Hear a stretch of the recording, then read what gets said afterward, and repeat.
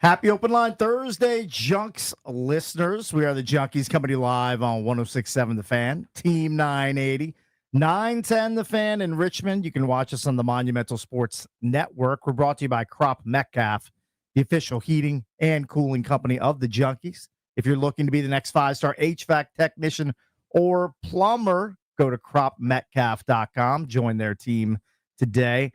My name is Cakes. That's not on my birth certificate. It's a radio nickname, in case you're wondering. I'm joined by John Paul Flame. It's actually not a radio nickname because it preceded the radio, Cakes. That is true. It was from way back in the day. Eric Bickle also here. Yeah, good morning. Barely slept terribly. Very good. Yeah, grumpy. Need to go home and get that nap in on a All Thursday. these different things you've done and you're still sleeping terribly. Yeah, I was listening to something last night, so it was on my brain. My brain was working too much. I just couldn't turn it off. Brain was racing. Yeah. Well, yeah. I saw you. We arrived about the exact same time, and I saw you walking up the steps, and you've got your slippers on. I was just thinking, when do you just go full-blown pajamas to work? I mean, Because we're pretty close. I drive by. close. I drive by Quince Orchard High School all the time. And There are a Yeah. lot of kids that wear those pajama Sure. pants. It's pretty commonplace. I mean, I slept in these sweatpants. I mean, I'm wearing workout pants and a junkie sweatshirt. Yeah. So these are, I mean, this is pretty close to pajamas right here. Right. It's about as close as you can get. I threw on the Surfside sweatshirt. Yeah. And I slipped into the slippers. They were right by the bed. They're so comfy. Why not? Perfect. I'm not going anywhere today. It So- gets you right to work. Yeah. It's one of the perks of being on radio. Yeah. And I guess we are also on TV. I know they are We're on ruining both. it with all this like video coverage. I'm like shaving feverishly as I'm driving in because they look horrible and all these close-ups. I mean, literally, it is what it is. My life's almost over, but I see these video clips daily and Yeah. I look like a -20 on it. They're just way too close up. They show every blemish, every hair out of place. It's actually awful. They're ruining these. These clips are ruining your life. I didn't sign up for that. I'll be honest with you. Did not Make sure sign up that's for that. not in the next contract. I did not sign up for these close-ups. To be a clause. Like, we're supposed to be working in radio. Nobody Yeah. can see us. Yeah, it's supposed to be the lore of the whole thing. They're not flattering shots. No. And they No, haven't they're not. gotten away from them. nobody, by the way. I know. But especially me. They haven't gotten away Every from them wrinkle- despite the criticism. Yeah. I mean, I look at it and I go, my wife's gonna leave me. I mean, like, it looks so ugly. She'd have to check out our Twitter. I think she Yeah, sees I mean, it. she'd have to go. No, she doesn't because She'd they have to put go it to the on. line. They put it on Instagram. I think they put it on Instagram. Okay, or both. Yeah. She definitely checks the reels, like everybody else. She brain rots herself and watches reels all day. Who does it? I don't know anybody that does it. I guess JP. You know what? It might be a fad. Hopefully it'll pass. Yeah. Like it's just right now it's the hot algorithm hack. And hopefully something new will come along that gets views. The new fad is There'll be an- extreme close-ups on Yeah, everybody. yeah. Well, he just has a program, as Mike Marr said a few weeks ago, Yeah. that the guy in New York, Mm-hmm. Lou, Sweet Lou. who does this, he receives, raw video and Yeah. he puts it into the program and the program spits it out like that. Yeah. Well, he could adjust it. I don't disagree with you. I'm just saying that everything's that's adjustable. what he does. Everything's adjustable in life. And the thing is, like I don't see people. I probably have family members that see these things, all across the country. They probably think I'm dying, like Yeah, literally dying. they did a wellness check. Yeah, I mean it's awful. Send the authauthorities And, to you Eric know, Bickle's home. Aunts and immediately. uncles and cousins and friends I Yeah. haven't seen in years. Is Eric okay? Yeah. Yeah. You okay? Yeah. I mean, you Is look, everything well? nobody gets a close up like that an hour after they woke up. Yeah. That's a good I mean, point. nobody. Yeah, you're right. You can see the crusties in your eyes. Oh, yeah. You Yeah. can definitely see those. Yeah. Definitely got to rinse those out. Whatever. Fine. I even cut a clip last week of you complaining about it and calling out Lou, thinking Still, like didn't that matter. might make a difference. Yeah. That just got posted. They Zoomed up. ran that clip of a close-up of him He bashing posted it. Lou. Yeah, he's resolute. Yep. That's what he does. Must be I- getting good Again, numbers. I don't think they do because the ones I see have no numbers. The numbers are putrid. Not is getting the- the numbies. Yeah. But I know that the YouTube page is growing. Mike Marr, I check in on the numbers. I mean, when he started here, it was less than 20,000. Now Yeah. we're over 40,000. Look at that. Look at Mike Marr building it over No, there. I think there's some merit to it, but the Instagram clips I see that are super zoomed in on me, they get like 4 likes. But when it comes to my algorithm, when I see it, maybe by the end of the day it has more. But Well, if you're tagged in it, you probably see it I see it Fairly- right away fairly recently, so it Yeah. hasn't had enough time to build. to marinate. Yeah. I mean, people are probably dropping it. They're probably unfollowing. Who wants Yeah, to I see don't know. that Yeah. ugly old face? I mean, literally every wrinkle, incrustation, and booger. Hey, can you imagine you're scrolling your reels and you see golf hotties, you see chicks bouncing on trampolines and Yeah. bikinis, and Yeah. all of a sudden, boom, EB's face pops up, Yeah. super zoomed in. Yeah, like some old mole, and Yeah. it's just unbelievable. Blurry, old, wrinkled mole. Just It's just awful. get completely unsized. Yeah. So it's a miracle I'm still married. Yep. I mean, my kids are like they live out of town. They probably do wellness checks on me. Have your whatever. kids said something about it? Yeah. Oh, my son. He's because Oh. he's now in that social media space. Yeah, Oh, and he's going. He's going. He's Why like, are what are you? you guys doing? He goes, what are you doing? It looks awful. Believe me, I had already come to that conclusion. But I mean, it's got to be pretty bad to hit Stevie's radar. You know what I mean? But he notices it. Yeah, I mean, Yeah. Yeah, but he's just then- trying to. Yeah, he's just trying to post about Signetti. Yeah, he doesn't Trying care. to talk trash about doesn't- like the Gophers football team. It's very hard to move him. Yeah. He's a very chill dude. Right. For him to be that adamant about it, whatever, it's fine. Hey, maybe he was moved by the Caps performance last night. It's pretty good. I'm not gonna try to take responsibility, but I'm just gonna mention that I made my first appearance at a Caps game for the 2025-2026 season, Mhm. and they had their highest goal output of the entire season with a 7 spot that they hung on the Oilers last night. And was Now it, I'm not gonna try to take credit for that. I'm right? just pointing something out. Was it JP that asked about Leonard? Yep, and Yeah. Leonard scored 2 goals yesterday. Yeah, it was He great. showed you his speed. Ovi gets one. He showed Oh, you he's his starting to speed, heat his up. strength, everything. Yeah, Here's- Ovi's got like 3 in his last 3, right? Yep. Here's Coach Carberry talking about Ryan Leonard yesterday. He absolutely can, no doubt. And I would agree with that. Like he needs to get it. It's why we sort of made this change and moved down to the third line. Part of the reason we did that was to get Leno a little bit more ice.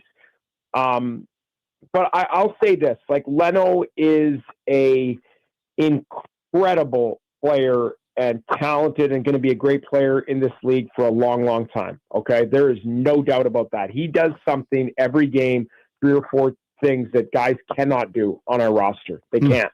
And he creates something and it looks great. And right now they're not going in for him. Like the production isn't quite there, but he's generating great looks. Like you just said, draw penalty. That's a positive thing. Okay. So yesterday exactly he gets a what he did little more yesterday. time. He gets Yeah. 12 minutes. Like by comparison, Ovi's at 16:49. Ryan Leonard was at 12:12. But that's a little more time. It just sounds like the coach needs to trust him more. And once he gets that trust, that's the type of scoring they need. Well, he's also just got to actually be productive. Like it's okay to make a play or two, but you actually get some points out of it.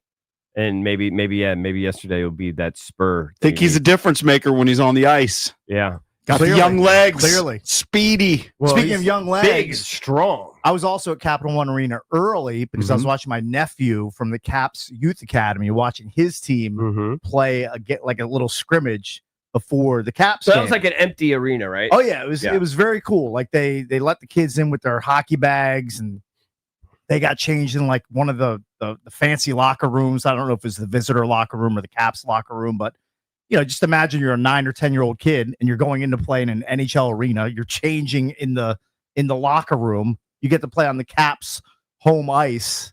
I mean, it was really cool. They brought us over to section 111. We're center ice watching them play. They played 2 20-minute running clock periods. The Caps Youth Academy, they were on the wrong side of the scoreboard against St. James, but that's okay. It was more about the whole experience of them getting to play there before the Caps game.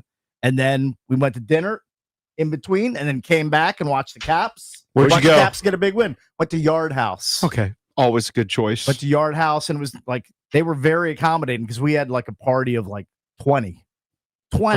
And they were able to sit everybody at 2 tables in the upstairs section. We had dinner, went back to the arena. You definitely had a beer at Yard House. I did not. You didn't. They have like 100. I know. I actually did not. Wow, that's an No upset. beers at Yard House. No beers at Capital One Arena. How about when you finally got home? When I got home, You're I such did. a pattern. I did slug 2 beers at home, and then I went. Probably to the bed. worst time to have them too, And right before bed. Of course, it's my move. It's what I do. Full disclosure, I left about midway through the second period. Of course, I you was did. just like, I have to leave. I have to leave. There's no way I'm It staying. was a high-scoring first period, so Yeah. they're up 3-2 after 1, and then they're up 4-2 after 2. Right. So That's you when I left went with to them in the bed. lead. So I left while the getting was good, and got home around 9:30. Heard the end of the game on my drive home, and nice win for the Caps. 7-4, Nice win. 7 spot. I have been paying attention though. They did not convert on the power play again. Did They have can't more than- score in the power play. They just had one power Yeah, play just one. opportunity, 0 for 1. They did a They've good job. really on- been struggling in that department. They did a good job on one of them. I saw one penalty kill where it is funny. Even my youngest said, "Who was it? Edmonton. Edmonton looked like the Caps on their power play there." Well, which is a Edmonton, good like job. in the first period, Edmonton looked like they would have rather been anywhere except on the ice at Capital One Arena because they're in the midst of I think it was the 5th stop on a 7-game road swing. Like you could tell early that their leg, like the Caps' legs, were better than Edmonton's legs early in the game. I mean, it looked like it was going to be a blowout, but then Edmonton scored a few goals to keep it close. Hey, you could have bet on a DC double dip. Now you wouldn't have won because the Wizards lost again. But hey, didn't lose by 17, which is their average loss. kept it Only lost closer. by 11. Oh, very good. Hey Ben, how come Sar wasn't playing? He must be hurt. Is that what's going on? Big toe soreness. Ooh, Oh, big wow. toe soreness. Mhm. That's weird. Mm. Is that trending in a turf toe direction? That kind of thing? I mean, he was listed as questionable and ruled out an hour or two before the game, so I don't think it's too serious. But they really Okay. missed him yesterday. Having Bagley, he's quality off the bench, but Tristan Vukcevic just can't play defense right now. Well, he fits right in with most of that cast of characters. Hey, they actually outscored Minnesota by 12 in the second half, so Right. I'll give them some credit for that. Very good. All right, so they're keeping their losses closer. That's The problem is progress for the they Wiz. lost in the second quarter Yeah. by 20 points. I mean, that's sounds like standard fare for them at this point. They actually shot 49% from the field. I mean, they shot well. They shot 44% for threes and 49% for the field. They're historically horrific, EP. All right, coming crazy. up on an open line Thursday here on the Junks, Brian Baldinger is going to join us coming up at 7:20. We'll talk NFL with him. Dave Richard is on at 8. He'll answer all of your Week 12 fantasy football questions. And Nick Akridge, analyst for Pro Football Focus, he's going to join the show coming up at 8:45. It's the Junks on an open line Thursday. We'll be right back.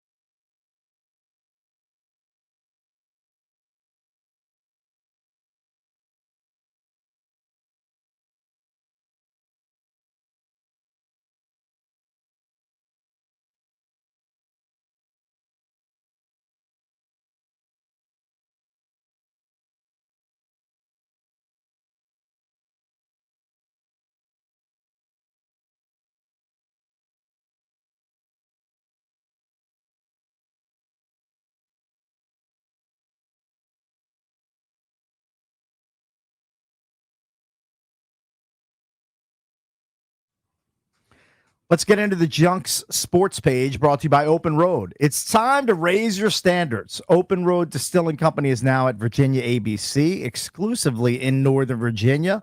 Whether it's the bold spice of Eagle Eye Rye, the smooth depth of Independence Bourbon, or the rich, ready-to-pour Maple Old Fashioned, this is whiskey done, I'm assuming done right. The read just ends right there. It's just whiskey done. Yeah, it just says whiskey done. It's Whiskey definitely done right. whiskey done right. Open Road Distilling. So we mentioned the Capitals. They were in action last night. They improved to 10-8-2. They've won 2 of their last 3. Ryan Leonard with 2 goals. Ovi scored. John Carlson, Connor McMichael each had 3 assists. Willie Tom had 2, Wilson, including an empty netter. 2 empty netters. He had 2 empty netters? 2 empty netters. Ooh, spicy. You were driving home or drinking your beers. I was. You missed it. He had 2 Yeah. empty netters. They win that game 7-4. So good win for the Washington Capitals. Both teams play again on Thursday night with the Capitals at the Montreal Canadiens. On the flip side, the Wizards continue to lose. Their record now, EB, 1-13. Lost to the Timberwolves. You had no Alex Sarr. Keyshawn George put up some numbers, but it's just almost a typical Wizards game. We don't even really need to go through it. A couple other stories here, pretty big locally. First of all, the University of Maryland landed a 5-star recruit. It's the kid that goes to Blake. He was down to Georgetown, Arkansas, and Maryland. He becomes Maryland's first 5-star recruit since Derek Queen in the 2024 class. And He hits her. Buzz Williams is first in 10 years. Wow, look at that. Since he got Nickel Alexander-Walker committed to Virginia Tech when he was in Blacksburg back in 2017. They could use it. I mean, I saw the Mount St. Mary's took him to overtime last Yes. night. I mean, I was don't gonna get know. to that. I haven't been loving the results. Well, they were missing 3 starters. Okay. Babatunde Ola Dotton is the kid that's Mhm. from Blake.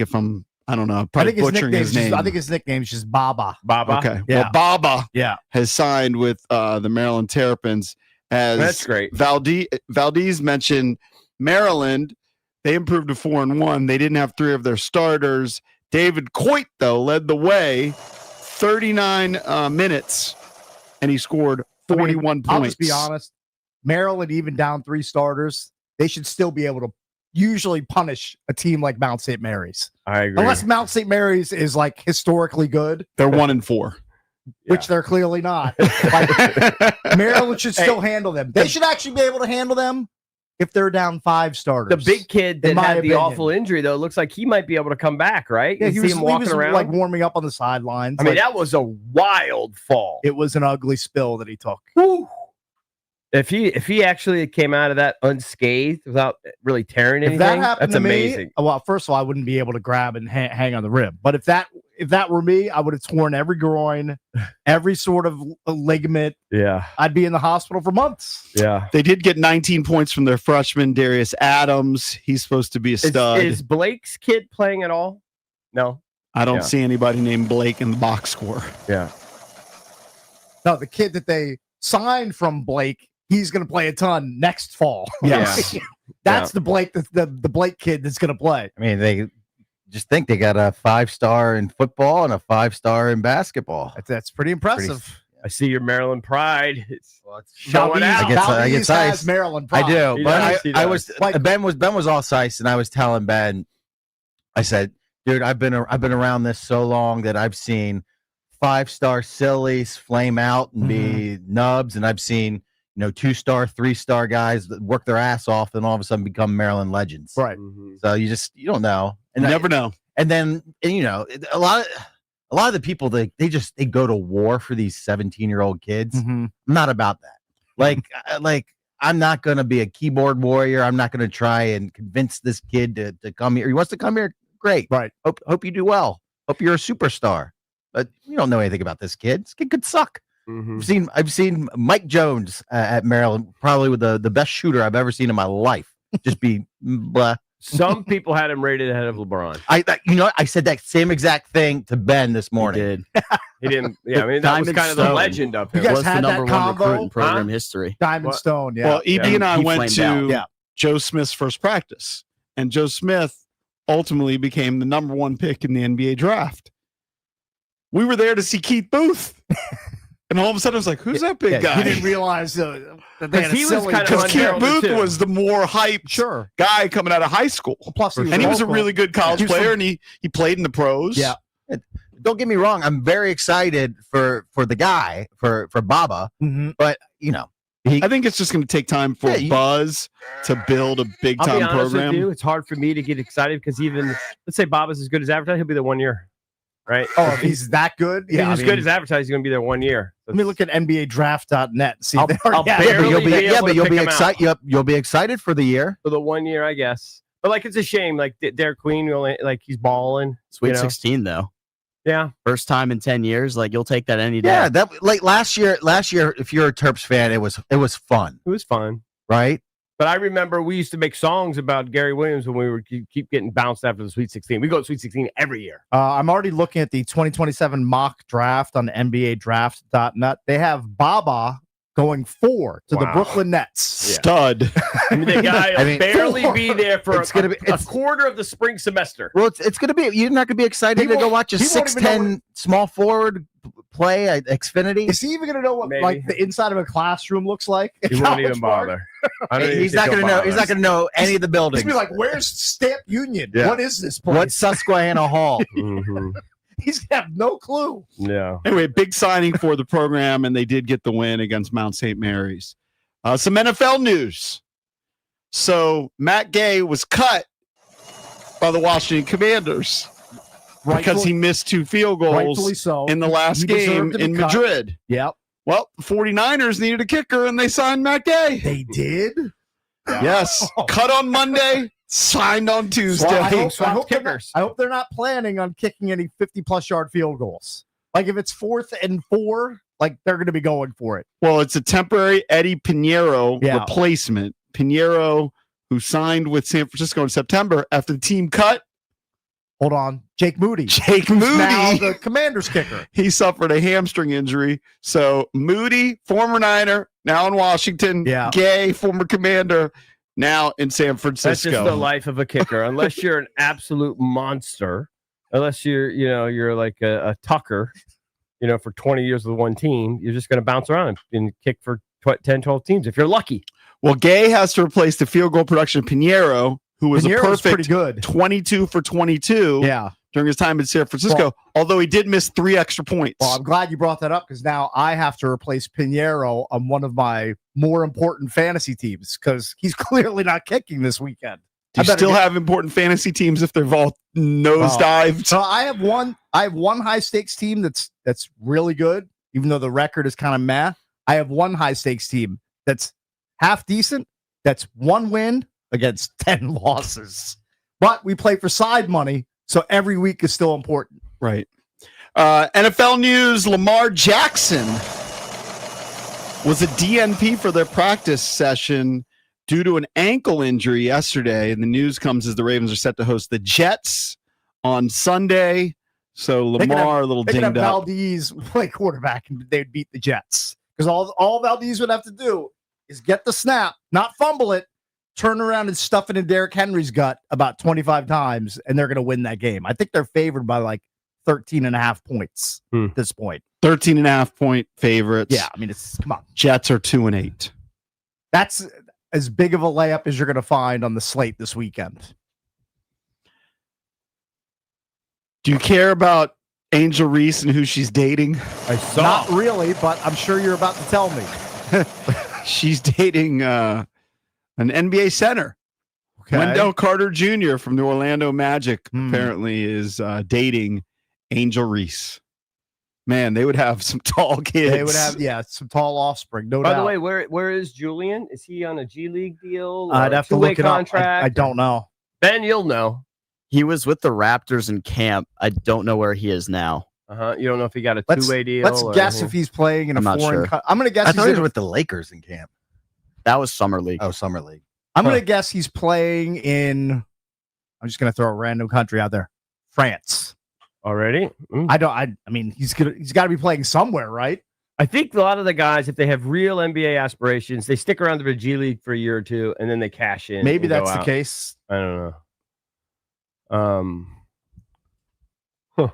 Anyway, Michael Penix Jr. has a partially torn ACL. The third one for him, right? Requires surgery that's going to have him out until mid-August 2026. So the Falcons going to have to figure out what to do there. Of course, they have Kirk Cousins under contract. He signed that $180 million deal with $100 million guaranteed. I know what is happening.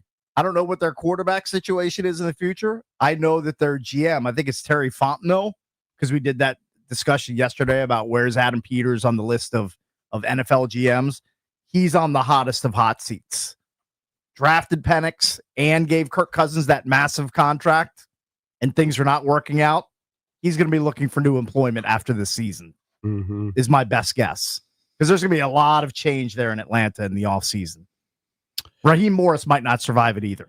Yeah, it's going to be tough. But I heard that, didn't Arthur Blank hire Raheem Morris twice? I think Raheem Morris might be Arthur Blank's guy. Okay, well, that only goes so far when you're losing an S-ton of games. Did you see the video of Franklin being introduced at Virginia Tech? I thought that was great. Did you see it? I did not see it. I just saw like little thumbnails of him. Yeah, they had him coming in on his private plane and being, welcomed obviously by all the Virginia Tech. I will say I have never seen Big a shots. hire so celebrated as this one. Every Hokie fan I've talked to, they're all excited. I think it's a great hire. I mean, I don't know. I don't think he's gonna win you a national title, but I think he'll get you back in the mix. Like he'll get you back into some relevancy. Start making some ball also games. too, because the last two guys that have been in that seat have been pretty underwhelming in Fuente and Pry. Well, so the bar's pretty low for Franklin. He got choked up. He started crying talking about Brent Pry. He played for his dad. I didn't realize that. And then Pry coached with him at I knew Vanderbilt they had history and together. at Penn State. Yeah.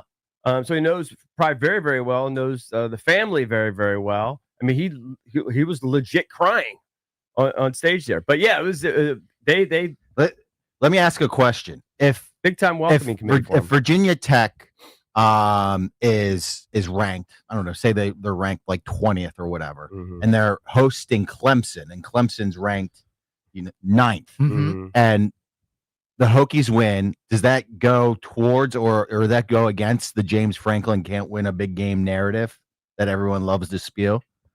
I mean, if they're actually a top 10 team, he gets. Why doesn't he get? I don't know. I don't know. credit. It's just it's almost like I feel bad for him at this point.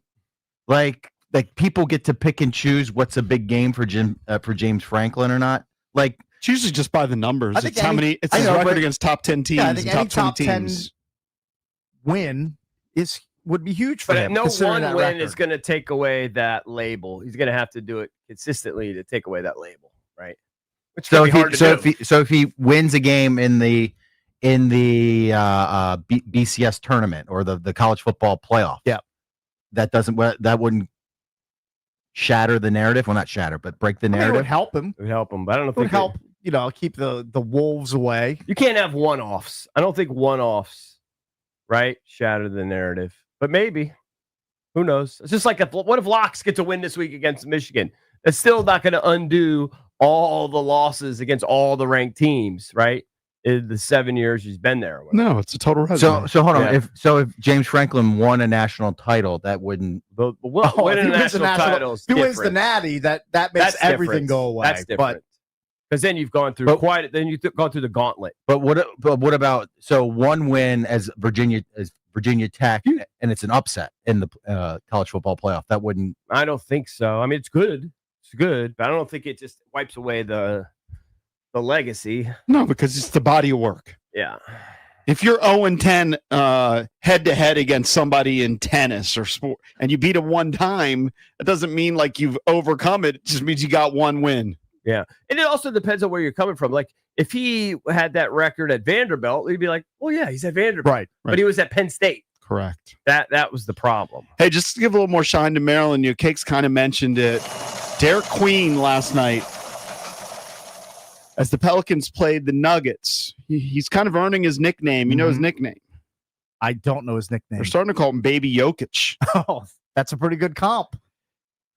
30 points, 9 rebounds, 4 assists, 2 blocks, 2 steals. Now, to be fair, I have to give a hat tip to Valdez because he came in this morning. He's like, "You see what Derek Queen is doing down in New Orleans? I He's know. in the Rookie of the Well, Year that was combo." I'll give Valdez credit. He's been hyping him up since before the draft. That was Now, he's his only guy. averaging 11, but the last couple of weeks he's getting more time and playing more. Well, People are paying attention. Well, his playing time hasn't been great to start the season. Like those 30 points were in 30 minutes, Mhm. and he fills. It's not just points; he fills the stat sheet up. Oh yeah. He's stuffing it. Yeah, he was stuffing it No, last he looks night. like he's built for the league. I didn't see it, to be honest. I'll point out that Pelicans organization is going to do everything they can to vindicate this pick because they traded up and gave away their unprotected Where did they take first him? round What pick. number was he? He was like 10 to 13. Oh, he's 13. They Okay. traded this year's upcoming first round pick to trade up and get Derek Queen. And now they're going to finish bottom 5 in the NBA probably because they're terrible and they're not going to have a first round pick. Oh, and they've already fired their head who coach. did they sacrifice that pick to? Atlanta. Okay, Willie Green So fired. Derek Queen better look good or people are going to be pissed. it's true. Mhm. I mean, they're point. mad anyway. Right, But Those that are actually still following the team. right. I think fans get butt size for him. He's got good footwork. You mean like the Maryland fans? No. Like New Orleans fans. Uh-huh. Like they're like if you like they put out a highlight package and like the fans are all sized, and then he's like he's starting to show his personality a lot down there, Yeah. and fans are kind of gravitating Yeah, I towards mean, it. he's a super likable guy. Dude, I was telling Cakes during the break. He's looking like he's going to be a 12-year pro. And he's going to make $300 million. Great for him. I mean, we have like a bet in the bet book. yeah, I Oh, wasn't. a I DQ bet? wasn't a huge DQ Yeah. guy. Coming I said he would be a multiple time All-Star in the league. out. You might. I mean, Maybe Kind of you're gonna hit trend. that. I mean, it's early, but it's trending. you're closer That's to silly. it. You're closer to it than me at this point. I mean, it's very early, but yeah. All right, don't forget, coming up later in the show, Brian Baldinger, Odyssey NFL Insider, he'll join us coming up at 7:20. But when we come back, a restaurant that we all went to as kids is making a comeback. I want to see if you're pumped for it. As kids, like how? A restaurant all of us went to, As kids, including Valdez, as kids. Oh, and so it's not probably like Jasper's. kids and probably like teenagers. I In went the- when I was in college. into those years, maybe even into college years. Hold on, it's a big. making a comeback. I took a date there. I think I know what you're talking about, but I didn't go to a lot of restaurants as kids. We went. Well, to, I'm going to guess you probably went to this one at some point. We're Yeah. going to tell you who's making a comeback next.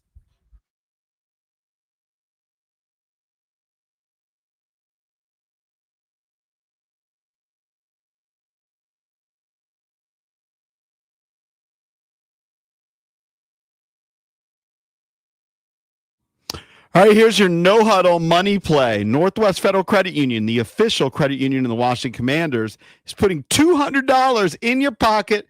All you have to do is open your first ever checking account, meet a few easy qualifications. No trick plays, no fourth downs, just a fast drive to free cash. Get in the game at nwfcu.org/score200 and take command of your money this season. Federally insured by NCUA.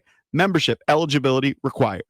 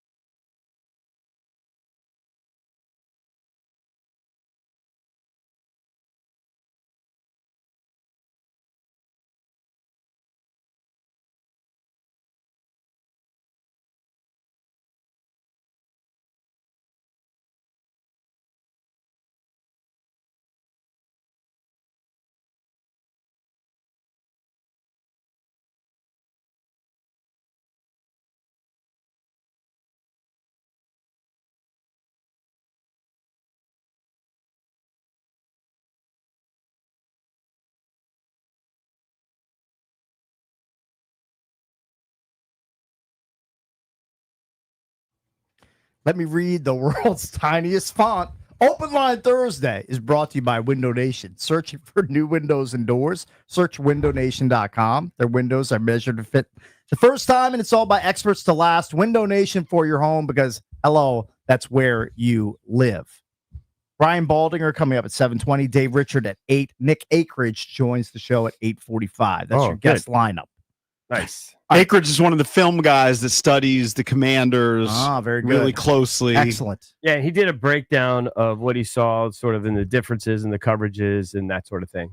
So that'd be interesting. Cool. So he'll And be when on we at have Baldy 8:45. on, telling you, I watched one of his videos where he just went through Shador Sanders' last 8 plays. Mhm.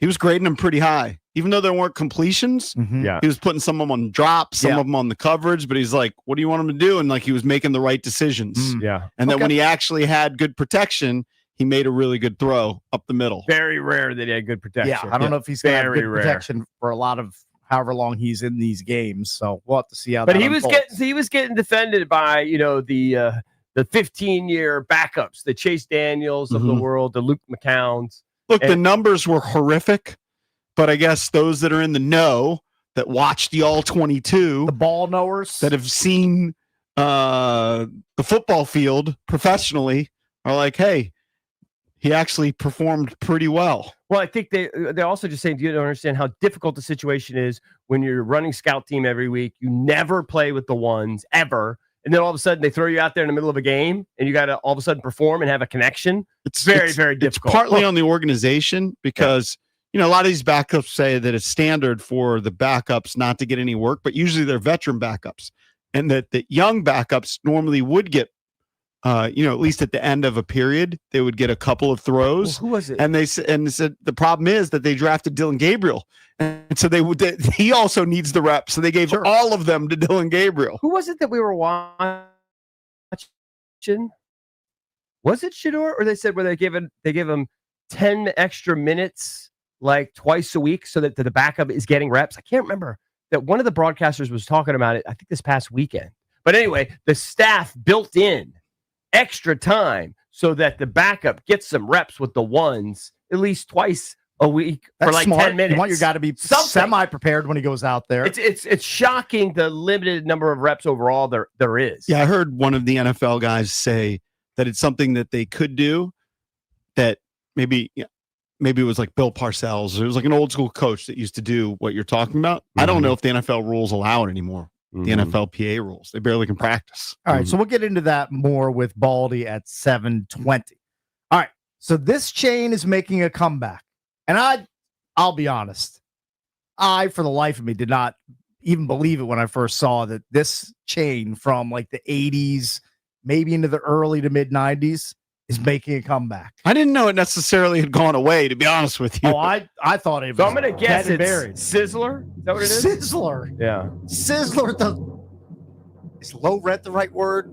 Lower tier steakhouse. I don't know how else you would describe it. I don't know if I Like would even family describe it as a steakhouse. I was trying to tell Mike Marr. I was Cheap like, steak restaurant. I feel like it's. Cheap I steakhouse. feel like it lands somewhere in between Fuddruckers and Outback.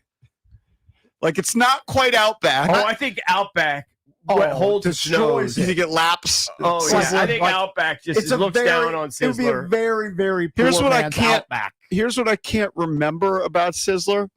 I do remember. So I took a date once to Sizzler. Nice. It was right there, classy. Yeah. right one there across on Park. Route 1. Yeah. Yeah. It was right. And There's definitely one in Bowie and too. I had no money, so like that was a step up from Yeah. fast food, right? It's a step up from fast food. What I can't remember is it complete waiter service? I definitely remember a waiter brought the food to the table, I think it but was. you order like It wasn't cafeteria buffet No, I style. think it was pretty sure it was a waiter, Yeah, it was like a and they had a normal- salad it was bar. normal. Okay, like- no, but some places like Fuddruckers, Yeah, they You might order at bring the the food to counter, you, but you no. order at the and counter. you had a No, no, no, buzzer. yeah, at it So was Fuddruckers. Sizzler, you didn't order at the counter. No, So didn't order Sizzler's at a the normal counter. restaurant. Yeah. Okay, Now you would get the toughest steaks on the planet. because at growing Sizzler. up, they were not quality steaks. I can vouch. I can say that with certainty. when I was young, growing up in Bowie, like all of us grew up, Yeah. there were no restaurants really to go out to. It was, Right. Now everything's built up and there's a bunch of strip plazas and a million restaurants. There was nothing. The one place that we used to go to as a family doesn't. I mean, it was a one-off. It was a place called the Red Lion, Mhm. and it was kind of Sizzler-esque. It wasn't like something fancy. I think the Red Lion was like it was like going to the Palm compared to Sizzler. No, Like, because you got a tray like you did like a okay. school Then I'm tray, and you misremembering. went down the list. And I'm telling you, yeah. we were so busto. I don't think I ever went to Red Lion.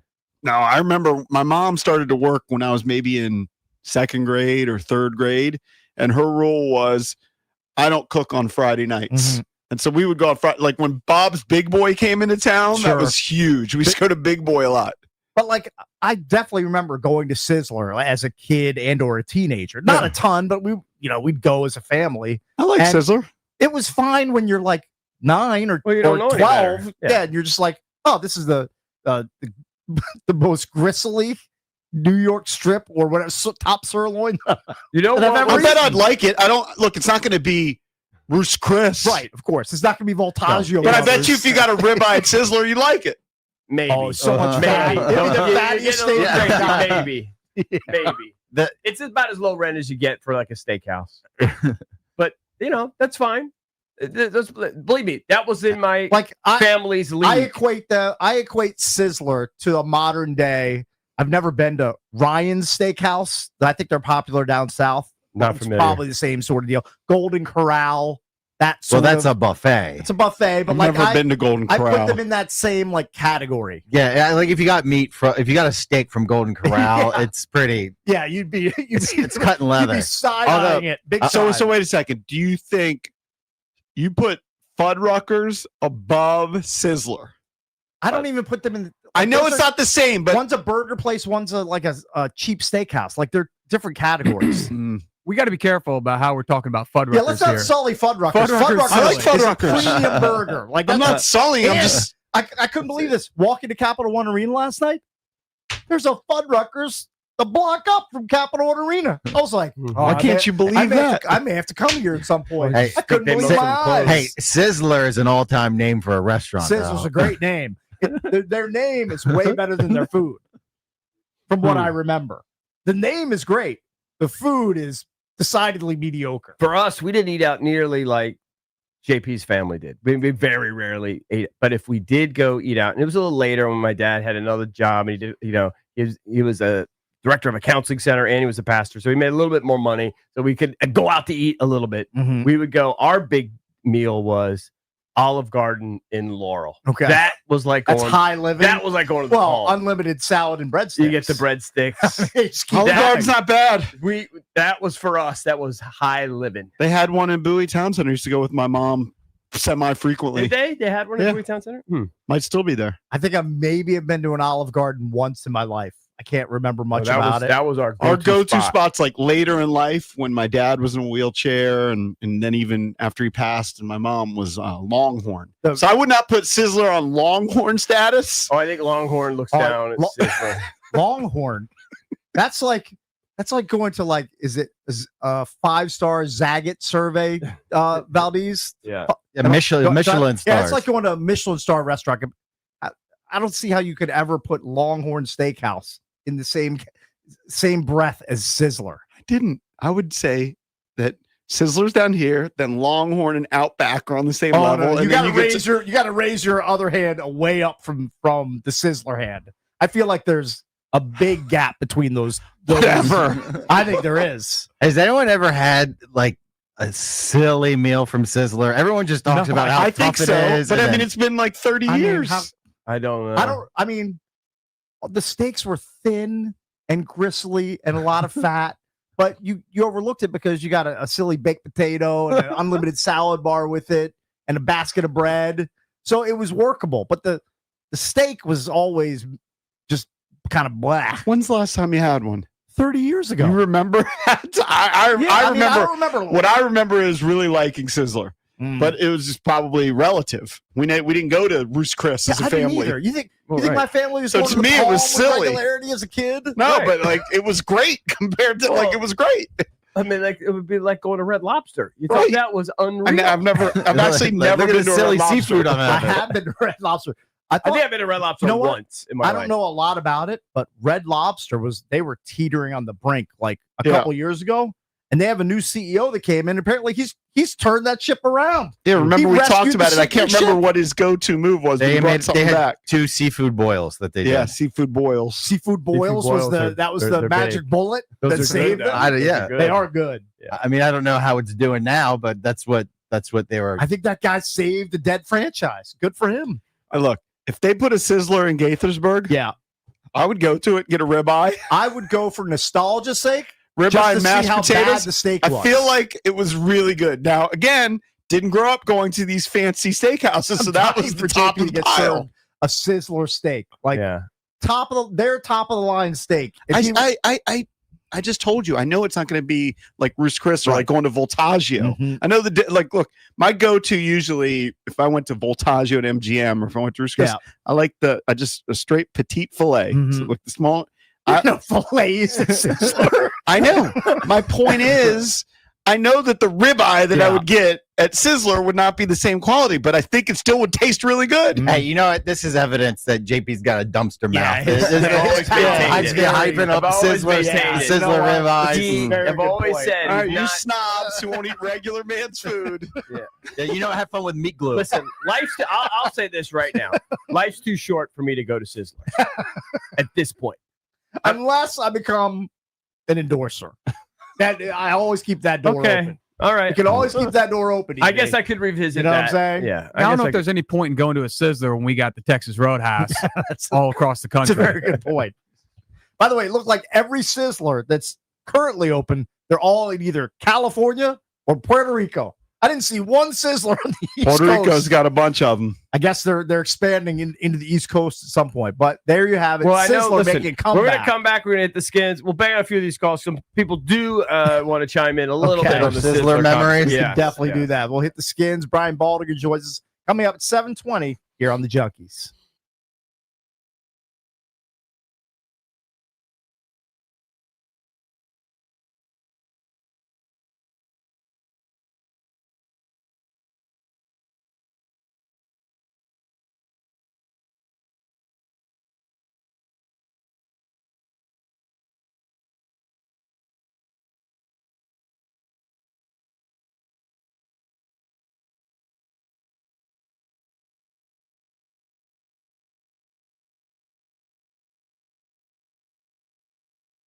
All right, guys. EB here. Every NFL Thursday, your chance to hit the jackpot on FanDuel.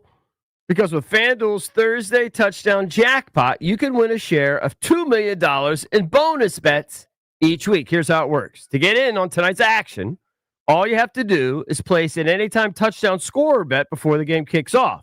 Then, if your player actually scores the first or the last touchdown of the game, you'll win your bet plus a share of the bonus bets. How great is that? All you have to do, visit FanDuel.com/EB to take a shot at the jackpot. That's FanDuel.com/EB for your chance to win a share of $2 million in bonus bets. Play your game with FanDuel, an official sports betting partner of the NFL. FanDuel Sportsbook is the official sportsbook of 106.7 The Fan. You must be 18 and over. Present DC. Opt-in required. Must apply profit boost token on select market. Prize pool to be split equally among all eligible participants who made the correct first or last touchdown pick. Bonus issued is non-withdrawable bonus bets, which expire 21 days after receipt. Restrictions apply. See terms at sportsbook.fanduel.com. Gambling problem? Call, text 1-800-GAMBLER.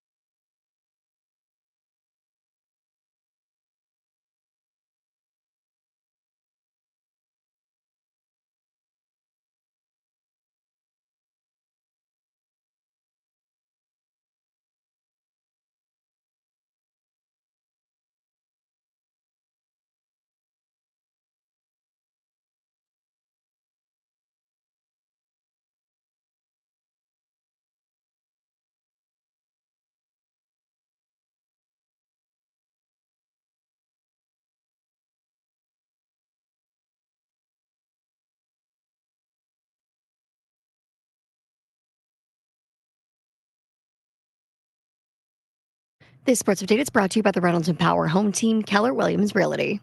Good morning, good afternoon, and good night, Edmonton. The Capitals hang 7 on the Edmonton Oilers tonight in their biggest offensive display of the season.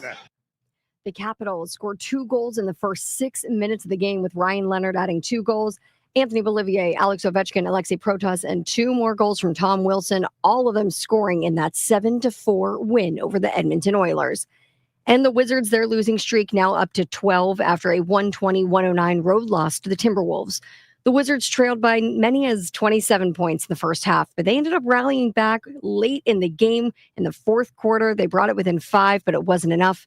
Keyshawn George had 23 points, 7 rebounds, and 7 assists to lead the way for Washington. From the Crop Medcap 5-Star Sports Desk, Savannah McCann on the Fan.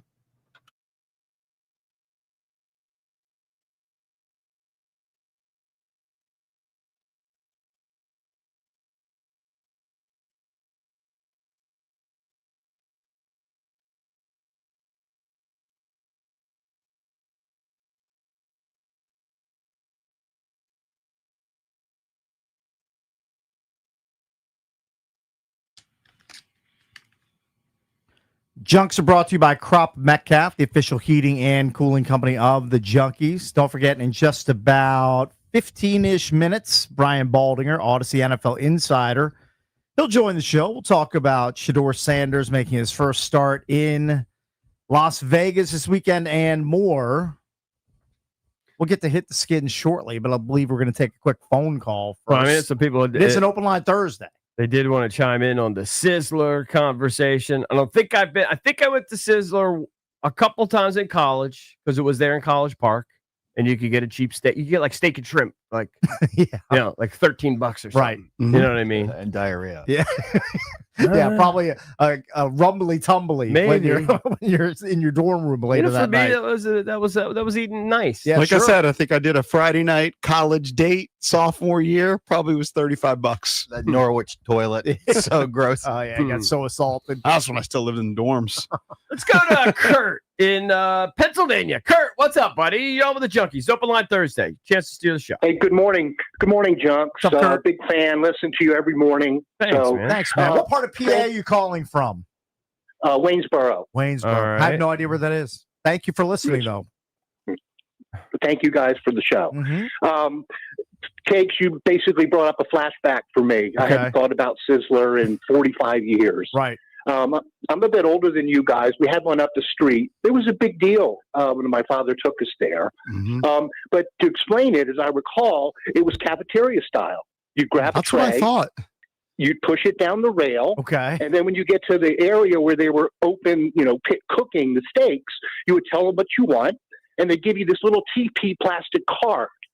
And it had different colors and Kinda numbers sounds on it. familiar. Okay. And you put that on the tray, and then you finish up, and then somebody would bring you, a waiter would bring it to your table, Ah, in okay. 5 or 10 minutes after. All right. So it was, Okay. it was a combination of both. I mean, they got a silly menu, Cakes. I'm looking at it. Get a prime rib burger, Okay. Sounds solid. fresh grilled salmon, grilled shrimp skewers. I don't know, trust me.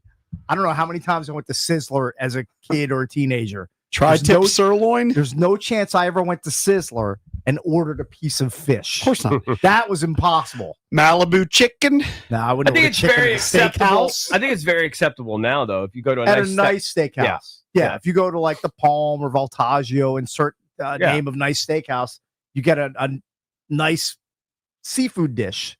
But you wouldn't roll those bones at Sizzler. No chance. Plus, you get some slow cooked ribs and chicken. Yeah, I'm gonna leave that to the barbecue spot. I'm telling you, that's why I comped it to Fuddruckers, and I like Fuddruckers. Is that at Fuddruckers you order at the counter and they'll bring you the food. That's what my recollection of Sizzler was. But I don't think it was a mine. waiter that sat down and said, "What would you like?" Fuddruckers wasn't my fries. I think they were like potato wedges. Elite. They had like a nacho cheese machine you could dip your fries into. Right. Elite. I've been to a Fuddruckers in the last 6 months. Where We is there one? We went in Myrtle Beach. Ah, yeah. Are they other than like I guess you said Cap One Arena they have other than there are they basically extinct around I here? don't know. Huh? There's one in Ashburn, There is. right in the center of Ashburn Farm. There used to be one very close to where we used to broadcast in Fairfax. Oh yeah, Right before you got on to 66, there was a Fuddruckers that would right be a there. convenient one you could hit. Sure. We might have went there, I don't know, 4 or 5 times. Yep. Through the years. It's not like we went there a lot. I think they were like toward the end, they were offering like exotic burgers too. They were offering like ostrich burgers and like, Yeah. at that point, like a buffalo, like a bison burger was kind of exotic. You'd look at the menu, you'd be like, who's going to order like an ostrich burger? That Yeah. just Doesn't mean just it was sounds any absurd. good, though. Doesn't mean I never ordered one. I had somebody give me a Wagyu burger, and it was atrocious. Oh, it was bad? Yeah, it was yeah. I mean, it was like a tough regular burger. It Mm. wasn't anything. You were sold a special. false bill of goods. Yeah, I mean, they were hyping up the Wagyu. It was Yeah. I don't know what Wagyu about it. Yeah. It was wacko. That's what it was. It was whack. They turned my Fuddruckers into a MedStar Healthcare. It broke my that's, heart. That's a serious downgrade. Yeah. That's just broke a my heart. massive downgrade. Mm. I mean, nothing against MedStar, but I mean, you take away an American institution like Fuddruckers. According to this- Everybody loses. According to this menu, not only do you get your great meal at Sizzler, Okay, what else do you you get? get free cheese toast with every meal. Well, I mean, they're just clearly ripping off Red Lobster's. Is it the Cheddar Bay biscuits? Is that Not correct, bad. Aldi's? I mean, I mean, they look good. I mean, who doesn't like cheese toast? It sounds delicious. All right, you want me to tell you what's going on with the skins? Yeah, let's hit the skins. Cooked up by our friends at Oseo Korean Barbecue in the Lansdowne Town Center. Authentic Korean flavors, bold marinades, and premium cuts grilled right at your table. A dining experience that's as fun as it is delicious. Perfect for date night or dinner with the fam. Oseo means come on in. All That's right, what it means. So, I mean, there's not a lot. We talked about sort of the kicker swap where they signed Jake Moody after they cut Matt Gay. And then San Francisco, of course, signed him. As far as I know, I don't think they did cut the receiver. We talked about Jacoby Jones after he had a big play for them over the weekend, which is a little surprising. I assume they'll sign him to the practice squad if they haven't already. But again, it's a quiet week with the bye week coming up. Not a lot really going on. I know we're going to have Nick Akridge on later, and he's broke down the film and it looked at some of the differences that he saw in the Dan Quinn-led defense versus when Joe Witt Jr. was running it himself. I know people have already done some preliminary stuff where they say, I think they mostly ran zone, right? It's just not able to play the kind of man-to-man defense that they want to at this point with all the injuries they've had. Has anybody investigated whether Dan Quinn took my suggestion, took a flight, that short flight to Hawaii Yeah, go to Hawaii, get for some away. R&R? Yeah, I still think that's in the cards. I Guessing think- he's not in Hawaii. I think he could use it. He could certainly use it.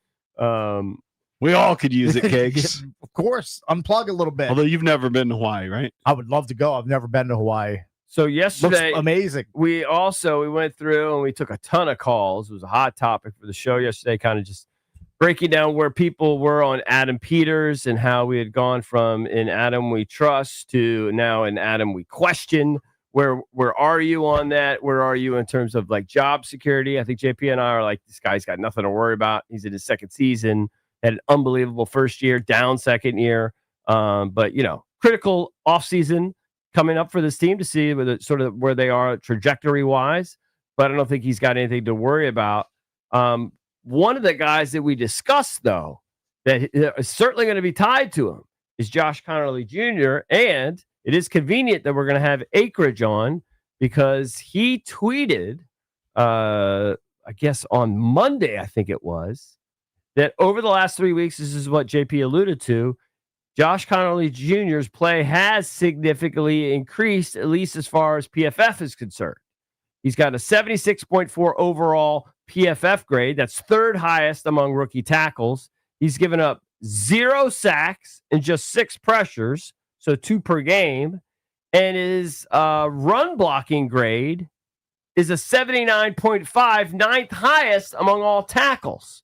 So, all right, seeing Starting some to ball out. progress. And by the way, it shouldn't be that surprising given that he started his career against Brian Burns, Micah Parsons, and Max Crosby. Yeah, I mean that's a tough sled. that's a brutal opening slate for him. So that's great to see progress from him. Right. And nobody expected him to be a Pro Bowler from day one. They knew there was going to be some work here, and he'd ease his way in. Glad we're seeing progress. It's good to see. You know what's not clear to me is, and I like all of Washington's backs, actually. I'm not in love with them where obviously you don't have any Hall of Famers there. You just got like guys that can do the job, but It's a serviceable group. I like the group. It's not clear to me why they actually have kind of moved on from Krosky Merritt. I'm not quite sure I get it. And I like Rodriguez. Of course, I don't watch film like Baldy, who's going to join us shortly, but I think they just like that Rodriguez hits the hole super hard. There's very little hesitation. I think Bill likes to almost like Le'Veon Bell back in the day. I'm not saying he's that level of a talent, but I think he likes to set up his runs a little more than Rodriguez. Rodriguez just sees a hole or sees a little spot and just puts his head down and goes for it. I don't think Bill is quite that same style of runner. They say I think that they like Bill, that. He's more deliberate. He's a little more deliberate. He's shifty. He likes to wait for a hole to open up. Yeah. And then he hits it and he has that burst. Whereas, like Rodriguez and probably McNichols, they just hit the hole and he hit it hard. Yep. And they're a little more, they're bigger guys, a little more physical. So that makes sense. I think if Bill sees his spot and gets that spot that he likes, he has way more potential to break along than Rodriguez does. But Rodriguez, he'll pick up 9, 10, 12 yards just by putting his head down and just running downhill. Right. What we don't know is if they're going to the right spots that the coaches want them to go to. I don't know.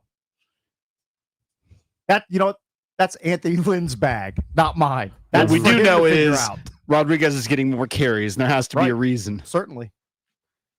Well, the good news is when let's look at the schedule. I don't have it right in front of me now. I know the next two. They're home to Denver, and then they're at Minnesota after that. It's a shame because let's just say they could find a miracle way to beat the Broncos. Let's just say they play decent defense, and they score 20 points against the defense. It's not giving up a lot, right? So let's say they win. Defense that gets after the quarterback a lot. Let's say they win 20-19. 20-19 somehow. That'd be great. A 1-point victory. Mm-hmm. I mean, the Vikings aren't world beaters. The Giants aren't world beaters. This is the time where they actually could, in theory, this is the softer part of the schedule. They could get a little bit of a bounce. Yeah, and then the Cowboys after the Eagles. Right. Although the Cowboys score a lot of points. There's an opportunity here to get a couple dubs, even though I know there's a certain percentage of the audience that doesn't want to win any more games. They want to get like the third pick. I want Jaden to come back, and I want him to look good in the last 6 games of the season if he plays in all 6. It sounds like the conventional wisdom is he won't be back for the Broncos, that the staff and everybody kind of has it in their head, and sometimes it's hard to get over, I think, that preconceived notion that he's just going to be out for 5 or 6 weeks. Okay. And then it's just not even really going to strongly consider it, although I'm sure it'll be like it was earlier this year where Jaden's going to be out there trying to push it every opportunity. But I'm hopeful if he doesn't at least get the Broncos start, he would get at least the last 5, presuming he could stay healthy, against the Vikings, Giants, Eagles twice, and Cowboys. That's what we can hope for. When we come back, we'll be joined by Odyssey NFL insider Brian Baldinger, and a bit later, Dave Richard at 8. He'll answer all of your Week 12 fantasy football questions. We'll be right back. Ever see a rookie try to steal second base without checking on the pitcher? Yeah, that usually doesn't end very well. The same goes for investing. Making big financial decisions without a game plan, that is a rookie mistake, my friends.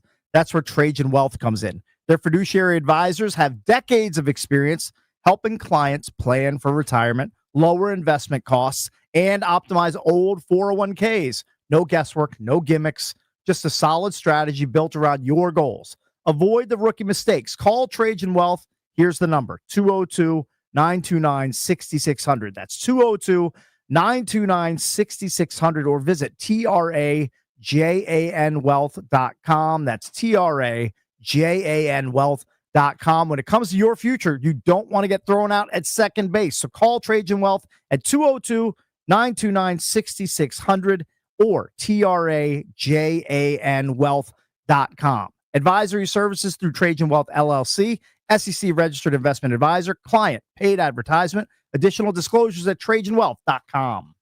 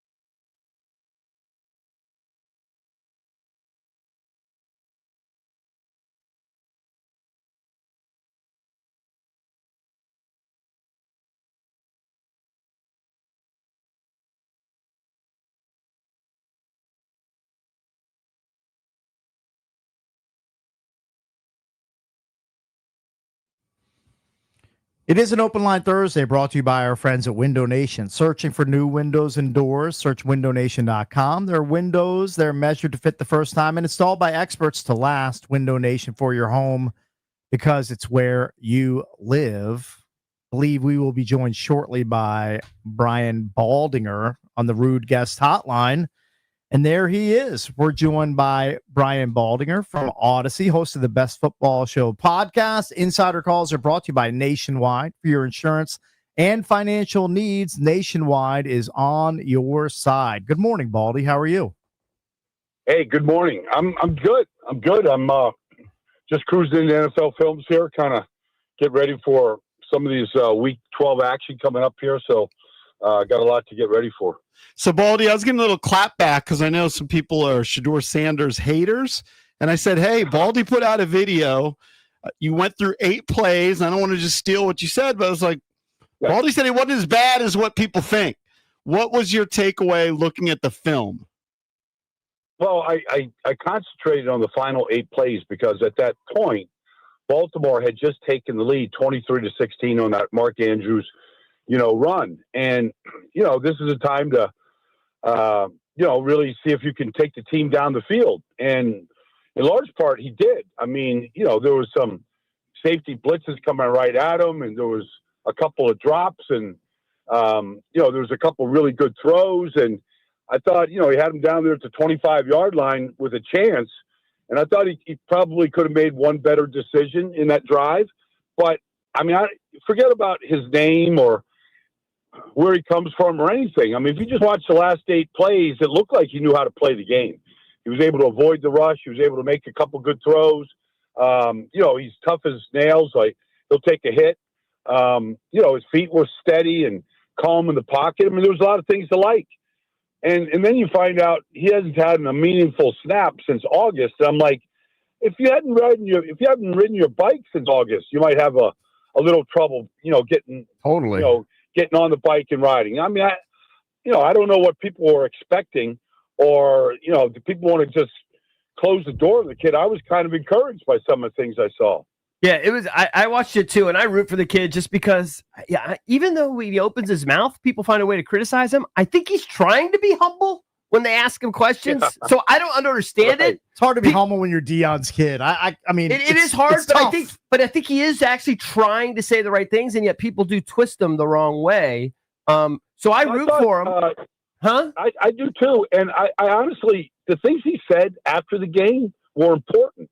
He was like, "Look, playing this position is hard, and you need details. Like, you got to detail your work. Like, for example, there was a little hook route to Jerry Jeudy, and I thought he was a little late with it. I think he could have thrown it a little earlier, but I thought Jeudy could have come back to the ball better, and it ended up being defended by Awuzie. But I thought what he was saying was not making excuses. It was just facts. Like, quarterbacks need time to be able to, because everything is timing. It's got to be precise. He knows that. Yeah. And so, maybe this week of work and going against the Raiders, maybe we'll see some of that. Yeah, I just thought, and I just immediately watching, I went, well, this kid doesn't have a chance. And I saw, but what, I didn't see your breakdown, but I said, he's trying to scan the field. I see him with his eyes. Yeah. But he has no chance. Every time he was dropped back, seemingly, it was an obvious passing situation. And the Ravens were not going to let him just scan the field. They brought the house. Yeah. Yeah. No, they did. They had a rookie running back, and he got, he got run over by Kyle Hamilton. And, even on the interception, he got just whacked by a corner safety or corner blitz. Mm-hmm. Right in the midsection as he was throwing it, the ball popped up. Wiggins picked it off. Even that was, it was, I don't know how many guys would have not thrown an interception with that kind of hit. Right. Insider calls are brought to you by Nationwide. For your insurance and financial needs, Nationwide is on your side. So the Browns are going to travel to the Raiders. Baldy, can you take me through Pete Carroll's thought process of the first half for the Raiders game against the Cowboys, where I don't have the exact numbers for Geno Smith, but I believe he had 29 or 30 passing attempts in the first half, and Ashton Jeanty had like 2 rushing attempts, and it didn't go well. They lost 33-16 to the Cowboys. Like, What were Pete Carroll and his offensive coordinator doing there? Like it didn't seem to make a lot of sense to give your top 10 rookie running back just 2 carries against a potent offense that you're trying to keep off the field in the Dallas Cowboys. Yeah, well, they were. I mean, some of it, yeah, it didn't make sense. But when they did run, they didn't gain anything on the couple runs. But they had 3 backup offensive line in there against the Cowboys' newly rebuilt defensive line, and there wasn't really time to throw. There wasn't really room to run. I mean, look, Chip Kelly has been in this league as a head coach in 2 different places. He had a lot of success as a coach and a coordinator in college, but some of the stuff doesn't transfer. I've gotten into like some little arguments with some guys on that team about things I think they should try to do. Like Brock Bowers is their best player. They should run plays to get him one of those games where he should be getting 15 or 16 targets.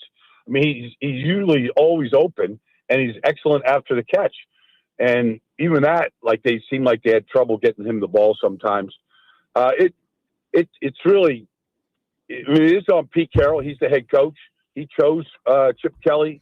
I don't think that marriage is going to last very long. Hey, Baldy, the best player on that field in that Raiders-Cowboys game was George Pickens. How big of a bag is George Pickens going to get in the offseason with the season that he's putting together in Dallas? He's got 58 catches, 908 yards, 7 touchdowns, and his production has not suffered with CeeDee Lamb coming back. Like, it looks like he's now the alpha wideout in that offense. Am I off on that? No, you're not off. I mean, CD missed a little bit of time. He missed a couple of games, and so George really picked it up. But I think they complement each other really well. I mean, George is an outside receiver. He's an X receiver. And, CD is your move guy. He's your Z. You could put him anywhere. He's tough as can be. He catches balls over the middle. You could put him in motion every play. You can match him up. I think they actually complement each other really, really well. This is going to be a good test against the Eagles defense this weekend. I think, it'll be interesting to see if Quinyon Mitchell travels with George Pickens. He's an excellent corner, but George is just so athletic. He's so big.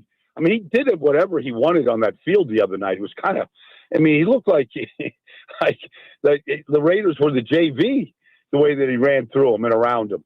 They couldn't tackle him and they couldn't cover him. He's having an excellent season. He's a little bit on the immature side. I don't know why in the world CD. I know they were playing in Las Vegas, but the days of like staying out all night and gambling, night before a game, they're kind of over. Like everybody sees you, so they sat him down. He's got a little bit of that in him, but the guy's talented, and Pittsburgh knew he was talented. They kind of traded him out for DK Metcalf, which hasn't been a bad decision for Pittsburgh, but I think it's really benefited Dallas right now. Talking to Brian Baldinger, Odyssey NFL Insider. I don't know how much of film you got to watch from the Commanders-Dolphins game, but the big storyline going in. Game to watch. Yeah, the big story. I watched all of it. Okay, great. The big storyline going in was Dan Quinn's taking over the defense as defensive coordinator. What did you see different from the defense? Because it did play better. Now they were playing the Dolphins, not playing one of the most explosive offenses in the NFL, but it appeared that the defense was better. Well, Devon Achane went through them. He had a number of runs. I thought they played better in the second half. I thought in the first half, a lot of the formations, which were very, very unusual, a lot of the formations, a lot of the misdirection, a lot of the pre-snap motions, I thought kind of got them a little bit.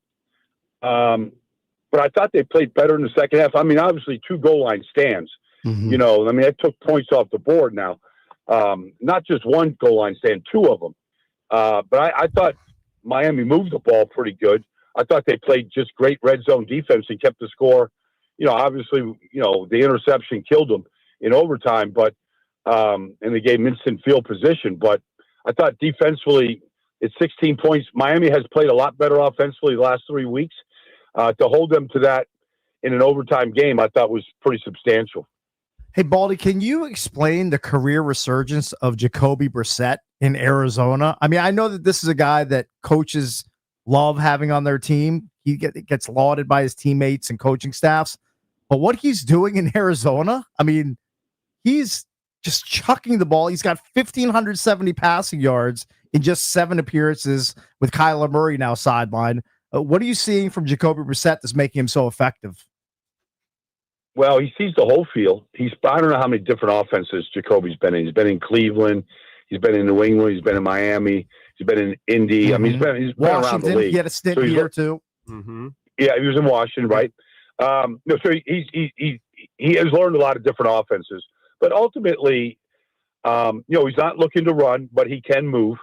If you look at Trey McBride, that guy, he's got, I think, 7 touchdown catches. He looks as good as any tight end in this league right now. He gets the ball to the open guys. Last week there was no Marvin Harrison, so he got the ball to Michael Wilson. It was unfortunate. I thought he threw 2 interceptions, but I have no idea what the receivers were doing on the plays. I mean, he's throwing this ball to this kid, Xavier, Hutchinson or something. I mean, the guy doesn't even look for the ball, doesn't make any effort for the ball. Higgins on the outside looks like he's just waiting on the ball, and the defender comes, intercepts him. But I think Jacoby just sees the field well. He gets the ball out on time, and he makes it look, I mean, really the alarming part is how much better the offense has looked with Jacoby versus with Kyler. And that's not a good sign maybe for Kyler in the future. All right, Baldy, let's go through a couple of these big games. Chiefs are 5-5, kind of a must-win home game against the Colts, who, of course, are 8-2. What's going on there in Kansas City? Why haven't they turned things around? Well, they had plenty of chances to win the game last week in Denver. Here's the difference in that game. Sean Payton never stopped attacking down the field. And while some of them were incomplete, they ended up winning the game because of it. They got a big chunk play to Pat Bryant at the end. They set him up for a game-winning field goal. Kansas City hit one of theirs. They missed about 4 others. And that's the only thing that's really missing in Kansas City is the big play that we're used to seeing from Patrick Mahomes. And he hit one to Tyquan Thornton for 61 yards that led directly to a touchdown. But I thought he overshot Hollywood. I thought he overshot Xavier Worthy. I thought he overshot Thornton on another one. If they hit their deep shots this week against Indianapolis, and they're going to take them because they've got elite speed outside, then I think they're going to be okay. But that, it's when they have a left tackle that's coming back from whatever was ailing him, and he commits 3 or 4 penalties, and they're constantly putting themselves in negative situations. I mean, you got to overcome it with chunk plays, and that's what's missing from the offense right now. I think if they get that, they're going to be fine. Defensively, they were really good. I give credit to Bo Nix and to Sean Payton. They hit like 3 of their 7 deep shots in that game, and they all led to points.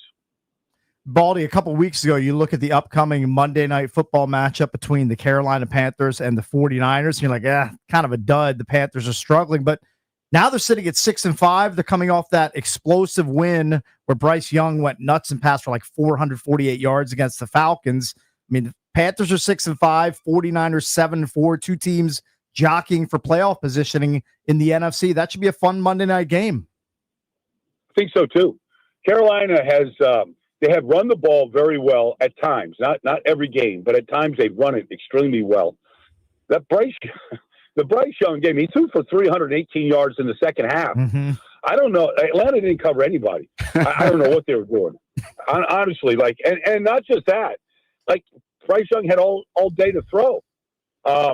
So credit Carolina. Defensively, they have had some really good games. They shut Atlanta out earlier in the year, 30-0. But San Francisco, a couple things about them. One, Brock Purdy was razor sharp coming back from 7 weeks of, coming back from that toe injury. He was razor sharp. I thought Kyle Shanahan, throughout the year, with all the losses they've had, they lost, obviously, Fred Warner and Bosa. They lost Kittle for a long time.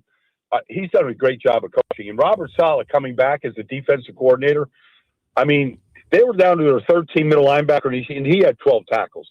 They are flying to the football.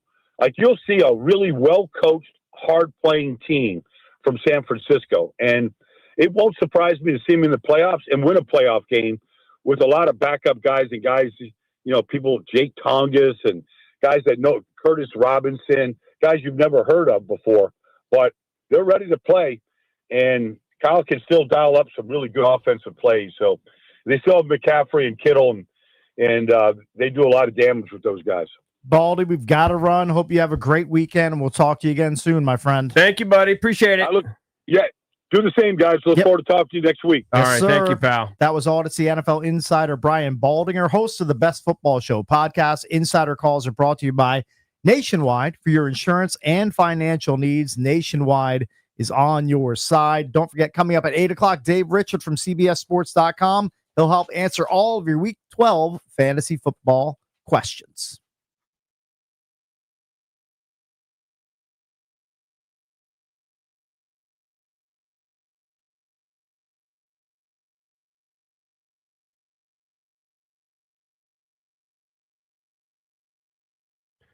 All right, guys. BMW Fairfax has no interest in charging you interest. That's right. During the BMW Road Home Sales event, you can grab 0% interest. Doesn't get any better than that on a new BMW X1, X3, X5, or X7. That's right, 0%. And the next series lineup, all the size, all the power, all the comfort you would ever want. Don't wait. Hit up my girl Miriam over at BMW Fairfax because she's got no interest in charging you interest. What are you waiting for, people? For the ultimate buying experience on your ultimate driving machine, it's got to be BMW Fairfax. Hit them up at bmwfairfax.com.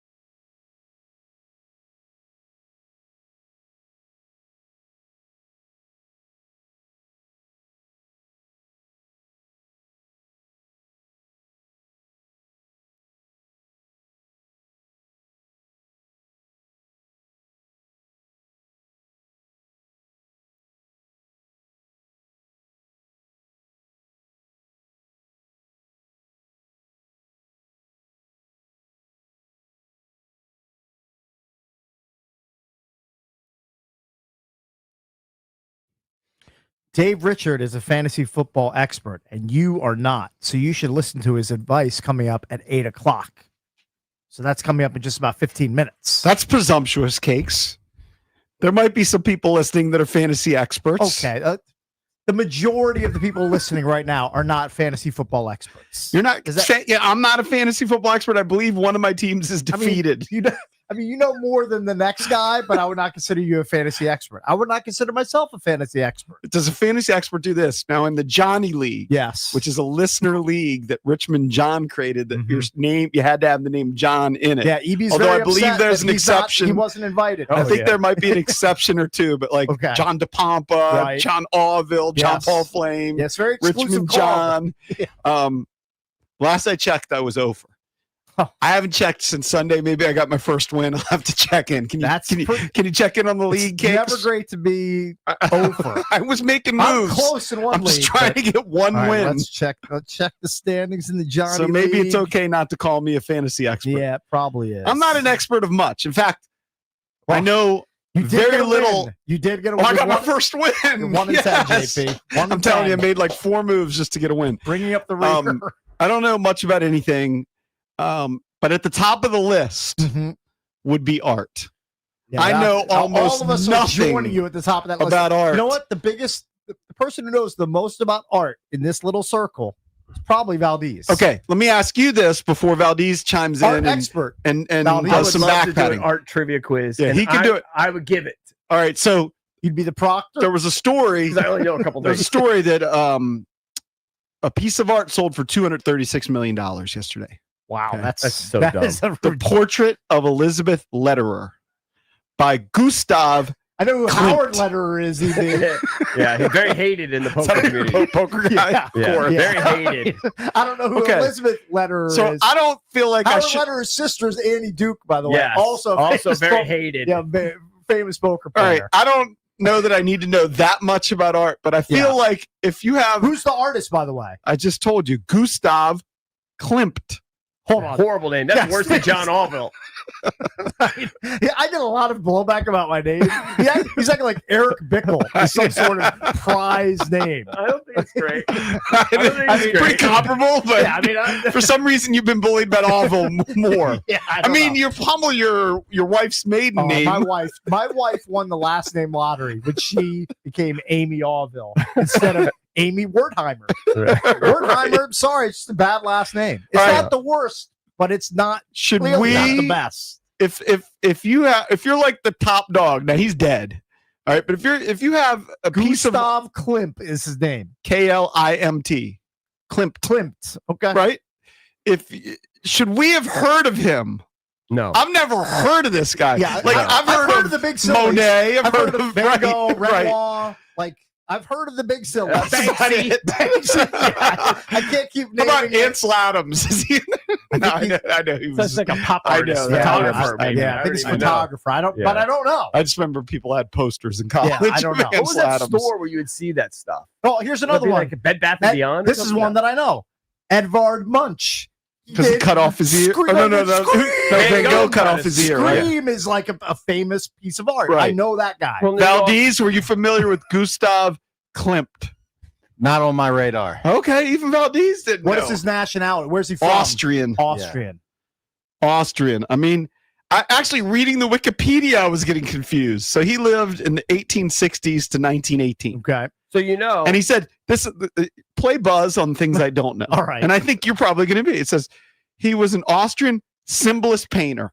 Symbolist? Don't know what I that don't know means. I don't know what that And the means. founding member of the Vienna Secession movement. Nope. His work helped define the Art Nouveau style. Nope. And then you could just keep going down the list. But I mean, what's Art Nouveau? don't know. Nouveau does not mean new. A Yeah, new but style of Isn't it art. like modern art? Yeah, I don't know. I don't Well, know. what do they look like? What's modern in 1870? I'm a Pollock guy. I like Pollock. I bet you guy. are. Yeah. You're a big Pollock guy. He's been saying that joke for 30 years. You don't know that Ben Affleck's character in The Accountant got paid by a Pollock and he had it in his trailer. No, didn't know that. You're unaware of that. Yeah. Instead I do of know taking this. I have a- currency, he took a Pollock. But is this look at this? I mean, I guess it's fine. I mean, I'm I seeing don't know. Somebody paid I'm seeing a $236 million. I'm seeing a pop-up ad and like I think the top half of like JD Vance's forehead. I mean, you're giving me nothing over here. What the heck happened? I don't know what you're doing. Well, that's why going to museums is just useless for a guy like me. I go in there and I stare at the stuff and I just don't You know. think I need what to I'm go to looking the at. MoMA, the Museum of Modern Art? No. The answer is no. I have a buddy who's single. He's an older guy and he's done very well for himself. Mhm. And he doesn't have any kids. And he buys art. Oh, he's an art collector? He's got art in his house. He goes and he'll do some as be like support a friend who's an artist and buy their art or whatever. But he'll also like spend money Are we talking on about art. Like, But is he buying? sculptures? Is it pictures? Is it sculptures? Is it a little like of all. Well, is he buying? Pictures. Is he buying Okay. stuff like to collect because there are art collectors, or is he buying stuff because he is moved by the piece? I think it's more like collecting and just having it in the house, and he has money to burn. What's the and most he spent on one piece of art? I wouldn't know that, but I would probably guess in the $10,000 to $20,000 range. That's pretty substantial. Yeah, like I mean, it would be buys like it's like wine. You have some wine from a certain year, but you're not going to drink it. You have it just to. Just to have it. It's have like a it. piece in your house, and you look. Got no kids. Got no nothing. I mean, He's got to do something got with to do his life. something with your life. And he goes and he collects. Like he art. goes to like legit art galleries and scans for like pieces that he Occasionally, likes. it's not like that's his life. It's not his life's mission. Don't but you go to it's an art something that he gallery does. every summer in Kiowa? At Because Cakes is a box. His family goes the same vacation, and every year I Love feel it. like you go fishing. You do your we beach don't do the bit where fishing you're every year, and then. because it gets old after a while. Okay. Like, anyway, But I feel like you But we make a do run go- through but that. we go to the Sanctuary, which is on Kiowa Island. It's a beautiful hotel. So and then- just paint the picture of you inside the sanctuary. You know nothing about All art. right, I can paint So the- what do you I'll do? paint the exact picture. This is exactly what happens. I'll hop on my bike and I'll ride from whatever house we're renting down Kiowa Island Parkway to the Sanctuary. I park my bike with a million other people who walk into the sanctuary and are like, well, I'd love to stay here, but it's $1,200 a night or whatever they're charging for oceanfront rooms. But you're welcome to walk through the hotel, and they've got this amazing But like get me to the art part. courtyard area where you look out on the ocean, you just ponder life. Anyway, before you get there, you walk through the hallways, and there's this really nice art gallery, and it's art that generally I can't afford. So do you But I just like walking in is and this looking you? at Do you it. just go like this? I just walk in. I'm like, oh, this. Yeah, I walk in with my family. I'm like, well, this painting's $20,000, or this sculpture. I'm not really into sculptures, but How this much sculpture's time do you 12 spend on a grand. painting? Oh, Have I you mean- ever I stood in mean, front of a painting and looked at it for more than 10 seconds? Yes, yes, I You've been have. deep into a Because painting. I'm like, I look at it, but then I look at the price tag, and I'm like, I'm not paying $6,000 for this painting. Like, it's nice, but But it's what not are worth these paintings $6,000. of? Are these paintings No, of they're- like log No, cabins they're- or they're- a lot of them are, like Carolina low country, like marsh paintings, Mhm. or paintings of the ocean, or a painting of like a pelican or an Mhm. osprey or some And how sort much of is it wildlife. though? Well, they range at like painting Derek Queen? sure. I mean, they can range in price from $1,000 for literally like a postage stamp size. Like, it's a smaller painting than my Mhm. laptop, Mhm. to paintings that go for $50,000 that are the size of that Right. window that looks into the producer studio. Right. And I just look at them. I'm like, well, I'm not going to spend 30 grand on the painting. Of course not. I'm just, But I it's do have never gonna friends. happen. I do have friends like before we had kids, we would do like dinner things or like a wine thing, Right. whatever. And they made me realize that it's nubs if you have like a Pottery Barn, famous Okay. painting in your Yeah. house. It's just like a nubs. recreation. Yeah, it's yeah, just like yeah. nubs. If you Yeah. have some poster Sure. that you framed that everybody that goes to Pottery Barn Mhm. gets. Like, Right. Yeah. It's better to have You want a an original. local original artist. Right. It's not that it's expensive, but it's just you have an original Yeah. piece. I've bought some Yeah. local art from Yeah.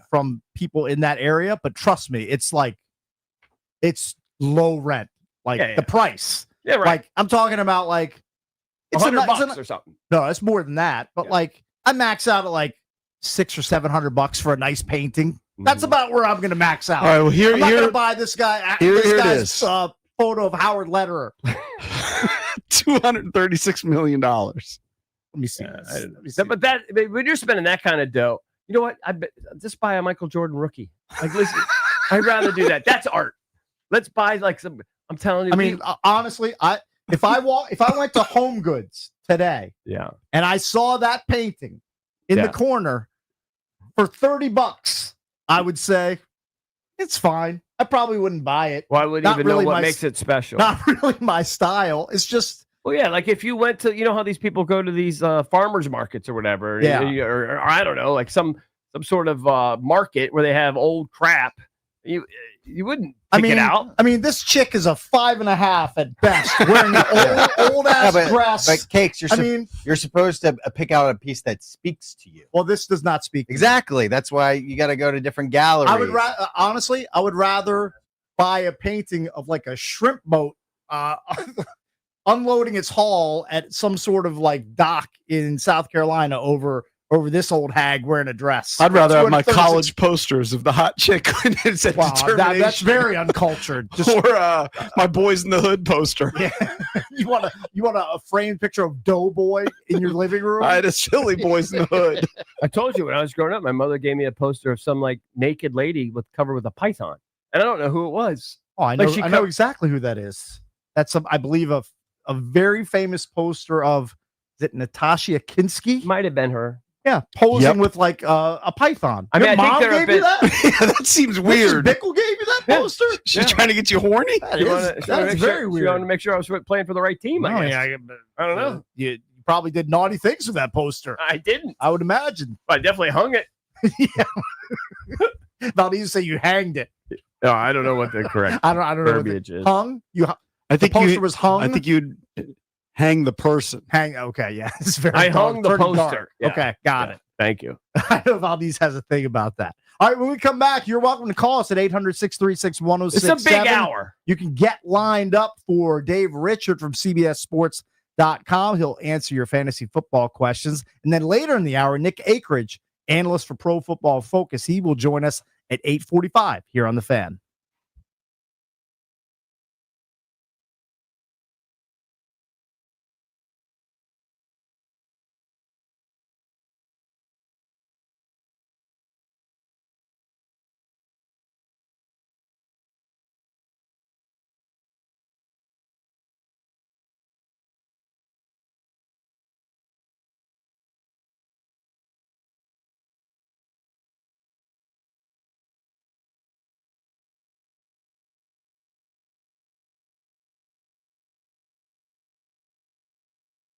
All right, guys, EB here. Every NFL Thursday is your chance to hit the jackpot on FanDuel.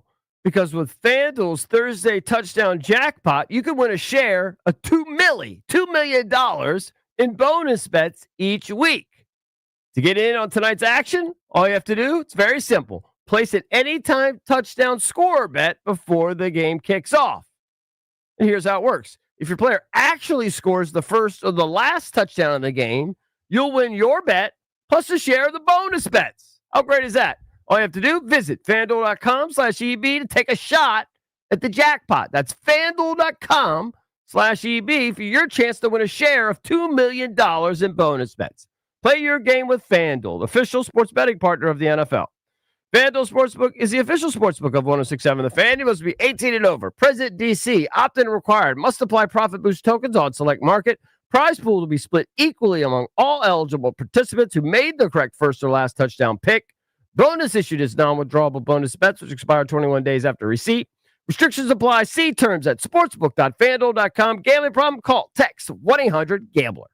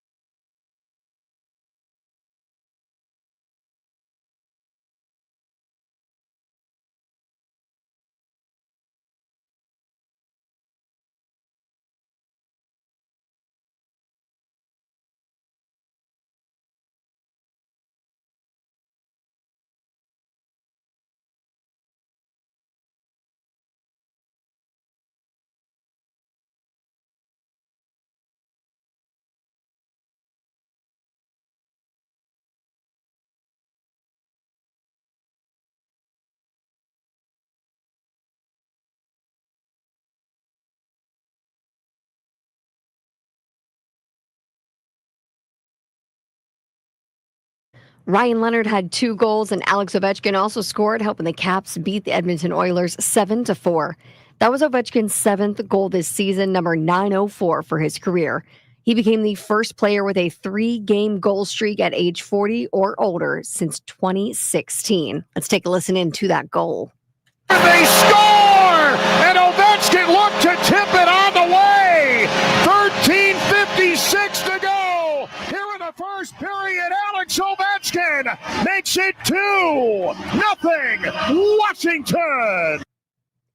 And the Timberwolves held off a late rally by the Washington Wizards. Final score there, 120-109. Keyshawn George had 23 points for the Wizards, who have now lost 12 straight. From the Crop Metcalf 5-Star Sports Desk, Savannah McCann on the Fan.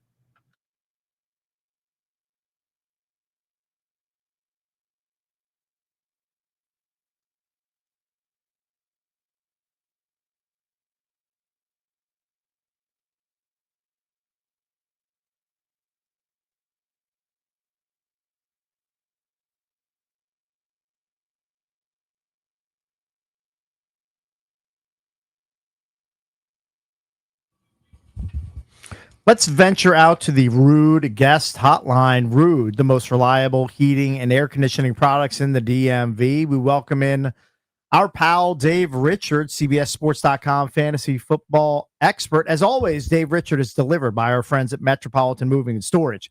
Fantasy moves? Ask Dave. For all of your other moves, let Metropolitan Moving and Storage do the heavy lifting and take it to the house. Check them out at DCMetropolitanMoving.com. Hello, Dave. Good morning. Gentlemen, I don't know if you've got a more exhilarating walk-up song for your guests than Looking for Freedom by David Hasselhoff. And I hope you get to enjoy that. I hope you do enjoy that every single Thursday morning. It's pretty good. Get you pumped up. I didn't realize it was David Hasselhoff. I had no idea. You didn't know that was David Hasselhoff? You didn't know? I had no idea. It is the David Hasselhoff. He'll still sing it if you pay him enough. Oh, I'm sure he would. Isn't he kind of sickly right now? I don't know his health status at the moment. I think I did a story about that. Maybe you did. I don't know. At some point. All right. Well, maybe he's looking for doctors. Maybe could be. It could be the case. All right. You got any fantasy questions for him, Case? You know what? Because Jason is not here, Dave, I think we're just going to go straight to the listeners. We're going to let the listeners, let them breathe a little bit, get as many questions in as possible. All right. Love it. All right. Let's go. Let me see. Let's go to Nick in Vienna. Nick, what's up, buddy? You're on with Dave Richard. Hey, good morning, fellas. What's up? Devonta Smith put up a dud for me last week. Big dud. I lived through that too. Should I go back to him or should I pivot over to Zay Flowers? What you got, Dave? I think they're both going to be risky plays. I'd always prefer Devonta Smith when he takes on a team that plays a lot of zone coverage, and that's what Dallas did last week. And I don't know how much we can judge Dallas for that because it was the Raiders, and the Raiders just threw a ton, and they built a lead and all that stuff. But it's what they've done, not just for the most of the season, but their defensive coordinator. It's what he's done throughout his entire career. And I feel like he might be the best receiver that Philly has. I don't think that that's a stretch, given how A.J. Brown has played this year. Brown typically does better when he sees man coverage. He got the targets last week. It didn't work out. I would still lean towards Smith, but I think it's close between those two. Good luck, sir. All right. Hey, Dave, I do have one quick question. Go. How can I pivot away from Quinshon Judkins against the Raiders when there's nothing but trash on the waiver wire? But I know that Judkins is going to give me like 15 to 17 carries for like maybe 65 yards, and he's a nothing in the passing game. But I don't have any better options. I feel like I'm forced to play him. Well, I would have made a beeline for Emmanuel Wilson or Kenneth Gainwell off the waiver wire to just at least have the potential option of one of them. Yeah. Just in case Josh Jacobs doesn't play. And I don't think Jacobs is going to play. I think there's a chance that Jalen Warren plays and maybe splits a little bit more with Gainwell this week. But I would have tried to do that. David Montgomery is another option. I think I'm looking at my rankings right now, and I see Montgomery a spot behind Judkins. I think I'm going to flip that. But you're right. This is a really tough spot for the Browns. Shadur Sanders under center. I'm not going to fault him for anything he did last week. He wasn't prepared, but he's just not. I don't think he's ready for the NFL game yet. And I think the Raiders will know it, and I think they'll play a lot of man coverage and stack the box to slow Judkins down. And so Judkins is kind of a borderline start at best. maybe the move is to pivot to Kareem Hunt, Alvin Kamara. Maybe if you've got the stones to do that, I don't know if I do, but Tyrone Tracy, Ramondre Stevenson, maybe one of those guys ahead of Judkins, because if he doesn't catch the ball and if he doesn't have a breakaway run, then yeah, you're right. He's going to give you like 7 fantasy points, and that's no bueno. All right, let's go back to the phones. 800-636-1067. Let's go to Pastor Jacques. Hey, Jacques, how are you, buddy? Oh, doing okay. How you fellas? Good, man. Hey, Dave, got the bye-week blues here a little bit. So I have a question. It's a half-point PPR.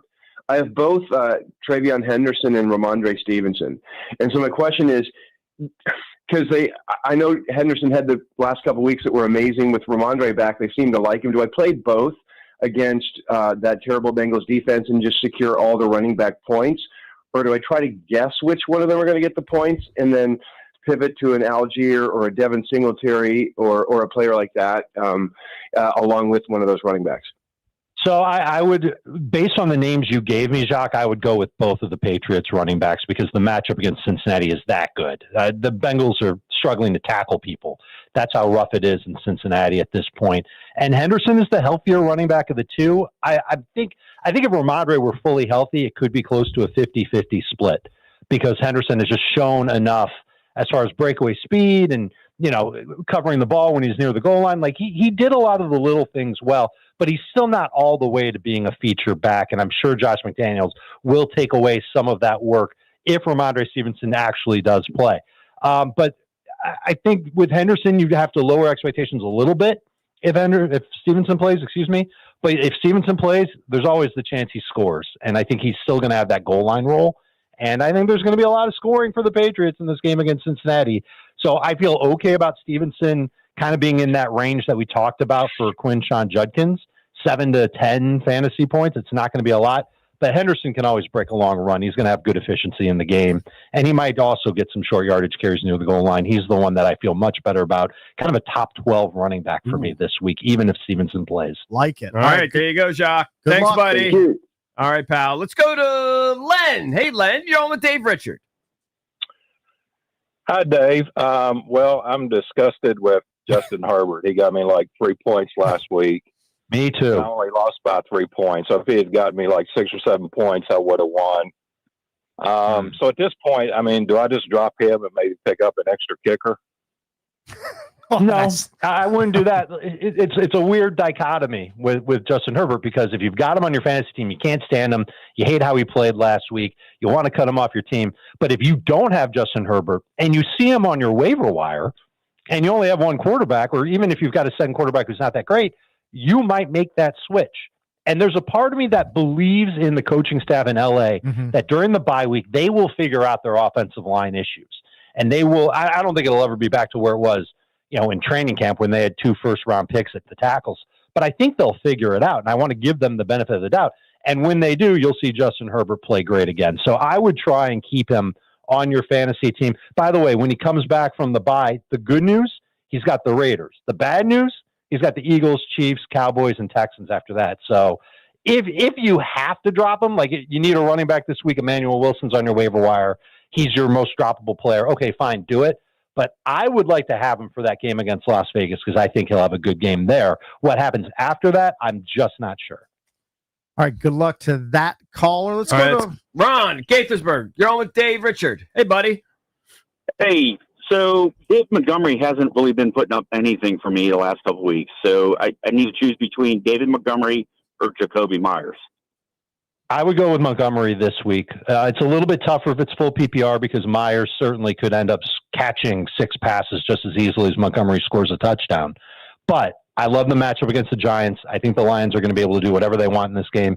Typically, when they've got a matchup like this, at least for this season, they load up on points. They'll score into the 30s, if not the 40s.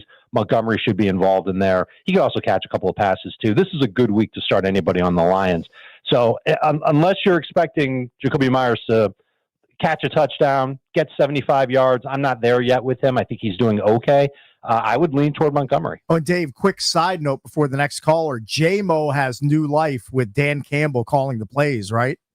Big time. Yeah. And it's great to see that they're using them on in-breaking routes. That's been one of the big differences. And they kind of experimented with them a couple of weeks back all of his catches came with Amon-Ra St. Brown off the field, and that was a little weird. But since then, he's been great, and I think fantasy managers can easily buy in. This is the matchup to do it with, too, because the Giants have just struggled so badly on defense. They've got these 3 great pass rushers, and they still can't get pressure on the quarterback. I would expect every Lion to have a good game for fantasy purposes, and it helps JMO that Sam Laporta is not playing, because there used to be a real problem because it was rare when both Laporta and Jameson Williams would both get good fantasy point games. But now that one's out, the other one's going to step up, and that's been Jameson Williams. So St. Brown is going to bounce back. JMO should be great. Barry Sanders is going to come out of retirement and score a touchdown. It's going to be amazing. Everybody in Detroit's going to be super. Nice. All right, let's go to Jake in Fredericksburg. Jake, what's up? You're on with Dave Richard. Hey, good morning, guys. Half point PPR, Dave. I have Alec Pierce, Kayshon Boutte, and Ricky Pearsall. I need 2 of them. And do you think Bucky Irving may actually get back to playing this week? So let me answer the receiver question first. I would lean towards sitting Pierce, and I know that sounds crazy, but if Kayshon Boutte is playing healthy, all that stuff, it's Cincinnati. And this is a matchup where I think he can catch those downfield throws for touchdowns. I would rather take the chance on him than Alec Pierce against that Chiefs defense. It doesn't mean that I don't like Pierce. I just like Boutte a little bit more. That's a funny sentence that just came out of my mouth. And with Bucky Irving, he is starting to practice a little bit more. I think if he does come back, he'll be eased into the workload for Tampa.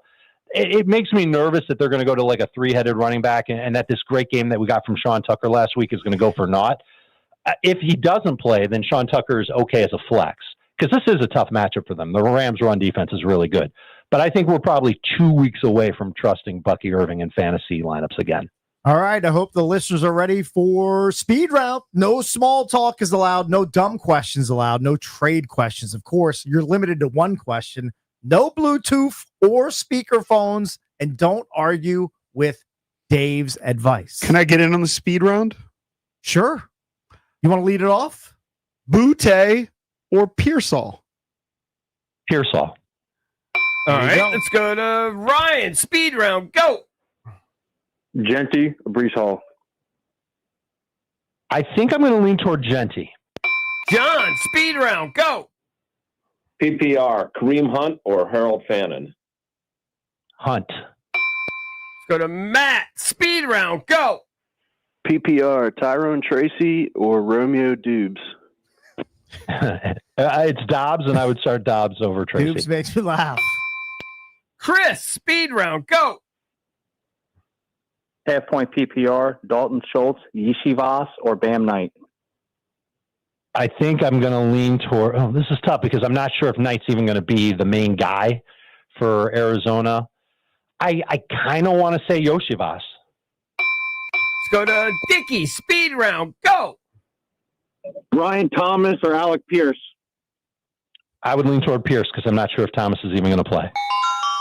Dan, speed round, go. Drake May, Lamar Jackson. Drake May. No hesitation. Greg, speed round, go. Half point PPR, Emmanuel Wilson or Chase Brown? I'm going to lean toward Chase Brown there. All right. Clean sweep. You know what? Listeners, golf clap. Hey, golf was clap. Disappointed? Well, was I the only one begging? JP went, Oh, did he? No, I was begging. He did it clean. I was begging for him to do flush him or it. whatever. Everybody was good. Sorry to disappoint you. Dave, thanks as always. Happy week 12. May you win all your matchups, my friend. And you do the same in yours. That playoff push is coming for all of us. Let's get some wins, guys. Yep. Yeah, let's get the wins. Unless your team's 1-10, like one of mine is, the playoff push is officially here. Yeah, it's hard times over here, Dave. Thanks as always. Talk to you next week. You got it, bye. Yep. Don't forget, Nick Akridge will join us, analyst for PFF. We'll talk about specifically the Washington defense, differences between the Dan Quinn version and the Joe Witt version. That's coming up at 8:45. But before that, Eric Bickle will entertain us with entertainment page stories. Gonna try. So we will do that next.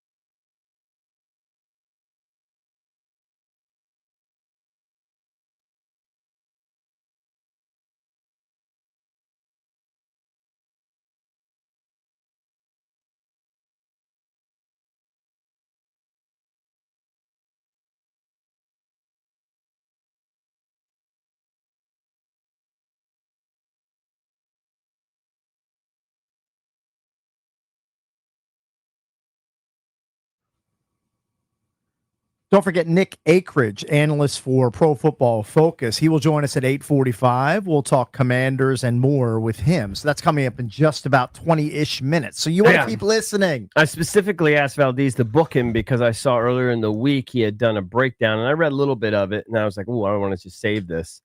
A breakdown of a Joe Witt defense versus a Dan Quinn defense. Okay. Good. And so good. Now we only have one game to kind of base it on, but we could see what little differences may have been there and learn a little bit here. Yep. All right. You want to get into the world of Hollywood and entertainment, Cakes? Yes, I would like to do that. Of course, the entertainment page is driven by BMW of Fairfax, DC's only BMW Center of Excellence Award winner for the ultimate buying experience on your ultimate driving machine. Get over to BMW Fairfax. Ask for my girl Miriam. She's a general manager. She's a rock star over there.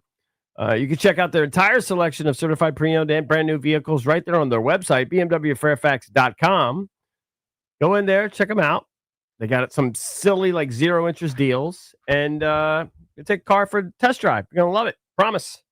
I needed some air in my tires. You know when it gets cold? I don't know if this happens to you guys. Of course. Happens to everyone. All of a sudden you get that alarm or whatever. And I go, God damn it. And I always worry that it means, maybe I just have a nail or something. Yep. But so far, so good. But I had to scrounge up quarters because this one machine near me, it doesn't take, you got to have old school quarters. Still can't believe you guys have to pay for air for the gas stations around you. Yeah, the gas station around you has free air. Yeah. Yeah. Yeah, no, we got to pay. It's $1.50. Air should be free. $1.50. I agree. $1.50. And it usually takes me $2 because it takes me a while to do it.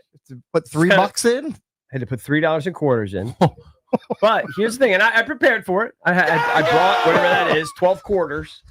This is humiliating. I couldn't get one of the things off, one of the caps off. Oh. It was tire, like is it the stem valve? Whatever, the valve cap. Okay, that's what it is. Some nubs cars like the rubber. They come off. This one is like a steel or silver thing. I don't know. Yeah. And I literally could not do it. So I got 3 of the tires, and I don't know. It seemed to work. Okay. The little emergency alarm signal or whatever went away, but that's humiliating. Should ask Dina. You got pwned. I didn't even know. I wouldn't even know what to do. It was like a Sunday. No, you have to bring that to a real mechanic. You know how embarrassing somebody who that knows is? what they're doing. To pull your car up to a mechanic and say, I Couldn't you can't get this off. What about pliers? I didn't have any on me. I mean, I guess I could have gone home. Yeah, go home, get pliers. And then go drive back. Yeah. Pay another $1.50. I just prayed that the alarm thing or the whatever that signal thing went away. Yeah. It said The indicator. The indicator. The low tire indicator. Right. That thing went away. So I said, all right, good enough. By the way, I had a quick Good Samaritan moment while I was putting air in my tires last weekend. I filled up my tires. I was a little bit scared because I've an irrational fear of a tire exploding because in of my you, face and killing me. A tire did explode in front of my brother's face. Yeah, I know. Yeah. So because of you and my brother, I always put my head above it and I just have my hand down there and I just kind of look. I keep periodically look because I guess you're supposed to squeeze the thing, right? And then you let go of the thing and then it pops up and it tells you how much indicator. Yeah, it tells you how much air. Right. And then you go, I need another 10 pounds. I also need to. I want to check it on my readout because I don't always trust the goofy little neat the thing the turkey baster indicator. I don't always trust that. It seems pretty rudimentary. So I fill up my tires and I'm about to put the hose back and a woman pulls up behind me, an older woman. Yeah. She's like, do you mind putting air in my tire? Because I have a walker. It's hard for me to bend down. And I said, of course I'm going to take care of you. Of course. Johnny on the spot. Good Samaritan. Hero. Right here. Hero. Right here. Most Good Samaritans don't need back padding. If I never did, because I do so little Good Samaritan-esque type of work. You know what? If I ever do it, I should get recognized. It's a great impromptu. What's the last Good Samaritan thing that you can brag about that you've done? Literally, I can't think of anything in 10 years. That was mine. But I'm telling you, I don't do anything good for anybody. Try to think of what was the last time you did something besides like hold a door open. You know, what I mean? Like that's normal stuff. But like you went out of your way. Anybody got anything? Give directions. All right, how did that happen? First, you should insult them for not using Google. Did to someone get the ask you directions, for directions? but And you they- haven't had- Yeah. Stop asking me for directions. Well, that were you in the 1970s? No, Did I you go was. on a time warp? They wanted to know where M Street was. Oh, okay. So I All said, right. look, you just go out here, bust a right. You're gonna see the stadium, and then that's M Street right there. And I said, Okay. where? I said, what? Like, do you have like a specific place to get to? That's an increasingly That's rare, it. like That's Good the Samaritan thing. lowest 'Cause level. I- That's well, the you lowest asked. You level. asked. All right. That's Mine's all you very got? low level. That's all you got? That's- Gave a person directions? That's the first You thing didn't go that into a popped. burning building or like Well, save that's the highest bar ever. You know, a like a burning cat building. that got hit by a car or something. Or go climb a What is tree. he? What is he? A vet? I don't know. My low level Good Samaritan usually has to do with Mike Marr. Whenever we get free gear here, I usually give him half the gear. Doesn't count. By the way, That's a Good Samaritan. I'm giving him some of my clothes. He's not gonna say it, but sometimes that's a burden. I mean, you're just giving You're him doing it crap. because You're you giving want- him crap because you don't want to take it No, home. he gets butts iced. Ask him. Now, I was at Get him some Harris good Teeter. gear. That's a low bar. I don't count that. Yeah, I if don't you give think away that a counts. freebie, that doesn't Yeah, count. that does as a not Good count. Samaritan. Stricken from the record. You have no good deeds. All right, you know what? Hooking up a guy with tickets, a listener Okay. reached out. He has friends who have medical issues, Okay. can't pay for them, that love the WWE Right. through our contact at JVS. But I'm going to jump through Okay. hoops, getting tickets for that family Right. so that All they right. can That go would to WWE. qualify. That That qualifies. qualifies. Don't ask me for stuff, but that qualifies. What about this? I have one. What about hosting Friendsgiving? Although all That's the a party. friends. No, it's a party. Yeah, I You don't host think a that party. qualifies. No, it's not a It's good not deed. a good deed. That's to not a help good fellow deed. I said, human. I know it probably costs you some money because the host always has to spend more than everybody else, Yeah. and it's a burden. But it's not a good deed. I- Like- Nubs I and was checking with you. I was checking with you. I think this judge says no. It doesn't I don't think that qualifies. I was at Harris Teeter 2 weeks ago, and I was bringing my cart back to the store, and I saw this old lady with a bunch of groceries. Okay. Asked to take her groceries to her car. She said yes. I think that counts. clearly qualifies. That's That's That's the deep. that's Hold the on. best one so far. You asked her, or she asked you? I asked her because there was a bunch of groceries. She had a bunch of paper bags, and I Yeah. was like, "Hey, can I You know help you what? take them to the car?" You're a good person. that qualifies. You're a good person. That's a winner. Ben. There's a homeless guy that hangs out outside right Yeah. on the little ramp to get up Yeah. where our building is. He's always out there every single morning. He always Desmond. waves at you. Is that his name?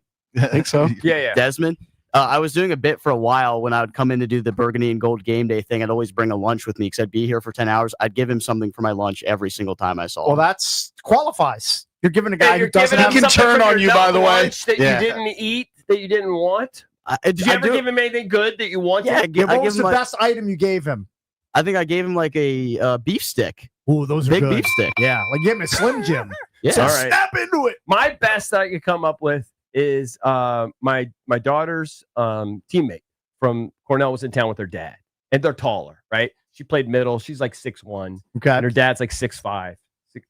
And there is a homeless guy. If you live in Bethesda, you know who I'm talking about. And he's got like one leg, and he sits in a chair, and he just always is asking. He goes, "Next time, get me next time. Okay. Get me next time." Right. We were walking by, and I was prepared to just do the bit. Yeah. But he said, "Hey, 6'10", 6'9", and like literally they're Right. 6'5" and 6'1". It's a good bit. But it cracked me up. Yeah. That I went over to my wife and I said, "We got to give him money." Right. Because that It's literally a good joke. it made me laugh. Yeah. 6'10", 6'9", Right. hit me next Maybe time. he was right. He said, "Hit me next time." And Solid. it just cracked me up, and we had to give him money. Yeah.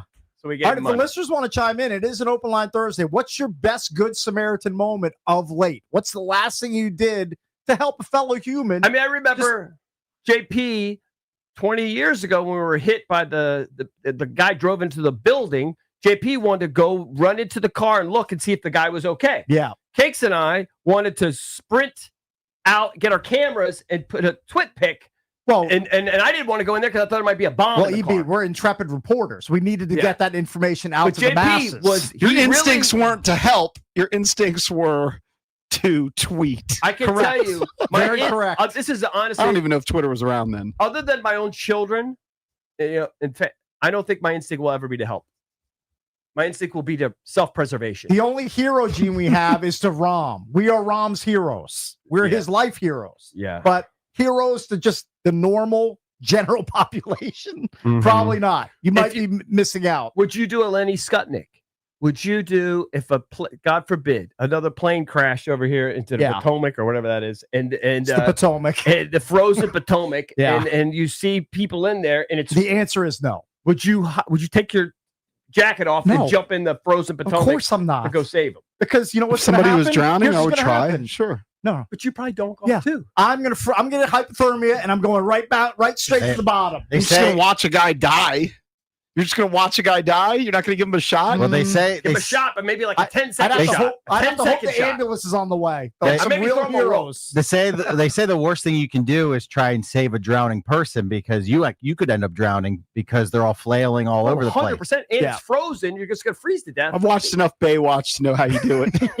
Didn't Wise tell a story about how he almost knocked off? Yes, he almost died. His dog went Yeah. into the water and he went in there and all of a sudden Like- Wise started drowning. Yeah, I don't know but what lucky- happened. I know what happened. His dog went out on the ice, Right. fell through. He went to try to rescue his dog, And then he fell through, and he was only saved because a jogger, I think it was Saw on it. the C&O Canal like towpath, Right. saw them struggling, and he went out and saved them. Right. Now that's a hero. That's a little bit bigger than putting air in an old lady's tire. But Or throwing Just a little somebody bit. a beef stick. All right, let's go to Russ. good protein in those beef sticks. Russ, what's up, buddy? Hi. I went to Sam's Club a few years ago, and I was leaving the store, and I saw a diamond ring in the parking lot. Ooh. And I didn't want that ever to happen to us. I brought it back to the store and gave it to the clerk. And I said, I found this in the parking lot. I would like somebody, to get it back. I didn't give him my name or anything. And I'm a huge Commanders fan for 45 years, just 50 years. Nice. Just so you know. And then do you know that someone came in eventually and got it? Do you have any follow-up? No, sir, I don't. Yeah. Because I never left them my name. I just felt like it was a good thing to No, do. that You know is a what? nice That thing is- to do. that is a good thing. You get a clap I'm not for sure that. Valdez would have done the same thing, but that's a good thing to do. I look for that pawn shop. By the way, Joe Theismann is in my hometown in New Jersey, South River. Nice. He grew up in my hometown. I know him personally. Nice. We kind of do too. Yeah, we know Joe T. Yeah.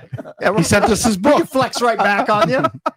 We kind of do too. How about that? but we're not from South River. No, No. we're not. All right, From let's the go. mean streets of Bowie. Let me see here. Let's go to Chris in Alexandria. I'm trying to encourage people to be do-gooders. Yeah, just help your fellow man or woman. Chris. Good morning, boys. Hey, What's up, buddy. boys? How we doing? Good. So, about a week ago or so, had an Instagram shopper drop off stuff at the house. Rings the Instagram. doorbell. Instacart. Or Instacart. Yeah. Yeah. Boomer here. Sorry. Yeah. Yeah, Hey, right. boomer.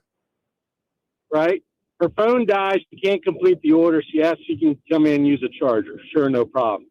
Start talking to her. She's got her 7-year-old daughter with her. Turns out they're big Commanders fans. Little girl birthday, turns out it's on Christmas Day. I'm like, I'm not going to the game. I got season tickets. Offer them, I said, this is my Santa moment. Offer them the 4 tickets to go to the Commanders game against Dallas on Christmas Day. Blew their minds. Made me Wow. feel great. Filled my pocket. You know what? It's a good deed. That's solid. That qualifies. Commanders on Christmas freebie. Well, that's better than hosting Friendsgiving. Yeah. Happy Thanksgiving. Have a Merry Christmas. Thanks for the call. Yeah, man. All right, thank you, buddy. You too. I will say that this sounds bizarre.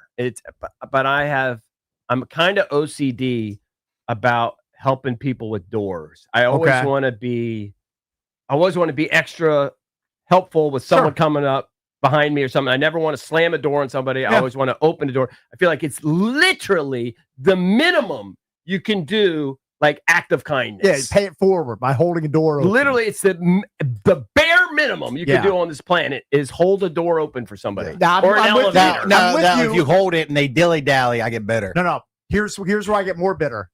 But it kind of makes you look good the longer it takes for them to If get I there. do that, which I generally do, I need acknowledgement.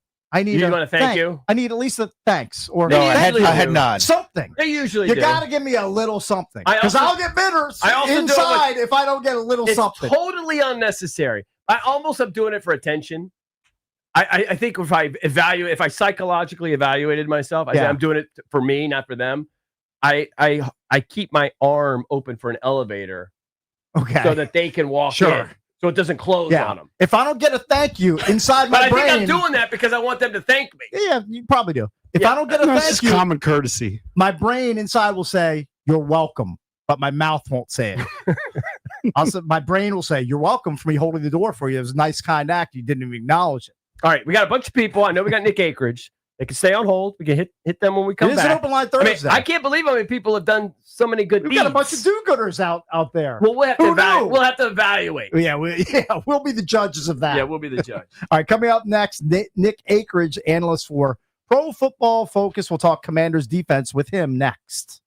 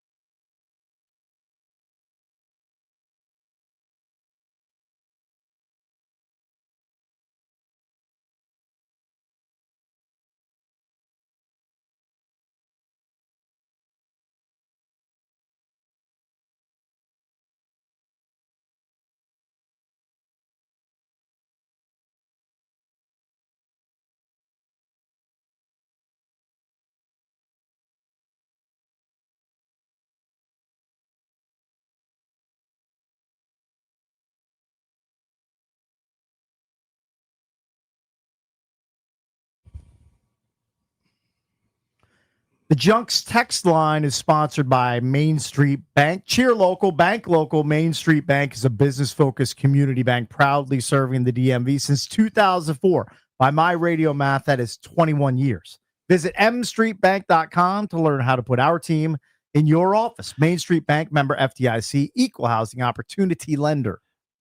I love staying in touch with our listeners. Mm-hmm. We have so many avenues. You've got the text line. Yep. You've got now YouTube comments. Yep. You've got Twitter. You've got Instagram. You got Facebook. It's a lot to keep up with. But we appreciate our listeners. Yes. And yes, you can text us. So I'll be honest, I don't think I've seen a text from a listener in a decade. That's usually Valdez and or Jason's thing.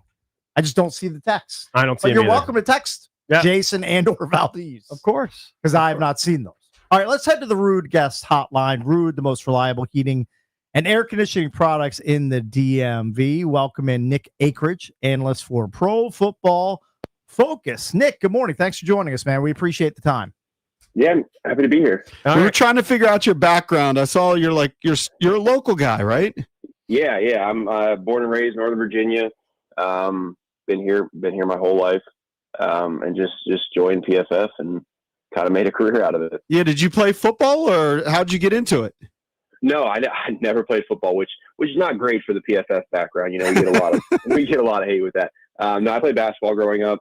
Just obviously loved football, and spent basically the last 10, 11 years of my life studying this game relentlessly, basically. Hey, Nick, before we get into the Commanders defense, I'm looking at your tweet from a couple days ago about Josh Connolly, and it's at PFF_Nick Akridge on Twitter. Connolly, over the last 3 weeks, 76.4 overall PFF grade, third highest among rookie tackles, 0 sacks allowed, 6 pressures, 79.5 PFF run blocking grade, 9th highest among all tackles. So he's starting to bear fruit. You know, a lot of people thought, you know, what are the Commanders doing drafting an offensive lineman late in the first round? They have other needs, but he's starting to blossom late in the season. Yeah, no, it's been one of the very few bright spots this far into the season, but he's been really kind of slowly turning it around. You know, he went through an absolute gauntlet to start the season. You know, Micah Parsons, Max Crosby, a bunch of guys that, you know, anybody's going to struggle against those guys, and he definitely did struggle. But you know, the thing that I kind of always kind of keep going back towards is, you know, he's really young. This is the first time he's ever played right tackle. And for him to kind of finally start turning it around over these past few weeks, especially the Detroit game when he's going up against Aiden Hutchinson at times, and there was really not a lot of reps that he lost against Hutchinson. So those are kind of the things that I'm really kind of looking for, and especially the rest of the season. You know, it was way too early to call him a bust, but it's still kind of too early to say, you know, we've got our franchise right tackle. So just kind of interested to see how he keeps it up the rest of the year. And Nick, it's great that he's coming into his own at this point, because after the bye, we know that Denver comes here to Northwest Stadium. They can really get after the quarterback, very sack proficient. And then the next week they have to go on the road and take on the Vikings. So he's going to be tested coming out of the bye week, certainly. Yeah, absolutely. I think the Broncos is a really kind of good test for really this whole offensive line, which I think has been playing really well these past few weeks. I think it's, you know, not a lot of people have talked about it because of, you know, the defensive issues and really kind of the lack of the points. But I think the offensive line has played really well. Laramie Tunsil's been great. Cosme is kind of starting to get back into form. And then obviously Connolly. All right, so I wanted to get you on to talk about like what you noticed. Just it's only one game, you know, one little sample, but what you noticed about DQ's defense, you know, where he's leading it versus Joe Witt, and we know that DQ's always involved, right? His headset's always on, but it's different when you're actually the last guy, right? And you're the guy implementing the game plan, etc. It certainly seemed to me from afar that he was way more involved last week, and you did get some better production. It wasn't any unbelievable performance, but they made a few stops. Yeah, no, definitely. I think so. Even the week before Joe Witt's last week calling plays, they did make a little bit of changes. They made it a little more simple. They played a lot more zone.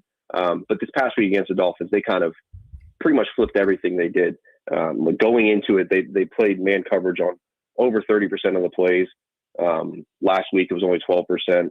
42% too high zone compared to 30% in the rest of the season. So they definitely made a huge switch to kind of play more safe, more zone coverages, just try to keep everything in front of them, and then go make some tackles. And so I liked that. That's what they kind of have to do at this point, because there's really nothing else that is working. You can't really ask them to play man coverage. Some of their pressure packages with the zone behind it, it's just not working. So one thing I did kind of like from Quinn, other than just kind of playing it simple, was some of the blitz packages looked a little bit different. The big one was the corner blitz.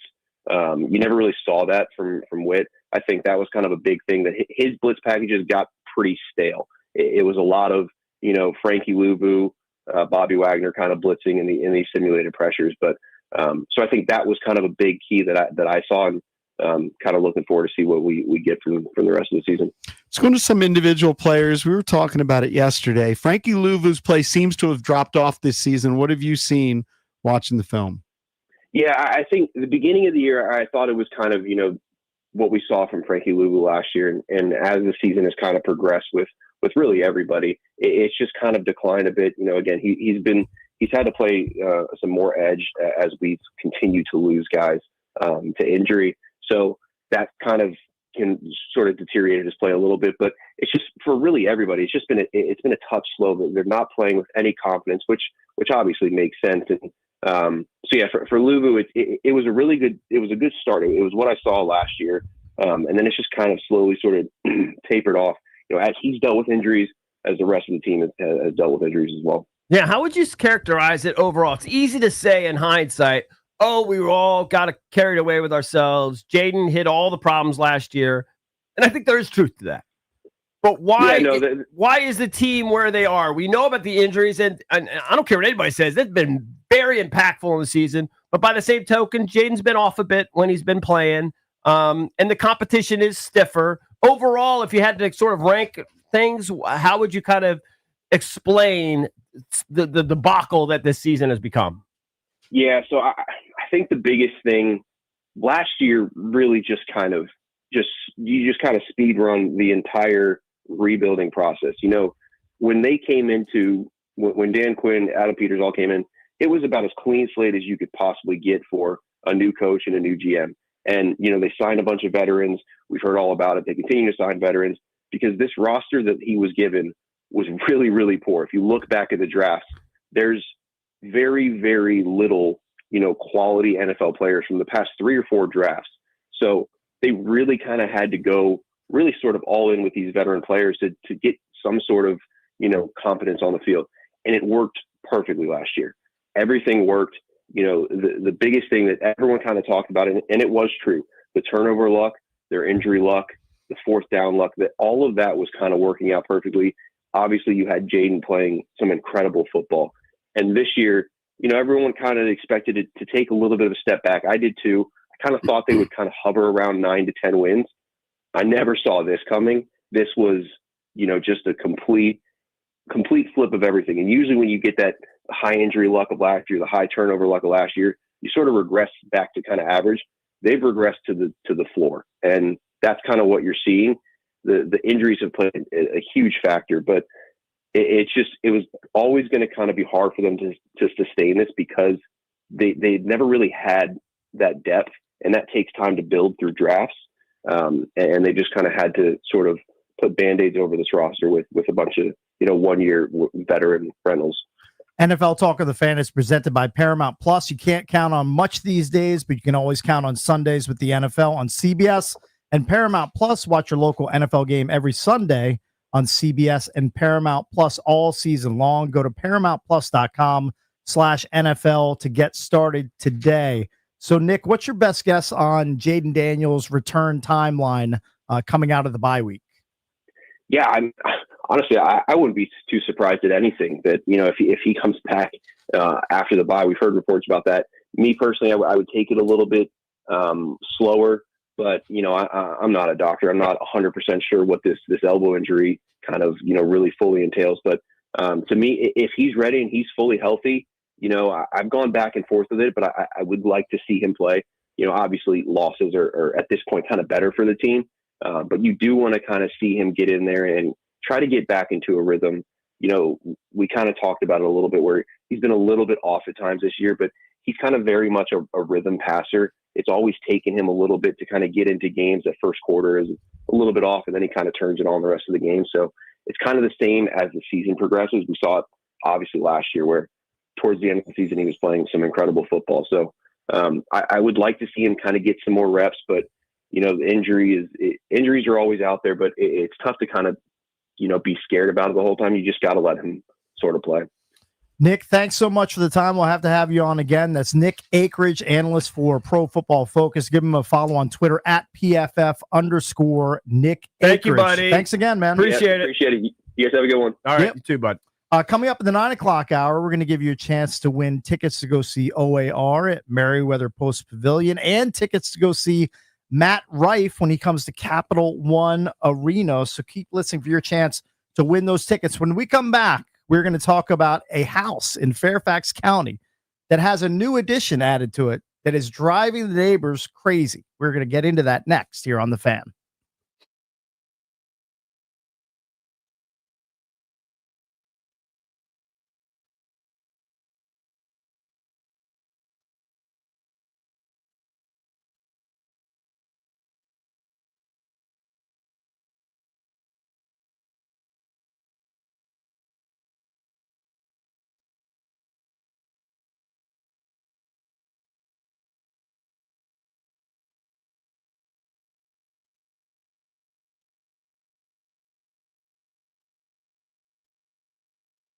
All right, guys, you know me.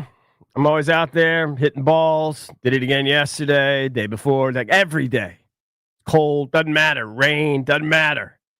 But I'm old, man. It catches up with you. Back spasms, bone and joint pain. My hips are bothering me, my back, everything. That's why I trust Vantastat. Whether you need urgent advice after an injury, help understanding symptoms, or you just want a connection to over 400 plus CAO orthopedic specialists, Vantastat is there for you. Their urgent ortho helpline is open 365 days a year. Don't wait. Call this number, 844-VANTA-365. That's 844-VANTA-365. Seriously, I've seen how much a difference it can make.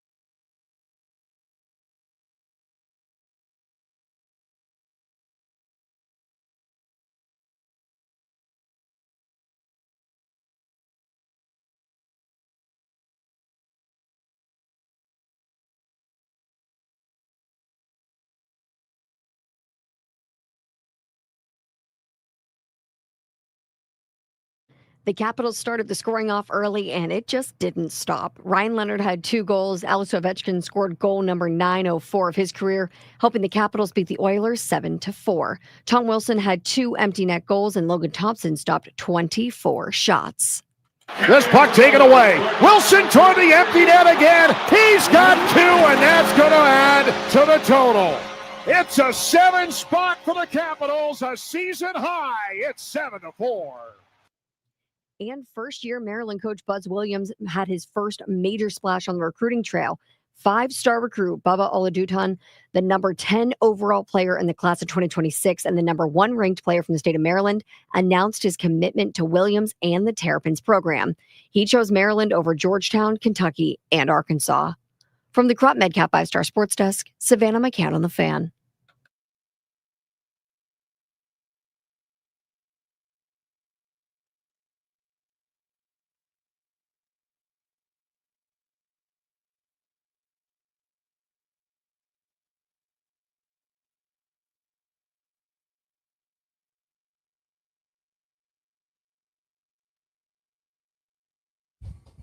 Junks are presented by Crop Metcalf, the official heating and cooling company of the Junkies. If you're looking to be the next 5-star HVAC technician or plumber, just go to cropmetcalf.com. Join their team today. Later this hour, we'll give you a chance to win a pair of tickets to see our friends OAR when they tour at Jiffy Lube. Not Jiffy Lube. They're going to be at Merriweather Post. I'm getting my venues mixed up. They're at Merriweather Post this summer. Matt Rife is going to be at Capital One Arena. We have a pair of tickets to give away for that as well. So keep listening for your chance to win. So we wanted to get into this local story that's caused a lot of controversy and uproar in Fairfax County. It's about a man named Mike Wynn who began building an addition to his home on Marble Lane in Fairfax County earlier this year so his parents could live with his family. And his quote is, "In our Asian community, we tend to take care of our parents when they get old and stay with us. They're able to spend more time with the grandkids." That makes sense. It's a noble thing. Problem is, the addition that he's building on his house is a straight up vertical 3-story addition. It's a monstrosity, that's Cakes. right next to his, I guess it's a Cape Cod style house, like slanted roof on the front. And it stands out like a sore thumb. It's causing a huge uproar in his community, but he did hire a surveying company in February, and the project was approved as compliant with county zoning rules. Right. There's no At that HOA in point. that neighborhood is the problem. It's in the Greenbrier neighborhood. Mhm. And apparently there Those are wasn't an Levitt HOA. And so they are. they built, as you described it, almost a tower, which dwarfs the regular home. Mhm. It looks And it honestly- dwarfs the next door neighbor's home. Mhm. And It it looks like a blocks out dorm. sunlight.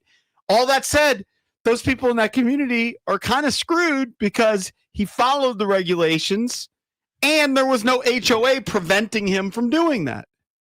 I think Now- HOAs get out of control, but Well, they can. HOAs can Some get out of can. control, but HOAs are trying to prevent something like that that'll stick out like a sore thumb and make the rest of the neighborhood look horrible. Well, I think he, even though it's right in terms of the letter of the law, I Mhm. think he knows it's wrong because he almost like constructed this thing Right. in the middle of the night. Like just like poof, all of a sudden. That's the way it was portrayed. Yes, like poof, all of a Something sudden it that was big, there. though, is probably not happening in the middle of the night, but I'm sure it was fast. Yeah, they did it as fast as possible, so like there couldn't be any kind he of. did his due diligence. But generally, if you live in a neighborhood with an HOA, you almost have to get everything approved. Like I had a stone walkway put in. You got to get that approved. If you put a deck, you got to get that approved.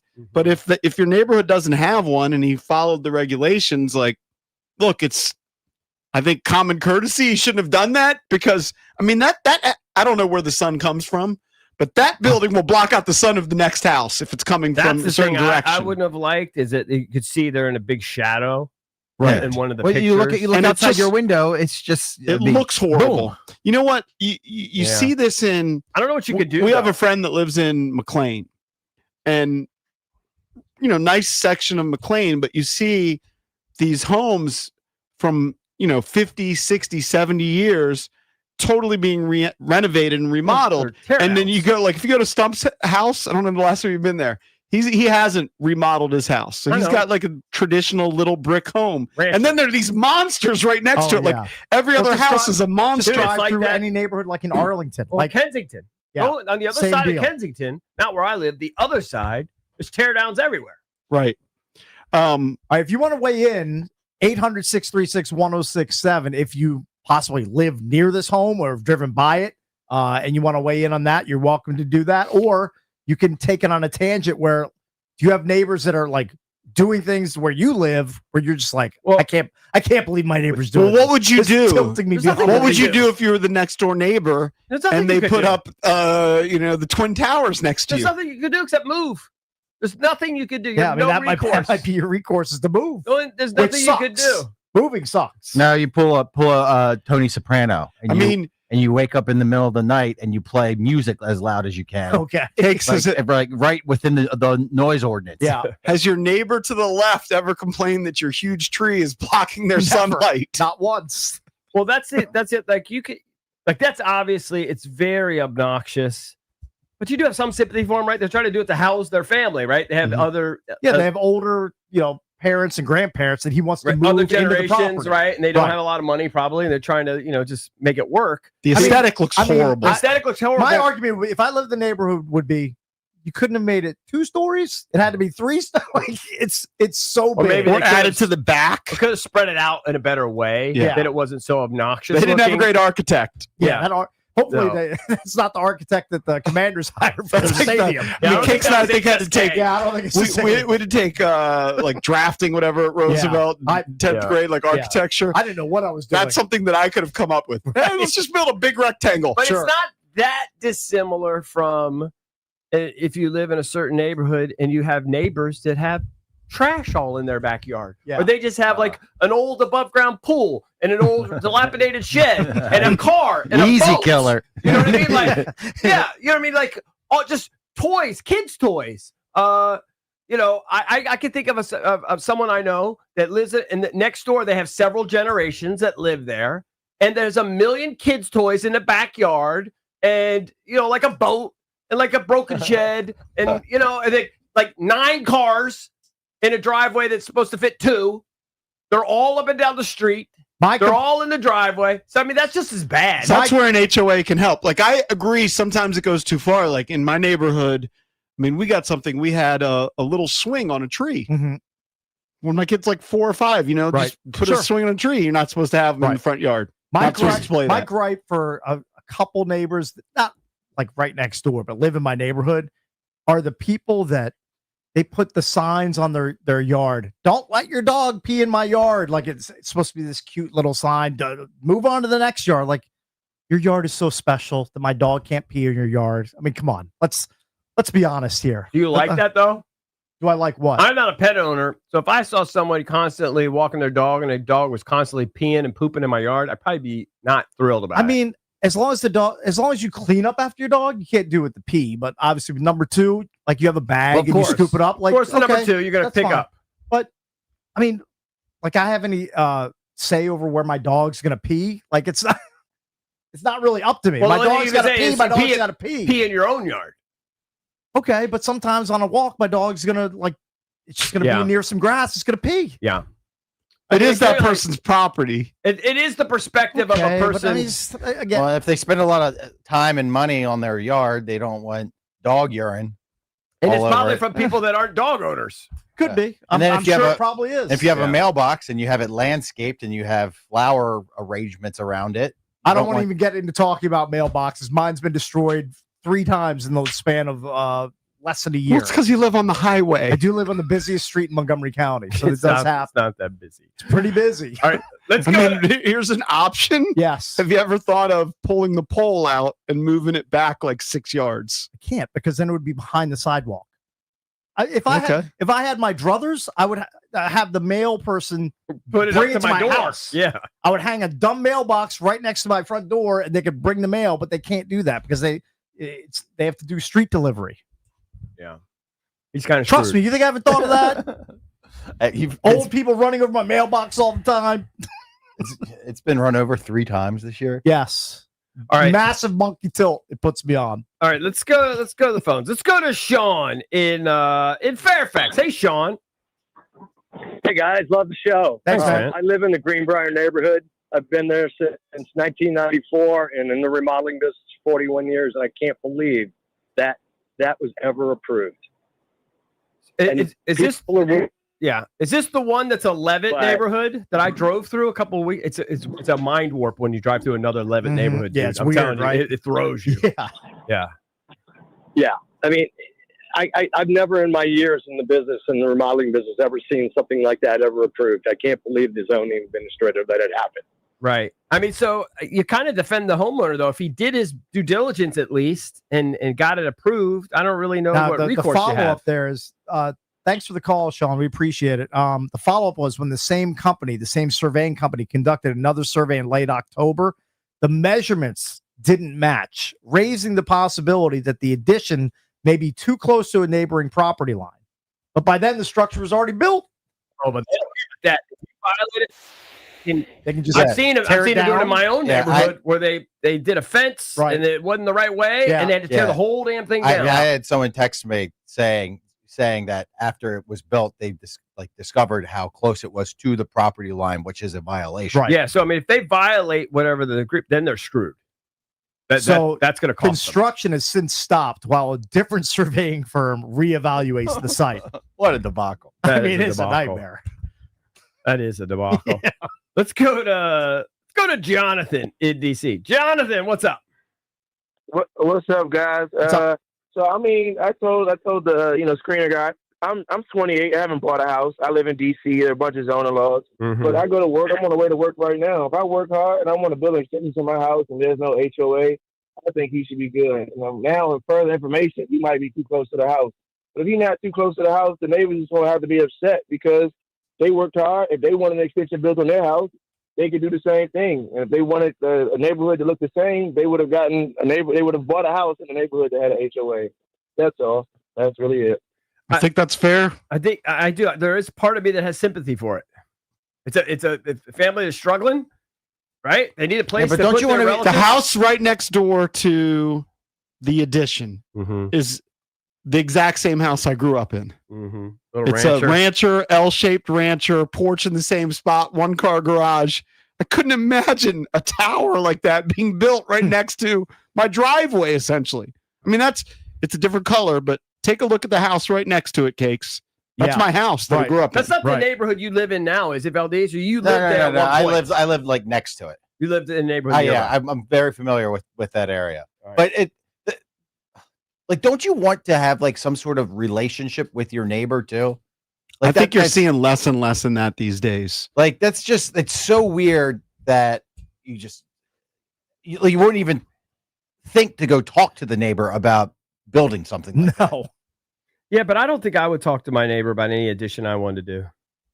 I would just do whatever. I mean, I get my approvals, but I would just see for our HOA, you have to actually present it to your neighbors and have them sign off on it. I mean, I have to get mine signed off by the county or by the town. No, we need to get it Kensington. signed off, signatures of your neighbors, like either 3 or 5.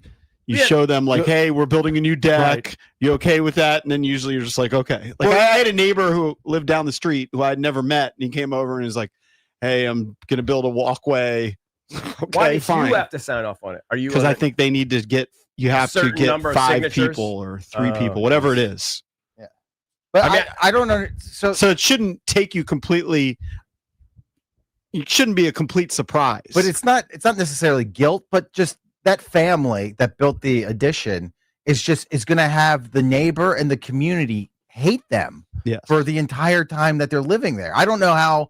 Like I don't know how you could have that on your conscience as you're just They hanging might just around. be so nubs. They just need a place, and they bought their little plot of land. Every dog from the rest of the every community. dog, they're gonna walk by that house to go poop on their yard, Right. and you know what I mean. Like I don't just know. the entire neighborhood is gonna hate them. Yeah. Unless you're so in your bubble that you don't But how's care. it- Maybe they just don't care about Some people don't care. communicating with their neighbors. How many people's homes do you drive by in certain neighborhoods where people just like they don't mow their grass? By the way, It's what's just completely, they let the tree grow forever. what's crazy about this picture, EB, is I'm looking at it more and more. It's the exact setup of our neighborhood. It's our house, then was next door was the Cape Cod, and then Yeah. our pals live in the exact same house, the Colonial, 2 houses I down. drove through that neighborhood a couple months ago, and it blew my mind because I felt like we were in Pointer Ridge, Maryland. It hits you in the feels. It's bizarre. Probably we built in the grew up 60s. We grew up in a Levitt neighborhood, and I guess they have these. I know they have them in New York and Pennsylvania. I guess Virginia too. I guess, and it's like the same blueprint. They're literally the same models. Everything's the same. Yeah. It's bizarro world. I couldn't imagine if they put up those towers right next door to our house. I mean, by the way, the next door neighbor did the old driveway bit. They probably didn't get that approved, where it's like a driveway and then they added another driveway to the side. I'm looking at the calls. Is Bishbucks calling in during his vacation on line 4? It says it is. That's unprecedented. He's got to be so bored. What are you doing? What's going on here? What are you doing, Jay? What's up? You guys are talking about houses? Man, you guys got nothing going on today. This is Valdez's big topic. He'd been waiting 2 days for this one. That's pot calling the kettle. You're calling us. I know. Hey, I'm on my way back from Carolina, down to South so North jealous. Carolina. So jealous of you. All right. Hey, I had a fantasy question for Cake because You're kidding. I did, because I know Dave Richard was on earlier, but Man, you can't get away from the Dave Richards segment. You love it. Just Even call when you're on Dave. You got vacation. his number. Call him. He doesn't answer the phone. I mean, he responds to text, but I know Cake's. I Jason, can get in touch with Cake. I'm happy to answer whatever question you have, but just keep in mind, one of my teams is 1-10, and one of the teams I really care about. So well, this team I'm talking about is 8-3. I'm in first place. It's a super flex, Cakes, and I got Herbert on bye. I can pick up Tyler Shuck or I can pick up Cousins. They're playing each other. Talk to me. That's all that you have left is Shuck and Cousins. Is there any Well, chance? Tyrod Taylor's available. What about Bryce Young? He's playing your Niners. No, he's on someone's team. What about Shador? No, you can't pick up Shador Sanders. I would No, never advise you to do 4 that. for 16. You kidding me? I'm picking up that trash. All right, It's Tyler Shuck or it's Cousins or Tyrod Taylor or Jameis Winston if Dart doesn't play, but I think Dart's going to play.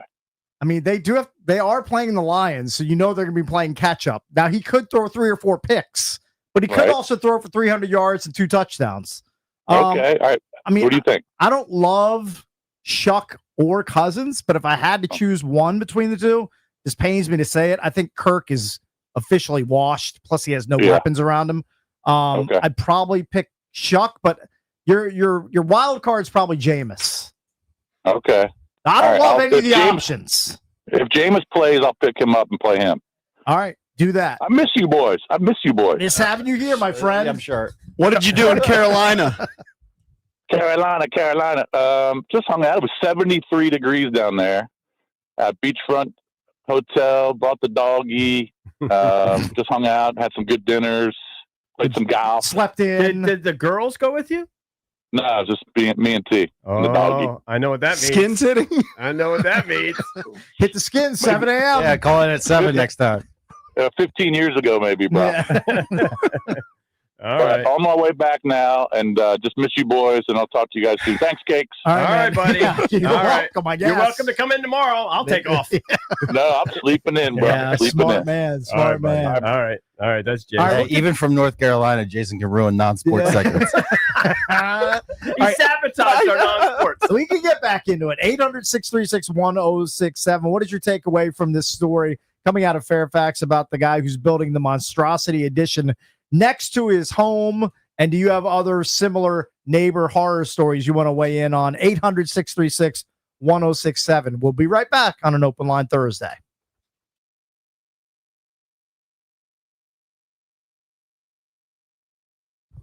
It's your pal Cakes here. Listen up, team. If your office setup is looking like a busted play, call the pros at PVI Office Furniture. They'll come to you to help design a game plan that actually works. We're talking ergonomic chairs, smart desks, furniture that keeps your team comfortable and locked in.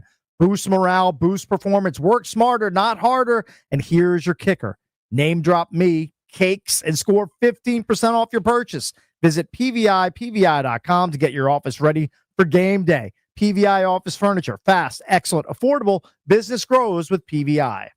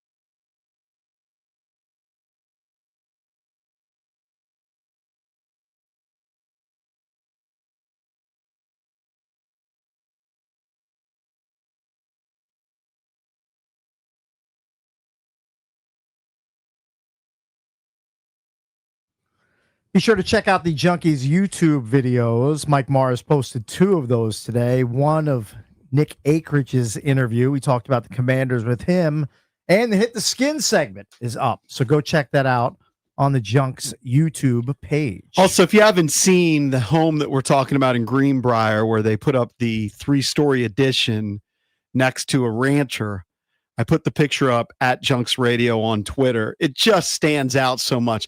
The other thing is, like, if you saw the other view of the addition, it doesn't match the house. Like EB said, it's a Cape Cod, you know, which I don't know. I would best describe as like a triangle roof. And then all of a sudden this big rectangle jumps out at you. Yeah. It doesn't blend into the house. No. This guy, he went to whoever the contractor was and said, I want it put up the quickest and the cheapest and the ugliest. Pretty much. Probably the floor plan. What's the most cost efficient floor plan there is? That's clearly what he's doing. And it also, like, the homes that we grew up in, we didn't have like these enormous front yards, but let's say it's 20 yards. All of a sudden, the house is almost all the way to the street here. Right. They built the addition almost all the way to the street. Again, if they followed all the rules, they're fine. If they didn't, which it sounds like they didn't, that whoever, you know, actually did the contracting work kind of ignored it sounds the like boundaries. They could just redo it and then just make it more acceptable to the boundary, right? Well, yeah, but would they have enough tough? room? You'd have to break your walls. Like if they've crept into the neighbor's lot. Oh no, for sure they have to tear it down. But he's just saying, well, then they could just build another one, where just as ugly. Where it complies. Yeah. Just depends on how egregious is it. Are we talking about a few inches or a few feet?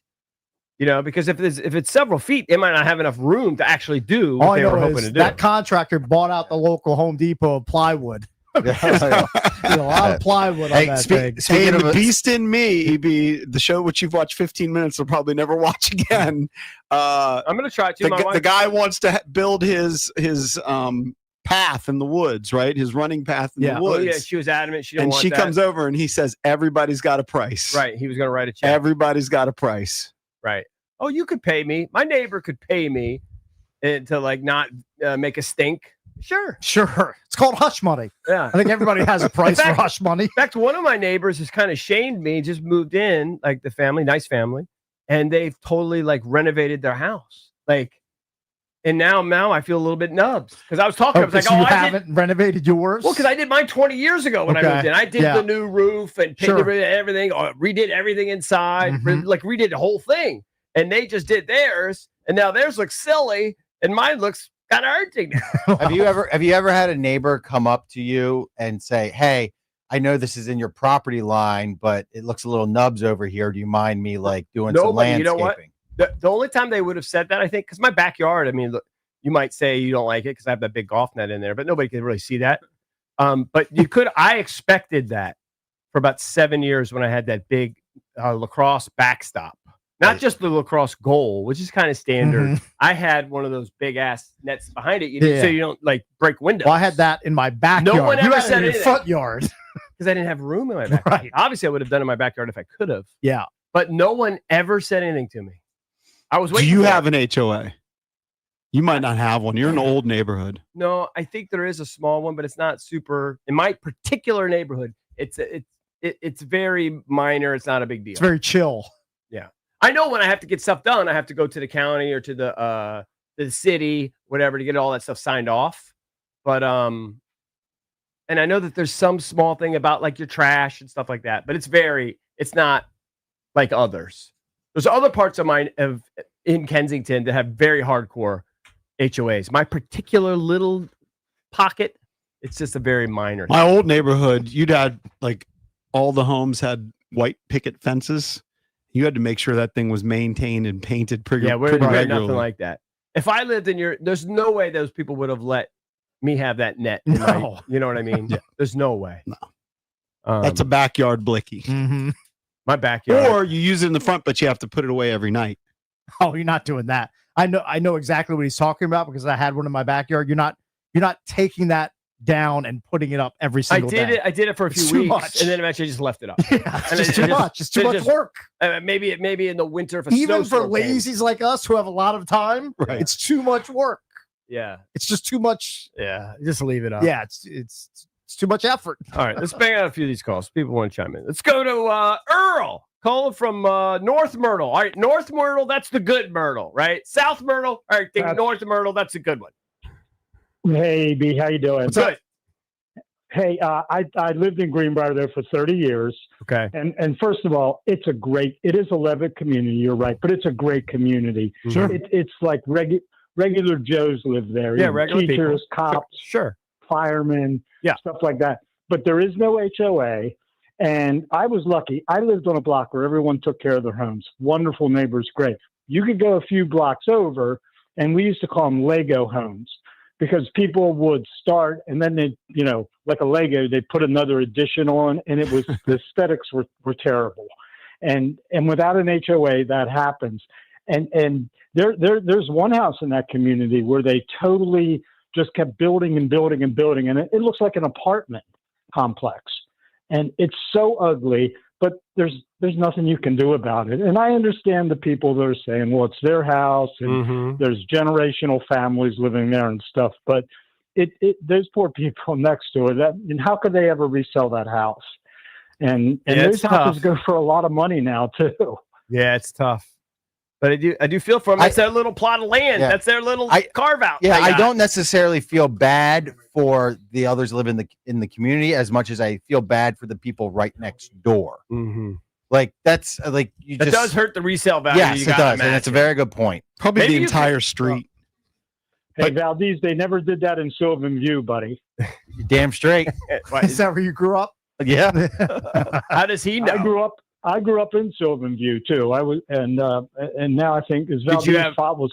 Did you have a chain link fence too? No, we never had no chain link. Did you have a boat propped up in the driveway? We do. Yeah, we did. Yeah, we had a boat in the driveway. Yeah, Told ya. People What street- love the what water street? down there? What street, Earl? I lived on Sylview Way, or I know you're right across from me. You go to that silly beach all the time. and it's Silly Beach, and Valdez, I've gone back and to see our house. It's the worst house in the neighborhood now. It's got all big trees. It's trees growing around it. The people are, I don't know who lives there now. They but haven't kept up. It made me sad. It Yeah. made me sad when I saw it. That's how it is for It was a great 50-year-old place to grow up. neighborhoods. Yeah. Look, we grew up in Thanks, Earl. Appreciate basically it, the buddy. exact same neighborhood as this picture, Levitt Homes. And over the years, because EB's mom never moved out, my mom didn't move out.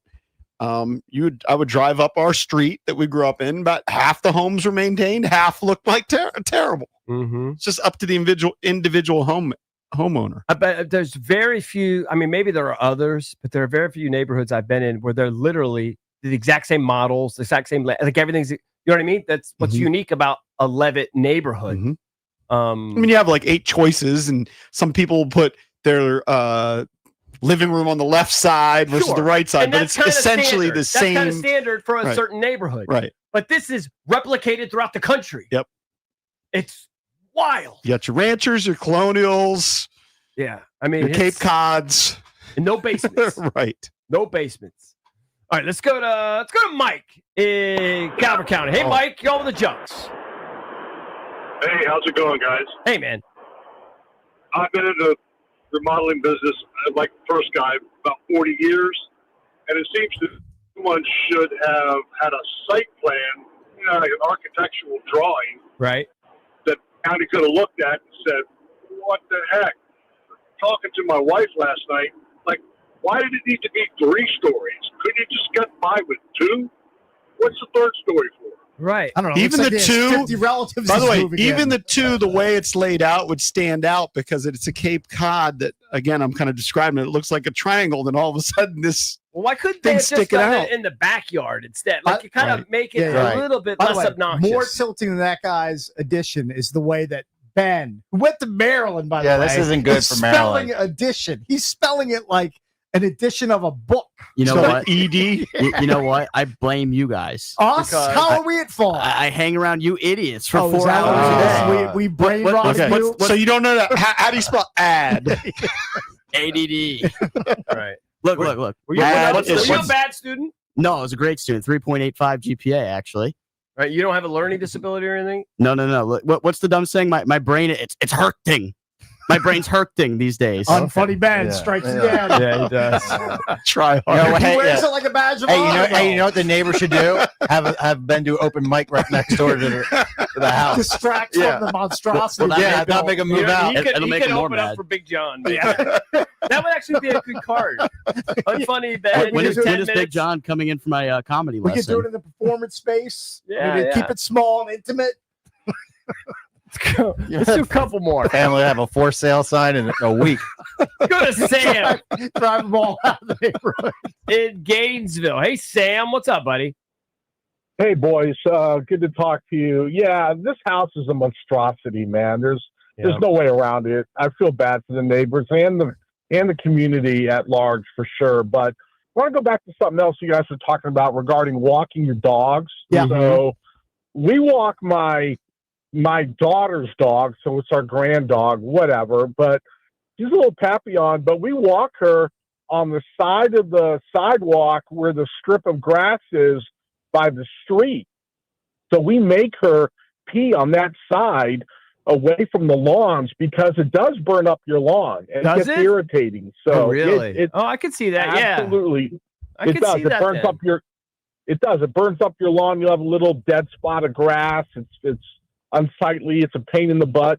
Poop is a lot easier to deal with because you just pick it up. It's Right. fertilizer anyway. But you can't. They call it curbing your dog. You walk it on the side of the sidewalk where the little strip of grass is, And that's you- okay you to make ruin them, that? And that's okay. Yeah, absolutely. You make them pee there. That's 'Cause fair. It's public. Cakes. You It's learn I public mean, grass. sure. But Well, you do walk your dog. He's always on a leash, right? Yeah, of Leashy, course. Whatever. Oh, yeah, I'm a human absolutely. being. I walk my dog on a leash. 100%. Yes. Yeah. Yeah, 100%. There are But, yeah. rules. So anyway, that's all. That's all, Okay. guys. All right. I appreciate it. Thank you. Have a great day and take care. Happy holidays. Yeah, all right? you too. You too, buddy. I'm surprised that it. Oh, That, Wolf, we just got our first happy holiday. I know. But I think we got one earlier today too. I'm surprised that somebody got it. That like peeing on a golf course is so acceptable. Then. Now, mostly pee. You don't guys do are that? peeing in the, like in the woods. You're not You don't peeing think on it's like the green. on the No, they don't pee on the green. Rough? No, but I mean, you go off behind the tee or something when the other guys are teeing off, and if, I mean, It's I usually in the probably- woods. Yeah, but that's not like It's on a, not like on the fairway. Yeah, You know, I mean, that would be frowned upon. that might be my next bit. Just to around start whizzing in the Hey, I've fairway. heard stories of like burning tree. burning tree. Now, who knows? All bets are off there. People, All right, can you gotta- imagine your boys? What are you doing? I gotta go. All right, when we come back, we'll give you a chance to win tickets to go see OAR, and we have a pair of tickets to see Matt Rife when he comes to Capital One Arena next spring. So keep listening for your chance to win because it's coming up shortly.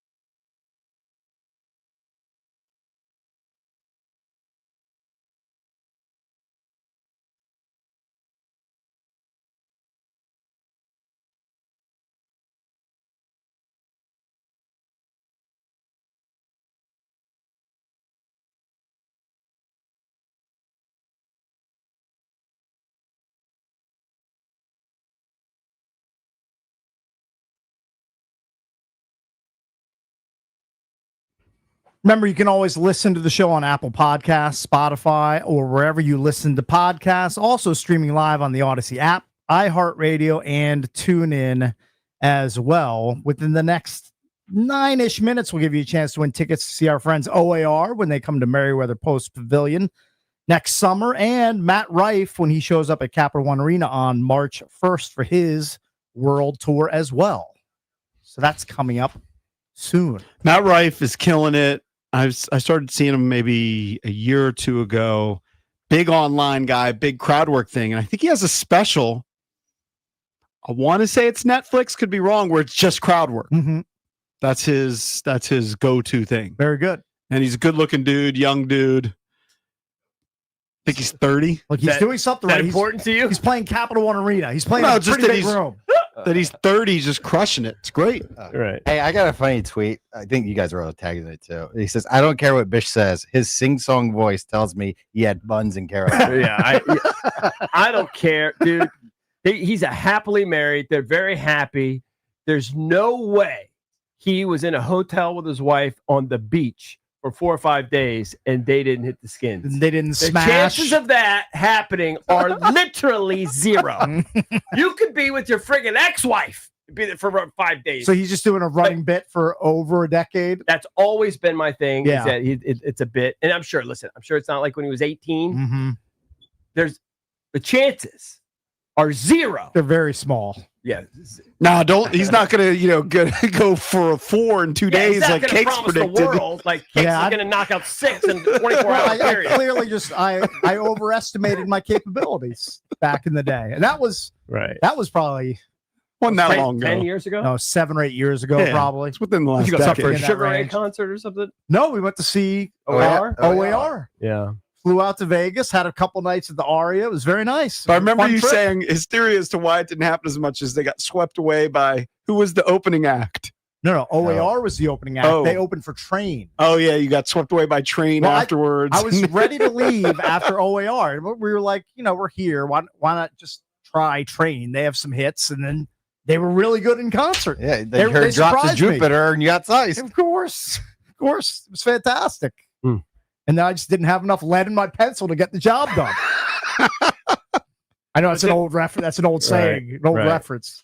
Maybe Mike Marr doesn't understand that because he was in here earlier and apparently he had never heard the word dynamo before about 12 minutes ago. You're kidding. That was a new word to him. I mean, it is kind of an old man term, but it's maybe I don't know. based off of dynamic. Yeah. I understood that it was dynamic, but I just never heard dynamo. Right. But it's okay. Old ass saying. I'll just, you know what? Not that I can talk much because I went to Towson, Radford. Radford. I know. Which one? Hold up. Evie always says the acceptance rate at Radford's like 100%. Yeah. All right, let's see. I'll Let's see if you got bragging rights here. I'll put it this way. We definitely have Radford. It's definitely 90 plus. Yeah, you It's apply, you definitely get 90 plus. All right, Radford acceptance rate 90.6. Yeah, tickling 91%. All right, Cakes, here's the moment of truth. Let's go. Yeah, Just be 89% or lower. He's in the 90th percentile. Oh, it's hard to get in. 50. Yeah. 82.8. Let's go. That's a dub. That's a dub Is that what compared to Towson Radford. is? Hey, it's almost Radford level. I mean, it's close. What's worse? Put VCU. What up? Because that's where dummy. 1,000%. I think dummy. I think that's over 90%. You still have your guns trained on AWOD? Maryland's 44.8%. That's hard to believe. Yeah, we gotta get that down. Because I always hear that it's hard to get into. That's kind of embarrassing. I mean, they let Ben in. He doesn't know how to spell addition. Yeah, you got good SATs though, right? Or ACT? Did you do good? Test optional because COVID. Oh, Yeah. Oh, that's a big red flag. Loophole. Yeah, loophole. Hey, I That's didn't, a big ginger flag over there. look, I can't control there was a pandemic. Yeah, That is true. You had no control you over it. benefited from that. Yeah. He has stolen valor. There's a little bit of stolen valor Yeah, there. diploma. Right, his diploma's But on he a did get a post-it note. 3.85. But what was your major over there? Broadcast journalism. Okay, so I mean, you're taking broadcasting classes. Hey, not I as took easy as you those. think. I took those at Towson. I can vouch for Hey, it. I You Those had are- to at least take bio, right? You had to at least take a bio, or I didn't have to take bio. What was the hardest class I took? I mean, you did have to take a science. I had to take a natural science lab. I did geography. I definitely didn't do that. Yeah. I probably should have. I would have gotten more out of geography than bio. It was pretty easy. Sure. Yeah, geography? Yeah. Yeah, it was pretty easy. All right, do you head want was your exposed. top 10 schools Easiest acceptance schools to rates? get into? Yeah. This is from bestcolleges.com. Yeah. That's your source. Did you ever come up with VCU? It was 93. 93, dude. I mean, University Radford laughs at that. of Mississippi, 98%. Ole Miss lets in 98%. UNLV, 96%. University of Maine, 96%. so listen up, parents. If you got a kid that's a little borderline, Well, imagine if they don't get in to Kentucky, 92%. Yeah. oh, you can really? Memphis, 93%. Marshall, 96%. Brady Moss is bitter. Hey, remember when Adams Hey. claimed that he got accepted into Maryland? Or the Penn State? Didn't he say Penn State? But it was like No, it was one. probably Or Altoona no, he said campus. waitlisted. Yeah. Waitlisted at Maryland, and then accepted to Penn State, and it was Penn State Altoona. Yeah. Well, he also said he was like the leading scorer for his high school in basketball. Penn And he State, played in a camp. PEN State. He played in a camp. Oh, he didn't even. He wasn't even It on was the a summer camp. Oh, I thought it was like a Tamir Goodman thing. No, it was like an 8th grade summer camp. Poor Adam. Poor Adam. By the way, isn't his boss going to Yeah, be we're here? going to see his boss. Is he here? I Do don't we know. I think he's somewhere in the building.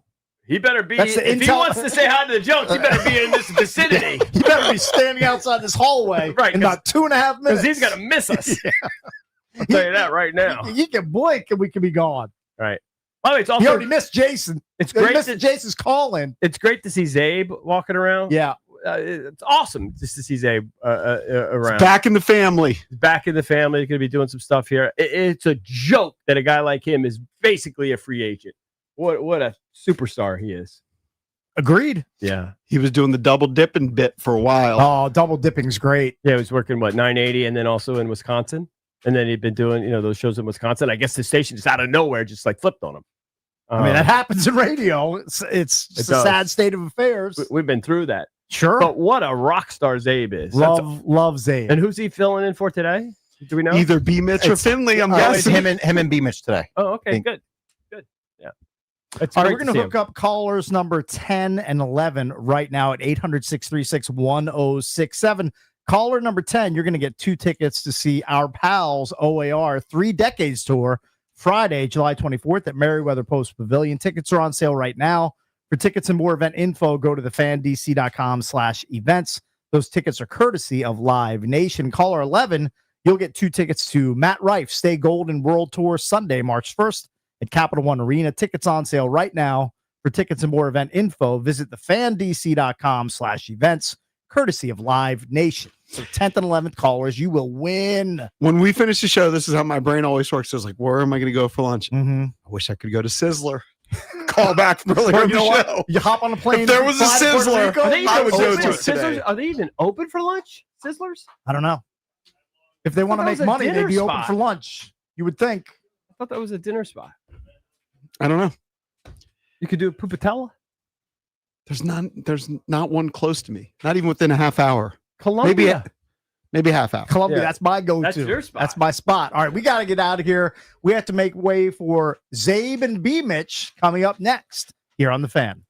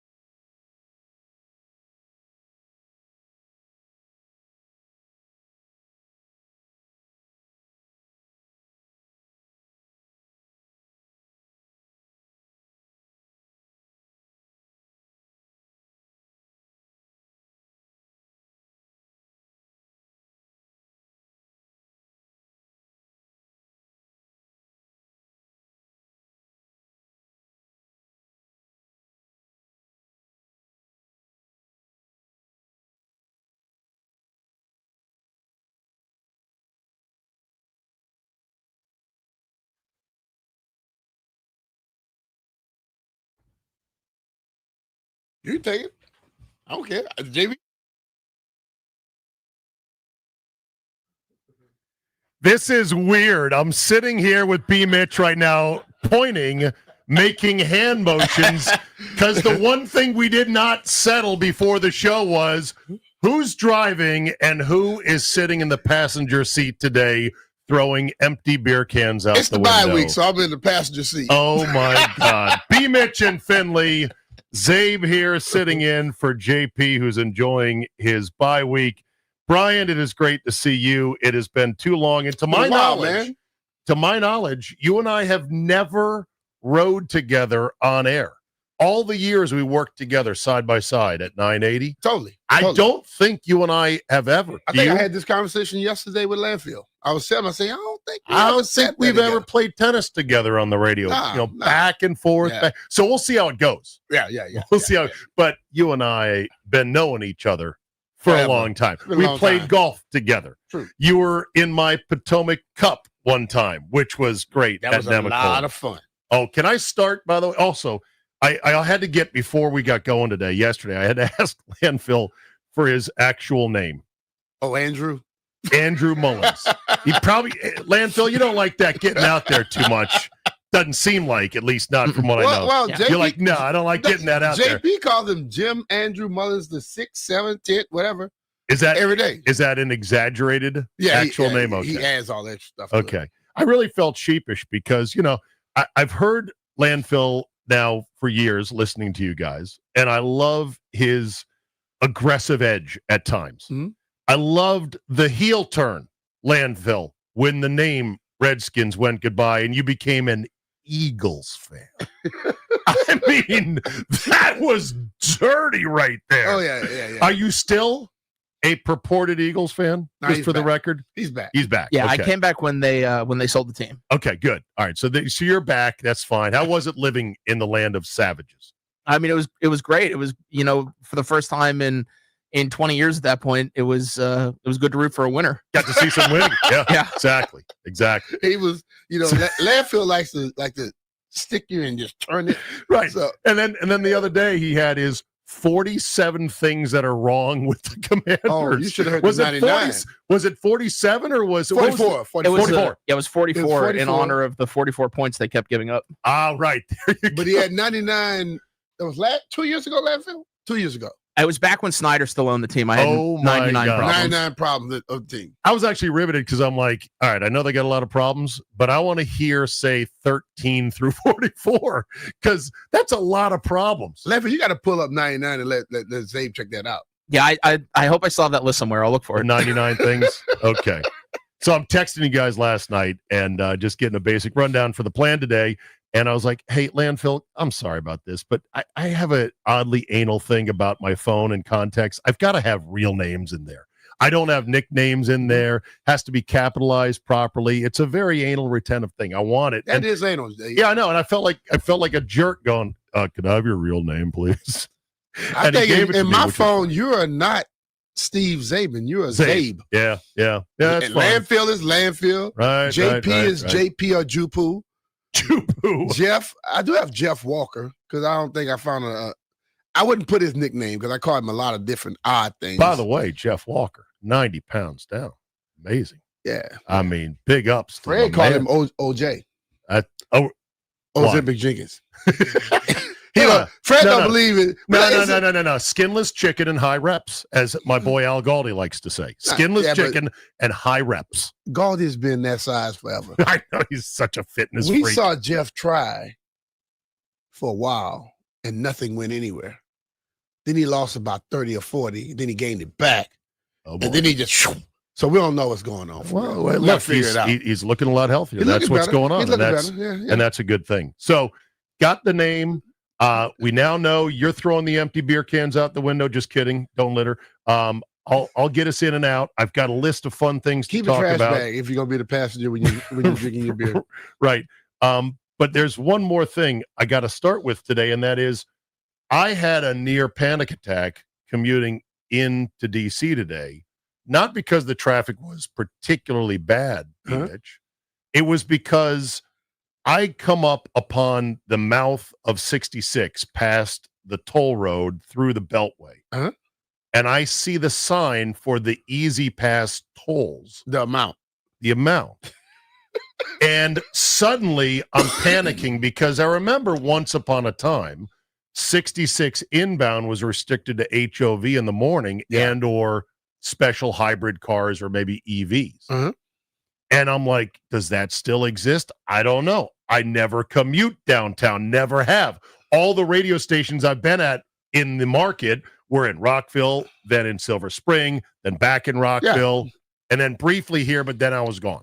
So I've never literally gone into town. If you have on a Easy Pass, weekday. you're fine. Well, okay, all right. What do you, as I look up at the lights and I see what it's going to cost to go 3 different places, small, medium, large.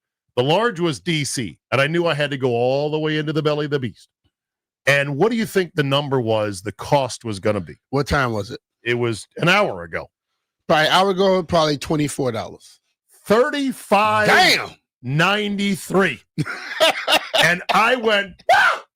I'm like, whoa. Now, I don't know. So I leave at a time where it cost me about that for the whole way. Okay, now here's what I don't know. I don't know if I'm going to be able to avoid that or if it's going to just shunt me into an automatic overhead sensor. Got your Easy Pass because I've got an Easy Pass. And once that thing ka-dings for 35 and change, there's no way I'm getting it back. There's no way I can call customer support and go, I made a mistake. Can I get a refund for this? They're going to be like, no, goodbye. See you later. I then went to, because I do have a Tesla and I do love it, I pressed the Grok button, their AI assistant, on the steering wheel. And I said, can you drive 66 into DC during the week in the mornings without paying? And it said, yes, you can. Just stay out of the Easy Pass lanes. Is Grok correct? Because sometimes Grok is wrong. Well, Grok is completely wrong if you're coming. Once you come up the toll road and get on the 66, there's no such thing as no Easy Pass lane. When you're coming from where I live in Centerville, you got the regular lanes and you have the speed lanes, the Easy Pass lanes. Once you get past the Beltway, inside the Beltway, it's all Easy Pass. Oh no! Because like when you're coming, right before you get to Route 7, that's where the first set of the overheads start hanging, and then they're over the road all the way in. Oh my God! So then you're cooked. Yeah. Okay. So question then: you pay Easy Pass down 66 every day? Yeah. And what does it typically cost? Well, normally I hit it right around 9 o'clock, which is somewhere anywhere from $6-7 up to about the highest has been was 23. Okay, so you just pay the freight. Yeah, life's too short. You're not going to be doing all this because like sideways. traffic stops too much for me. I just rather keep moving through it. Okay, fair enough. Yeah, interesting. So so Grok was wrong. Yeah, there is no freeway in the morning. Nah. But when does this end? What's the timers? When is 66 free? 9:30. Yeah, I think it's 9:30. 9:30. Okay, so I need to ask CK if I can come in at 11 for these shifts. I am unemployed. I am on a fixed budget right now. Or you're gonna be leaving earlier, and you're gonna just have to jump on. Oh well, okay. Don't take the GW Parkway. That's a disaster. GW Parkway is hell. Now, if you get on 66 and you get off immediately at what is that? Oh, the first little exit. You can jump on the. It's a lane that takes you all the way up, and then you jump back on. What I did is I got off on Chain Bridge, and I got a tour of my glorious hometown, the mean streets of McLean, Virginia. It navigated me, my Tesla, through hither and yon, side street and suburb, bedroom community, and all these places that I grew up, these ball fields, B-Mitch, that I played at Haycock Elementary School, and down past Tuckahoe Swim Club. And I'm like, oh, the nostalgia. And then I started looking at my arrival time, and it's going up and up and up. And I'm like, okay, I don't know if I'm going to make it here on time today. You can either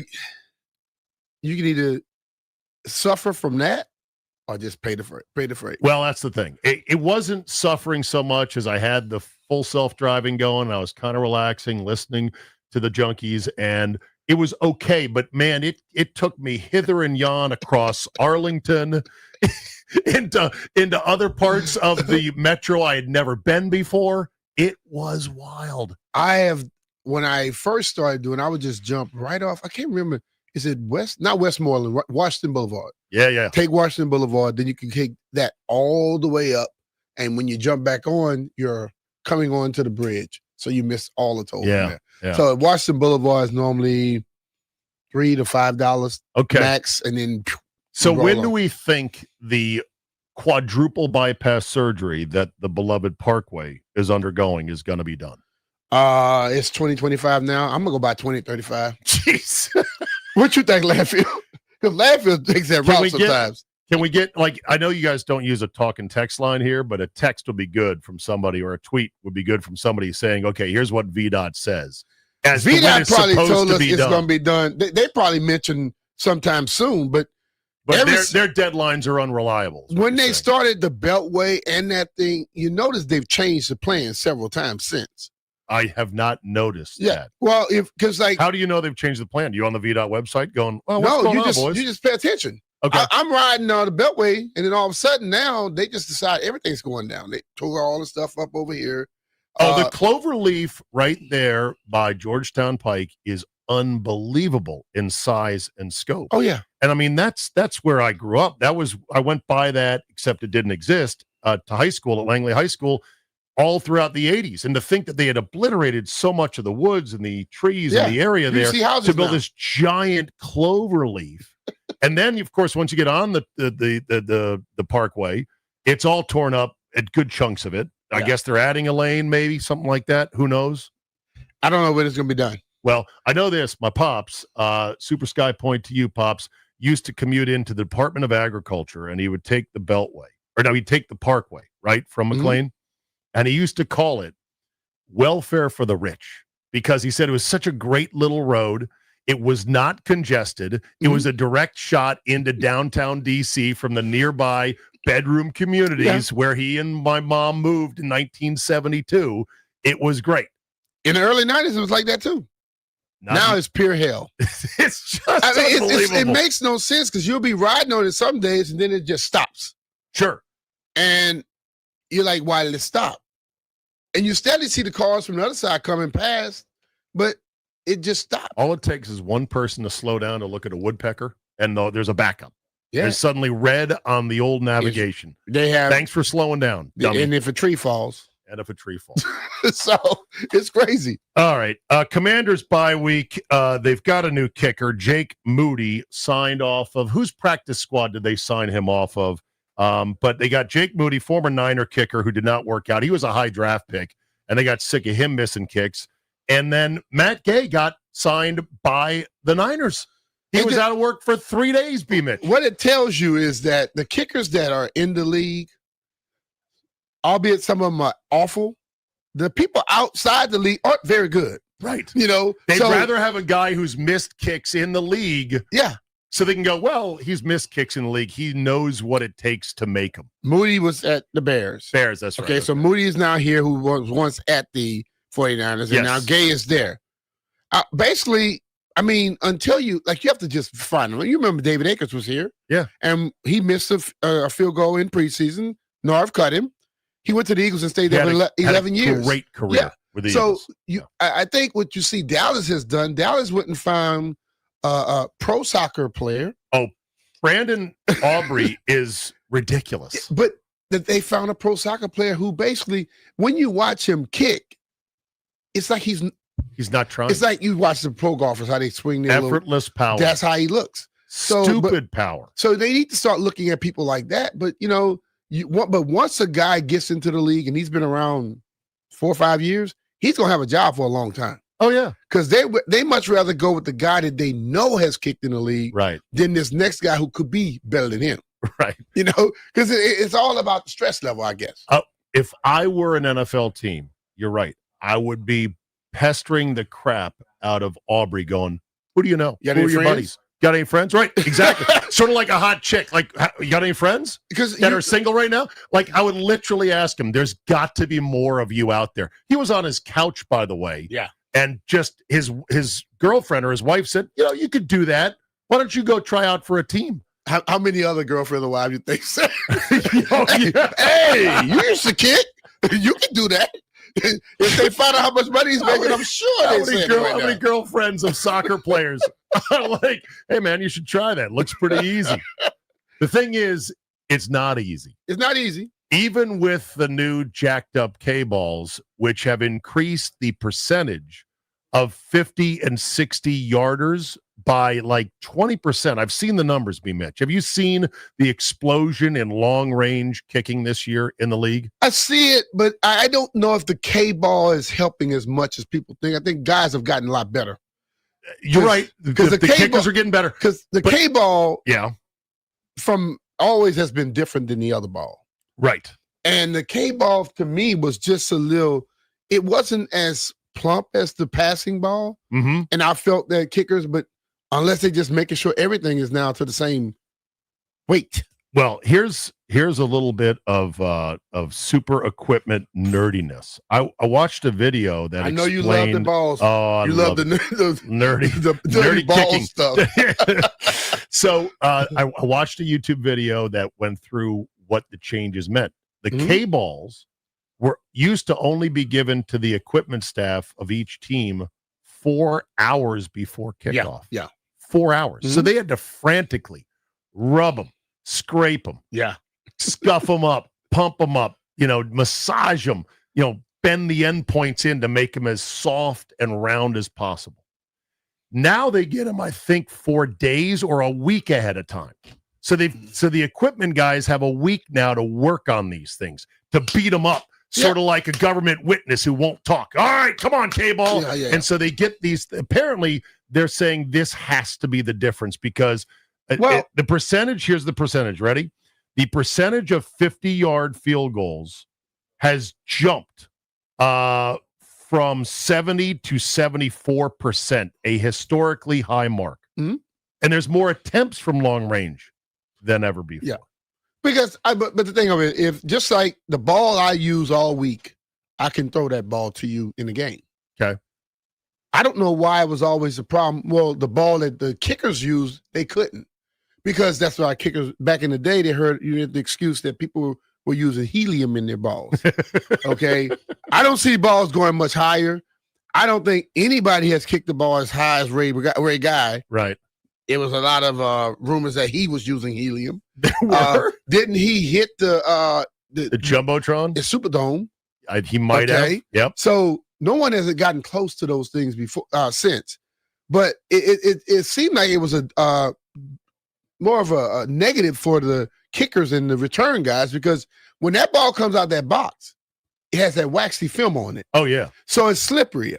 It's also got a dye to it, like the NFL regulation ball, the NFL Duke ball that you would buy at Dick's Sporting Goods, the reddish for like $90, I think, is the cost of one of them. It's got a red dye on it for coloring that they actually scrub off and they put mud on instead. Because real NFL balls, as you know, they're brown, they're not reddish. Yeah. And I've actually gone through the process at home because I'm such a nerd. I like to have a ball in my hands watching games on TV that I scrubbed the red dye off, and my hands were red for days afterwards. It was ridiculous. Wilson also sells a home kit with a brush, a wax bar, and a little oil that you can treat them up yourself. So in other words, the league now has made it legal to do the stuff that they blame the Patriots for doing. Basically, you can put the ball in the dryer. You can squeeze it down and rub it up. The same thing that they say the Patriots was doing. But now the thing legal? is, but the thing is, they introduced the K-ball specifically to make kicking field goals harder because they didn't like that they were getting too easy, like 15 years ago or whenever the K-ball was introduced. So they're just 1 foot on the gas, 1 foot on the brake, 1 foot on the gas, 1 foot on the brake. But I agree, the state of the art, the athletes who are now kickers. Way better because Aubrey's a tall guy. He's big, long levers. He's an athletic guy. Same thing for Butker in Kansas City. Half the league's kickers are actual athletes, right? Yeah. And before it used to be guys like Garo Yepremian, a horseshoe ball little fella with tiny size 7 shoes. I kick field goal. Okay, great, buddy. Thanks. So anyway, we got a new kicker in town. We'll see how long he lasts, Moody. This is now, I believe, the 7th or 8th kicker. It's been a while in the Adam Peters and Dan Quinn era. So yeah, there's bigger problems, which is of course the rest of the team, and then there's bigger questions, which is when will Daniels come back? How quick should he come back? How much should he play? And then what's the goal for the rest of this otherwise season that is just in tatters? Yeah. Do you have an idea on that? Can you hold it for the break? I'll hold it. Hold it for the break. What's left of the season, and how much and when should the franchise quarterback play? Zabe sitting in for JP Finley today. It's B. Mitch and Finley on the Fan.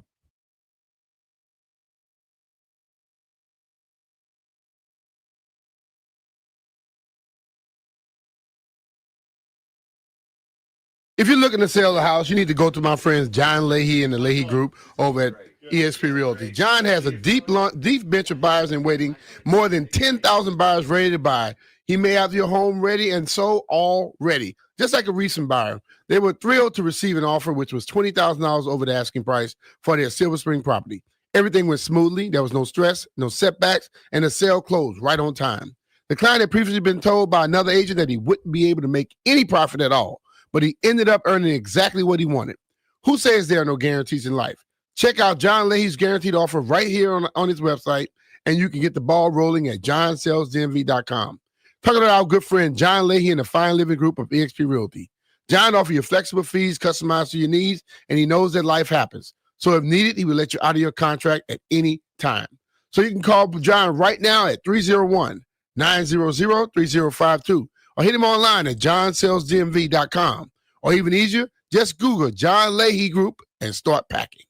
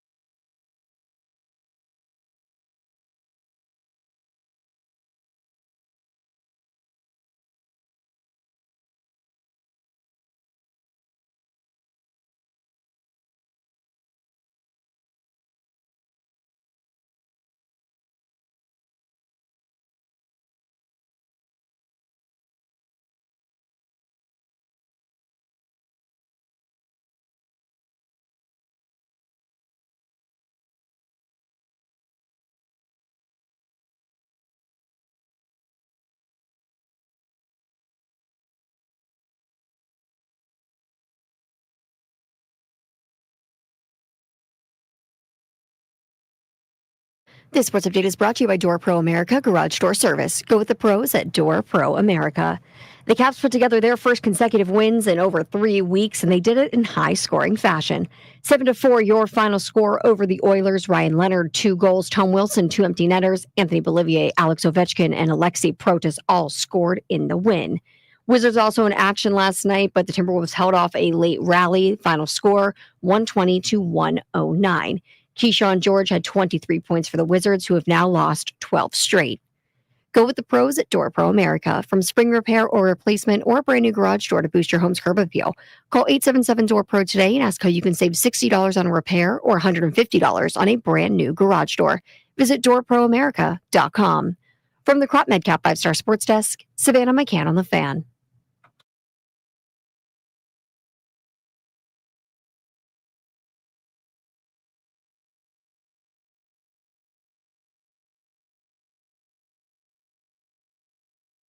B. Mitch and Finley, Zabe sitting in for JP, who's off enjoying his bye week. B. Mitch, how was Spain? Give me the quick down and dirty. Spain was fan. It was great to me. Had you ever been before? I've been to Barcelona. I'd never been to Madrid, and I had never been there while having to work every day. So I went to Barcelona for the NFL Europe, call the game, show up on a Thursday. And that was the previous time you'd been. Or have you been to Spain on vacation? That's the only time I went. Okay. But when you show up on Thursday, you go to the practice, you go interview the coach, you watch practice a little bit, and then you show up for the game.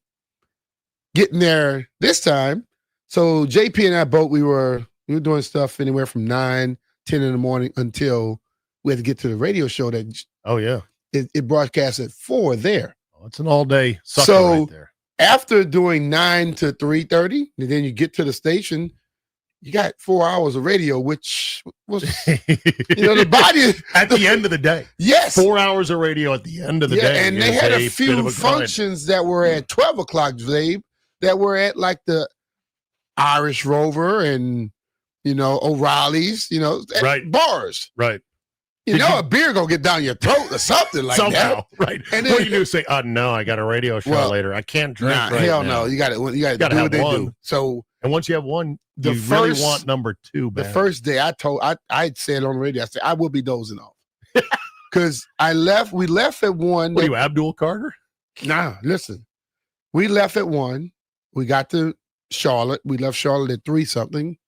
We landed in Madrid at 5:35, 5:18 in the morning. Hold on. You launched from Charlotte, North Carolina to Madrid? Yeah. Why wouldn't IAD have a direct shot? Well, the shot was whoever paid for the ticket, that's what it was. So it was a bank shot down to Charlotte. So we went to Charlotte and then we Charlotte left. We flies left Charlotte. international? Yeah. No, Charlotte. American flight. All right. So we flew straight there from there. And when we land, so I'm telling you, what a bus picked us up. We think Dulles is big.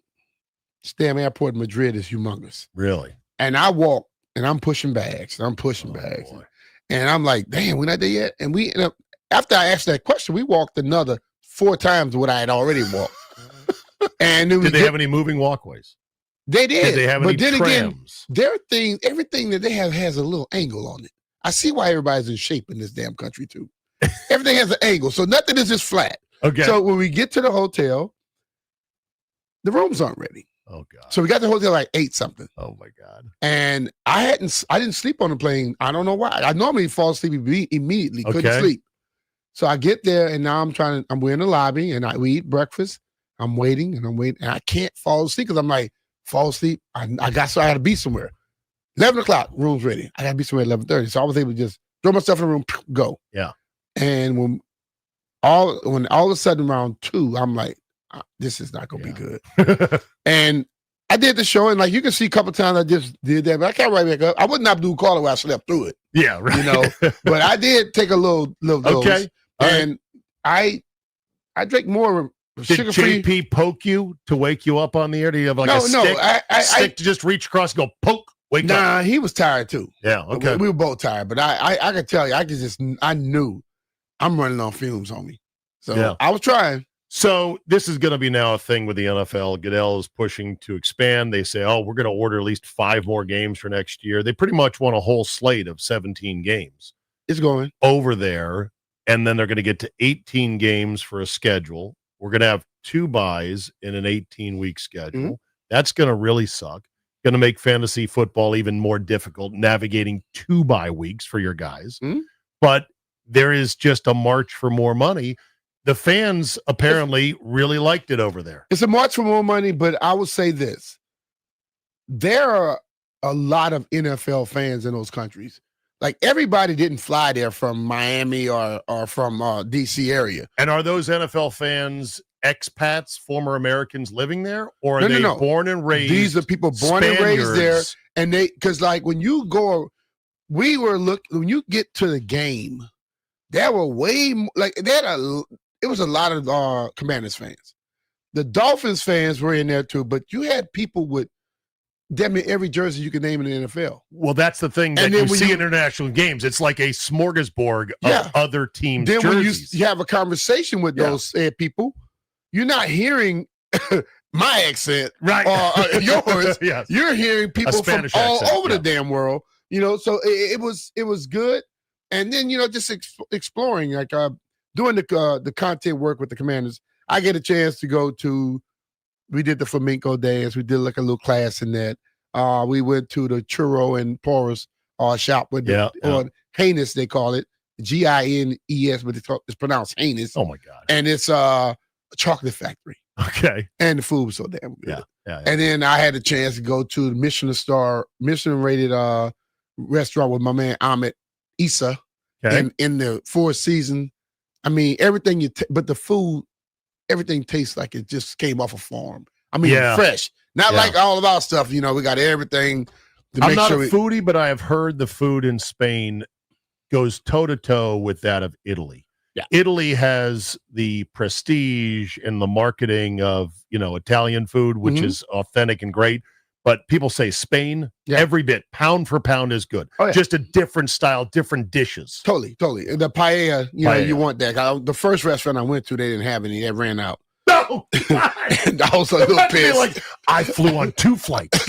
My room wasn't ready. I haven't slept, and you're out of paella. You're out. But how can you be out? You're like, Spain. Here's we like to keep stuff good forever. Well, we got preservatives. we preserve loading it, it up. and you can taste it too. Of course. So we were at the abuela and the grandfather and the grandmother, right next door to each other. Yeah, but they're the same restaurant. So when they cook in the morning, they're cooking with the guy, Oh, and they when are? they hit that point, They're like, yeah, we're out. You'll see, hey, they run over there, get some more bread from this shop, to run back to the other shop. So with some bread. sometimes Abuela runs out. Yeah. When she's making her Yeah, but paella. if- She did not plan for as They many didn't plan for all- tourist Yeah, mouths there you or go. NFL players True. to come by. But I'm gonna tell you now, you get ready for different places. I think Dubai is in the works. I think Abu Dhabi is in the work. I think You think Jerusalem's in the works? I don't know. I think Doha is. So you hear Tua say, "I'd like to play in Jerusalem." He said that. Yeah, they're like, "Where else would you like to play?" And he's like, "I don't know. I think Jerusalem would be pretty cool." And everyone just face palmed, like, "You dumb." And What, at this dummy? moment, What you are can't say that. well, not only that, but it's like, no, that's not going to happen, right? Nah. But I'm telling you, it's gonna be in one of those countries. Yeah. Well, the NFL has a impeccable product. I liken it to Walter White's Crystal Sky Blue Meth, that when it's exposed to new audiences in Europe who have loved soccer their whole lives, when they get a taste for good old-fashioned smash mouth American football, Oh yeah. it hits like crack, because it is a great game to watch. Even with all the nonsense PIs that are called, like the one that ended the Lions Eagles game, which was a joke, the inconsistencies of replay, the fact you can't even look at the quarterback now, much less tackle him hard. Well, It's Zay, so you know, frustrating. I don't but like the the way the overall game is played today. I know. The overall product is still amazing. Yeah, It's still it is. like crack cocaine. And so they're going to keep doing that and keep We did pushing it. clinics over there with the kids, Sure. and they were into it, and they pick up quickly. Like, the thing about that country, man, everybody seems to be fit. All I saw was bike riders and walkers, and when you tell them to do something, they do exactly what you say, and they were ready to go. These young kids were ready to go. Yeah. And you know, it was a lot of fun. But that's cool. So you did a clinic. Me, London. Basically, it was some Miami Dolphins players and also us. And did you teach them how to field and return punts? We didn't go that far. We just did the running and the throwing and the catching. We didn't do the punt returns. How about these? But how about there these, were kids that could show you they can kick real quick. Okay. How about these new screwball punts? Like the one that the knucklers? Yeah. They've been doing that forever. Have they really? Yeah. They've been kicking it like that forever. You know, because like when I played, they have a lot of kickers that were good at it. Some of them weren't. Because there was that one that the Dolphins guy misplayed, and I was like, "Good luck, buddy." Yeah. When guys try to hit it and they're not good, you just get an end over end. Right. But the guys that are very good, you get a knuckler, and the ball will be coming down and it just float on you. What happened to the days of the spiral missile, the tight spiral punt? But see, those punts are made for distance. Right. And what they're doing when they're trying to kick one where you're backed up and you're about to fair catch, they're hitting you with the one that they want to mess you up. Unless you're punting from inside your own 30, you don't really need the distance. Yeah. Because they're that good. Yeah. So they're hitting all these exotics. They're hitting these weird punts. Like what you look at the league is specialized in everything. So the Patriots always had left-footed punters. Most people didn't. Oh, right. That also screws you up. Yeah. Now you have a ton of people with left-footed punters. So it's easier for guys now. Right. But the left-footed punter kicking one of those balls, that's hell. That is pure hell right there. Were you just gutted for Mikey Sandersill and the fumble, even though the defense bailed him out? I felt terrible for him. I felt terrible for him, but he's never done the job. They're like, you got to give it a try. He's done it in high school, in college as well. Oh, I thought he didn't do it. And the thing of it, I don't care if he did it in the pros. If you're not practicing and you're not doing it in the game, you lose the mindset of what you do in certain situations. And that punt right there, both like I'm sitting up there and I'm like, he needs to back off of that one. Santana, as soon as I look at Santana, he said, man, you got to call Oski and get away from that ball because he was rushing up to it. He rushed up and ran past. Right. He ran past his guys and Dolphins guys. Yeah. So at that point now that ball was a one that was tailing. And that landed at midfield-ish. Yeah, it fell away from him. Right. It fell away from him. It was midfield, so it wasn't like a high leverage. You had to fair catch it to keep it from pinning you at the one. Yeah. Those are the ones you just let it drop. Let it go. Let it go. And that's the thing about punt return. People just look at the catching and the big runs. Yeah. It's the decision you make. Stuff. Yeah. If you make the wrong decision, that can screw you too. Yeah. And then there was the field. I got to talk about the field for a second, but we got to take a break. And I'm going to ask you about, okay, so what's left of the season? What are the main goals? I was quite impressed and happy to see the team play the way they did for Dan Quinn and his play calls, which apparently, according to Keim, was a lot less zone or a lot less man coverage. So it was a lot more zone, which helped keep the big plays in check. That was good. I would say if you're going to make the argument about it, have they lost the locker room? The answer is no. No. Because they responded. So that's good. You can build off of that. But after this bye week, you got a really tough Bronco team coming to town. True. And they did not flex it out of Sunday night. Mm-hmm. So that's one of those things where they've already been, they're 0-4 on prime time. So it's another tough one. But there's still something left of the season. We're going to try to figure out what that is. We'll do that right after the break. And we'll take some calls at some point here. Yeah. Yes. When do you and JP usually take calls?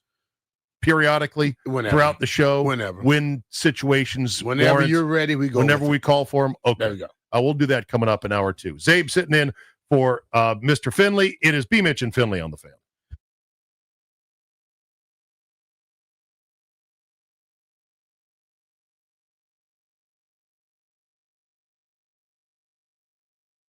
Hey, it's Brian Mitchell here. Every NFL Thursday is your chance to hit the jackpot on FanDuel. Because with FanDuel's Thursday Touchdown Jackpot, you can win a share of $2 million in bonus bets each week. To get on this Thursday's action, all you have to do is place an anytime touchdown score bet before the game kicks off. And if your player scores the first or last touchdown of the game, you'll win your bet plus a share of bonus bets. Just visit FanDuel.com/Brian to take your shot at the jackpot. That's FanDuel.com/Brian for your chance to win a share of $2 million in bonus bets. Play your game with FanDuel, an official sports betting partner of the NFL. FanDuel, official sportsbook of 106.7 The Fan. You have to be 21 years or older and present in Virginia. Opt-in required. Must supply profit boost token on select market. Prize pool to be split equally among all eligible participants who made the correct first or last touchdown pick. Bonus issued as a non-withdrawable bonus bet, which expires 21 days after receipt. Restrictions apply. See terms at sportsbook.fanduel.com. Gambling problem? Call 1-800-GAMBLER.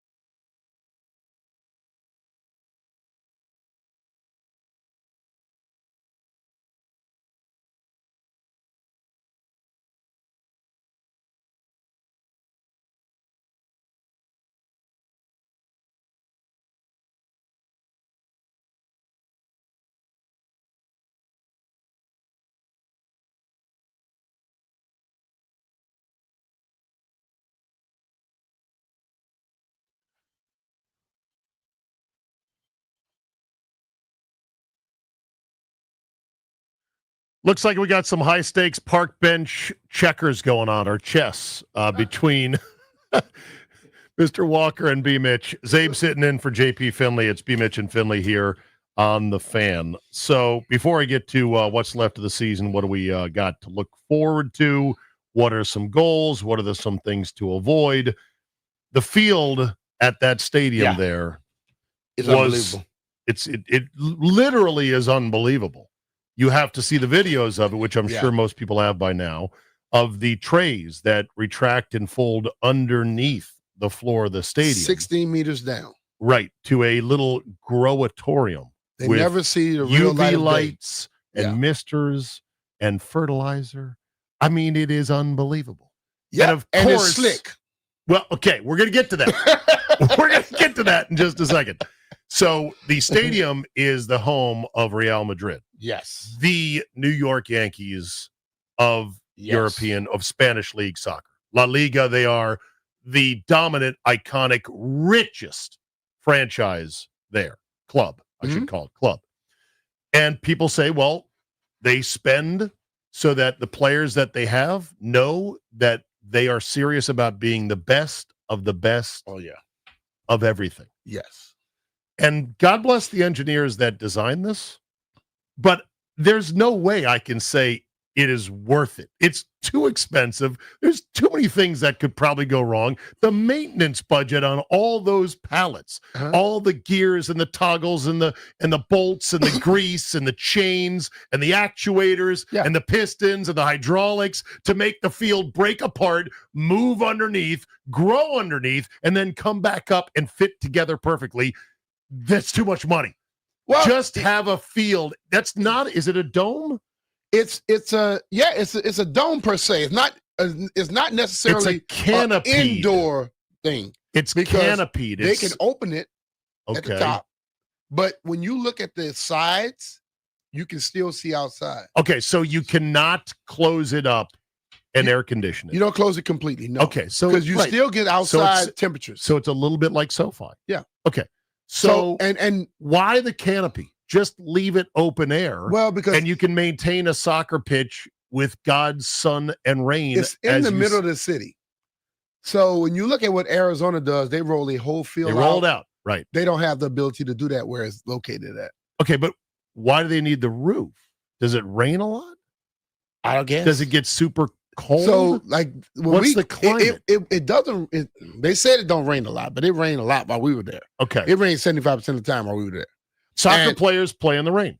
Yeah. They just play through the But rain I like guess they do in the want NFL. to have it. But I just noticed it looks like a stadium, and you drop the like a can like a what's it called, a snail like dome, Snail over shell over it? Like, Yeah. over it. That's what it Okay. looks like. But when you see it, you're like, damn, it's wild looking. Oh, it's unbelievable. But we had heard that people were slipping when we first got there. Oh, yeah. Like that Wednesday we were doing some stuff. And then when I got out there, I watched players slipping on the edges, and I watched referees even slipping. Yeah. Because And then when because Ertz ran his route, right. he slipped. No matter how deep those trays are, they might be a foot deep in terms of soil, sand, root system, whatever. You still need 2 or 3 feet of a genuine field to get that kind of real firmness that you no, want. it's thick. They had I the know firm- it's thick. It was firm. No, it's firm. Right. I But when just you're think all of the misting, and then the grass sometimes it kind of lays instead of stick straight up. right, because they're short blades Yeah. and they're tight, and a little bit of water will get them very slick. You remember when the Super Bowl was really slick a couple years ago, is the Chiefs Eagles when the Chiefs won 3 years ago out in Arizona, and I guess they said, yeah, we kind of cut it a little bit tight, and it was a little bit moist, and next thing you know, people can't run on it, But can't see, cut on it. I was asked before the game. I was doing the show with this dude Oliver Wilson. He's like, did you change your spikes? I said some people do, but I never changed them, whether it was wet or just how it normally is. From studs to I big kept sturf. the same stuff? 1/4 inch studs. Okay. I never got the long 3/4 because I just felt when it got muddier, you just dug up more dirt. Right. It's And- still if the sod disintegrates under your foot like it did for Ertz at that key moment, it's going to disintegrate. You're gonna slip. It doesn't matter how deep your cleats are. If the field falls apart, you're slipping. What you have to do when you have the fields that are a little wetter, you got to make sure you keep your weight over your feet.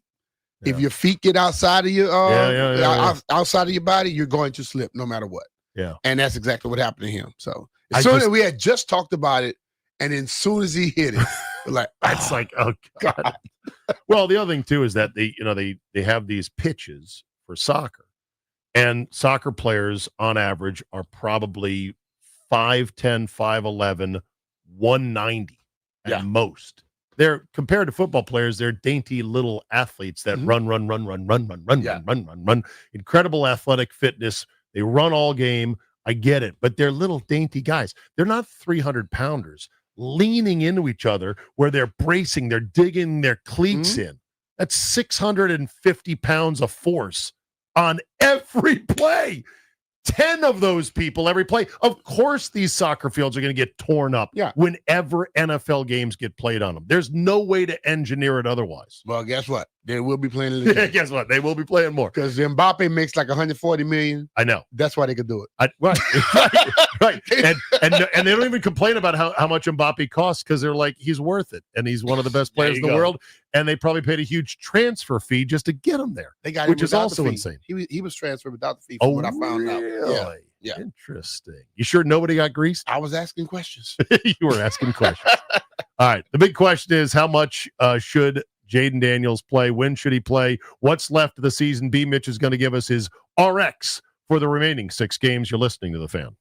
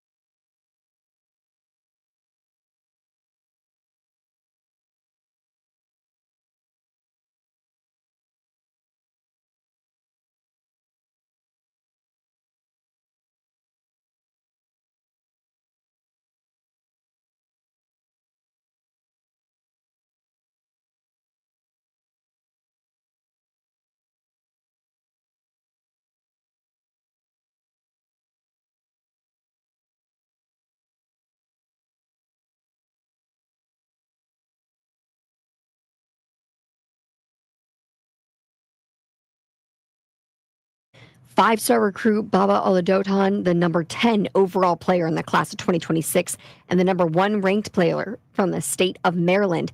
He announced his commitment to the Terrapins. It's a huge get for the program. Came down to Maryland and Georgetown, but ultimately he has taken his talents to College Park. And after their huge 7-4 win last night over the Oilers, the Capitals on the road tonight, taking on the Montreal Canadiens. You can listen to that matchup live right here, 106.7 The Fan. Puck drop is at 7 p.m. Now, tonight's game finishes off the Capitals' 5th set of back-to-back games this season, and it marks the first meeting between these two teams since Washington ousted Montreal from the Stanley Cup playoffs last spring.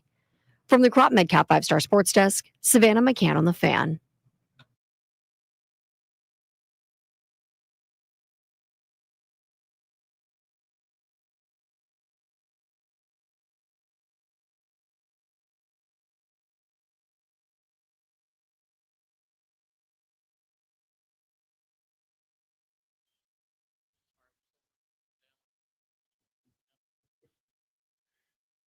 B. Mitch and Finley. Steve Zabin sitting in for JP Finley. Brian clearly could not get to sleep last night because he decided to watch the Wizards. Yeah. How'd that go? You know, it's strange. So in the first quarter, they were down only by 5. Okay. And they were playing tough. That second quarter rolled around, and I think they went into halftime. It was 60-something to like 40. Okay. But then they ended up losing by, 8-9 points? You know, they were down by almost 20-something points in the second, going into halftime. Right. And they basically came back and they outscored Dallas. Yeah. They outscored them in the third and the fourth. So they played much better. But listen, man, they are doing exactly what they set out to do. Lose and play the young guys. They playing the young guys. The young guys are getting experience. You see a lot of these guys that can play. Do Keyshawn or Keyshawn, whatever it is, he can play. Yeah. I love Bub from Baltimore. Right. I really, really love him. And the kid, the 3-point shooter, got drafted this year. I can't think of his name right now. I lost his name. Yeah. Trey. Yes. Those guys are going to be around and be doing things for a long time. No, like the Wizards have been so bad for so long that it's hard as a native to ever feel like they're ever going to be good. Uh-huh.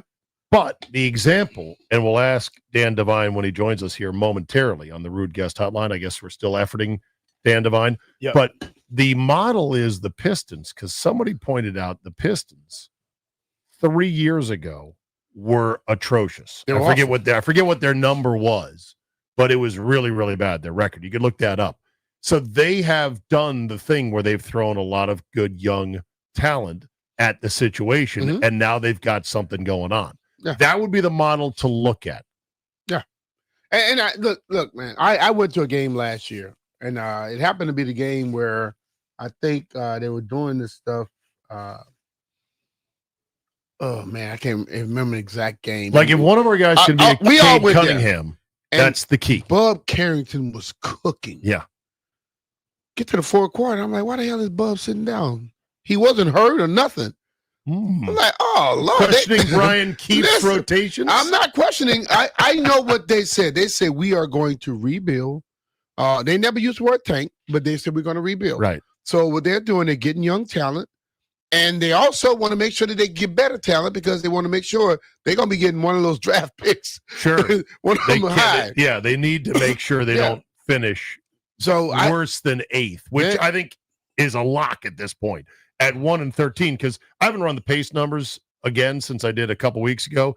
They're easily on pace right now for the worst record in NBA history. Yeah. Which but is the 9 thing what I hate about it, it doesn't guarantee you getting that number 1 pick. No, it doesn't, and I hate that. And also, getting the number 1 pick doesn't guarantee he's going to be really a difference maker or a game changer. Yeah. You know, so we'll see about that. But I did see the first inklings of, is Brian Keefe's job in jeopardy? And I'm like, no, it better not be. He should be getting a raise. He's doing exactly what they want. He should be right. Like every loss, they should go, here's another $5,000. Thanks. Keep it up.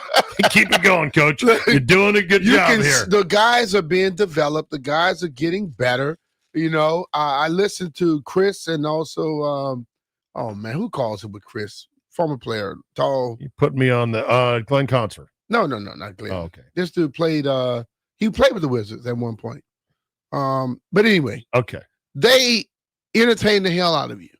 They have shows all around it, and I'm sure their jobs are hard as hell when people know this team is not trying to win. They're not going to win. They're trying to get better. They're trying to get the young guys better. And I think if you are a true fan and you understand how this thing works, you can buy into it. Okay. But if you're going to see wins, you're going to the wrong damn game. It's point blank. Okay. Let me just get the pace number here. What is the pace going to Grok here at 1-13? What is the pace for the Wizards this season? Do you use AI, Brian Mitchell? Nah, not much. It's a wild ride. Yeah, I know. You can have They've conversations. been giving me a lot of wrong answers. The first time I tried, so I kind of backed off of it. They are projected to go 6-76. And I'll take it.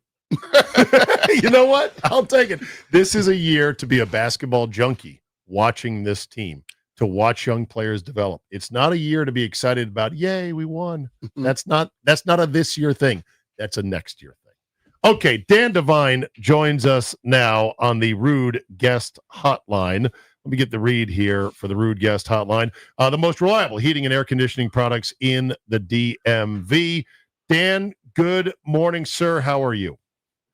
I'm doing great, guys. Thanks so much for having me on. Good. Appreciate you. Dan's been covering the league for quite a while now, and he also contributes to the Big Number on Yahoo Sports TV. Okay, so we just went through what the Wizards are doing, and both Brian and I agree that losing is good at this point.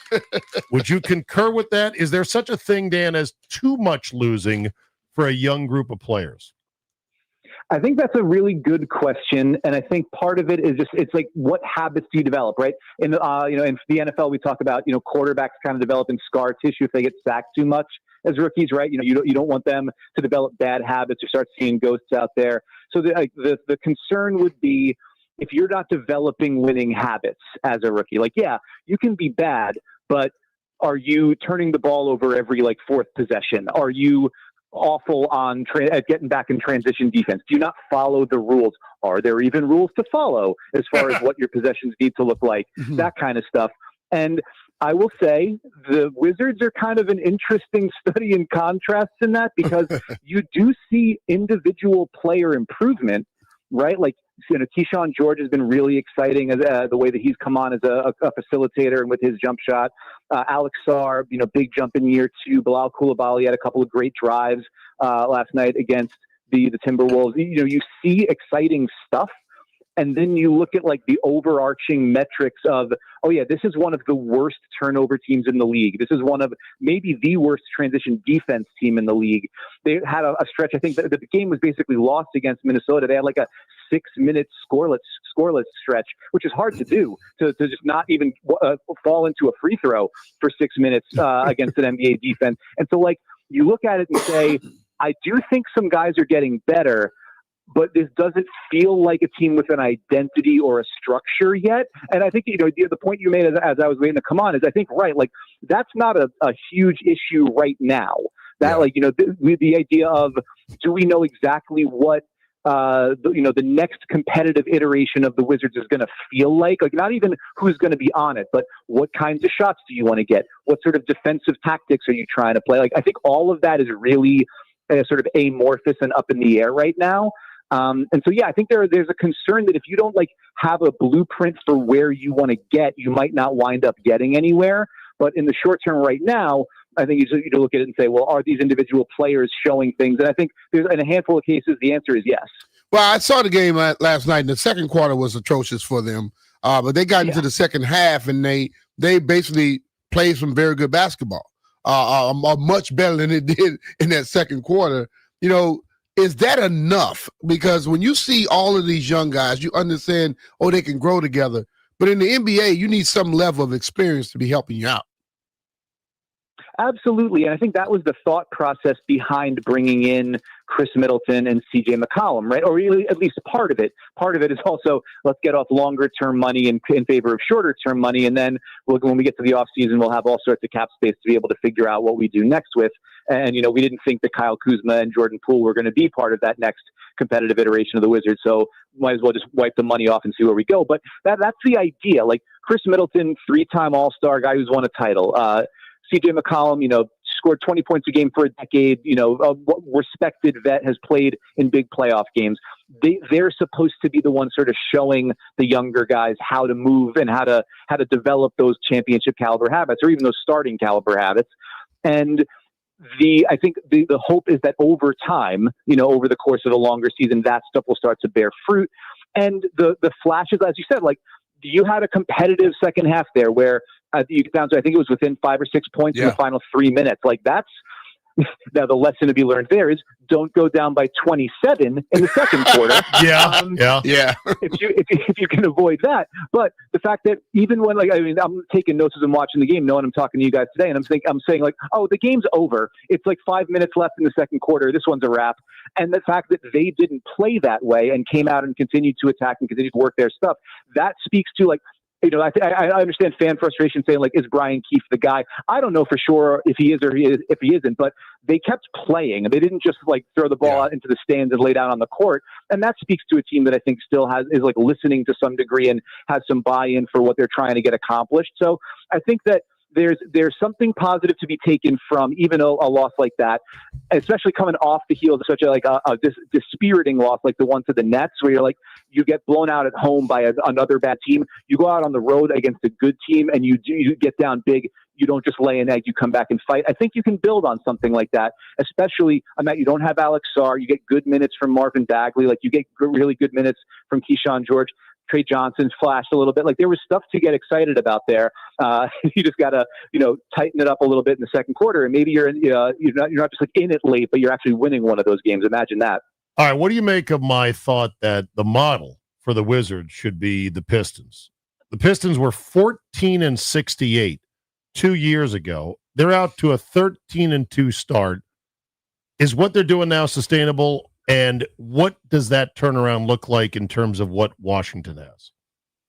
Yeah, with Detroit, the thing was they landed the big fish when they get Cade Cunningham, right? And the first couple of seasons of developing around him, they also had a super young big man in Jalen Duren, and there's that thing of it's just really hard for young, it's like 18, 19-year-old centers and point guards to learn the game, and that's where those it took some time for those guys to kind of bake a little bit and develop their skill sets. So if Sarr's our big man, who could be the Cunningham of the young guys currently on the Wiz?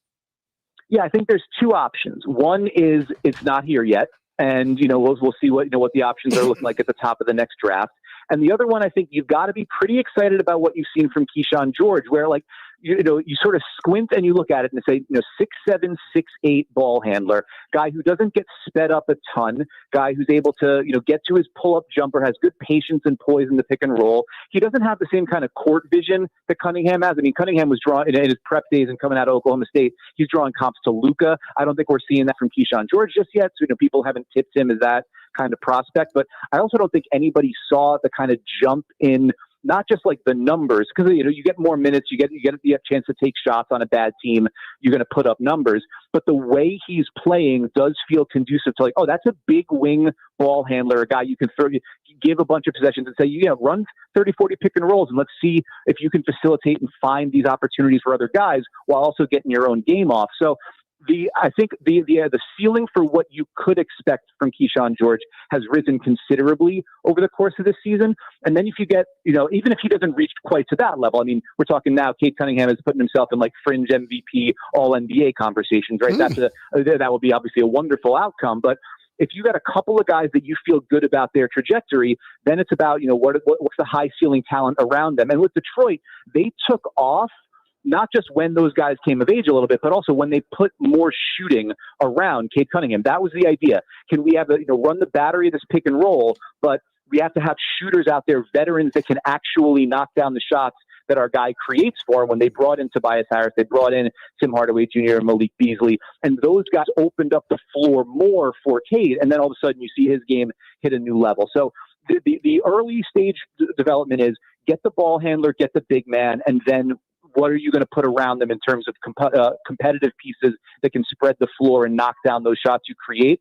And that might be another year or two down the line. They've obviously, I think, what is it, like $85 million or $100 million in cap space they could wind up having this summer to facilitate trades. And we'll see from there. But I think that's the idea, is put yourself in position with those guys and then spread the floor, bring in the vets, and see where you can get to. All right, one last quick one, Dan, about non-Wizards story, and that is I was fascinated by the Tim McMahon ESPN.com story, Inside the Mavericks Power Struggle, Nico Harrison versus Mark Cuban.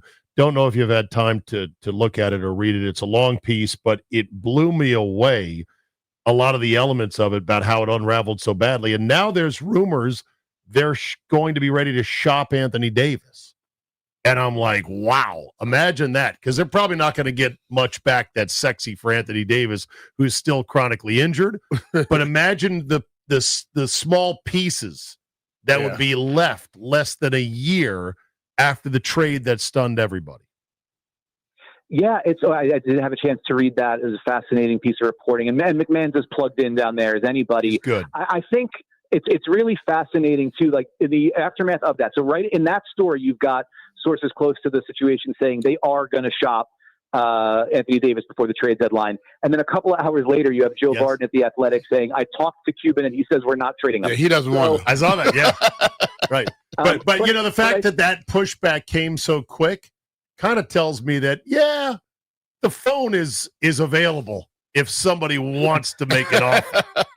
Right, yeah. It didn't say it's not going to happen. It says we're not going to try to. Now, if somebody tries to come over our way, that's maybe a different conversation. Yeah, I think it is kind of incredible to think that the outlook on this team. I mean, we are like 16 months removed from them being in the finals. We're 9 months removed from the Luka trade. And the whole idea was we're going to give ourselves a 3-4 year window with this AD Kyrie build. And it just, the injuries completely submarine that. And then it just got to be such a toxic dynamic there where the fans were like an open revolt against Nico Harrison. The ownership says, all right, we got to just turn the page on this however we can. Step one is you exercise Nico Harrison from the building. And I think that's really fascinating. Is step two, we just need to put this trade behind us any way we can and move AD for whatever we can get, even understanding it's probably not going to be a premium given his age and his injury situation and the fact that he's up for a new extension. So there's some really big questions that Dallas needs to answer, but they're looking at it and saying our best bet is probably retool everything around the 18-year-old. We just drafted number 1 overall. This coming draft cycle is the last time we have full control of our first-round pick until 2031. So we got to hit a home run today to give ourselves the runway to build something new. And I think it's reasonable to say step one there might be see what we can get from Anthony Davis. All right, Dan, as All right, always, Dan, a pleasure, appreciate you, my man. friend, and we will talk again soon. Thanks so much for having me, guys. Take care. End of mine, Yahoo Sports talking NBA. I don't know if you read the piece or not. It's long, but basically, here's the thing that blew me away. Cuban sells the Mavericks, his absolute love. He's a basketball junkie, right? Mm-hmm. Sells the Mavericks because he said he didn't want to feel the pressure of being a middle-class billionaire trying to finance a perennial contender. And I just was like, really? You're not rich enough to finance an NBA contender. But apparently that was his rationale. So he sells his baby, the thing he loves the most. I mean, the guy he used to be able to take, shoot-arounds on the court as the owner of the team, right? Mm-hmm. Sells the team, but then is assured by this guy, Patrick Dumont, the new governor, that he'll still run the basketball side of things. But he didn't get it in writing. Nothing said in any contract or any language, you're still running basketball. It was just a promise. Well, lo and behold, B. Mitch, new owner, new ideas. Do you think you're really going to buy a team for that much money and then then let somebody else run it? Hell No. no. Like, for being a smart guy who's a billionaire, Cuban is an idiot sometimes. That was the dumbest thing he could have done. Right. So then Nico starts to conspire against Cuban, and Nico gets hot with these trades down the stretch 2 years ago that landed them in the finals. So he has all this power. So he cuts Cuban out of the sort of three-way conversation with him and Dumont, the new governor, and he works on the new guy, Dumont, who is new to the NBA, and he sold him a bill of goods. He sold him this trade of Luka, which blew everyone away. The dumbest trade ever. Indefensible trade. He's out of shape. Get him in shape. Yeah. He doesn't play defense. Get somebody else to play defense. He's a scorer. What are you doing? All right, coming up, we'll get to that Redskin. Excuse me, I'm wearing a Redskin sweatshirt. Yeah. Getting that Commanders RX for the rest of the year. B. Mitch will tell us what needs to happen, what would be nice to happen, and what can't happen the rest of the way. That's next.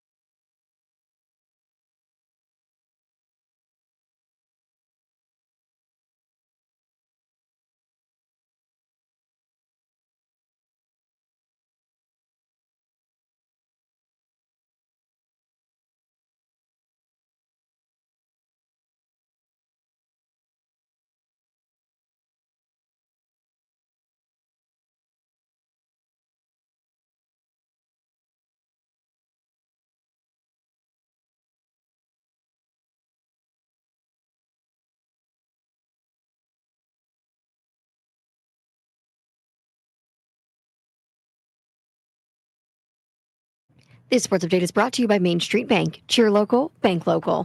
Capitals versus Canadians tonight, 7 p.m. You can listen live right here on 106.7 The Fan. The Caps come to Montreal on a high note. They defeated the Oilers 7-4 last night. Combine that with their 2-1 win over Los Angeles 2 nights ago. The Caps are on a 2-game winning streak as they cross the border. And your Thursday night football matchup, the Bills kicked off their short week with 16 players on the official injury report, but most of them will be available tonight against the Texans. So who won't be available? Wide receiver Curtis Samuel and Mecole Hardman, both ruled out by head coach Sean McDermott. Starting tight end Dalton Kincaid, he was also designated as out. That will be his second consecutive game out. Main Street Bank is a business-focused community bank proudly serving the DMV since 2004. Visit mstreetbank.com to learn how to put our team in your office. Main Street Bank, member FDIC, equal housing opportunity lender.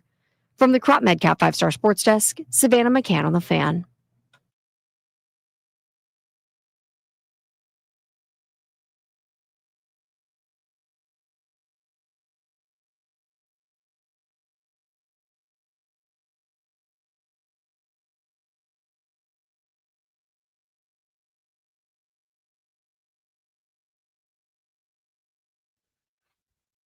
Is this a regular rejoin landfill? Some Nina with 99 red balloons or Luftballons? You know, they've been doing some things in here that have screwed stuff up, so I'm just going alphabetically from the start, and numbers are listed at the front. Go ahead of that. Yeah. Okay. All right. Now, the fun game would be to guess what's next up, just thinking about number-related songs. I bet you could probably guess the next one. Is it 867-5309, Jenny? It's not. Oh, okay. Well, that's the only other song that came into my mind right now. All right, we're back. JP is out this today and tomorrow. I am filling in. El Baldo, they call me. B. Mitch is the king of the good-looking shaved head. Just a good-looking peanut. Big one, sizable, but good-looking. Please, please don't size his head like that, Zay. No. Yeah, don't Walker, size his head like that. because he gets all excited about it? Yeah, Gets all proud of it? His head already big. It's not going to be able to fit through the door if you tell him that. Zay, you didn't hear me say one word. No, you didn't. See, but he preemptively, when the Walker preemptively jumped in front when of the him. haters jump in, it just lets you know what you are. Oh, yes, You know I'm a what I mean? professional hater. Yeah. So All right. So, how much and when should Jaden Daniels play the rest of the year? if he's healthy, I believe he should get out there and play. And this is my assessment.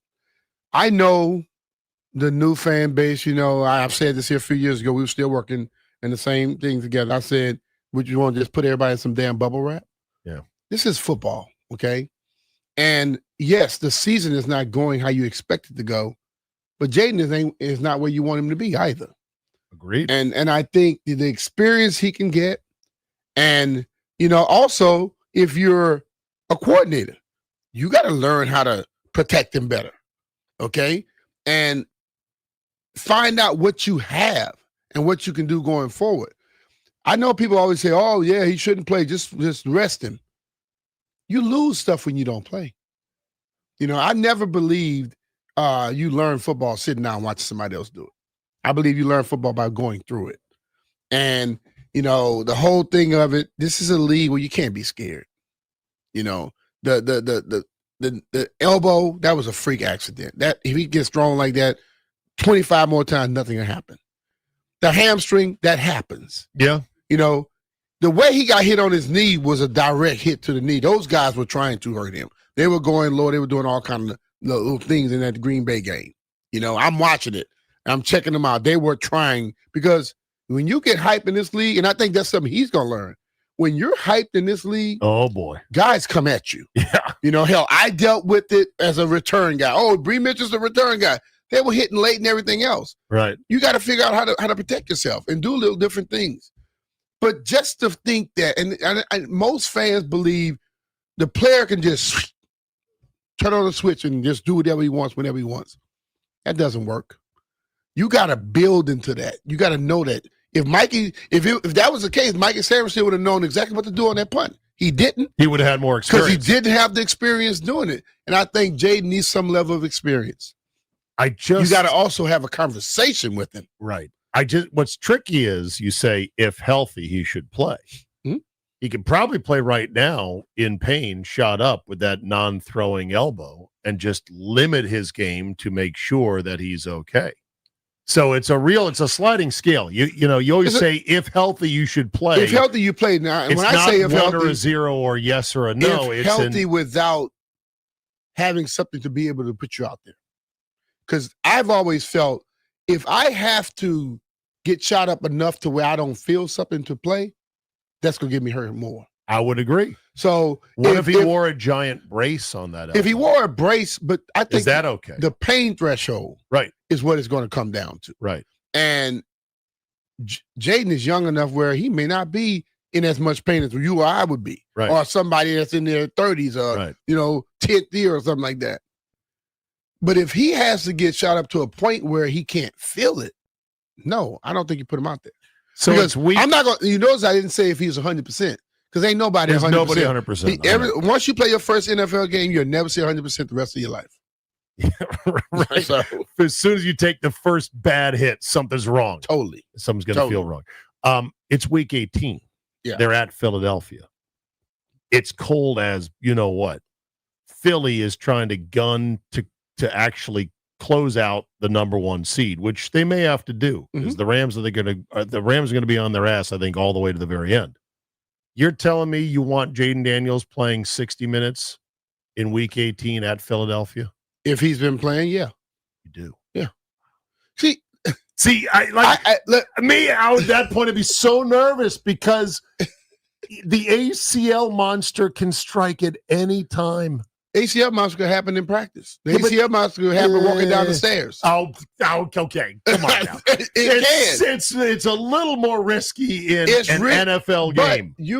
This is what I hear fans so often saying things like you're saying and saying like, don't play him. But then as soon as that player gets into a mindset of, well, I'm going to just chill. Oh, I can't stand. He gets paid to play football. You can't have your cake and eat it too. Some fans, the fans that say that are idiots. They don't get it. So all right. So I understand he's very important to the future of this franchise. And if you have people on the field that are not the ones that can protect him and block for him that he needs, right? No, you don't play him.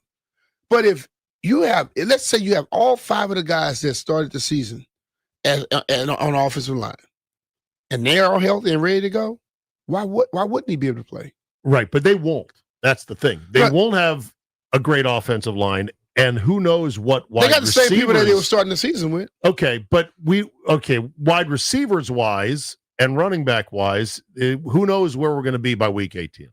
I just think that if you say it could happen at any time, the ACL monster, then why aren't guys like him playing more in August when it could be more beneficial because closer to the start of the season when you're working on installs and everything else? The reason they're not playing in August is because people that don't play football and have played football making rules. You have ownership and front offices making all these rules. Ownership and front office are looking at the fact that we don't want him to get hurt in preseason. It don't mean anything. You've never heard me say preseason don't mean anything. As a former player, let me tell you one thing. You believe it means it may not mean nothing to the guy that's been his 15th year who already has his money. Right. But even he knows that he needs to get his timing down. Right. And you lose the lack of it when you're not out there playing. Now, the downside of playing more in August is that you're playing against half NFL teams, half guys who will not make it out of camp. So you're not playing against actual full NFL teams, so you're not getting as much of a test if you're a quarterback like Daniels. But if you don't play at all, you get no test. I know, but just hear me out here. Not only that, but there's no scheming or game planning or anything else, so you're also not going against the best looks. What Daniels, if he can not get hurt the rest of the way once he starts to play again, what he'll get is live fire, actual schemed game plan defenses with all NFL players. And that has value. Yeah. That has value to practice against that at 100% speed, not 90% in August. I agree with you. But see, this is where my different opinion comes. back in the day when I played and when people right after I played, right before me, guys played 1 quarter in their first game. 2 quarters They in the played 2 in the second, 3 in the in the third, and then they had the fourth off. They saw closer to being in a whole football game. Right. And the speed ramped up. And you did go against schemes and things of that nature. In this day and age, they don't play a whole quarter in the whole damn preseason. I know. And then you step into the first game. You're old enough to know it, Zayn. When you were young and your mom and dad bought a car, didn't the car have a ramp-up period? Mm-hmm. Told you, yeah, don't take it over don't 60. Don't go over 60 until you get this time broken in. What we do now is we don't even get close to 20 in preseason. And then we throw them in. We throw them in the regular season, and we expect everybody to go 100. Yeah. How many injuries you're seeing now compared to 90, 91, 95, 2000? How many more injuries you see in the first 2-3 weeks of the season now? It's way up, right? Is it up? I would want to see the data. I would love to see it. And I guarantee it's up. And I'll tell you why. Just like I go back to the little Mikey thing. You learn how to take hits and deliver hits in preseason. You don't normally tackle at all until you get into the games. Right. And if the starters aren't playing, they don't get tackled until all of the best players are out there. You are making a compelling argument. However, the trend, B. Mitch, is running away from you at every team in the league. It started with McVay in L.A. He went a whole August not playing anybody. True. And now more and more teams are like, you know what? I'll have what he's having. More and more your teams don't have the same compelling people. argument, and I've heard this from other former players, is actually getting routed by experience as to what the teams are doing. Maybe one team will have the balls to say, we're going to go the opposite way. You know what was doing it? Andy Reid was playing Pat Mahomes. That is true. And he's been doing it for years. And I understand. Brady played a lot in August, understand too. what McVay did in his 1 year, in that 1 year. He had a lot of veteran players and they hit for him. Just like we had a lot of veteran players last year and they hit for us. Right. What happened this year when we got rid of a lot of them players and brought in the other people? And I would say this. There are 10 Super Bowls between the two guys you just named that play a lot of it in the preseason. I could give a damn about the other people that did it and didn't win, and they won one or didn't go to any at all. The Patriots and the Kansas City Chiefs have seen more Super Bowls. They saw how many? The Patriots went to 10, 11. The Chiefs went to 5. Yeah. 4 or 5 in the last 8 years. But they each had the quarterback. That's the thing. They do. And those quarterbacks played in preseason. I know. But we they don't. weren't as risk-taking as perhaps Daniels.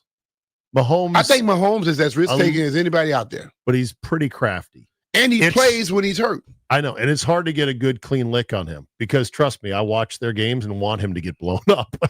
And it's hard. But it's just, listen, man, eventually people are going to have to play. Okay.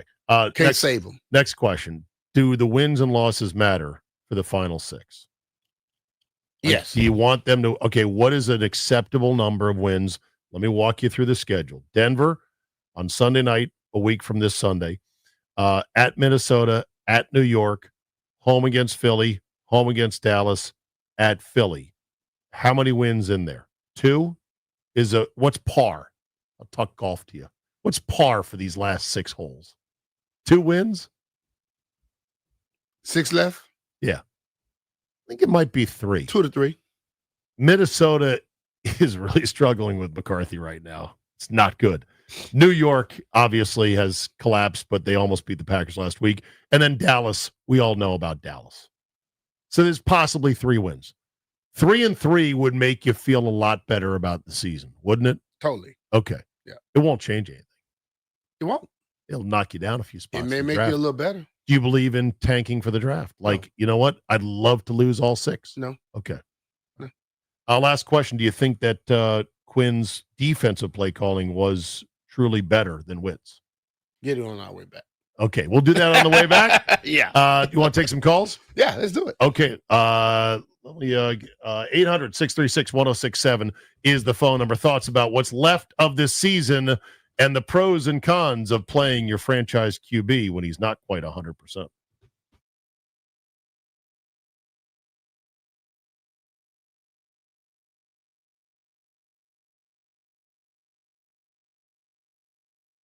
Hey, it's Brian Mitchell here. Every NFL Thursday is your chance to hit the jackpot on FanDuel. Because with FanDuel's Thursday's Touchdown Jackpot, you can win a share of $2 million in bonus bets each week. To get on this Thursday's action, all you have to do is place an anytime touchdown score bet before the game kicks off.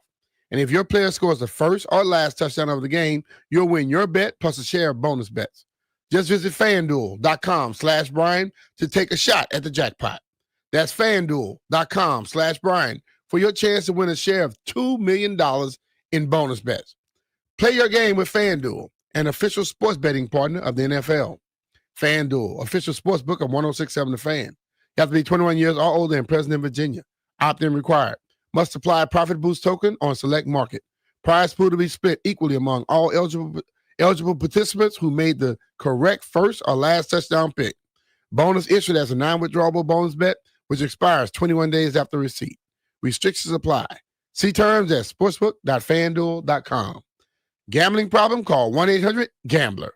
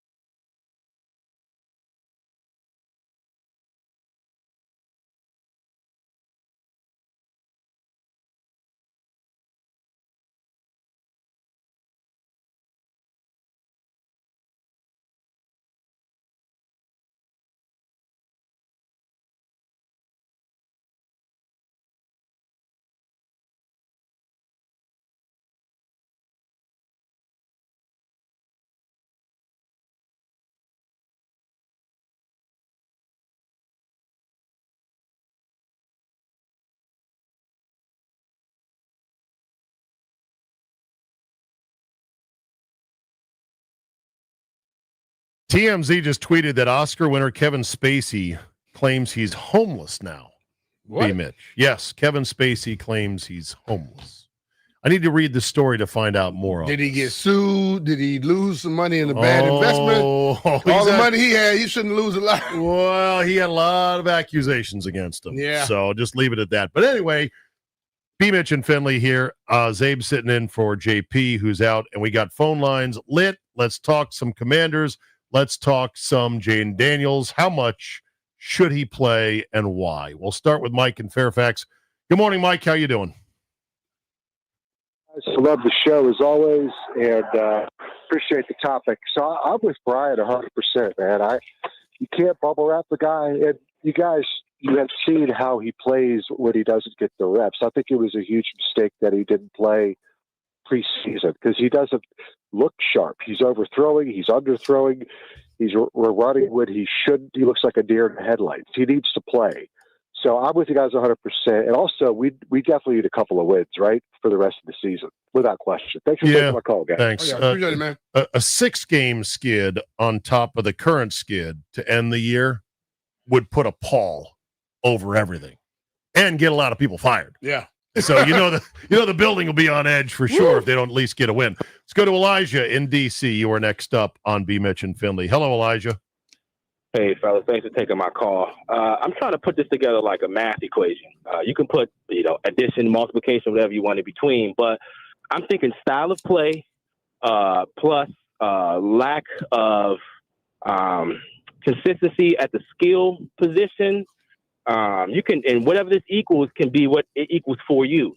But plus him not having an opportunity to be able to be out there to understand the nuances of what this looks like for the new guys that's coming into the lineup. I just think I would love for him to play, but I just need to make sure that we're still taking care of the franchise. And it's not just him. And if he can go out there and they can have success, are they going to adjust the offense? Are they going to continue to live in shotgun? Is he going to have to? What is going to be the actual plan if he is out there? These are all great questions. You're adding up all the complicating and conflicting inputs and all the values, right? This is a complicated formula of how much should he play and why, right? Yeah. So what is the end goal? Because I heard Gruden, who I love, man, he was like, you want to put everybody on notice, but we're going to put people on notice with guys who may not be on the roster next year. Yeah, but see, this is. I'll ask you this question, Elijah. I don't know many people that go through a season and throw to the same people all the time. So you have to adjust if a new person come into it, right? Well, but you want to have one or two guys that are consistent. So Terry may be back, right? And now I think you have a legitimate backfield who you can ride on and do stuff out of that. I always hear people like, well, who he's going to throw the ball to? He's running to professional athletes. Find a way to scheme them up. Throw the ball down the field. Don't just have the guys running short routes because now you're playing into the hands of the defense. Okay. For me, I have seen guys play with a depleted offense. All right, one more. They still got to play. One more real quick before we head out for the hour. Cairo in Ashburn, you're next up. Hello, Cairo. Hey, how's it going? How you doing, man? I think you got to play him. I think you got to play him, and you got to see what you got on this roster. Like, maybe someone like Treylon Burks or Jacoby Jones looks like real, pieces to the team next season. I think all the talk of like, oh, sit him, you got to worry about this. It's like, if you coach scared, he's going to play scared. So you got to get him confident. You got to create context, and in a playoff push, maybe you scramble and try to get those extra yards. In a season like this, like, hey, 7-step drop back, if it ain't there, throw it away. Like, you cannot, you have to protect yourself, and he has to learn to be able to do that. So that way next season, when it's like first or second quarter, and he takes like a drop back, and instead of scrambling when it's like, maybe a one-score game, he can be like, all right, I'm going to throw this away. But then in the crunch time, trust on your ability, get those extra yards, put yourself in harm's way, especially if it's for a Super Bowl. But if it's something like this, protect yourself, learn to, give a little instead of always trying to like push for more. All right. Fair enough. The more situation you're in, the better equipped you are. All right. To be continued. There's a lot of calls on hold. If you want to stick through the break, we'll pick you up on the other side of it. And then I've waited, B. Mitch, as long as I could. I have been ants in the pants dying to get into the Belichick, Jordan Hudson adult co-ed cheerleading story. It is a doozy. I'll ask the question, what is the most humiliating thing you've done for a girl once upon a time? Think about that. We'll get into it next hour. Hour 3, B. Mitch and Finley coming up next.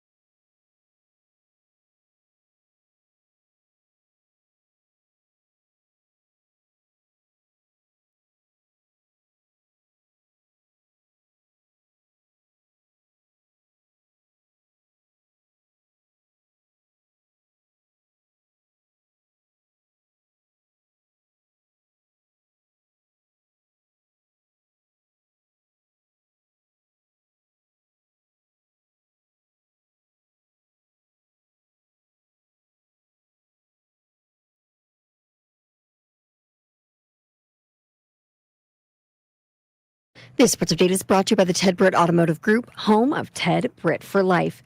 Browns and defensive end Alex Wright have reached an agreement today on a 3-year, $33 million contract extension that includes $21 million fully guaranteed per Adam Schefter. A 2022 third-round pick of UAB, Wright is in his fourth season with the Browns, has 9 career sacks and 18 tackles for loss in 46 games played. And Joe Burrow was a full participant in Wednesday's Bengals practice for the first time since he underwent surgery for turf toe. This morning, head coach Zach Taylor went on a radio show and was asked about his playing time. He said, "We don't know yet when it comes to whether or not Burrow is going to play on Sunday against the Patriots." He said they still have some time to make that decision, but Joe Flacco was listed as limited on the injury report with a shoulder injury. For over 65 years, Ted Britt has set the bar for the best car buying experience in the D.C. area, hands down. Ted Britt Ford Fairfax, Ted Britt Ford Lincoln Chantilly, and Ted Britt Chevrolet Sterling, all home to Ted Britt for life lifetime vehicle coverage. All of it just a click away at tedbritt.com. From the Crop Metcalf 5-Star Sports Desk, Savannah McCann on the Fan.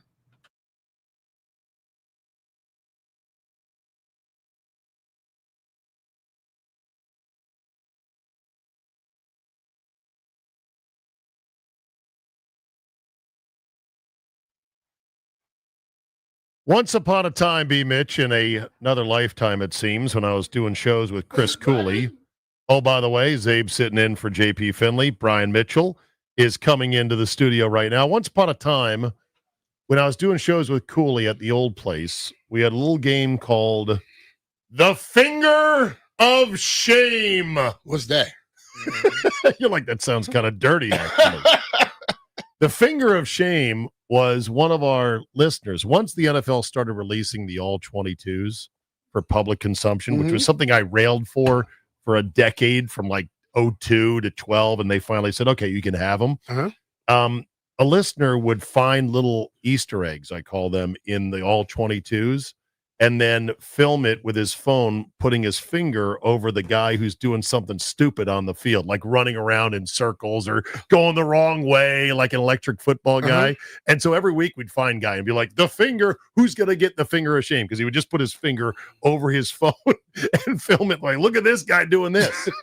Well, our next guest, Nikki Javala, who is covering the Commanders for The Athletic. And Nikki, good afternoon now. It's wonderful that I get to talk to you because when I last left these airwaves, you were covering the team and you're still doing it very well. Good afternoon. Good to talk to you again. Thanks. I appreciate it. Yeah, Hey. still on the beat. Still on the beat. Doing Still the thing. doing that thing. So Nikki tweeted a video with just Javon Kinlaw and a shocked emoji.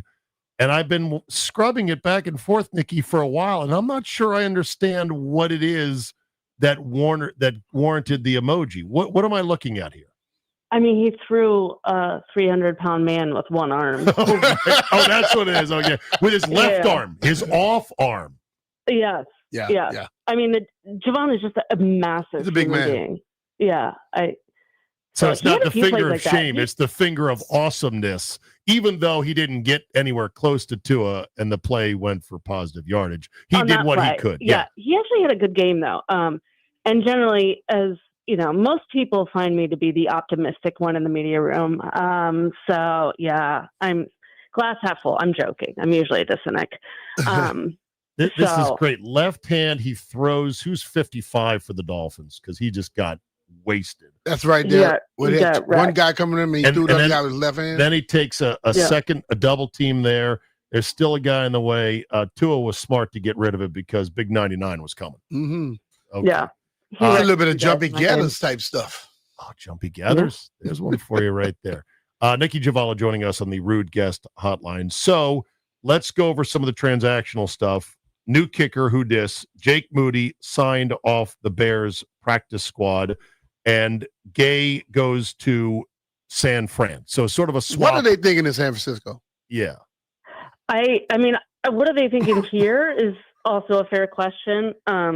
You know, and he missed 2 kicks, and one of which could have been a game winner. I get it totally.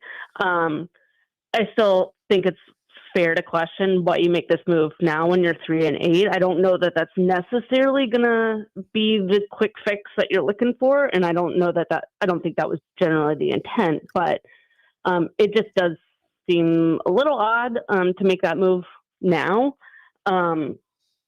especially like Jake Moody. He was a 3rd round pick in San Fran when Adam Peters was assistant general manager there. But they released him after the season opener last season. So yeah, we'll see. You hope he does well, right? Like you hope he's more consistent. I just say they had to get rid of Gay though. Gay missed too many it just kicks. wasn't working. It wasn't working. But I didn't honestly. I mean, he had struggles early in the season to the point where we were asking, "Are you going to bring in some competition in camp?" I never fully understood the move to just move on from Zane Gonzalez. I know they wanted like a stronger leg, but Matt Gay was 3 of 9 from 50 yards out last season. He did have really good previous seasons, but last season he struggled too. So I didn't quite understand it fully, but I'm sure there's stuff I'm missing. Maybe it's because it was a 1-year deal they signed him to, so they knew, Nikki, that this was going to be done anyway at the end of the year. They weren't going to put any more money into him. They just signed Zane Gonzalez to a 1-year deal too. You at that game, Nikki, and the defense seemed to have played better. Is Dan going to continue calling you suspect for the rest of the year? Because I would think I would think it'd be very hard to go back to that. You have one really good game. I mean, to explain why you're going back to that, it just wouldn't make sense. My guess is it would be too hard for players too. I mean, that's a lot of change in 2 weeks if you do that. So yeah, I would imagine they stick with that. And like for me, like I watched that game, and so I saw him play better. And I know I saw the defense play better because I felt going into the game that Dan has a feel, a rhythm that he uses, just like most offensive coordinators do. And I don't think Joe had that at this point. I think he could develop it later on, and he doesn't have it right now. And when you watch the defensive play calls, he was like, he had them guessing. They were thinking about stuff. And I just think that experience that he has played better, and even the players played faster for some reason. Yes, I agree totally. Or Dan described it as they played with more energy, but I would agree totally with that. It just seemed like they were more creative up front. They got more stunts and games going. They didn't, as you said, they didn't seem as predictable, and they were able to create more pressures, and they were able to rattle Tua quite a bit. Force him out of the pocket and throw things that he probably shouldn't throw. So I thought they were way more effective. They still had some mistakes here and there, but they weren't these costly mistakes that, it ended up costing them games. Like they didn't give up a 40-yard completion for the first time since Hallelujah. week 1. Yeah. We've come so far, guys. No, but they really did play well. They played really well. I mean, to have 2 goal line stops, they had 3 sacks in that game. So the change week over week from, that Detroit game was pretty marked, I'd say. Yeah. So what is the consensus guesstimate on the return of Daniels and McLaurin? I don't know this for sure. I haven't heard anything differently up to this point. This is just purely speculation right now. I could see Terry and maybe even Noah Brown coming back very soon. We haven't gotten a real update on Jaden Daniels. I'm not sure he's fully healthy. I know they said 3 weeks, but that may not be the case. I mean, everybody heals differently, of course. So, the question of will he return if he's healthy is always out there, but he's got to get healthy first, right, for that to even be a question. I'm not sure he's there yet. Almost certainly not against Denver, correct? Almost certainly. I would be surprised. That's guesstimation. Yeah. And then McLaurin would be closer to 50-50? I would say so at this point. I mean, he was out on the field just working with the athletic trainers. Noah was out there for a day too, and they looked to be moving pretty well. But, I mean, again, I'm just, a bystander watching from the stand, so I don't know the nuances of what they're looking for and how he felt the next day and so forth. So, but it does seem like they're both making progress. And if they can get one or both guys back, man, that'd be huge for that offense. Nikki, I normally look at what you say, and I take a lot of what you say, as facts. I know you don't put a lot of fluff out there and try to do the clickbait type thing. So I'm asking you this question. We have a little question we're probably thinking about a little bit later. What's most important next year, O-line or D-line? Which way would you go? D-line. I thought their O-line, they had some changes on the interior. I still think they can definitely improve there up front. I like their play on the edges for the most part. Just considering Josh Connerly is a rookie, I think he's moving in the right direction. I like what Laramie Tunsil did. If he can stay healthy and continue playing at that level, I thought the line was pretty good this season. The D line, though, they got to get a pass rusher. They got to get like two or three pass rushers. 2 or 3. Well, they don't grow on trees. The good ones don't. Dorrance Armstrong had a heck of a season. Losing him was brutal. You can see that in the numbers. Just the pressure rate just tanked after he went out. But they didn't have a ton of depth to begin with, and I thought they still needed more. I still think you need an elite pass rusher. I just to have another threat on the edge. It prevents offenses from just doubling up on guys and taking one of your star players out of the game. Like you just need depth there. And you got to decide how, what is the future for Daron Payne going forward? So they have a lot of work to do on defense. So I think getting to the NFC Championship game last year made this whole everybody change their direction. They were in a rebuild. They got close and they went away from that. How do they get back to the rebuild? Because you can't come in with the 1-year deals anymore. It's now you got to say, okay, we are going to build this thing the proper way. They can't now say, well, last year was we're going to try to get some veteran players. They got to go with the more rebuild route to get this thing where they needed to be, right? Yeah, no, totally. And I feel like, one, you got to get younger, but in doing that, I feel like you got to find a way to get some more picks. Because they're without their entire, I'm trying to look up the picks now. They're minus the 2 and the 4. Yeah. Yeah. I mean, he gave up a good amount for Marshawn. I agreed with the trade and still agree with the trade for Laramie Tunsil, even though there are a number of picks involved, because I will never understand why teams don't invest heavily in the offensive line, especially when you got a young quarterback. True. It's a necessity. And I like what Laramie Tunsil did, but you got to find a way to get more picks, I think. And really start to build up your young core. Because I think the biggest question still is, who is the core of this team anymore? I mean, obviously Jaden Daniels, and then what? Like, who is the core? Is it, maybe Jordan McGee at linebacker, Trey Amos at corner? I mean, I don't know. John Bates as a blocking tight end. Yeah. Sam getting Mikey Cosmi as and Quan back on track. If you can get them back on track, but after this season, I don't think you can definitively say they're part of the core, right? Like, they just haven't played to the level that you would expect after year one. And then on offense, like, who are your core pass catchers even? Who's your core back after this point? I think Bill has a lot of potential, but has he showed enough to be, your true star of the future? I lean towards C-Rod more so. right now, to be honest with you.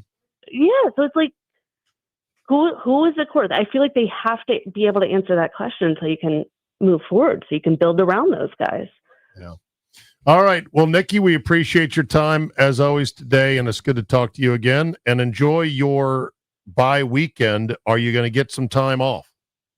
I don't really do time off. You don't do bye weeks? I don't really do that. Grind through the bye. I think Lil respect that. Lil but Man's still. probably saying, "Mommy, take some time off so I can see more of you." Yeah. Yes. We are going to hit the playground hard this weekend. It's going to be awesome. There you go. Okay, get some playground reps. What playground? Inside? Because it's going to be cold outside. Outside. Well, he's a grown man now. He can handle it. Grown man? How old? He's almost 2 years old now. See, 2-year-old son, and Nikki has him repping outdoors, old school style. Listen, she don't need no bubble. You got to get those guaranteed contracts. They don't just, they're not given. You got to earn it. All right, Nikki. Thank you so much as always. All right, thanks, guys. Nikki. Have a There good you one. go, Nikki Giovanni for the Athletic covering the Commanders. My daughter sent a picture of my little grandson. He'll be 2 in March. Wow. So he was outside with he's not even 2 yet. and he got the bigger kids. They like 6, 7, and 10. Oh boy. He's outside with them, jacket on with a hoodie.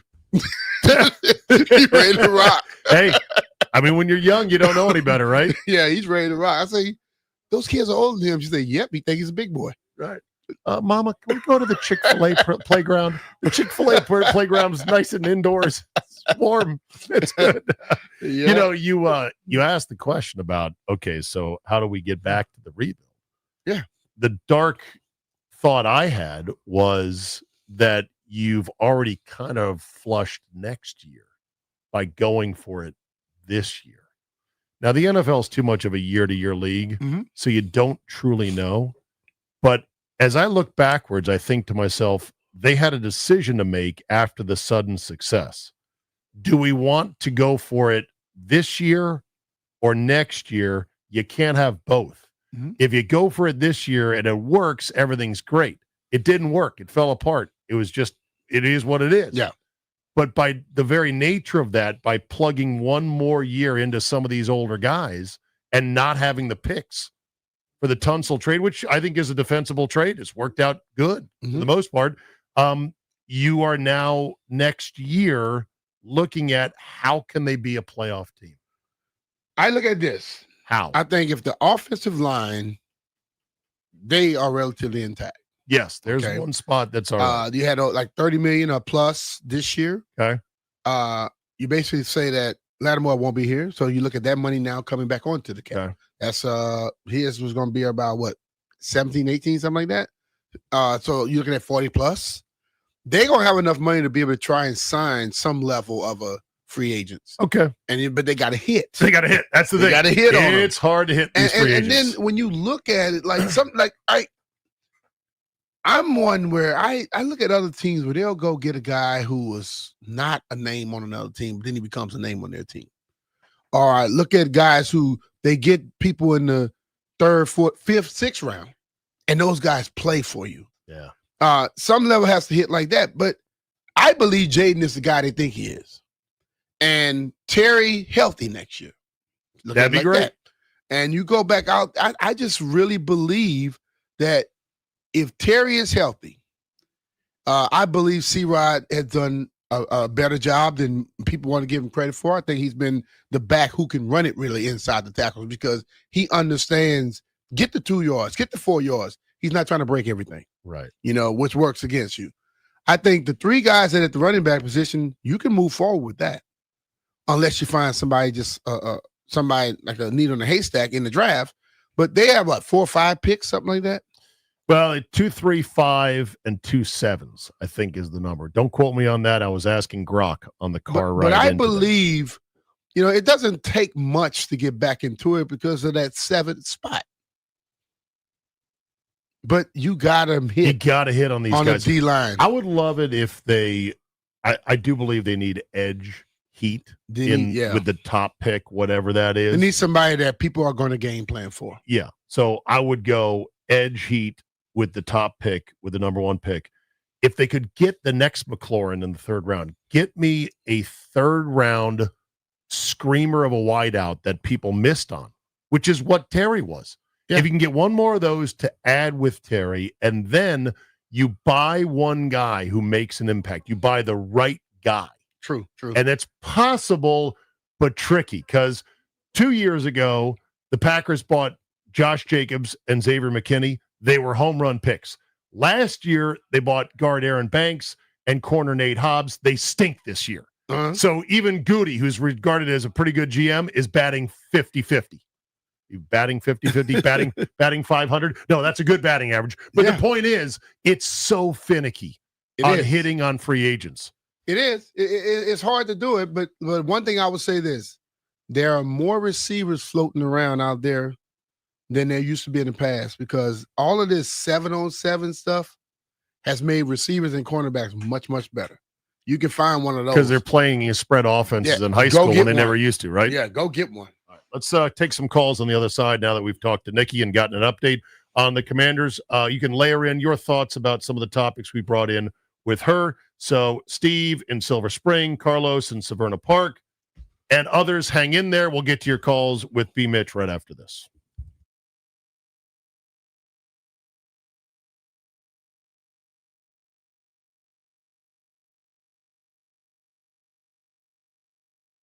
The Osmond Automotive Group in Virginia has been serving area car buyers for over 100 years. With that kind of track record, you know they've got to be doing something right. Conveniently located all across Northern Virginia, Osmond dealerships offer many America's favorite and best-selling brands, like Toyota, with 2 locations in Chantilly and Fairfax, plus Kia, Ford, Lincoln, Chrysler, Dodge, Jeep, Ram trucks, Chevy, Buick, and GMC. In addition to an unmatched selection, Osmond offers incredible deals and financing rates.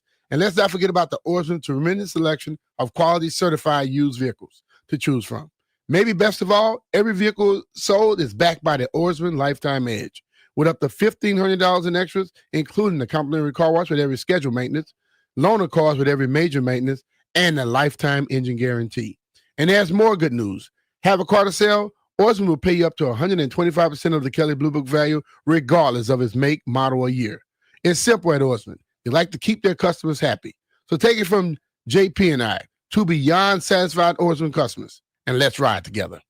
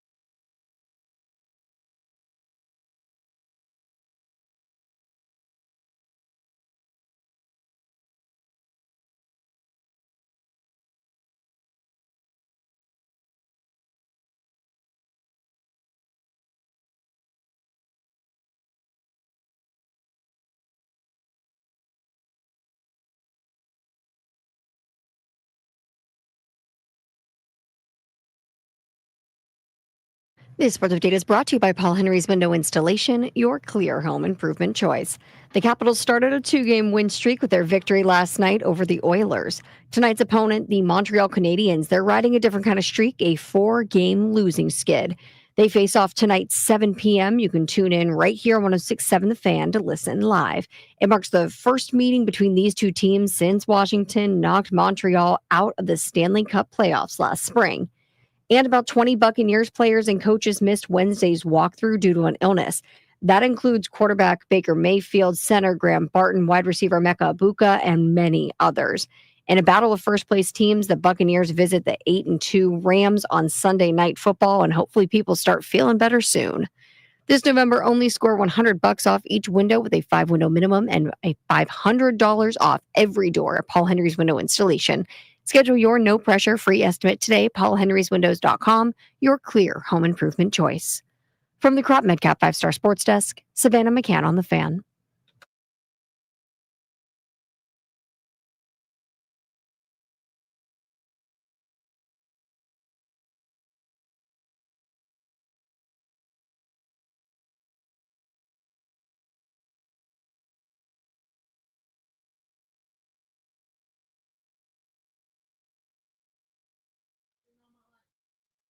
M&M is taking legal action against an Australian beach brand named Swim Shady. Swim Shady. Not Slim Shady. But Swim. I think that's I mean, come on now. But You can't just keep other people from using cute turns of phrase They're just because your Australian nickname is Slim Shady. Beach attire group. I don't think anybody's going to ever think Swim Shady has anything to do with Slim Shady. And to be honest with you, is this Marshall Mathers swimsuit line? He doesn't really. He goes by Marshall and Eminem now more than he does Slim Shady. Yeah, I mean, how many nicknames are you allowed to lay claim to? I mean, I listen when they said Swim Shady and they start talking about the different types of things and the eyewear and all that. I'm like, nobody's gonna make that mistake. Yeah. Well, I mean, legally, good luck to him in terms of getting some money out of whatever the court system is in Australia. Yeah, Australia might say the hell with you. We going with our group. Oh, mate, you ain't got no claim, mate. we don't know who you are down here. Before we get to Peter Rosenberg, let's get Steve in Silver Spring, who's been very patient, hanging on the line. Good afternoon, Steve. How we doing? Good afternoon. Good to hear your voice, Dave. Thank you. B, how are you? What's up, man? I'm doing well, bro. Thank you. Hey, I agree with Brian. B, I was watching TV, B, when you did the first game of the preseason, and I'll never forget what you said. You said the timing is off with those guys, mm-hmm. and you said you build it now so you'll have it for the regular season. My thing is, and I totally agree with you. But Tom Brady played in the preseason. Patrick Mahomes played in the preseason. These guys won Super Bowls. And I'm saying we haven't done anything. I believe Jaden should be playing in the preseason. Not the whole game. I give the rest of the guys some grace. Bobby Wagner, those guys, Von Miller, those guys been in the Super Bowls, been in the league 12, 13, 15 years. I get it. Daniels is a young quarterback. He's still learning the game. He has phenomenal talent, but he's still learning. And so are a lot of the young guys. Instead of guys over there eating sunflower seeds and with gold chains around their neck, then the call may be coming from management. It may be coming from Josh Harris. We don't know. But they should be playing. All right, thanks for the call. All right, man. Let's go to Carlos, Severna Park. Hello, Carlos. How are you today? Good. Welcome back, man. Good to hear your voice. Thank you. What's up, Los? Los. Good. So, listen, people are going to hate me for saying this. We want to protect our franchise quarterback, right? But do we really know if he's our franchise quarterback if he don't play? Oh, here we go. No, but I'm serious. Like, I love Jaden Daniels. Have you kept the box and the receipt on Jaden Daniels? Because I've thrown away both. No. But then again, I threw away the receipt on RG3, B. Mitch. And then I was scrambling to try to find it. It's like, what do I do with this? I got to return this thing. I got a video of me screaming like a fangirl when I got his autograph. So believe me, I am a fan. But why are we going to play this game to where, like, we have to bubble wrap him and make sure that he's safe and make sure that he doesn't mess up when we don't give him the opportunity Okay. to go out there to see if he doesn't mess up. What if you we know? didn't call it bubble wrap? What if we called it load management, like Load another management. league does? No. Can we not load manage them? Let's not load manage. Let's Can play. we not? Can we not shut them down to be ready for the offseason program, as Shanahan just- famously did with RG3? Remember that? That didn't work out either, by the way. Robert's just got to be ready for the offseason program. Like nobody bought that. Look at Drake May. Look at Drake May. Yeah, look at Drake May and look at Bo Jackson. Like, they're getting time. They're playing more games than Jaden Daniels. You know, I Jaden hear Daniels you. supposed to be better than them. But I will see your Drake May, and I will raise you a Michael Penix, who is out for the year with an ACL. It's his third ACL. Oh, by the way. Yeah. So just so you know, when we're going to be playing Daniels, you break him, you buy him. If you break him and he's out all of next year, it's going to be a miserable winter. That's all I'm saying. Hey, welcome to the NFL. Welcome I to the know. Everyone's they're very fatalistic about this stuff. I'm less fatalistic. I'm more about running the numbers. I'm more about load managing. I think they're going to be very careful. I would bet Be he's going to careful, miss. but he got he's- to play something. He's going to miss the Denver game and the one after that, and then he's going to play a couple games. And then, depending on the weather, I bet you he doesn't play in Week 18. That could be a side bet, $2 bet between you and I. We'll see. He plays a selection of games between the third game and the final game of what's left. All right. Peter Rosenberg joins us now Pete. on the Rude Guest Hotline. Good afternoon, Pete. Good to talk to you again, my brother. What a treat. A little Zabe for JP. Thank you very much, sir. You and I have not connected in a while. We have had Peter on my podcast, and we've had great, deep discussions about the Redskins turned Commanders and whatnot. Well, Pete can talk to you about Eminem, too. Yeah, what do you think of this Swim Shady lawsuit down in Australia? He is suing He's it's suing a group called swimsuit- Swim Shady. Yeah, it's a swimsuit company. And there's a swimsuit company, and they have glasses and all kind of like stuff to protect them, I would guess, from the elements. And he said, "Nah, it's too close. Too close. Somebody Swim might Shady. mistake that for his stuff. I don't think they're gonna be mistaking that for rap. But it's called Swim Shady. Yeah, in Australia. Well, listen, it's cutting a little bit close. I'll tell you what. As you know, B. Mitch, I just got back from Australia. Uh-huh. I saw a lot of businesses playing with the rules there. They're like, we're far enough away, no one's paying attention. Do they have McDonald's? Yeah, I ate at McDowell's. Exactly. McDowell's. No way. Do they really, Peter, have a McDowell's down? No, but I went to this. I went to this restaurant. I'm forgetting the name right now. Oh, it was a play on the name Ghostface Killah from Wu-Tang, and the name of the place was called like Smoke Place Killa or something like that, and the imagery was all Wu-Tang, and I'm like, this doesn't fly. But we're in Perth, Australia, and you're just assuming you're going to be fine. What brought you to Australia? WWE. We had a show, Crown Jewel, in Perth. Get out.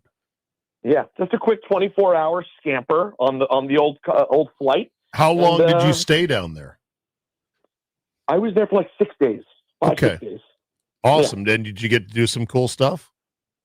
Yeah, I went to a little island and saw these animals called quokkas, like these little like rodenty, but like cute rodent things that only exist in Perth. I didn't get to do some of the other animal troughs that people went on, but I always get a kick out of just exploring places on the other side of the planet. So it was a good time, Perth, Australia. Apparently, I've seen, I think, TV shows about this. Australia has literally the largest, scariest insects. All of them are all the dangerous. critters. all the critters in Australia are bigger and scarier than And anywhere dangerous. else on Earth. And dangerous, yeah. Proud to tell you guys, I didn't see one bug when I was there. I thought about this. I had concerns. I'm a bit of an arachnophobe, but I survived. Okay. All right. Very good. So what is our agenda for today? Because, I'm just filling in today. We talk to people about everything. I know, but what's Peter, on so our, what's on I'm our asking you list this here? question. So we've been asking people and talking to them about Jaden Daniels. Should he play or not play? I believe he should play. Okay. I'm going to go all the way back to preseason. Pat Mahomes played. Tom Brady played. We got to get to the point where what we do in this town, everybody that comes here that has any kind of clout, we immediately say, oh, we can't let them play. They might get hurt. And then they get hurt during the regular season. We got to get people ready to play football. I think we got to get back to that. What's your thoughts? I've done a lot of thinking about this, and I just heard what Dave said about, like, you know, the games you'd think he would miss. I don't need him to have any piece of Denver. I agree with that completely. But I do think there is value to the guy playing. Like, these games do matter. We can't act as if Jaden has figured it all out already and doesn't need any reps. Like, essentially this year would be a complete throwaway. So my opinion is you rest him for as long as he absolutely needs to feel 1,000% good. If he feels completely good and Tunsil's available, you feel like he's protected, and God willing, he even had a weapon back, that would be nice. Then I think you give him a shot. If they think they're going to be compromised in his protection, or they're not going to be able to run an offense where he can really be him, I'd think twice about it. But assuming you can protect him, I do think getting him to play the last handful of games has value. I do. All right. We'll see about that. I think the sweet spot is at New York, home against Philly, home against Dallas. And then if everything is good through that, call it a wrap. He doesn't have to play in Philadelphia. That would be what I would look at as a reasonable smattering of games to finish the year. Yeah, I just hope it's not like that's the day when the New York front four like shows what they can. Well, do. that's You know right. what I mean? If Abdul Carter didn't sleep through a bunch of meetings and gets his, benched. So, but you guys had fun with that, didn't you? Oh, we had a great. Well, and obviously I'm a WWE guy, so I was at the show and was able to give some insights. That turned into a story I did not expect. Yeah. How about the fact there is apparently surveillance footage of CeeDee Lamb puking at a casino at 7:30 in the morning? Before their game? Before their game that night, that Monday night in Vegas. And that was why he and George Pickens got benched for the first drive. I mean, they're young, they're athletes. They're not playing until 8 o'clock at night, although in the West Coast it was more like Did they have a curfew? Yeah, and they broke it. and they were met with the swift justice of missing one series. So whatever. Different rules for different teams, right? I want to talk Shedeur because he's going to start this weekend. They've ruled out Dylan Gabriel. He's getting all the first team reps in Cleveland. And I'm blown away. He was asked about the fact that his house got robbed. I'm blown away at athletes who don't have a solid plan anymore, or still don't have a solid plan, Peter, for keeping people from robbing him during games when they know, well, he's going to be on the field or somewhere at the stadium. I'd have a whole party there every game day if it was me. Yeah, but it's how it's the people at the game. You think some of these places have been in gated communities. Right. Why doesn't he live in a gated community? Some of them have been in a gated community and they got robbed. Still been robbed? Pat Mahomes and Kelsey got robbed on the same day. Mahomes, I think, he lives on a singular compound way out in the woods, or at least he moved there. I don't know. All I know is cameras and Ring doorbells ain't enough. You need people, bigger people, dogs, mean dogs. Yeah. Yeah, this has been and by the way, I mean, beyond the But this is football supposed to be thing- like a great ring. Go ahead, Pete. No, like beyond this is okay. In football, this has become a thing recently. But prior, you guys in the entertainment industry, rappers and actors have been getting robbed in LA for the last few years. It's been crazy. And by the way, I have friends who are not even particularly famous, successful but not megastars, whose homes have gotten robbed in LA. Same thing. Shooting a movie, gone, on tour, robbed. It has been an epidemic in LA. So I'm totally with you, Zabe. It sounds nuts, but it happens a lot. And to your point, it just seems like once your name gets to a certain point, you have to do whatever it takes. This is one of the things I love about being in entertainment and living in New York, is that when you live in New York, you're unquestionably in a doorman building with built-in security always. If I was even a lowly C-lister like myself in New York, I would be if I'm off in the burbs on Long Island by myself, you gotta watch your back. It's crazy out here. Yeah. Yeah. I have a thing where I believe some of these local damn police departments involved with some of this stuff. Ooh, dirty cops. I just all of these athletes. I'm not taking those phone calls. Please all send me these all your athletes getting complaints. robbed, and nobody knows or see anything. In all these neighborhoods, some of them live in, nobody sees anything. Well, the cameras see guys with masks and hoodies, and you're never going to be able to identify them. Yeah, but somebody see a damn car leaving or something. I know. Well, the dummies that robbed Burrow got busted because they flaunted on social media what they had stolen. Yeah, just like the guy that broke out of jail in New Orleans. He was on. That's right. Although I hear one of those On guys is TikTok. still one of the guys from New Orleans is still on the loose. I thought he got caught. The Oh, he last one did? got caught. The last Yeah. one they finally Yeah, I scooped thought he him got up? Caught. Yeah, because he was on Instagram. Couldn't resist. Could not resist. Right. I think Shador said none of his jewelry got taken, which either means he was in a safe or they're really dumb criminals. They were just taking the Gucci bags. I don't know. So what do you think the bar is for Shador Sunday? God, I have no clue. I think the bar is low. I mean, I think people's expectations are low. I think the interest level is extremely high. Oh, I'm going to have that game locked on one of my TVs for sure. I'm curious, to see. Yeah. And this is like such a typical American story. Like, kid gets hyped, gets super hyped, gets more hyped. Everyone's against him. Now the league's against him. Now I'm starting to root for him. Now everybody's rooting for him. Like, this is just taken every turn. So, like, if you're a football fan, especially if your team's as miserable as ours is, how are you not locked into this game this weekend? Well, it's the 2-8 Browns at the 2-8 Raiders, which is pretty hilarious. I mean, that is I call that, Peter, a Antoine Dodson special. Remember the viral video? Hide your kids, hide your wives. They be raping them. Like, that game is going to eye rape you otherwise. But I'm curious about Shador. You went back to that. Ooh. Yeah, remember that? Antoine Dodson? Hide the kids, hide your wives. Right. They raping everybody out here. You know it. I mean, look, 2-8 Cleveland, 2-8 Vegas. That's an awful game. But Shador's starting. So I'm in. Ball out. I'm curious. Well, and you know what, Zabe? So I have a segment. I don't remember. I think I told you this over DM, but I can't remember. Yeah. Did I ever tell you that I ripped off a bit from you that I do on my radio show? Go ahead. What is it? So I took Here's Looking Live. Yeah. And made it a thing. I do the NFL announcer lineup.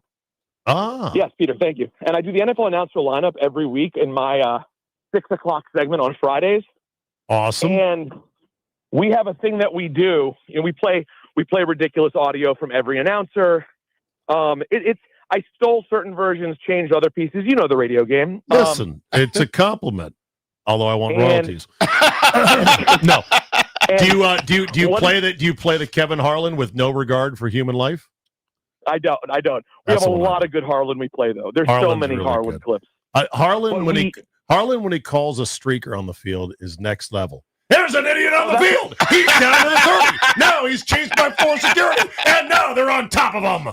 Great work by the security here at Everbank Field. One of the Harlan clips we play is that guy's wearing a bra. But another thing that I do that I think you'd appreciate is based on the style of game. I'll name the two teams like you just said, the Browns and the Raiders, and I'll sort of be like, smells like a Thursday night, or a depending on the level, a Sunday 4:05, or oh my God, this smells like a COVID Wednesday. Yes. The Raiders Browns, of course, it's a 4:05. It is the perfect 4:05 nap game, if not for the Shador Sanders starting debut. Yeah, very good. you Peter, good to Hi, talk Pete. to you again as my friend, and we'll talk soon.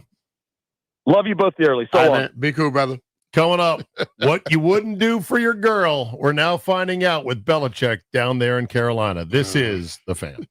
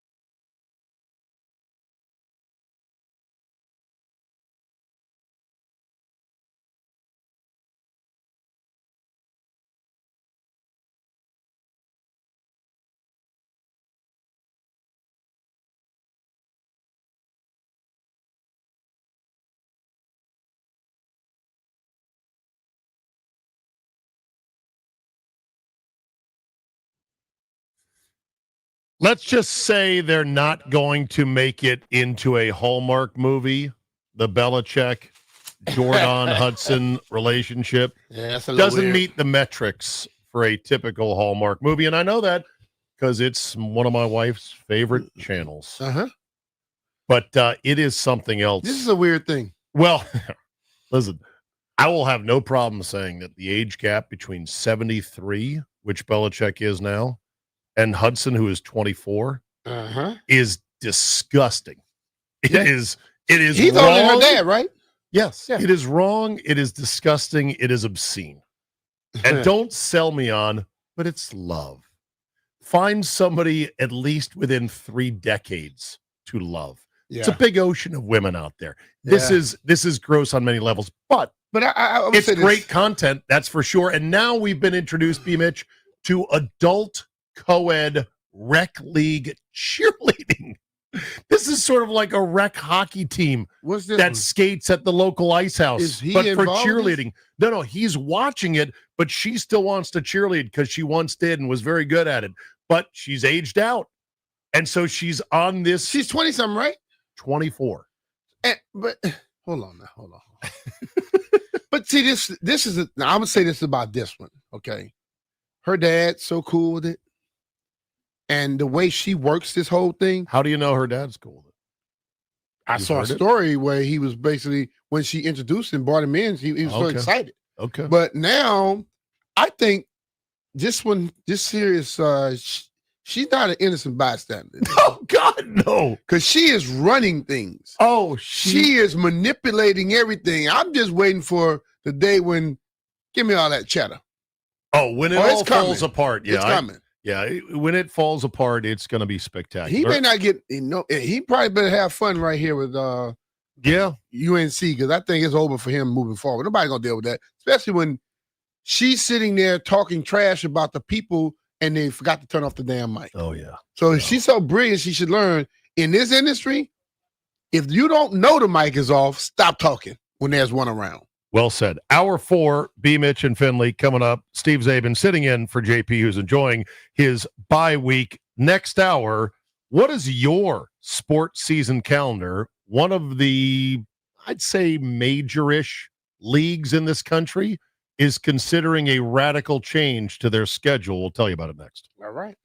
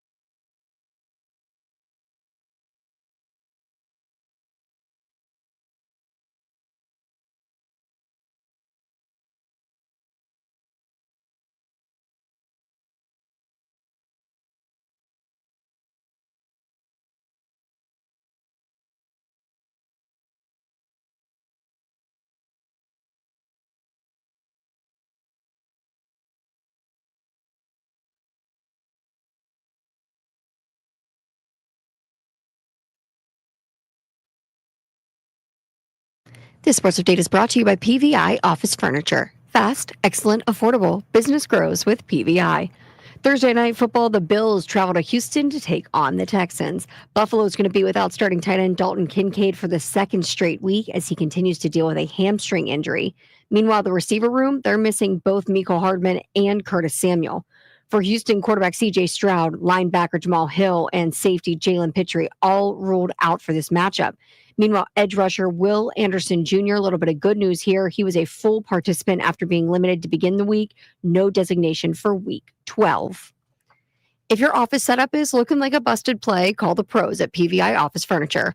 They'll come help you design a game plan that actually works. No hustle, no stress, just a game-changing upgrade. Score big when you call today to score 15% off your purchase.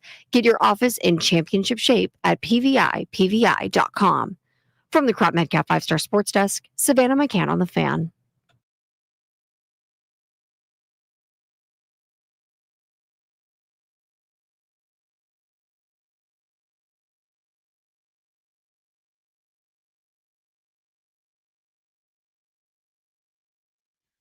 I hate it when things go away in sports because even if you weren't necessarily all over things that kind of go away, once they're gone, Mitch, they're gone. They never come back. And I'm afraid that the PGA Tour may be on the verge of losing its entire Hawaii swing, which usually encompass most of January. This year, they're not playing the Century Champions Tournament because the course ran out of water. No, not the fire. There was a water dispute on Maui. I think it's on Maui.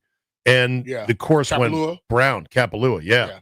So they're skipping that. They're going to start at the Sony Open, which is in Wailea, which is a more simple course. Around the corner. Yeah, exactly. I've been by it. Round out of Yep.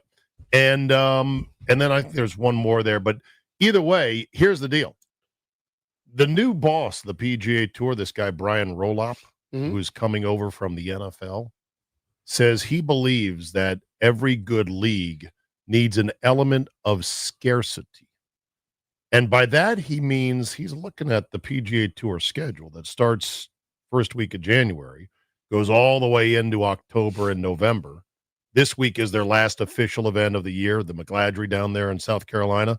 And he's looking at it like we're playing too many tournaments. We need to shorten the schedule, and we need to get more of the top players in the world playing against each other as many times as we can. And so there is talk of the PGA Tour not starting until after the Super Bowl, which for many of you listening right now will say, well, who cares? Whoopity-doo-dah day. You and you golfers are just nerds. And I say, fine, but I liked golf in January. They better not let that tournament go that same week as Super Bowl in No, it would be- Arizona. Well, that's right. Because that The tournament, waste management. that brings more people than any tournament they have. Right. That would be interesting because if they're going to start it afterwards, would you have the same juice for the waste management if it was a week later? I don't know, because I think when I've been in Arizona twice when they had the Super Bowl and the waste management, and I saw more people on one day than I've seen in tournaments the whole damn weekend. It's crazy how many people pack Yeah. in there. It's crazy how drunk they get. I mean, Well, absolute. I walked in instant- at 11 o'clock and I saw people already messing their Vomiting, pants up and everything passed else. out. Yeah, it's crazy. I saw a dude dive into the lake on the right off of the par 3, the one that they do. Right. So right across. I remember that. Yeah. Dove into the lake, tried to swim across. So, but really, if you think about it, when you dive into the lake, how many of the police officers really gonna dive in that lake behind you? Yeah, let's wait. We'll wait. you I'll out. wait till you come out. I mean, I'm not gonna dive in there with you. At some point, you're gonna have to dry off. But it's like Probably only waist deep anyway. But yeah, he has to be careful because Liv is sitting there, and they're just giving money to people, and they're not they're making any. burning it in a bonfire. But if you mess around and give people something else to go look for, and then all of a sudden they start getting a little money. Yeah. The Saudis, what they gonna do? Put more money into it. And they might be able to mess with you, and then you won't be able to get those people back. Yeah. So be careful. The thing about it is, I get it. The NFL is king, and the PGA Tour realized on the back end of the schedule, get out of the shadow of the NFL, because they used to run the so-called FedEx Cup playoffs in the first couple weeks of September. And they, of course, were lost in the excitement of the start of both NFL and college football. So they said, okay, let's just move everything up. That's why we've got the PGA in May, and the final major of the year is the British in July. And then it all wraps up right before football starts. And I thought that was a perfectly defensible, solid thing to do. I don't know if it's the smartest thing to do in the winter, because even though you may not get tons of attendance out there in Hawaii, on television, us East Coasters, we need those warm green images. Don't totally. In the dead of winter. Please, God, don't take this away from us, because once you shrink it, you're probably not going back. Now, the other thing is to think about it. Other leagues have threatened contraction before, like baseball, either franchise-wise or they're like, we're going to shorten the schedule. No league in my lifetime, Brian, has actually done it. They are going longer. Exactly. And if he wants to say the NFL is king, I don't think there's anything about scarcity in the NFL that goes in the same sentence. No. The NFL right now is on Mondays, they're on Thursdays, they're on Saturdays, and they're on Sundays. Okay? And if they'll take other days if you give it to them. They're trying to add another game to it, and they're trying to go all over the damn world. That's not scarcity. They're trying to give it to more people. They are expanding it. I would agree with that. The NFL's on so much now that tonight's Thursday night football game, which I need to check the combatants in this game because I'm not even remembering who it is. Who plays tonight? Do we know? I've been hearing the updates. Texans and Bills and Texans from Houston. Okay. Yeah, funny because isn't that it's funny because the first Thursday football game, the one in August between like Virginia Tech and Coastal Carolina, you're like, oh, salivating for it. Football's back. And you are all into it. You got 7 parlays on the game. Now we're in week 12, and it's like, whatever. It's not a Thursday game. It's week 12 now. Okay. And this one is on what's called tonight, right? Amazon Prime. Yeah. The old Prime game on Thursday with Al Michaels. So they're you're right that they've spread the taffy. They've stretched the taffy, the NFL, very thin within the week. Monday, Thursday, sometimes Saturday, Sunday night as well. Double headers on Monday, triple headers on Monday sometimes. The taffy within the week is stretched, but the overall envelope of the NFL season is the shortest envelope of any sports league because it's only 18 weeks at its current iteration. Yeah. 17 games plus a bye, 18 weeks. Shortest season of all the pro sports. I don't think it'd be terrible for the PGA Tour to shorten their schedule. But then again, it's like you're not supposed to get big numbers. You're never going to get big numbers. So who cares? See, the NFL is short for the games. But then they are killing you. That's right. The As soon as draft, they free come agency, back, when they start the draft. OTAs, that starts taking attention from everybody. They come with the draft. Yeah. Free agency first, then the draft. Then they start doing mini camps and training camps. So in other words, the NFL has not become scarce. The NFL is there year round. Right. And when you start looking at the top programs watched, probably 90 of them are NFL games. Oh, I know. Yeah. Or some level of it. The NFL, NFL, the draft, which no one looks at. No one claims they look at it. What do you Pro Bowl, nobody claims. No, the Pro Bowl, they don't claim they look at that. Who's claiming they don't? There's people out there, who's going to watch that? And the Pro Bowl beats most of the other leagues' championship. It used to. It's dead now. Well, they don't have a game. Yeah. You know what I'm saying? They have organized crab but they can go out there and give you anything else and you will beat whatever they do. See, this is why, and this is how I started the hour, and I'm like, I wish we had the Pro Bowl still. I wish we had the 2. I wish we did. Yeah, you were in it once or twice. How many times you played it? Once. Okay. I'd rather be in the Pro Bowl back then. I told PA people and NFL, y'all screwed that up. You give me Honolulu to go play a game. I'm there for a week to 10 days. Yeah. Or to Orlando. I am going to I get voted into the Pro Bowl. I get my bonus.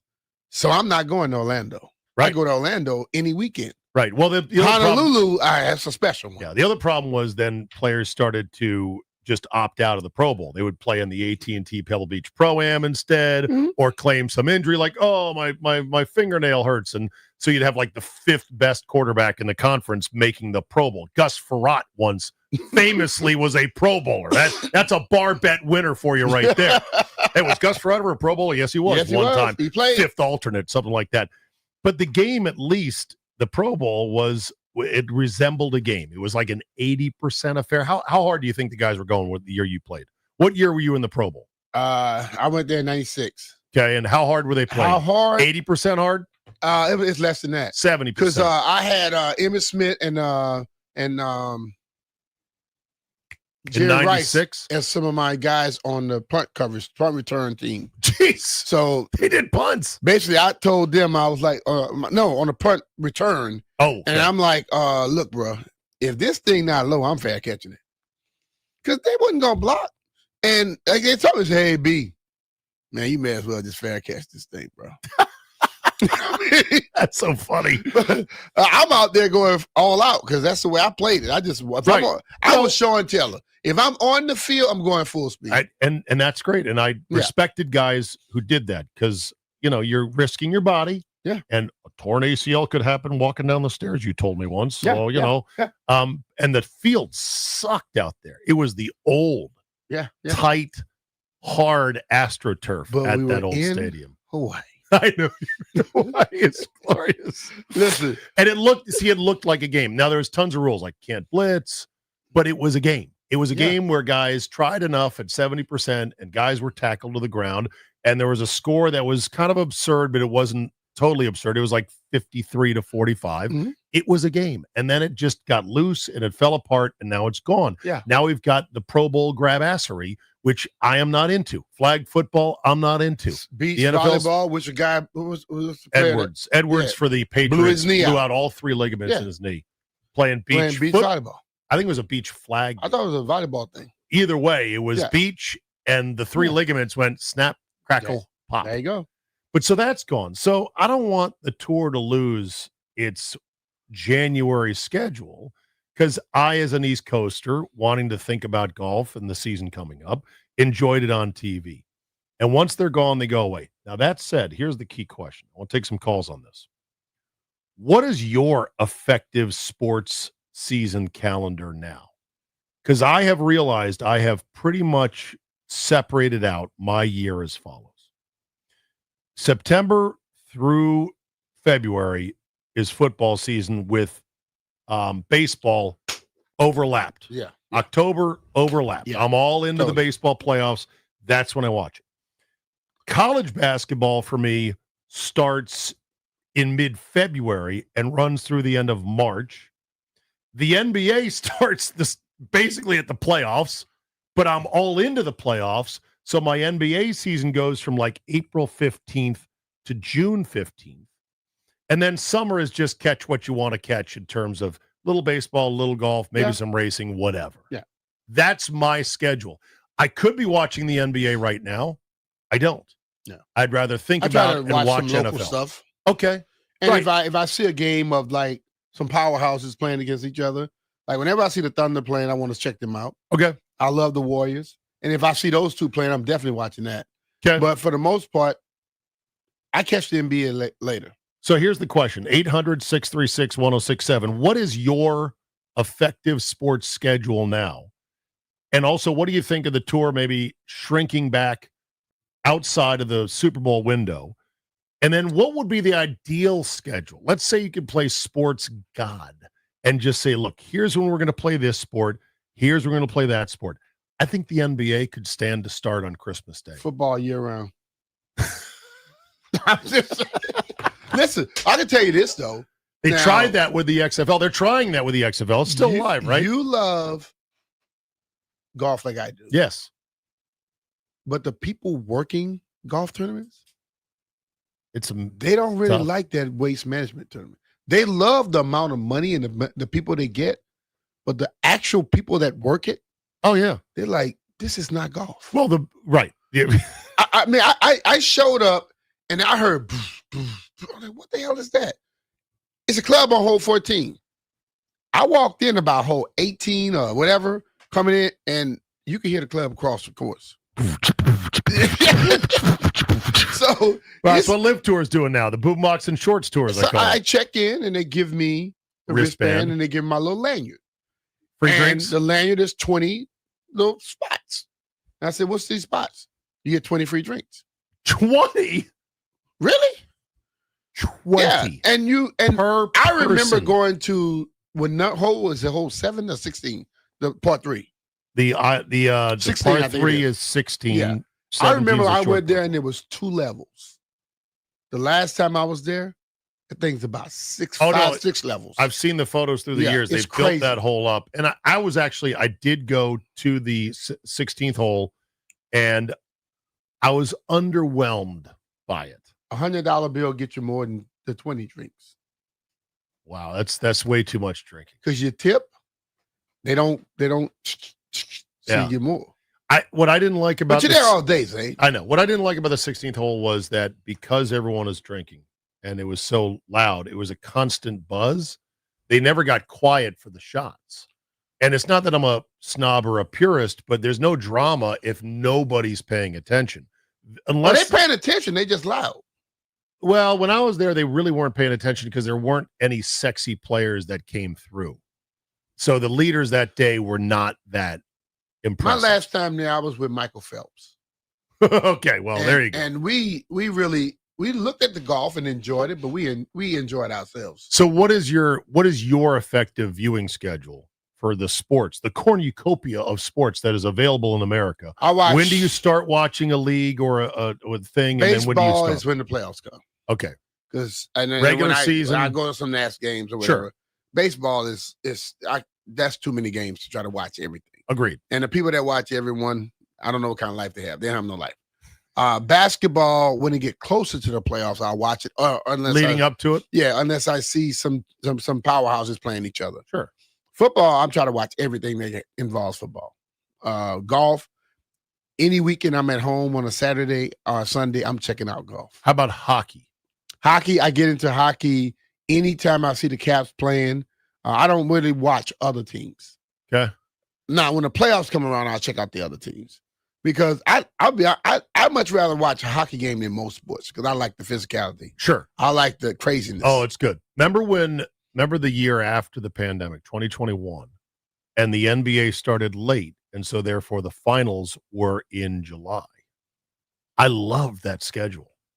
That would be because we great. needed something. Well, that's the thing. Like if the NBA started on Christmas Day, No, but which people is like their LeBron day- think that the NBA, like he made the comment last year, NFL Christmas is our day, and the one NFL game had more people viewing it than all of the NBA games put together. Oh, I know. The NFL has NFL takes what they want. the NFL has moved in like the mob and said, "Hey, Adam Silver, nice thing you got going there on Christmas Day. It sure would Thank be you. sure would be a shame if we had to take started that from to you. occupy it ourselves." But no, if the NBA started on Christmas Day and then the finals were in July, that knocks out one of the 2 dog months of giving us something really good and fun to watch. And as a benefit for the NBA teams that are in the northern part of the country, like Milwaukee, because I was there when the Bucks won it in 21, the watch parties outside of big arenas have become a thing in American sports that I think is an awesome new development. We remember the Sea of Red right here for the Caps when Yeah. they won the Stanley Oh, yeah, Cup. yeah. It was such a great community thing to come together, but it's really only doable if it's warm, if it's summertime. So because it was June for the Caps, it worked out. And I know that most NBA cities, when they get to the finals, it's warm enough, even up in Toronto. But just move it back a month. Then we'd be good to go. Yeah. Baseball should be shorter. Baseball should go back to 154, have a few more off days mixed in there. The records nerds don't like it because the record book is like their holy Bible. And, how are we going to account for the records if we shorten the season to 154? And I'm like, you didn't let black people play until the 50s. Don't start talking don't about the start that record crap. book Yeah, to me. you're right. Like, it's like the record book will change like it always does. It all right? always changes. All right. So what's your schedule and what would be the ideal sports schedule? 800-636-1067. We'll take some calls on the other side. B. Mitch and Finley. Zabin filling in for JP today.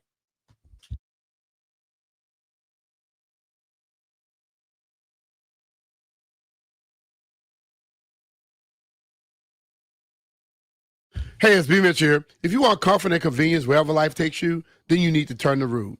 With Wi-Fi compatibility, you have full control of your heating and cooling system right from your phone. Forgot to turn on the heat before vacation? You can adjust it in seconds. Plus, you'll get alerted something's not right. These guys are the best, and they've installed new systems in my house, and I felt the difference instantly. And here's the best part. Rude's systems are whisper quiet. No more noisy interruptions, just peace of mind. Rude's variable speed compressor ensures precise temperature and humidity control, operating efficiently even in extreme conditions. It's comfort and performance perfectly balanced. Also, you don't forget about the savings. You can qualify for federal tax credits up to $2,000 on heat pumps through 2032. Visit rude.com/federal incentives to learn more.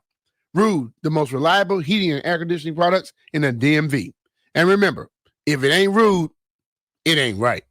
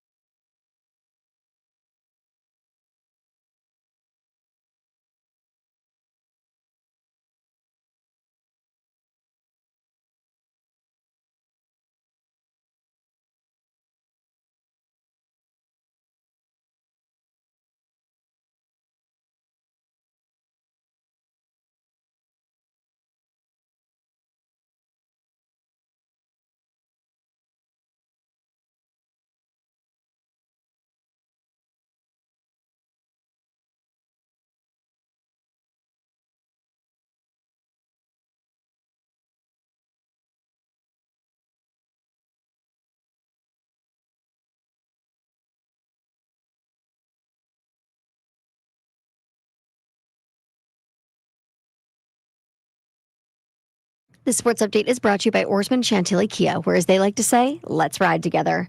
The 49ers are signing kicker Matt Gay, his agents tell Tom Pelissero. San Francisco worked out a bunch of kickers over the past 2 days, their current kicker Eddie Pinheiro dealing with a hamstring injury. The organization decided to go with Gay, who was just cut by Washington on Monday. And Capitals versus Canadiens tonight, 7 p.m. You can listen live right here on 106.7 The Fan. The Caps come to Montreal on a high note. They defeated the Oilers last night 7-4. That means the Capitals are carrying a 2-game win streak with them as they cross the border. Orsman Chantilly Kia keeps their customers happy by offering a great deal on the area's best selection of new Kias, each backed by the Orsman Lifetime Edge, featuring up to $1,500 in extras. As they say at Orsman Chantilly Kia, let's ride together.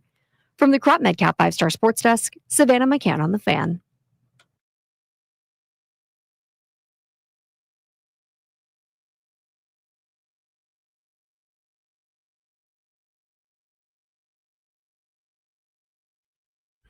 Cannot believe I blew through this, B. Mitch. It's Thursday, and at 1 o'clock every Thursday, you and JP do Bleep You Thursday. Yeah. I'm sorry I missed it, but I want to make sure we get it in now. So yeah. you let me know how we execute that segment. Do we have a sounder for that? Do we have an intro for that? Oh, yeah. Got a song for that? Phone lines are open. Okay, phone lines are open on a Bleep You Thursday. Go ahead. The airing of the grievances begins now. All right, as we get those calls coming in, level up with the new AAA Commanders MVP membership. Get all the benefits of AAA plus exclusive experiences, discounts, and tickets. Already a AAA member? Upgrade for free or join today at AAA.com/Commanders. All right, Landfill put the AAA question of the day, the B. Mitchell Philly AAA Club Alliance poll question of the day. Which position group is bigger for the offseason need for the Commanders? Is it going to be the offensive line or the defensive line? I just looked at it. Defensive line is leading by 93% to 7%. Wow. Okay. All right. Well, maybe maybe the question needed to be refined a bit. Anytime we get a result that large, it's almost like the people are saying, "Duh." Basically, I expected defensive line to win. I didn't think it would be by quite that margin. It's crazy. Okay, Bleep You Thursday. I'll go first. I understand that food prices, restaurant prices, going up. Mm-hmm. I'm generally not a guy that complains about, hey, McDonald's back in. I saw a price list of McDonald's 2018 to now. Like a small cheeseburger, $1 in 2018 on the value menu. It's now $3.25. Damn. French fries from like $1.29 up to I think it's $3 and change now. That's crazy. Yeah, it's like over 200%, and there's just no way that's so justified. People are just charging more, but people are not making more, and they think that's cool. Basically, yes. Yeah, I get it. Beef prices are under a lot of strain right now because of cattle, whatever. I get it that certain foods can be affected. However, some things, like a can of Diet Coke. Yesterday, I go to my favorite barbecue joint. Won't say which one it is because I'm not trying to give them shade on the air, but I went there. My daughter was at a little dance class, and I needed to get something to eat. I was going to take it home with me where I have Diet Coke. But then I realized, I got plenty of time to eat it right here. Mm-hmm.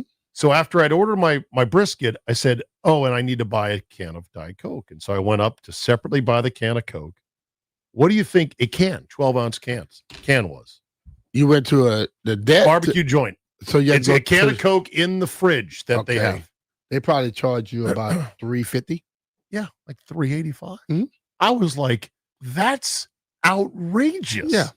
That is egregious. I guarantee you that is not even within the bounds of inflation, supply chain, or helping you keep the lights on at this restaurant. This is gougery right now. All of it is. I've gotten into the thing of making beer, getting beer made and stuff.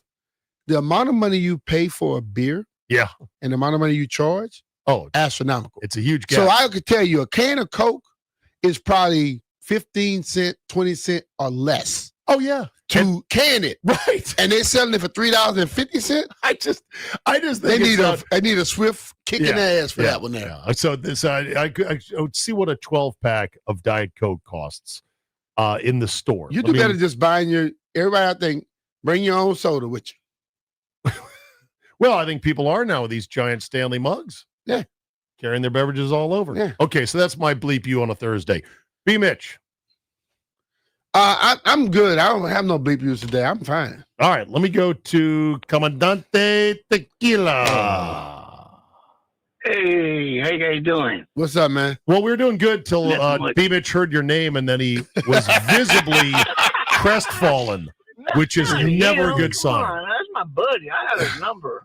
All right, talk to me. Turkey. What's going on? What you bleeping? My bleep you is this other Comandante wannabe. Because he's there, then he's off. He's there, he's off.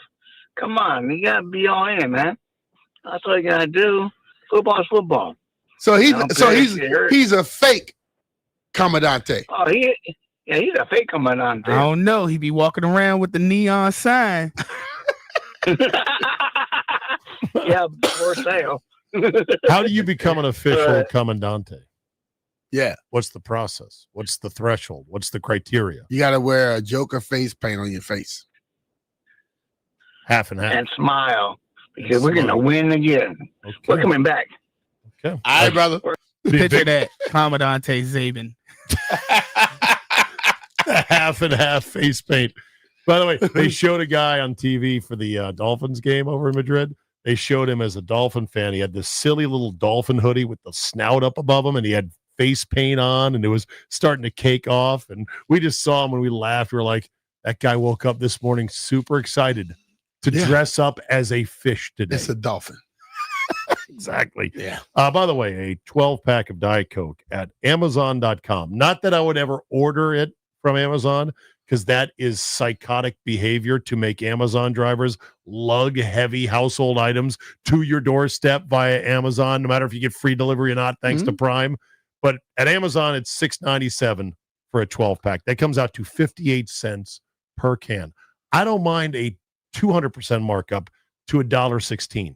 I could even tolerate a 300% markup to $1.66. But to charge me $3.87 for a can, outrageous. Hey, man, I'm just saying, when I was in Spain, the prices are way different than here. I bet they are. So Jupe. That's all Jupe, it is. Loop. You're next up. Hello, Jupe. What do you got? Steve Zabin, the legendary, and B Miss. How y'all fellas doing? What's up, Jupe? Ain't much. Hey, y'all forgot one criteria for being Commandante. You got to be drunk 24/7. Your man's liver is strong as strong as the Hulk right now. But B Miss, you already know where my bleep you's going to, because it seemed like I plucked the nerve with Jared last week. So I'm putting my big boy pants on. I decided to take a poll, and my findings are that out of 4 out of 5 flies prefer Jared's mouth over doo-doo. If I could capture Jared's breath in powder form, there wouldn't have been a need for anthrax. Matter of fact, if I could capture Jared's breath in an aerosol can, I could take care of all these spotted lanternflies right now. Matter of fact, Jared, holla at your boy. That's a good business. Let's go get this money, you old Bama. All right, fellas, that's all I got. All right, dog. Man, you came hard, man. He had a whole set prepped up. He came hard against his boy. That was like a whole comedy set right there. Boom, one after another. Landing punches. Let's go to Tay in D.C. You're What up, next Tay? up. Hello, Tay. What's up, fellas?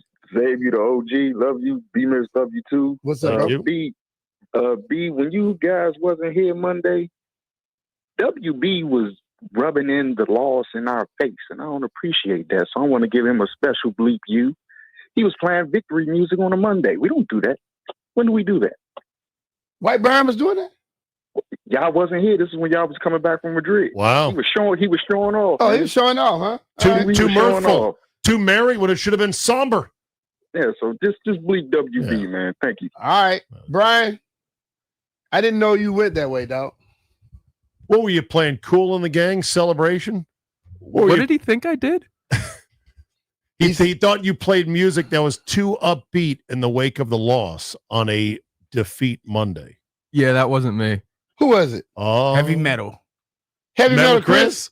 So he's a bastard. So Chris was just like, I'm in a good mood today. I don't care what the team did. See, Chris is saying some stuff this year. I think Chris not really a fan, too. I think he's a fake. All right, let's go to Brenda in Waldorf. Good afternoon, Brenda. Good afternoon. I am bleeping B Mitch. Why? Because I went to Spain and I didn't know where everybody was going to be at. And I told him me and my godson's mother was going to be there.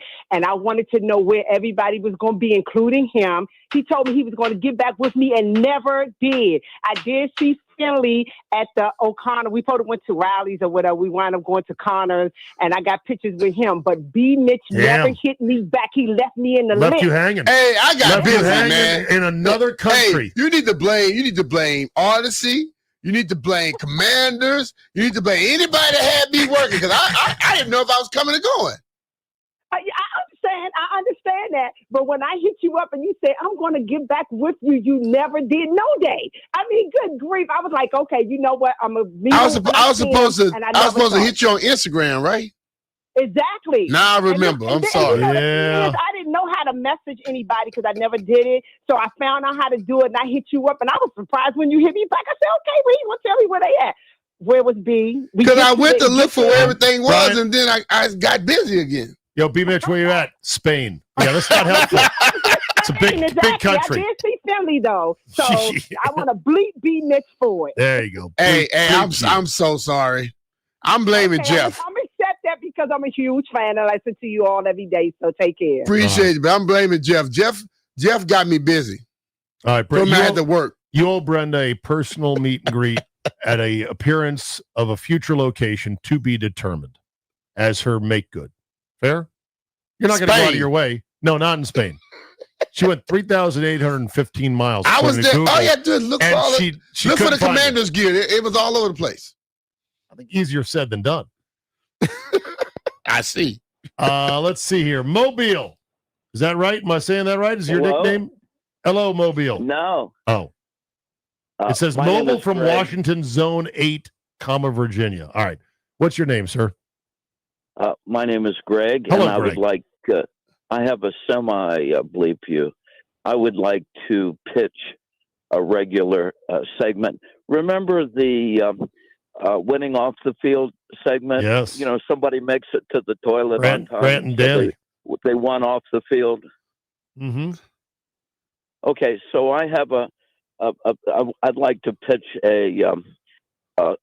because we know Washington probably won't make the playoffs, right? No, So- it's a 1% but chance. They can be spoilers. So I would like to pitch a spoilers or soilers segment in which people are guessing at whether the next game will Be a spoiler or you know, a soiler. Yeah. Yeah. And then people could get into what soiler, you know, how they soil themselves and so forth. I'm gonna get back to you on that one. Yeah, we need to workshop that one a bit. I'm not sure spoilers and soilers. Also, they got the Giants. They got nothing to spoil this year. I would love it, B Mitch, if they clip the Eagles once to knock them out of the 1 seed. I would love that. I would love I'm not holding my breath on it, but I would love to see it. Let's go to Max. You were next up on a Bleep You Thursday. Hey, how's it going, guys? Glad to be here, man. Yeah. Listen, I got 2 bleep yous. One for the lady saying bleep you to B Mitch because he's a great guy, and I met him at World of Beer 2 years ago. Okay, there you go. And then the second one is bleep you to all this dang traffic on 495. Why does it take me an hour to get from Tyson's to Rockville? I mean, this is ridiculous. What is Wow. going on here? Sir, we're improving your driving experience for future Oh, roadways. that's all that work going on, Steve. It's look, it'll be done soon. I'm with you on that bleep you to the traffic, bro. By done soon, I mean it's in a couple years. It is ridiculous. Yeah. It's the most massive project I've ever seen. And somebody greenlit that. I guess the Virginia Department of Transportation. VDOT. They said, okay, we got the money for it. Let's build They it. getting paid by time. I'll tell you that because they sure take it in time. I'm telling you, dude. That is not just we're gonna give you money for this. They're getting paid by the time. I guess you can't make people work overnight. It's also dangerous. But man, big stadium lights.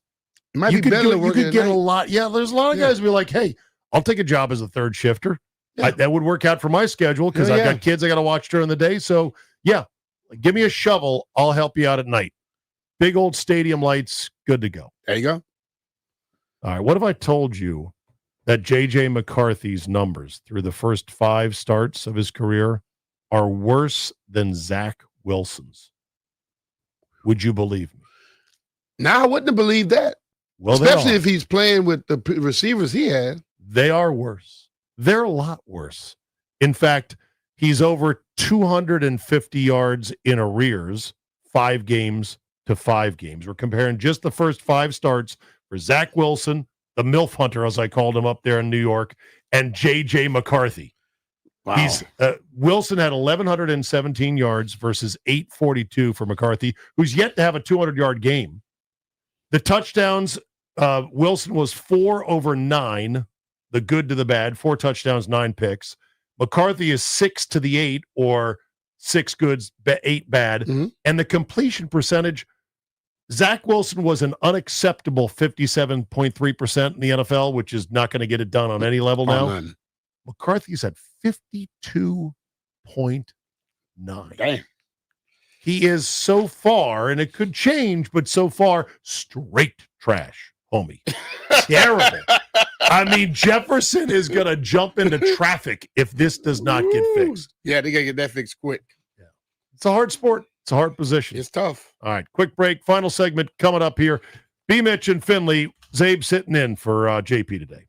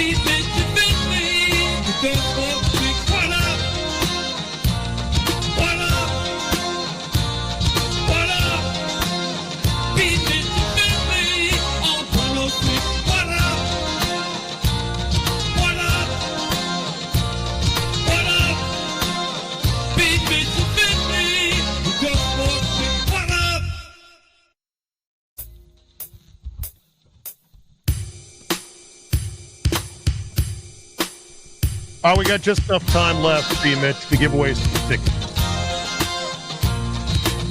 Why have the ticket read? Or do you He have calls the number ticket 10 at 866-1067 to win a pair of tickets to the University of Maryland football game Saturday, November 22nd versus Michigan. Join Maryland Terrapins football for its 2025 home finale against the Michigan State Wolverines. Don't miss your last chance to see Maryland football in Turfsville this season. Also, Football Talk on 106.7 The Fan was presented by Paramount Plus. You can't count on much these days, but you can always count on Sundays with the NFL on CBS and Paramount Plus. Watch your local NFL game every Sunday on CBS and Paramount Plus all season long. Visit ParamountPlus.com/NFL to get started today. All right. Sorry about you said Michigan State Wolverines? I mean the Michigan Wolverines. Okay. Just checking on that because I'm looking at the football schedule. Don't they finish with both flavors of Michigan? Mm-hmm. Michigan at Maryland Saturday. Yeah. So this is at home. And then they go to East Lansing. Yeah. The Michigan two-step to end the year right there. Yeah. It's going to be Okay. tough.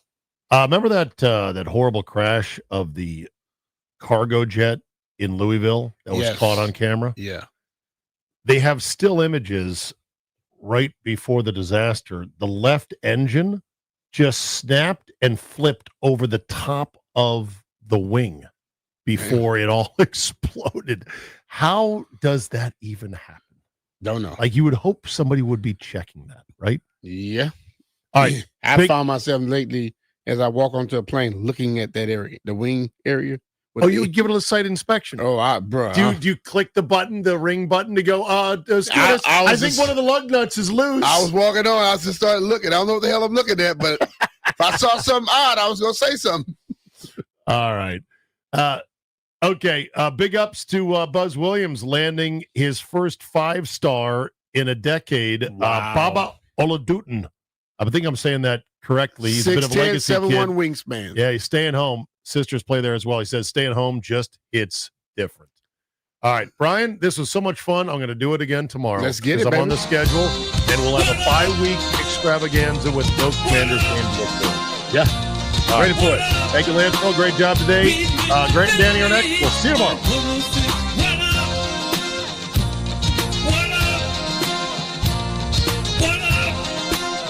Beat me to 50.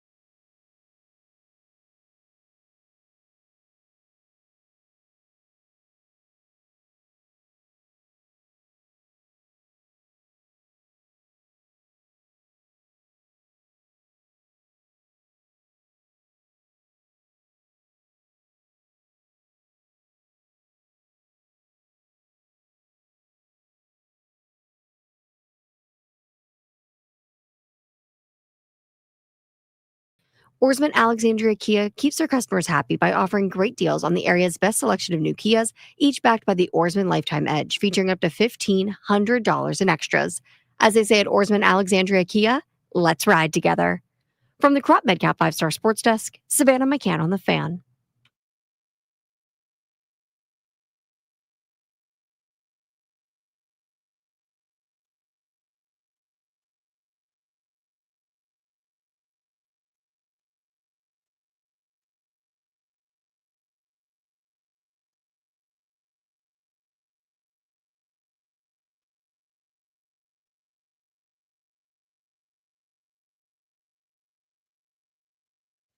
Good Thursday afternoon. Welcome into Grant and Danny. You are listening live to The Fan. We'll take you all the way up to 6:30. You can listen to us all over the DMV on 106.7. Of course, stream us coast to coast on the Odyssey app. If you're in Richmond, we're on AM 910, FM 105.1, and we are streaming in high-definition video because we're too handsome for just radio. That's right. The 106.7 The Fan YouTube page. What's up, Danny? How you doing, my friend? We're in this like little snap where this area does we'll give you a teaser trailer of the season that's coming, right? It's going to get back warmer again, but like we're now doing like this is a bitter, cold January, frosty winter type situation before it rains and gets back warmer again. But it's weird to me, man, that I always fall for it. You know what I mean? Like I'm always like 2 days late. I know you never check the weather at all and just sort of hope that you're right when you get dressed. I just realized I'm as always you were days doing behind. your daily thing where you open the show talking about the weather, I was just realizing if you gave me $1 million, I couldn't tell you what it's like outside right now. Yeah. I was only outside for like 23 steps at any point. I left the house. I got in the car. In the car. I parked. I walked into an establishment. I walked back out. I got here. I don't remember being uncomfortable or cold at all. I'm in a hoodie and jeans. So if you told me it's 22 degrees today, I think I would have noticed that. If I had to guess, I'd say it's like 57 degrees. Is that about right? No, it's about 40 something, but it's like frosty and wet. Like it's like the nebulous wetness that this area has for whatever reason. It just annoys me. Extremes definitely interest me. I need to know about that if it's Yeah. really cold or really hot. But if it's within a range, you're mostly fine. I'm Mike Tomlin. Yeah. We do not We do not care. Can I wear a hoodie and jeans and not be inconvenienced? Or, more importantly, can I wear khaki shorts and a polo shirt and be comfortable? That's kind of the sweet spot. That's where I want to be. I always said with the late, still tragically, French Bulldog Fiona, who I miss dearly, I always would say this is French Bulldog weather. She hated going for walks if it was over 65. Like, even at room temperature. That's a little much for her. The idea of taking a walk. She was a lot like me in that way. Uh-huh. But if it was somewhere between like 48 and 63 degrees, that's French Bulldog weather. And I think I'm a French Bulldog in that way. That's my will. You got a little something there, right? What you would Crossover. consider to be football weather. So today I think qualifies. Yes. This is the dream. Give me a light jacket. I'm not really team quarter zip like your team quarter zip, but I like team quarter zip. Give me jeans or give me death. I think that's what I think that was Patrick Henry's was quote. once said. Yeah. that was the famous. But hoodie weather, man, it was built for me and you. So we're there. We did it. How about last night at the Capital One Arena? Were there some goals scored there? Caps Oilers. Beautiful. Ryan Leonard goal. He had two really I was going nice to say, goals. which one? There were two. This was what we dreamed about with Ryan Leonard, by the way. This is why he's the next big thing for the Washington Capitals. That game last night. And speaking of next big things for the Capitals, my future captain, Tom Wilson, who was blocking shots and giving up his body on the defensive end with a couple of empty netters, well earned. The boys are starting to come around a little bit. I think ultimately the injury to Pierre-Luc Dubois is going to be a killer, and it's just going to add up that on these nights like tonight where you're playing back-to-backs, you're going to have a hard time stacking pennies, but they're playing a lot better, and it's been more entertaining to watch here very recently. So last night was fun. Another goal for Ovi. He scored in 3 straight, 4 of his last 5. Ho-hum. He's doing Alex Ovechkin things. Whatever was happening for those 10 games where they just look like not the Capitals, seems like we've gotten out of that rut. That's hopefully the case because you could pick and choose a sample here where they lost. I think it was 6 out of 7. Now, but the most recent samples they've won 3 out of 5, lost 1 in a shootout where they played much better. The only bad one in there is at Florida as part of a really, really challenging trip. But I'll certainly take that, right? Where you're, getting points in 4 out of 5 games. They have kind of turned a corner a little bit. I like when teams are able to win multiple kinds of games. So we talk about this with hockey all the time. They had the 2-1 game down. They could do that. But if it's a more offensive game opened up, it's like we don't have the horses. Last night went a long way towards maybe assuaging some of that, right? I mean, listen, Edmonton defensively is like you, me, Darius, Ryan, and Toby going out there skating at times, but still doing that, winning one of those shootouts, winning one of those, greatest show on turf games that Rams Chiefs came from a couple years ago. Winning one of those is good too. It's about basically getting points. They got points in 4 out of 5. So happy with that. By the way, I got a question before we move on. When did it become a thing, young people, that there's this trend where teams put their name on a hat upside down and backwards? The Capitals are selling a hat that says Capitals upside down and backwards. And I got one last night. Someone gave it to me. I didn't buy it. It was red and white. It's a good looking hat. And if it said Capitals frontwards and right side up, it would be an awesome hat. But because it's backwards and upside down, for the fun of this trend, whatever's going on, and because I wanted to talk about it on the radio, I grabbed one and I gave it to my kid, and he'll wear it or he won't. I don't know. But I added it to the collection. But I Googled it, and I guess it started with some random team I'd never heard of in some random league I'm not familiar with in 2020. And it was based on COVID and the world, quote unquote, being upside down. And so this team thought it was funny to just, as a bit, put its team name on its hat upside down and backwards. And apparently now, most sports, most teams, all the major teams sell this merch. I think you can get t-shirts and hoodies and whatever you want with your name backwards, which when I originally saw it, I said, oh, that's a selfie thing. So like if you take a picture of yourself, and it says Capitals backwards, maybe it shows up correctly on the photo. Yeah, my first thought was it's like an ambulance around behind you, right? So that, okay, now I know it's an ambulance. I need to make sure that we're all safe. But it's also upside down. Doesn't get flipped by the camera. I don't get that. And everyone just kept saying to me, oh, it's a trend. Why? I'll wait for that one to pass too. First of all, why? And second, is it? Also, if it was a trend in 2020, why are we doing it now in 2025?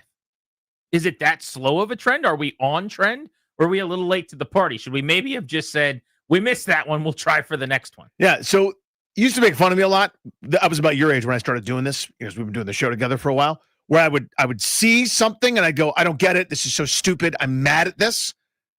And you're like, you're so old and stupid, and I hate your face, and don't shave or wear a hat to work because I'll make fun of you. It was the whole thing. I don't remember saying anything like that. Yeah, just to me. You remember you couldn't do the show once with me because I shaved. So let's always remember that. Oh, you had a lot of face there. Yeah, how dare I shave that time? I won't do it again. I'm sorry to offend. But I've been there. My point is I've been there. You have crossed the Rubicon. You've crossed the threshold. You are now on the bad side. You're on the downhill, okay? Where you're going to realize you don't know what anyone's talking about. You don't understand anything. Nothing is for you anymore. The things that are coming out, the things that are new, the trends, the now, not for you. None of it. Not some of it. None of it. No one's got you in mind. And I'm not talking about you, Grant Paulson, like in your needs and wants. Kind of. But it's sort of that once you reach a certain age, and it differs for other people. They try so hard to hang on. Like you can be the 37-year-old club goer. But different for the most part, strokes for different folks like Angelina and Brad. But for the most part, everything that happens now, you're going to be like, why? That's so stupid. Welcome. Plenty of room. Yeah. You don't get to claim me, I don't think, just yet, in that your neighborhood is still a few streets up. Same zip code, though. We might be in the same zip code. We're in the same zip code. But you don't get to have me just yet. You're going to ask, what realtor did you use? Because it's not the same set of blocks, but it's close by. She probably knows the area. I already know you use Sarah and Debbie Rand. Oh, thank you. I've heard about that a couple times. Indeed. But I don't know, Houtier. Upside down and backwards, that one, we could let that one pass. Sure. I think. It's dumb. Just great word, Capitals facing forwards. Just so you can read it. And even maybe if you want to go backwards because everyone takes selfies so it looks better on your photo. I don't like that, but if you're a selfie person, maybe you would and you can do that. It's the backwards part with the upside down part. It makes it impossible. Makes it not make any sense. Yeah. I want to get into Thursday night football tonight. The Bills are playing the Texans under the lights in Houston. Buffalo is 7-3 and chasing the New England Patriots in the AFC East. Houston has won 2 in a row, 3 of 4. Davis Mills took over as starter and helped get their season back on track after the concussion to C.J. Stroud. If the Texans can beat the Bills tonight, they'd be over 500 for the first time all year. They started 0-3. They were 2-4 at one point in time. They've got the Colts and the Chiefs in the next 2 weeks, so they could really use one tonight. If they lose all 3 of these games, they'll be underdogs in, and they don't pull off any upsets. Bills at home, and then in Indianapolis next week at 1, at Kansas City and Arrowhead for a Sunday night football game the week after. They're going to be 5-8 with 4 to play. And even if you run the table at that point, you're probably not making the playoffs. They're going to have to steal one of these next 3 to get in as a wild card. I guess it's possible the Patriots could collapse. And, a couple of other teams, if Buffalo were to get hot, and maybe, 9-8 could get you in a down AFC. But I'm thinking it's going to take 10, and tonight is critical for them. Really, really good Thursday night game. Houston's defense is championship caliber. We don't talk about it because they're not 9-2 like the Broncos. They've given up more than 20 points in only 2 of their 10 games. They played some good offenses, too. It's not just they've gotten to play Tennessee a bunch of times. They're good on that side of the ball. Offensively, it is a challenge with C.J. Stroud, without C.J. Stroud. Just has not looked right. They can't get going there. It has been a huge struggle. But that's their formula. And over their next couple of games, against, as you mentioned, Buffalo on the road against the Colts and the Chiefs. The Chiefs were desperate in their own right, by the way. They need to start ripping off some wins. We're running out of time for the Chiefs to be the Chiefs and just we assume they're going somewhere because of the track record. But they're 5-5, and they've got a difficult schedule coming up in their own right. So they need to start harvesting some nuts. So I actually want to look at the Buffalo side of this for a second, because the Bills at 7-3, being a game and a half back of New England, who still hasn't had a bye, 9-2, are still a Super Bowl contender, in my opinion, in the AFC. They've had some bad losses. They've just 2 weeks ago got bludgeoned by a bad Dolphins team that we just saw play Washington and Madrid. They lost by 17. They got shut out for 3 quarters in that game. But even though all 3 of their losses have come in the last 5 weeks, and 2 of them are against non-playoff teams in Atlanta and Miami, I still think, as flawed as they are, bad defense, you got Josh Allen, you got a program that makes the playoffs every year, you get to the postseason, you could rip off some wins and get to the Super Bowl. Would you file them into legitimate Super Bowl contender category? Yes, they were my preseason pick to win it for the first time in their history. And there have been a few moments where you go, maybe I'm not so sure anymore, where they've had, as you mentioned, losing to the Patriots now we know isn't as shameful as you thought. They lost by a field goal in that game. The Falcons drubbing, where they were the second best team in that field by a lot, and that Dolphins one, to your point, you kind of question it. But to me, their ceiling is still as high as anybody's. When that offense is right, where they just give it to Josh Allen, you saw what they did against Tampa. Unbelievable. James Cook, when he's running it well, is a difference-making elite running back. He's averaging well over 5 yards per carry, and he's closing in on 1,000. In fact, he'll surpass 1,000 yards tonight at 7 rushing touchdowns. Allen has 10 rushing touchdowns, and that's not Jalen Hurts from a half yard away tush-push stuff. That's running people over, coming downhill, oftentimes from 10, 12, 14 yards out, and sometimes high red. But he's got 350 rushing yards, to your point. So they're going to run the ball with those 2 guys. Ray Davis, who's a little bit of a thumper. They'll get some gun runs to Ty Johnson, and they'll throw it to their backs out of the backfield too. The problem they're going to have is, A, bad defense, and B, the receiver room, which everyone had questions about, is not good. Keon Coleman's not playing again. He's their number 2 wide receiver in catches this year with 32. He's been benched the last 2 games. We're not really sure why, but it sounds like he shows up to things late and isn't taking things seriously. Disciplinary stuff, yeah. They're just trying to basically get him to walk the straight and narrow. But in the meantime, it's tight ends. It's, when Dalton Kincaid's healthy and Dawson Knox is healthy, and he hasn't been for the duration of the year. Same with Kincaid. Those guys have both missed some time. But Khalil Shakur, with 46 catches, is the one receiver who's been moderately consistent, and he's on pace to have number 3 wide receiver production as their number 1 guy. That's a big, big problem for them. Do they have enough for Josh Allen, even if he's elevating everybody and dragging them into the fight, to beat good teams in the playoffs? I don't think they do. I liked the Bills as a true Super Bowl contender going into the year. They are still one because they've got an MVP at quarterback. but they're not going to get to the Super Bowl, I don't think. At this point, I'd be really surprised. I just don't think they're good enough. You got to be great offensively to overcome their defense, which is a bottom 7-8 group in the league. I don't think they're explosive enough in the passing game. They haven't been. I mean, you look at some of the numbers, though, in some of these huge offensive performances. 41 in the comeback win against the Ravens, 40 against Carolina, 44 against Tampa Bay. And it's a Josh, make everybody good situation, because you're 100% right about receiver. They miss Diggs, who's kind of on another act now with New England, where he sort of looks the part again. Whether that's sustainable or not, I don't know. But they don't have a number one option. To me, them being a contender revolves around Keon Coleman figuring it out. Not putting up Jerry Rice type numbers or something like that. I don't expect him to be Randy Moss, but just a viable option. Because right now, Shakir is basically gimmick stuff, right? It's a lot of the Deebo Samuel coastal line of scrimmage, catch a little the act type stuff, and pick routes and rubs and bubble screens and things like that, just to get the ball in his hand, just to get it outside of Josh Allen for a while. But it's basically Allen run around and make magic right now. And you can do that for a couple of games, I feel like, in the postseason. They shouldn't be missing Diggs. I mean, he wasn't on their team last year either, remember? He was on the Houston Texans. It's been 2 years. What I meant was just like someone to take that role, fine, which they haven't had. But my point is, I understand what you mean. You've had enough time to solve that. They should have, yeah. You've had 2 drafts and 2 free agencies. Like, what they've done at receivers, malpractice with an MVP caliber quarterback, Agreed. knowing what you've got to be to get where you want to go. How many other true Super Bowl contenders are there then with the Bills right now, in your opinion? If we both agree that Buffalo is one, even though I don't think they're going to win the Super Bowl, on a binary, are they a legit last team standing club based solely on Josh Allen? I'm going to say yes. I think they are. So let's look at that division. New England's 9-2. Everybody says they've played nobody, which is fair. But the 2 teams that they have played that are good, Buffalo and Tampa Bay, they've won both of those games. And Drake May is right there with Matt Stafford as the top 2 MVP odds getters among quarterbacks. I still would say they're not Super Bowl caliber, though. And I think they are a bit of a paper tiger in terms of who they've played.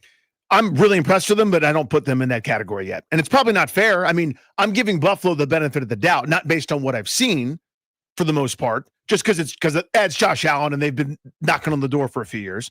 And New England hasn't done it yet, although they've ripped off 8 straight. The Patriots will be a pain in the ass to play in the playoffs, though. Yeah, I promise you they're that. well coached. Defensively, they're really good. They don't get much credit for it, but they're a pain in the ass. They can run the ball. May makes plays with his feet on third down. I know everyone likes to belittle their strength of schedule, and they should. They haven't played anybody. But their offense, and specific to the quarterback who's ascending in year 2, I think I saw that they have had the 6th hardest schedule as far as the defenses that they played this year. So in terms of like the numbers he's putting up as an MVP candidate, those are well earned. Even the bad teams, you think about the Saints, top 10 defense, the Browns, with Schwartz calling plays. Like, that's a good defense, terrible organization, terrible team. But their offense has actually kind of earned their footing a little bit. But I'm going to say only the Bills out of the East. AFC North, the Steelers are not Super Bowl caliber in any capacity. They are, by the way, plus 14 in net scoring. That's it this season. Unreal. They've been outgained in a bunch of wins.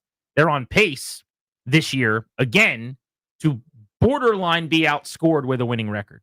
What about Baltimore? I would say no to them at 5-5. Before the season, I thought they would be. I thought they'd be in the AFC title game. No, I just don't see it. There's something that's off this year with them. I know that Jackson's been in and out of the lineup. I know he's been hurt. But defensively, they've been so terrible. And the offense, even with him, just doesn't seem to be clicking. I don't know what's going on. It just sort of seems maybe the voices are stale. Something doesn't feel right. The operation in there in Baltimore. I still think they win that division, but that's as far as I'll go. Their defense has been a lot better lately. Lately it has, yeah. Last 4 games out of the bye week, 16 points is about what they've been giving up. That's what they gave up to Chicago. They held Ben Johnson and the Bears down. They gave up 6 to the Miami Dolphins, beat them by 22. They shoved it on the Ravens. And then this past week, Shedeur Sanders went 4 for 16 passing in the second half of that game. They shut out the Browns after halftime to get a win. Pitching, a 0-pointer for 2 quarters. Like, that defense is humming right now. But I'm with you. It's not passing the eye test. Are the Colts, an 8-2 first place team, a Super Bowl contender? Yes. Again, this is against all my better judgment, but at a certain point, you don't get to deny reality anymore. They lead the league in point differential. They're a plus 115. They've been incredible. They are really, really good. Again, one of their losses was as fluky as anything that's ever happened because the guy dropped the ball before he crossed the goal line. They're the most complete team in the NFL. I know the Daniel Jones corollary. I'm terrified of it too. But at a certain point, you turn in enough sample. When are we supposed to take you seriously? My answer is now. You have to say yes right now. I think you could revisit this in a month and maybe it feels different. They play the Chiefs and the Seahawks in the next 4.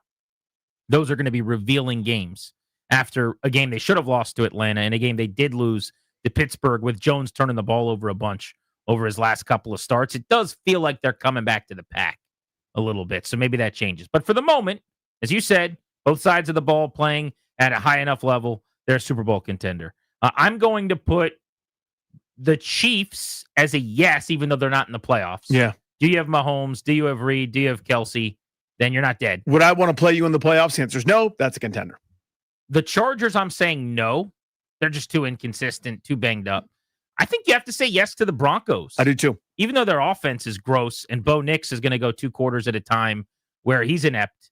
He's going to make some big boy throws and make a play or two with his feet. He's an athlete. Kind of's got some early career Russell Wilson stuff going on there, I think. And it's just the best defense in the league. That is a championship level D. Those are the words, championship level D. And I heard Aaron Schatz talking about this.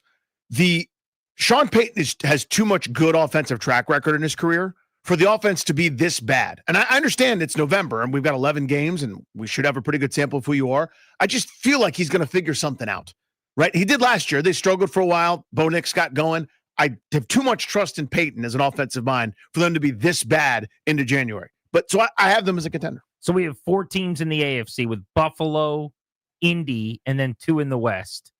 How about the NFC? The Eagles are an easy one, yes. Yep. In the North, the Bears are leading the division at 7-3, but they're -6 in scoring. So no for me. Their defense just gave up 40+ to the Bengals a couple weeks ago. I say no. Green Bay? No for me. They've been schizophrenic. I'm going to say yes to the Packers. I think their good is really, really good. And yes, I totally get that if they were to lose by 11 in the playoffs right now to like Detroit, it wouldn't surprise anybody. But I'll tell you what, man, Jordan Love in the 4th quarter against the Giants blew me away with some legit stud throws. That's what he does, week. yeah. He is scintillating. I'll say yes to Green Bay. Detroit? I still say yes on Detroit. I'm being stubborn about that. Why wouldn't you? I think once if there's any health, if a couple guys come back and they're able to play some modicum of defense, as long as they don't have to play the Eagles again, but just offensively, there's too much firepower. The ceiling is too high. I've still got them as a yes. I say no to the Bucks, who are +2 in net scoring right now. Agree there. Basically a wash. But I'll give you 2 teams out of the West. I'm saying no to San Francisco. They could get hot and get rolling as they get healthier, and maybe I'll feel different going into the playoffs. But right now, that does not look like a team that can win multiple road playoff games with Brock Purdy. But I'll go Rams, yes. Seahawks, yes. I still think Seattle's the most complete team in the league. I know they just lost to L.A. The Rams are in the running for most complete team in the league. Stafford could win MVP. So I'll go with both of those teams out of the West. Rams, yes. Seahawks, yes. I'm going to say yes to the 49ers. They're doing this without anybody healthy, and as they start to maybe get guys healthy back, they'll have won a bunch of games. I know their schedule's soft. They're kind of the NFC's version of the Patriots. If they end up with 11 or 12 wins or whatever, it'll be a little bit empty, but that's a great coach. That's a fast enough defense with a couple plays to be made here and there, and an offense with a couple stars. I think they could. As an example, the Rams have 18 more touchdowns than their opponents, and the Seahawks have 11 more than they've allowed. San Francisco's -2 in touchdowns scored this season, for and against. Just not in the same weight class. I get what you're arguing is they haven't been at full health. I just don't know that they're ever going to be. Yeah, injured teams don't get uninjured. And there's still a lot of football left, which just means a lot more injuries coming for them, it feels true. like. Grant and Danny on the Fan. All right, next, there's a controversy brewing in a Northern Virginia neighborhood that we wanted to weigh in on. You're locked into Grant and Danny.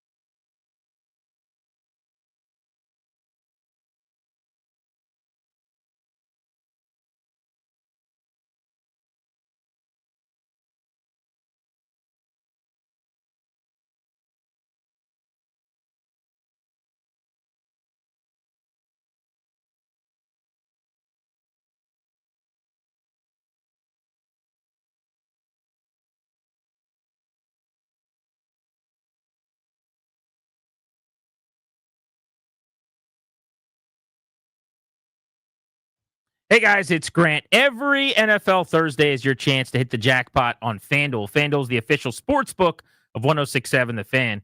With FanDuel on Thursdays, that's today, you can play their touchdown jackpot and you can win a share of $2 million in bonus bets each week.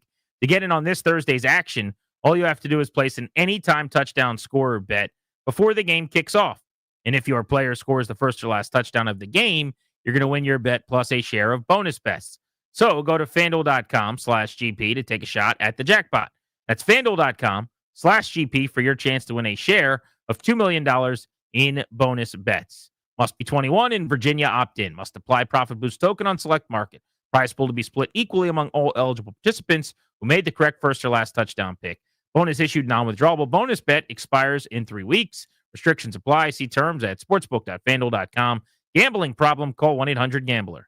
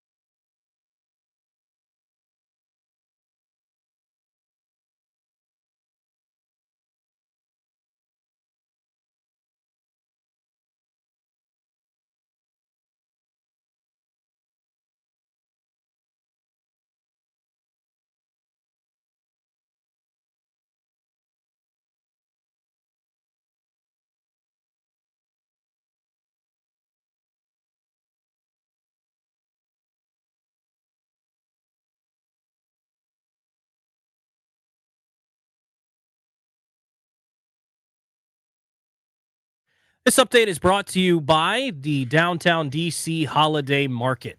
In the NFL, the Commanders making a roster move today. They signed wide receiver Jacoby Jones to the practice squad, released safety Daryl Worley from the practice squad. Texans running back Joe Mixon not expected to be back at all this season, dealing with a foot injury. Joe Burrow took first-team reps for the second straight practice and could return this Sunday against the Patriots tonight.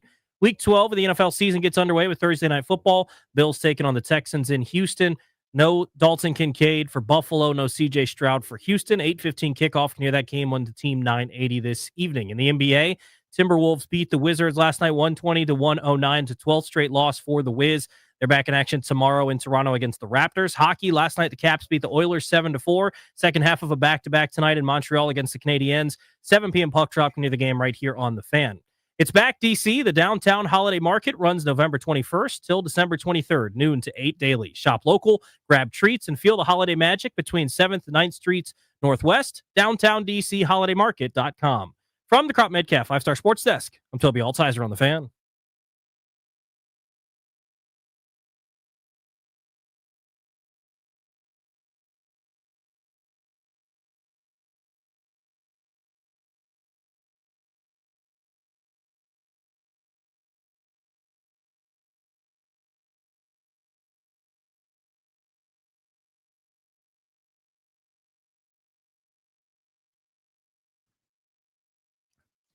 Grant and Danny welcoming you back on The Fan. We'll take you up to 6:30. We've got Wizards tickets for one of our listeners. You can win those at 4 ahead of the Beltway Blitz today. So there's this story that is dividing workplaces all over the DMV. Everybody's arguing at the water cooler about this one. In Fairfax, Virginia, in a neighborhood in a Fairfax County spot named Greenbrier. A house that had looked very normal and it kind of fit in with all the other houses. That's a key point, by the way. Is getting a lot bigger. So what happened was these people have decided to build an extension onto their home. And they're not just doing your normal extension. They're going up 3 levels as if it's some gigantic building. And imagine, it's not a Lego neighborhood where the houses are like 10 feet apart with little alleys. But in this non-HOA neighborhood, where you don't need a whole lot of permission other than just stay on your property. That's kind of the rule. Do what you want, but stay on your property. They're technically allowed to build whatever they want to. So they've got this monstrosity that's a 3-story, very tall, long addition to this home that looks completely out of place and ridiculous that you can see from several streets over. Not only that, but it basically abuts, if that's even the appropriate word, the next door neighbor's driveway, property line, etc. If you had a mile in either direction, you build what you build, but everybody's right there. This woman who lives next door to this guy, and we have some more key details to fill in, went from having sunlight to none. Went from having a window that looked outside that you would, of course, see your neighbor's house, but you could see other things. You now can't see anything. Imagine you had an apartment building where you bought a condo, and then they built another apartment building 7 feet from your window, and the only thing you see now is a wall. On their property, not pretty yours. much. Yeah, like it's insane. So Michael Wynn is the gentleman's name, who went through all the approval processes and is not violating any laws, right? So he got his approvals, which, by the way, insane, failure. Whoever said yes, fired immediately, and apologize in written form and in public, like flog yourself a couple times. Well, here's the problem, I think, with that, though, is without knowing the details of the paperwork that was done, this isn't an HOA. So, yes, you need approval to build things, but you're basing it on law, essentially. You're basing it on what is and is not allowed. And if there's nothing on the books that says on your property you can't do X, then it's a really hard case to make against these people. But this is the news story from ABC7 News on your side discussing what's going on in this Greenbrier neighborhood in Fairfax, Virginia. This one-story home is where Chris Leonard and his wife live, and this home next door belongs to 3 generations of the Wynn family. What's got a lot of folks talking is the size of the addition being built to the Wynn's home right here. This is the most hideous thing I've ever seen in this neighborhood. Wanda Mitchell grew up in Greenbrier and says she's never seen anything like this. Her mother is an original homeowner from 1968 and still lives here. Oh, it's hideous. It should never be allowed in this community. Homeowner Mike Wynn says he's building the addition because his home is too small for the 3 generations that live here. Asian culture, we we tend to stay with have our parents stay with us, so we can take care of them when they get older. We don't send them to the nursing home. Is it hideous? Yes. Is it a nuisance? Absolutely. Is it selfish? Totally. But there's no HOA. They're not violating any rules. So this is one of those where it's a pain in the ass and it looks gross and you just kind of have to wear it. Right. So the idea though is, or a couple things on this. You heard in the clip, the owner of the home says we want to have room for our grandparents. They can be close to their grandkids and we want to have them live with us. All very reasonable things to want to do, by the way. Do those things. The idea that the only possible solution for that is to build a 30-foot high, 60-foot long monstrosity. That's the only place they could possibly live? I bet you could put another bedroom on the back of the house and no one would notice. I bet you could put a small little separate house towards the back of the property line. I bet there's a bunch of creative solutions that aren't an enormous 30 by 60 3-floored situation. You want those old folks waddling up to the top floor when they're puttering around in their 80s and 90s? I'm assuming there's going to be an elevator. There's plenty of room for multiple elevators. Yeah. Which wing? East wing, north wing, south wing? It is insane. Here's what I care about the most. Well, can I ask a question Please, go first, ahead. though? Yep. I mean, because it seems like you're acknowledging that they're allowed to do this. Because a lot of people are yelling that basically this thing should be torn down. Like, the rules are the rules. Right. What they're doing is ridiculous. Yes. And I agree that it is ugly. And if I was a neighbor, I'd be furious. But this is the downside, I guess. And I use that word very lightly because I hate HOAs. Oh, the HOA loves to involve itself in stuff. I am not a fan of HOAs. Everywhere I've ever lived, I've paid HOA fees, and I'm been a part of it. Here's the argument for the HOA right here. I dream about living in a neighborhood where there's no HOA, but there's not a lot of oversight in this situation. Right. So the permit anybody that's ever tried to add an addition or build stuff, even if you don't have an HOA, you still have to go through and get county permits. For example, if I'm like, you know what I want to do is, I'm just making this up, it's stupid, but I want to build a catapult in my front yard. Let me make sure that I can do that. And then the permit office will go, no, for a lot of reasons, you can't do that. You can't build a structure this close to this or that close to that. So they're reviewing it again now because not because, again, it's a monstrosity, but because it's too close to their next door neighbor's property line. You can't have a structure It'd be funny that if they have close. to move it over 6 feet to the left Yeah, or something. but which who knows? Yeah, if you just back off about 7-8 inches, you'd be just fine. And now you can keep your That's a monstrosity. huge amount of inches. That's an enormous. I mean, who could deal with something like that? But the point of the dude's story is the idea of, well, they didn't violate any rules. This is the most selfish, insane. Everyone should be furious at this person all the time. Actions. Yeah, what do you do to this neighbor? And I think you stop short of, like, you're not harassing them. Nope. You're not throwing eggs at their house. But how do you let them know that everyone else in this community can't stand you now? I don't know. And I would push the boundaries. I would tell you that. Like you have now, if I'm the next door neighbor, you have ruined my experience in this neighborhood. Quite literally. That's not hyperbolic. And there's not a whole lot worse legally you can do than making my home a place I don't like. Yeah. At a time where interest rates have skyrocketed and I probably, am screwed if I've got to go buy a house. Do I have to do a showing on my current house? Do I have to sell my current one? How's that going to go? That's by the way. How does that go? That's such a good point. How does the showing go? You just lost tens of thousands of dollars on your home because someone that when I was selling my townhouse several years ago, I knew because I was backed up to Telegraph Road a little bit through a tree line.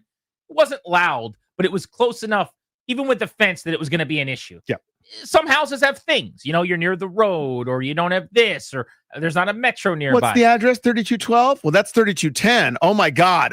Look at the size of that thing. We're leaving. You just added a thing. It is now harder to sell because there is a Great Wall of Fairfax next to you. This isn't and eventually you're going to have to do some septic maintenance. Or at some point, some of these windows are older. You'll call Window Nation a few years after you move in. No. This has ruined the neighborhood, ruined the next door. And again, so a lot of neighbors will pretend it's something else, but it's the aesthetic, right? They get mad when something looks stupid and a monstrosity or whatever. I don't care about that near as much. Like there are paint colors, There's a million things that I don't prefer that any millions of neighbors that I've had over the years have had. I'm sure there are things about me they can't stand. Like if you leave your lawn unkept, or this stupid flower that they grow every year attracts the deer. That's annoying because they traipse through my yard. There's a million little persnickety things that happen in neighborhoods. That's all normal and that's all above board and that's all fine. Well, those disputes will be forever in time in memoriam.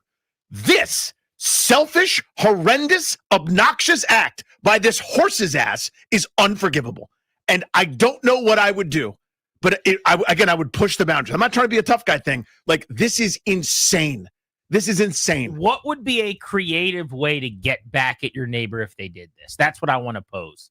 At 800-636-1067, 800-636-1067. I've got an idea as to what I would do. That legally you do something that would annoy them back, so to speak. But then you just get in a tit for tat, and is it really worth it? Grant and Danny on the Fan.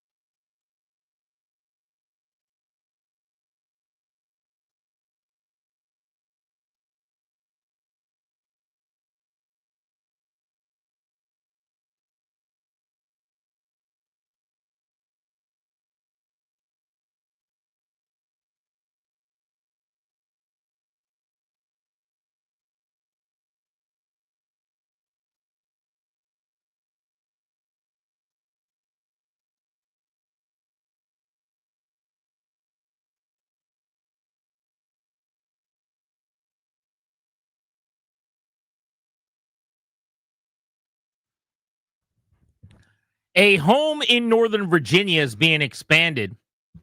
30 by 60, monstrous expansion in a tight neighborhood, houses close together, completely unlike anything else in the neighborhood, and frankly, just not the design of what it's supposed to look like. I don't mean it doesn't match HOA style. I mean, from streets over, you can see this monstrosity that's 3 times bigger than any house. It looks like a bunch of shipping crates stacked on top of each other.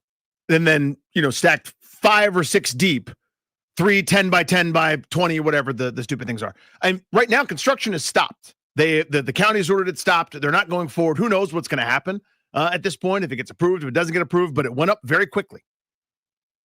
I would, frankly, get over this very, very fast. Now, if I was their direct neighbor next door, it would sting a lot more because I think I lost immense value on selling my home.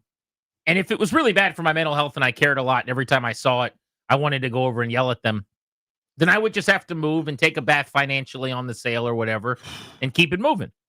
But if I did live anywhere else other than right next to them, and it's just annoying to drive past and to know that it's in my neighborhood, I really wouldn't care that much.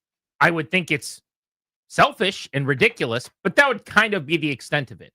But as a way to have fun here, you were talking about wanting to get even with them and being annoyed. And we want to come up with some ideas on what you could possibly do in a situation like this with neighbors. Here's the best I came up with. I looked up what animals you're allowed to have, exotic animals in Virginia. I would 1,000% just use this as an opportunity to get a little petting zoo in my backyard for my kids or whatever. And then right up against their tree line, the line of their property, as close as I could put it to their home, we're doing the loudest possible animals you can find. We're doing chickens. We're doing alpaca. We're doing anything that you're allowed. Like, we're going to have some snakes in crates back there and cages. Just all the animals right next to them, right up on the house as close as we can do it. I think that would be a pretty good way to be. If you're trying to be Bryce or Richard or Kyle, yeah, that's a pretty good way to be petty. That's a good beginning. My issue, of course, is that I have to deal with those animals, and it's as much or more inconvenience for me. Well, if you don't want an inconvenience or putting in more work, then you just get over it. Well, it's totally true. But yeah, I mean, mostly because I don't want snakes anywhere near anything. But I see your point. I mean, my first thought get some eggs in the morning from the chickens. I suppose my first thought, of course, is to go full Sopranos when the guy wouldn't give Tony Soprano his deposit back. That at all hours you turn on really loud music and really loud whatevers, right? And you blast it right at them. And then the instant they, call or say something, you turn it off when appropriate authorities come. But you do it from just far enough that it's facing them and not you. And you just have to let them know every second of every day, I'm going to bother you as often as humanly possible because you did this to me. And I will never let it go until you tear this stupid thing down because you've ruined everything. I actually do think, knowing you like I do, you would never get over it, no, by the way. I would never get over this. So if I'm their direct neighbor, I would have a conversation with them when they started building it. Like, Frank, what's wrong? What are you thinking? What are you doing here? What are you doing, bud? And then we'd have this conversation. I'd probably lead to like 10 or 12 more. I'm going to HOA, maybe whatever authority there is. I'm going to go to the end of the earth to try to stop it because it's ruining my home value and everything else. But when it happens, it's over. I don't know if I'm inviting them over for the cookout. When we get together as a neighborhood, they're probably not getting an invitation in their mailbox. But otherwise, I'm kind of moving on. I'll give you an idea. In our backyard, behind our garage, we built a sport court that used to be this mulchy, tree stump, weed-filled nothingness. And now it's a place for kids to play. I use it, of course, whatever. But to all of our neighbors, we wrote an individual letter addressed to each one, went and spoke to them. If there's any problem at any point, please do not hesitate, right? I had one thing already with a neighbor where we had to make sure that some of the rain runoff wasn't, because of the new structure headed towards his yard. And it took great pains to make sure that it wasn't happening because imposing on other people is wrong.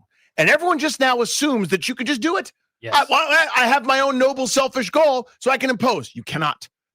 Otherwise, we collapse. We were talking about imposition before the show because I can't believe, I think it's generational, but the generation below us, if you're in your mid-20s, You ask people to take you to or pick you up from the airport. I can't imagine ever asking someone to take me to or pick me up from the airport. Unless you are my better half, my wife or girlfriend, my lover. I would never ask someone to do that. Uber exists, taxis exist, Metro exists. That is an insane imposition. It's a ridiculous thing, especially early hours, late hours, what have you, but really at any time during the workday. Can you pick me up from the airport? No, grown up, get an Uber. But you're right, imposition has just become the norm now. Let's go to Bill in Manassas. What's up, Bill? Bill, you're on Grant and Danny. What's up? Hello. Hey, man. Oh, fuck. Hello. Okay, Bill. I'm here. Are you? Hey. Doesn't I seem just want like to it. thank you guys for taking my call. Yeah, buddy. And then number two, I hope that you guys understand the complexities of this whole situation. Dude has a right, and I get that we could be, I don't know. Thanks, Bill. Appreciate Good call, Bill. I have more pace. I need more pace. I got the right, Bill, to walk up and do this in your face. Should I? Should I, Bill? Is it complex or is it simple and selfish? I bet you it's the latter. I don't care that you're within your rights to do a lot of things. You don't do it because of human decency, Bill. Complicated. Why are you so mad at Bill?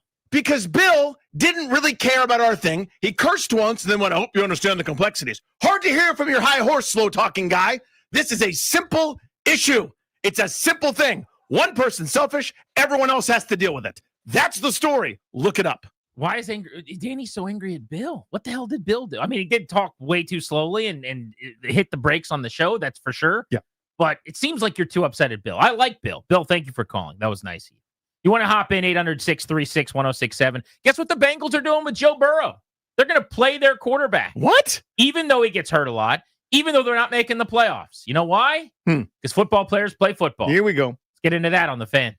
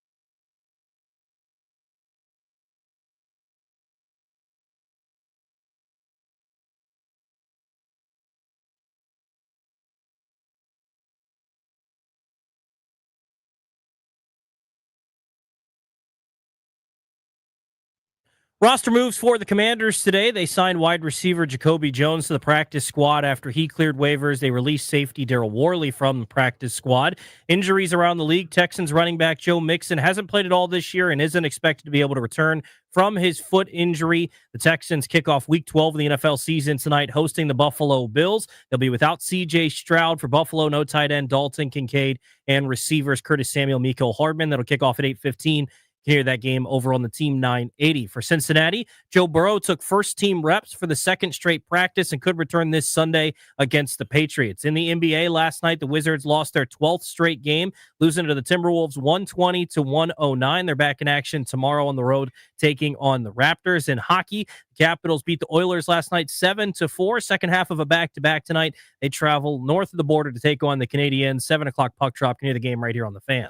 From the Crop Metcalf 5-Star Sports Desk, I'm Toby Altizer on the Fan.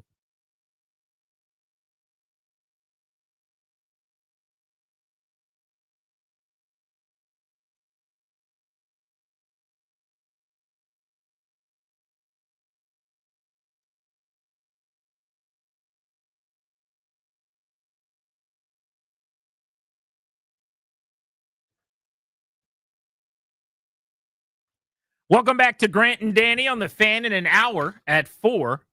We're going to give away Wizards tickets.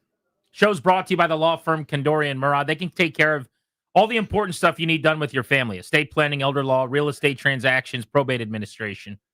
Their attorneys are there to protect you and your family's assets. Schedule a consultation for free right now with them and their team at kmlawyers.com. Mention us to get a discount on the work they do. That's kmlawyers.com. Joe Burrow is practicing in full already, ahead of schedule. That's amazing, by the way. It really is. Coming back for the Cincinnati Bengals. They've got 7 games left. If they run the table, they could get to 10-7. They're not going to, but I will say they got a weak schedule for the most part. They play New England this week, and they're not expected to beat the Patriots. But let's just say without Jamar Chase, 1-game suspension, Burrow comes back, lights it up. They beat New England. Baltimore, twice. The Dolphins, the Cardinals, the Browns. They do have the Bills in there, but the toughest part of their schedule is behind them. But I found it really interesting, Danny. In D.C., we're talking about a quarterback that's gotten hurt a couple of times, coming back for a lost season. Is it worth it to play Jaden Daniels? And in the case of the Cincinnati Bengals, who will not be making the playoffs in a lost season, with the same record as Washington, and frankly, less reason to bring their quarterback back.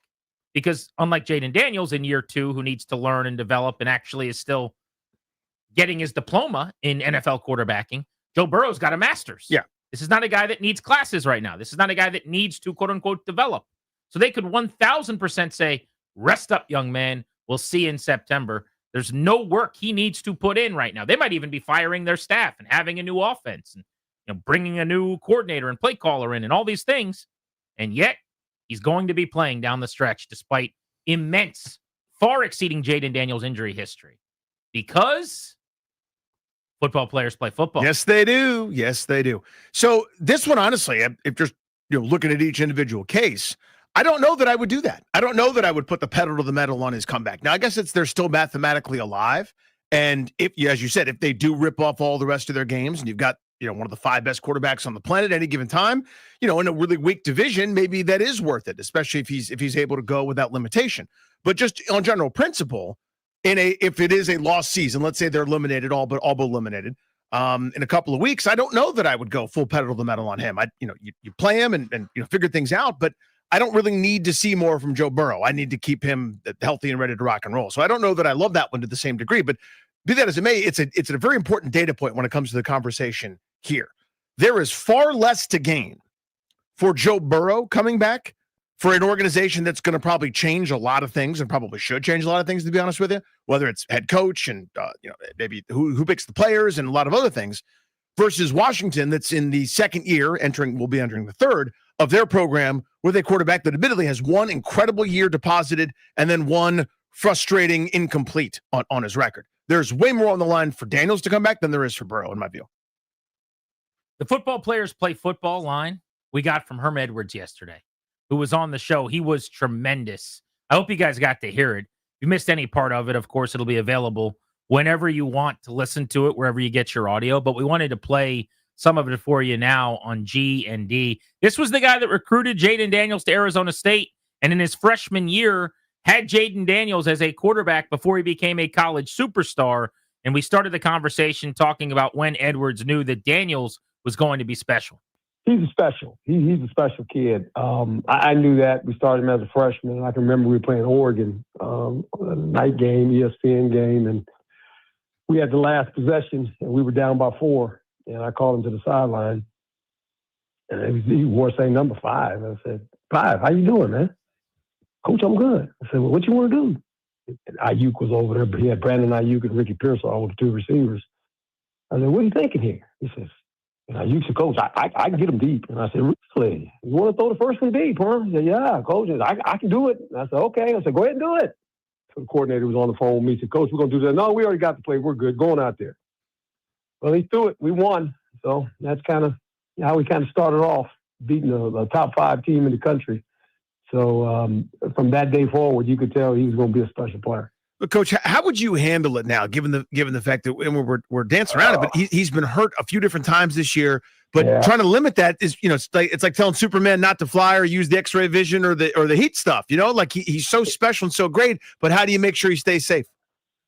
Well, we always talked about when you leave a pocket and you get on the journey, you don't know when it's over. You got to protect yourself. You got to protect your throwing arm and and your shoulder. I mean, you got to protect that and don't take these unnecessary hits. And, he's a competitive guy. I mean, this is just a rash of injuries all of a sudden. Hopefully, like I always say, life comes in 3. So he's had 3 of them now. So hopefully he's done for the rest of his career. But they miss him badly. There's no doubt about that. Going into this season, you felt like after the season they had last year that these guys were going to challenge the Eagles. They split with them last year, and you felt like, okay, this is the next team. The Commanders will challenge the Eagles if, Jaden can stay healthy. And obviously he gets hurt, and that kind of, that set them back a little bit. And so now they're sitting in the situation where they got to win a game again. They've lost 6 in a row now. So they got to figure out how to win a game again. Herm Edwards was an outstanding player and coach in the National Football League, most recently at Arizona State. You see him on ESPN joining us on Grant and Danny. Specific to Jaden's frame, you kind of joked he hadn't gotten a lot bigger. One of the knocks, maybe one of the few legitimate knocks coming out of college that people had was this concern of durability. You coached him. You know him way better than so many of us.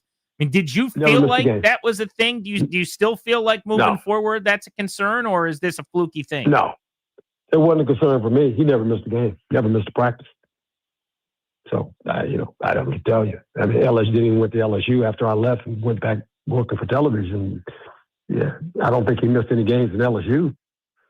So, first year he was fine. I mean, so, and that's what people will say now.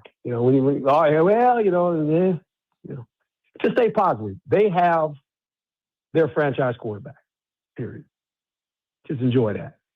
Just enjoy when he comes back, you got your franchise quarterback. And don't worry about all the rest of that nonsense. Because, they've been saying that about this kid since he was in high school. They were only looking for that quarterback for 30 plus years. It's been a long time, Coach. So I'm trying to tell you, you got one. You got one. And, and he, look, he's not, you can't put him in bubble wrap and say, hey, man, you just got to stay in the pocket. We don't want you to run. He's going to run. He's going to run. He's competitive. And, it's just one of those deals, man. I mean, it's just, football's a funny game. I played 10 years. I never missed a practice. I never missed a start. I don't know why. I don't know how that happened, but I didn't. In college, never missed a start, never missed a practice. In high school, never missed a start, never missed a practice. I don't know what to tell you. I was fortunate, right? And it's just, and I've seen guys to miss games and miss practices. I don't know how it works. I really don't. There's no magic wand. There's no certain elixir you can give a guy. It's just football, man. Herm Edwards with us here on Grant and Danny. Coach, there's a pulse, and 2 guys, by the way, you're talking to right now, don't think this, but just want to give you a chance to address it. There's a pulse among some fans and maybe some around that because this has been such a lost year, so tough on Daniels injury-wise, they wouldn't bring him back even if he was healthy down the stretch of the season. What would you say to those folks? Yeah. Well, knowing Jaden, he's going to want to play when he can play, and that's a good thing. you're going to have to tie him down for him not to play. Yeah, he's going when he feels like he can go, he wants to go. But that's what you want in your quarterback. Yeah. That's what you want the leader of your team to say. He's looking at himself and saying, hey, man, I got to help you. I want to win a game. You know, he's trying to win a game again for this football team. You want a guy like that. I mean, if he would sit there and say, oh, well, I'm done because we're 3-8 now, and, you know, I'm gonna. No, that ain't who he is now. That's not the guy I know. So just be ready. If he can go and he can, you know, he can still throw it and he can play with that sling on his arm or whatever he's got to do, you know what? He's going to want to play. If he is healthy, would you bring him back if he could get 3 weeks of practice and games in, 4 weeks of practice and games? Absolutely. Hey, last time I checked, you're a football player. That's what you do. You play football. Football players play football, guys. I'm going to write that down, Coach. 1 second. Players play football. That's what they do. Okay? And you have this window of when you get to play. And there ain't like on the off season he can play. No, he can't play. The season's now. He got to play now. Are you kidding me? That's what they do. Football players play football. They don't do anything else. That's their job. He's not going to say, hey, man, you know, he don't care. He wants to play. He wants to compete. Coach, you had such a great coaching career, just going, you know, in the NFL, college, et cetera. Some really good teams and some teams that, you know, came in second a few games here and there. But in the locker room like this right now with a veteran group that it just has not gone according to plan, how would you treat everybody kind of down the stretch? I know you just said football players play football, but how do you do that? Like, how do you motivate guys and how do you try to get the best out of them when the season is pretty much lost? Well, look, I can remember when I was with the Jets, our first year, we get in the playoffs. Second year, we're sitting at 2-5. We're 2-5. We're sitting at 2-5. And everybody's thinking, well, hey, you know, is this team going to quit? And that's when I said what I said. And it's been haunting me ever since about playing to do something. I don't remember that. What was it? Can you remind us? I don't remember. No, I said it one time. I never repeated it. We were joking earlier. I said, I'm not going to bring it up because like what a career you've had. And it's almost like you're known for one sentence. Yeah, no doubt. And we sit there at 2-5. And you know what I told the team? I say, man, you know what? We haven't won a game in a while. But let's just go win a game to see what that feels like when you come in the locker room. The joy of winning a game. People don't realize that is the ultimate in football. When you walk in that locker room, you've won a game. It doesn't matter how many you've lost. Just go win a game again and see what that feels like. And that's what I told the players. Hey, man, let's just go have fun. And all of a sudden, we won one, and then we won another one. And then we won another one. And here's the crazy part. At the end of it all, we won the division. But all I wanted was, I just kept trying to tell them, and I told our coaches, we need the feeling of winning a game again, guys. You don't know how it will help this football team. It'll help everybody. Just the feeling of the joy of winning a game. And when you go on a losing streak, it hits you how hard winning is and the joy of winning. You want that feeling. And that's what those guys in that locker room are thinking right now. Hey, man, let's just go win a game, man. Just don't listen to everybody outside. Don't worry about our record. Let's just go win a game. So when we come in this locker room, we can smile and we can holler and we can go, man, that feels good to win a football game. Because that's just because they've lost 6 straight in a bye week. I mean, they're going to be creeping up on when they play again. It's going to be 8 weeks since they've won. That just got to be in a building. Such a grind. When you're logging those hours, it's got to be an eternity. Well, and it is, because you think about it, guys, you know, you got, 17 games or, you know, and you get in the playoffs, okay, whatever. And then you got the whole offseason. And you train to go play football. And so when the season's over with, it's like, man, you know how long you got to wait again before you can play a football game? That's why, hey, man, you know, all those games, I tell people all the time, just go win a game, man. And you'd be surprised how better you feel, how everybody feels. Coach, this is obviously not the same as the NFL. I never played anything close to that, but I was on an American Legion baseball team forever ago. Where we couldn't get out of our own way. It was Bad News Bears type stuff.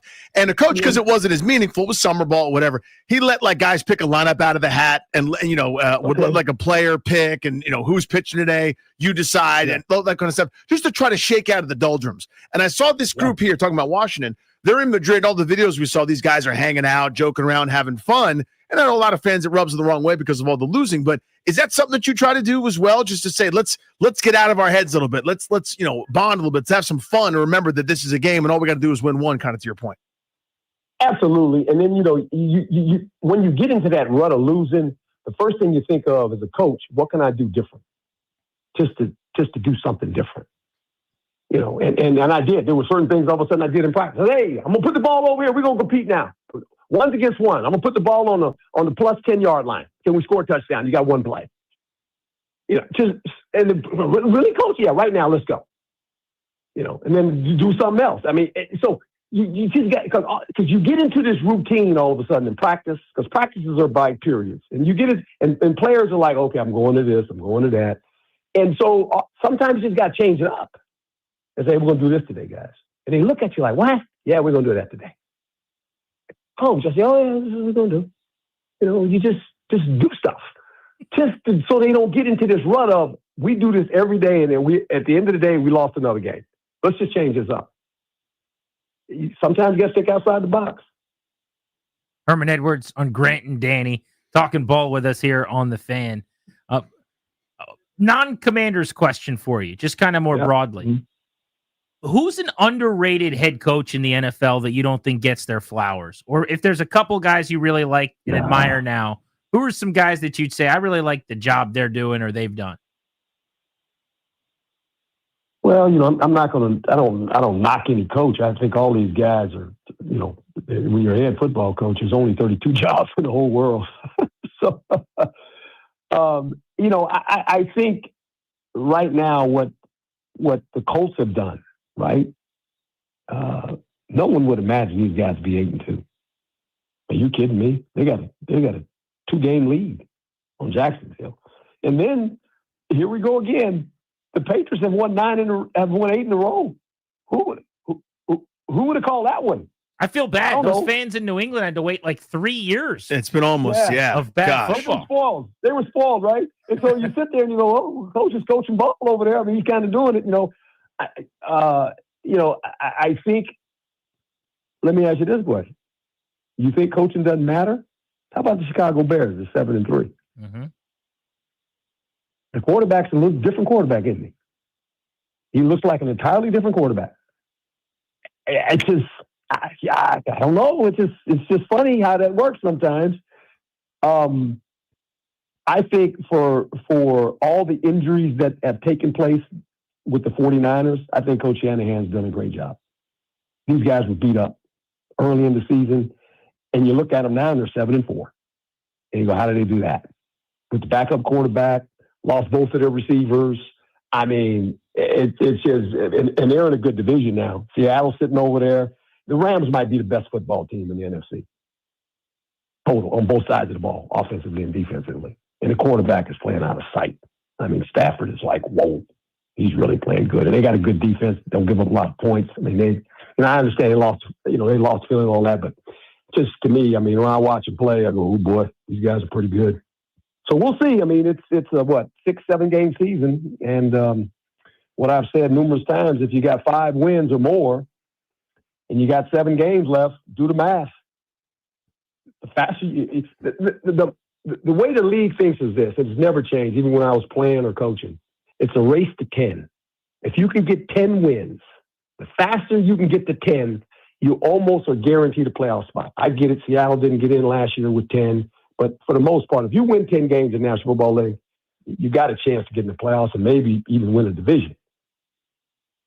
I've never heard it said that way. I like that. Like the fastest to 10. And by the way, you don't apologize for it. Like we sit here on the radio and after a 10-7 win against a bad team, we're like, oh, that was gross. Or, but they fumbled 2 times in the fourth quarter. It's 1 out of 10. You just need to get 10 of them. Yep.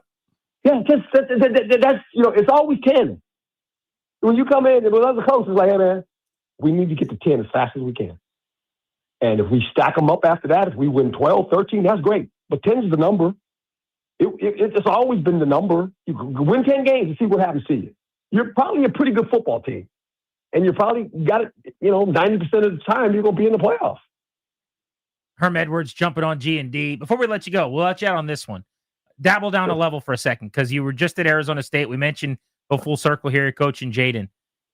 We're seeing guys like Nick Saban and so many legendary coaches step away from the college game. Yeah. The portal era and NIL and open season free agency and no real, governors. What do you make of, I know, which was 22 your last season or 23? I'm trying to remember. Yeah, it was shit. Look, I saw it coming. I saw what's happening now coming. How bad is it? I mean, as a coach, like, bad. What is the deal here? Think of it this way. And this is basically what happened at Penn State. No one will say it. But here's the deal.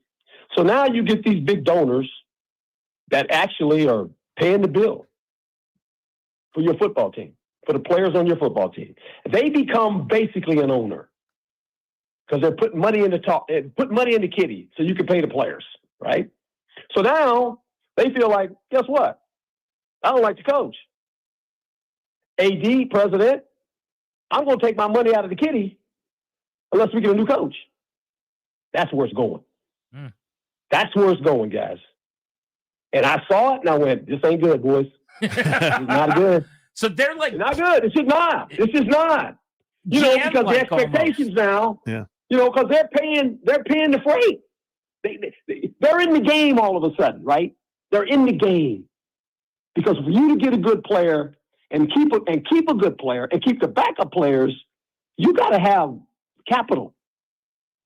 And you know that. And now some of these guys are like, okay, well, I'm giving money. Well, I got to save too. Right? Just saying, not just. Yeah, it's very easy to just withdraw the check or whatever. Coach, this is a real treat. Really appreciate you joining us, man. Thanks so much for the time this afternoon. My pleasure, man. Thank you. We should do that again. Herm Edwards on the show yesterday. So good. John Keim was on with the Junkies this week, and he weighed in on what we asked Herm Edwards about. The idea of Jaden Daniels playing, if healthy, later in the season, and how the locker room, which he's got a pulse of being out there every day, would react if Daniels didn't come back and play if he was healthy. We'll get into that next on G&D.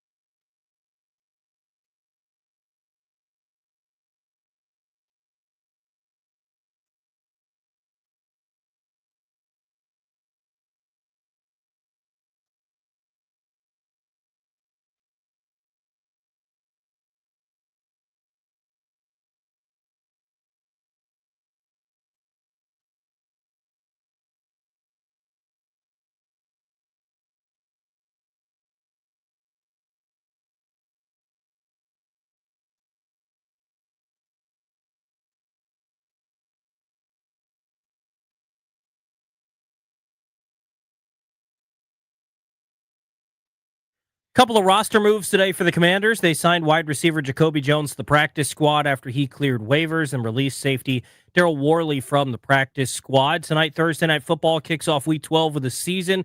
Bills and Texans in Houston, 8:15 kickoff. Near that game over on the Team 980. No C.J. Stroud for Houston, still looking to come back from a concussion. He's still in the protocol. Tight end Dalton Kincaid and wide receivers Curtis Samuel and Mecole Hardman out for Buffalo tonight. Other injuries around the league, Texans running back Joe Mixon not expected to play this season as he's still dealing with a foot injury that's kept him out for the entirety of this year so far. Joe Burrow took first-team reps for a second straight practice and could return as early as this Sunday against the Patriots as he returns from a turf toe injury. In the NBA, the Wizards lost their 12th straight game last night as they fell to the Timberwolves in Minnesota, 120-109. They're back in action tomorrow in Toronto against the Raptors. Capitals taking on the Canadiens in Montreal for a second half of a back-to-back tonight. 7 o'clock puck drop. Can hear the game right here on The Fan. From the Crop Metcalf 5-Star Sports Desk, I'm Toby Altizer on The Fan.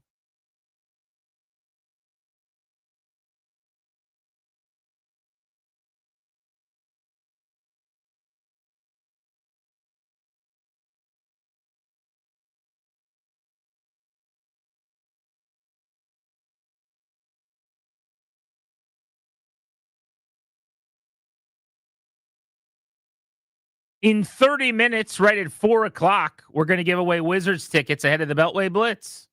This is Grant and Danny. You're listening to The Fan. So you just heard what Herm Edwards had to say about Jaden Daniels playing when he's healthy.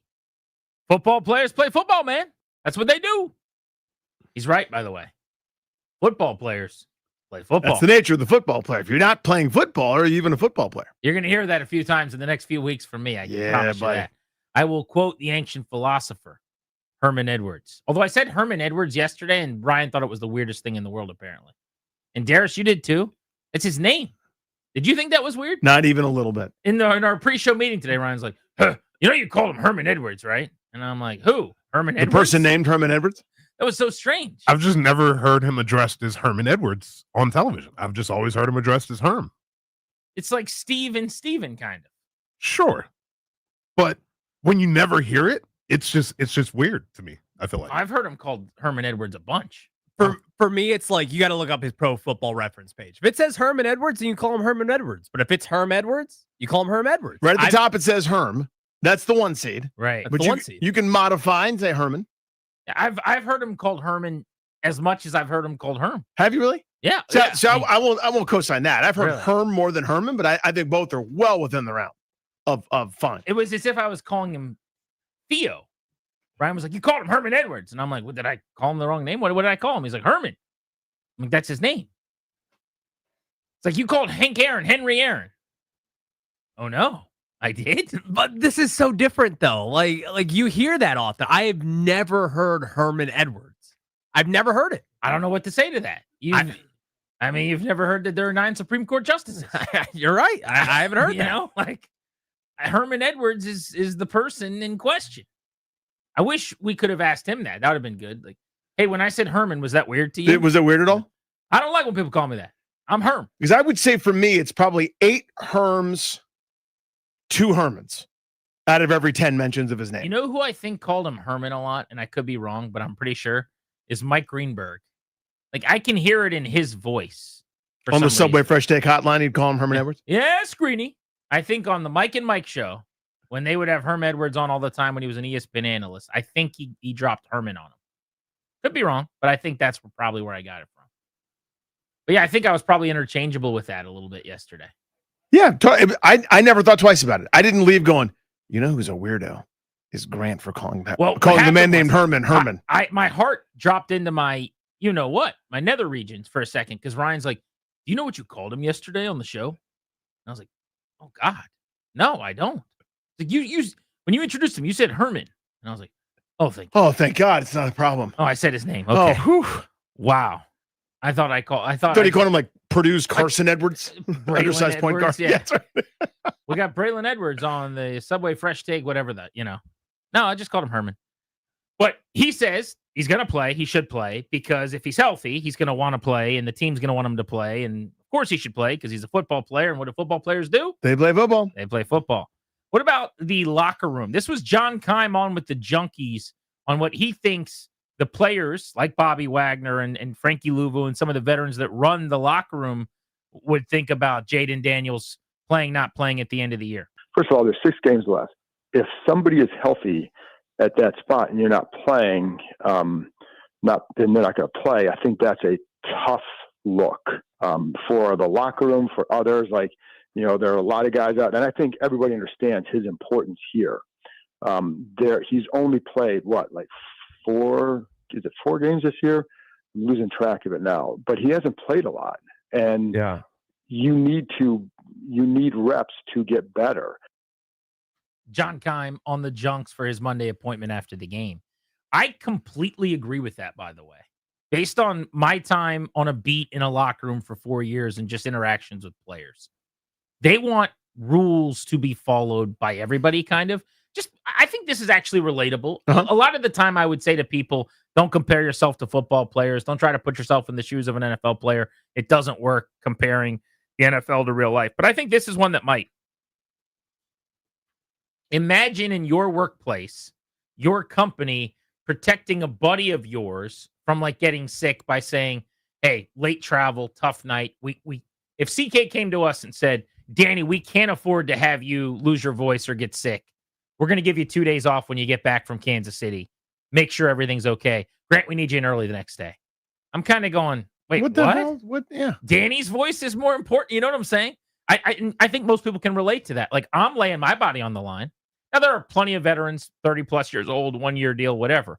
But if you are important to the team, Mikey Sanders still, building block longer term right now with this Commanders team, which, by the way, it is hard to come up with a list for those guys. This is the point I'm going to make in a second. Another here. segment that we should do. Yep. But it doesn't really matter. I mean, everyone in that locker room is putting their career on the line with every single snap. And if there's this healthy guy that they're just saying and treating as more important than the rest of the operation, we all know that he is. That's very different than treating him that way. It was a huge problem when Robert Griffin was here, by the way.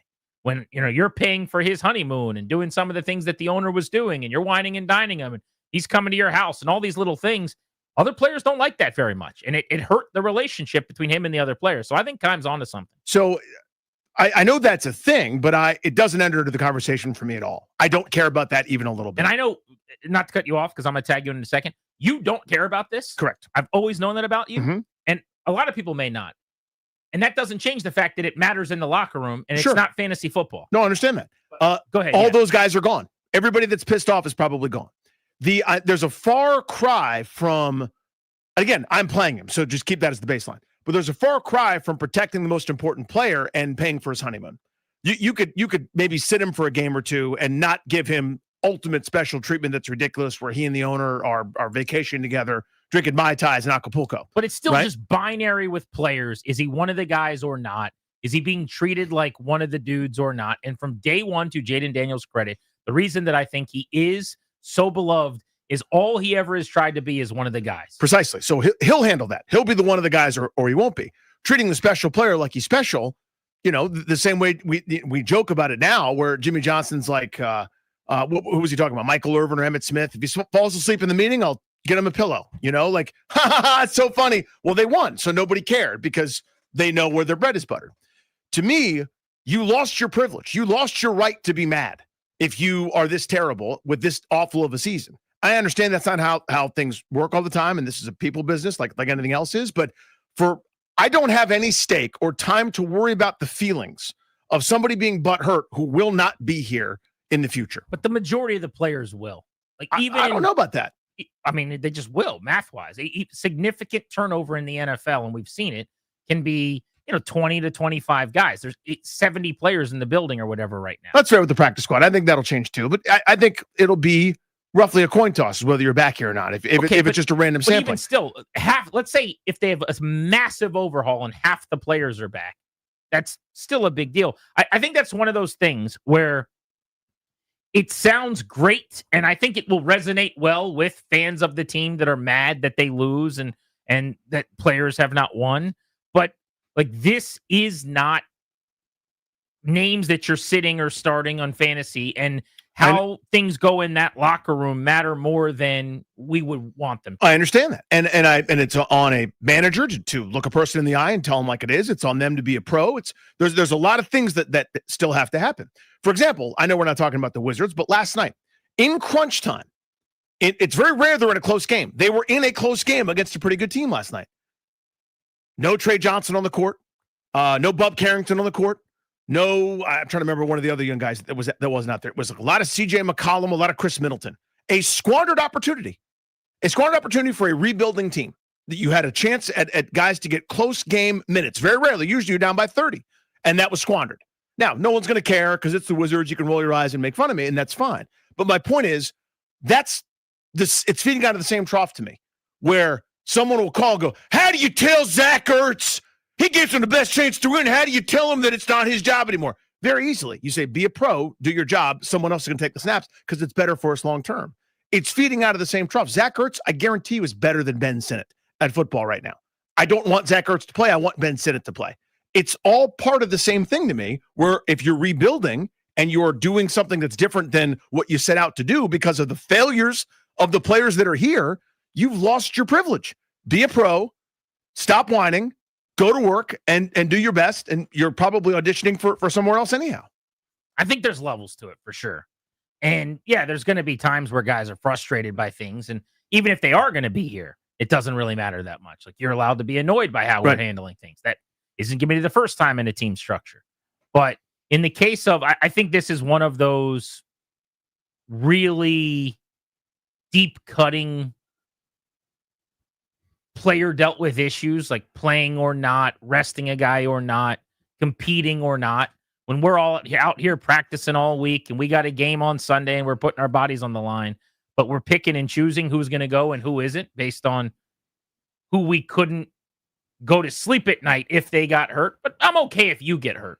It's the egos are involved and personalities are involved. And I think Keim's on it, that it would not be a good thing in the locker room.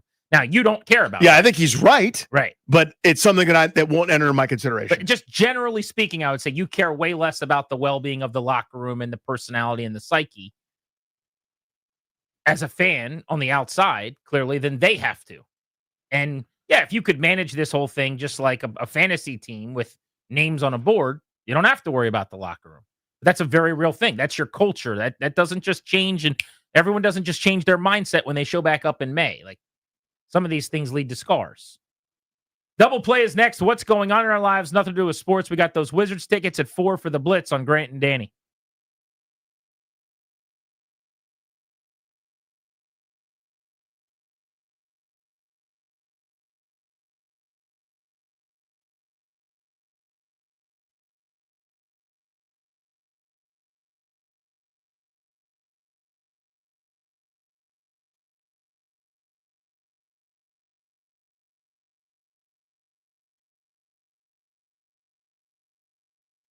What's up, guys? Danny Rouhier here. Now, let's take a look together at the latest Pro Football Injury Report. It's presented by Fanatics Sportsbook. Little Thursday night foosball this evening. Buffalo, Houston. We will start with the Texans. You already know some of these. No quarterback C.J. Stroud. He has been ruled out of this one. They'll also be without the services of running back Joe Mixon and no tight end Harrison Bryant for the Houston Texans. On defense, looks like safety Jalen Petrie has been ruled out as well for Buffalo. No Dalton Kincaid, tight end extraordinaire for the Bills, and no Mecole Hardman. And if you're in D.C., you're probably used to this one. No Curtis Samuel. He won't be available for the Bills. No Ed Oliver and Landon Jackson on that defensive line for the Buffalo Bills. Maybe some running eligibility there for the Houston Texans. Might see some friskiness on the ground due to a depleted defensive line there for Buffalo. That is today's injury report. Listen all season long for weekly injury updates presented by Fanatics Sportsbook, the home of fair play. Download the app today.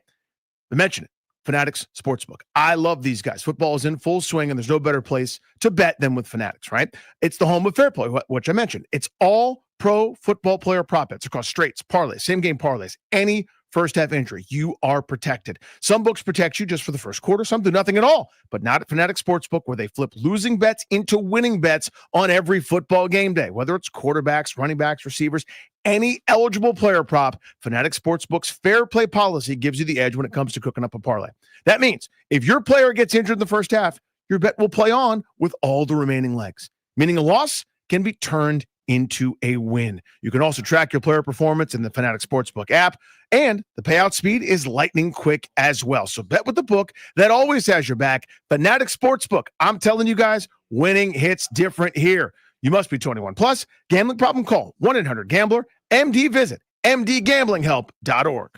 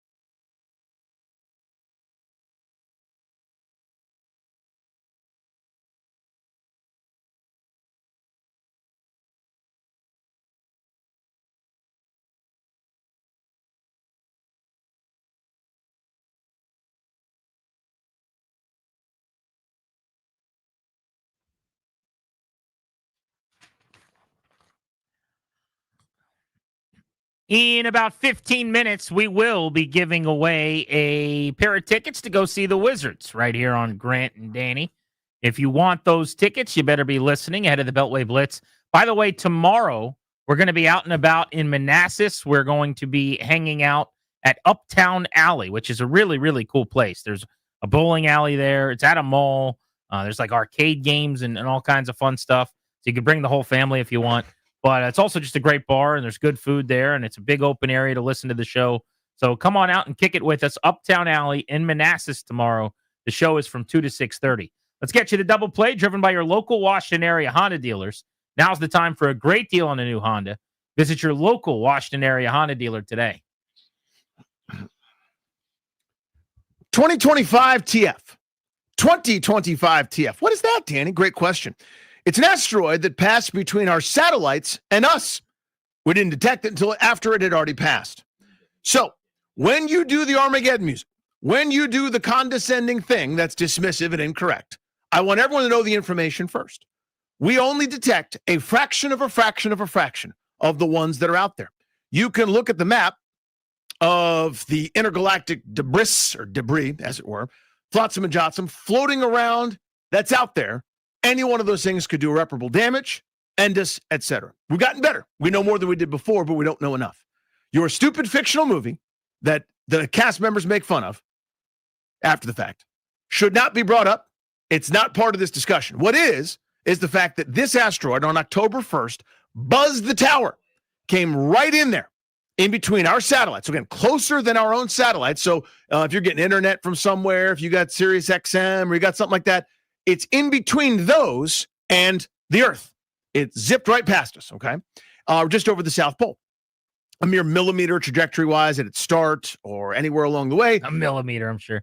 Well, that's I know it's complicated for you, but Yeah. if adults are talking for a second. A millimeter. So, well, you know how pitching works. For example, if I'm facing you, my two fingers are pointed at you, that's a strike. If I turn it a fraction of that, it's 6 feet to the left. That's 28 how miles from Earth, people. That's how intergalactic things work. Again, it's 45 million kilometers. No, you're embarrassing yourself. Again, That's literally how far away it passed from Earth. a millimeter when it starts, and of course the directions change because we're talking about hundreds of thousands of miles. Again, Where did it hit? What damage did it for do a, again? for a simpleton brain, this is too hard. But Right. for the rest of us, I got it.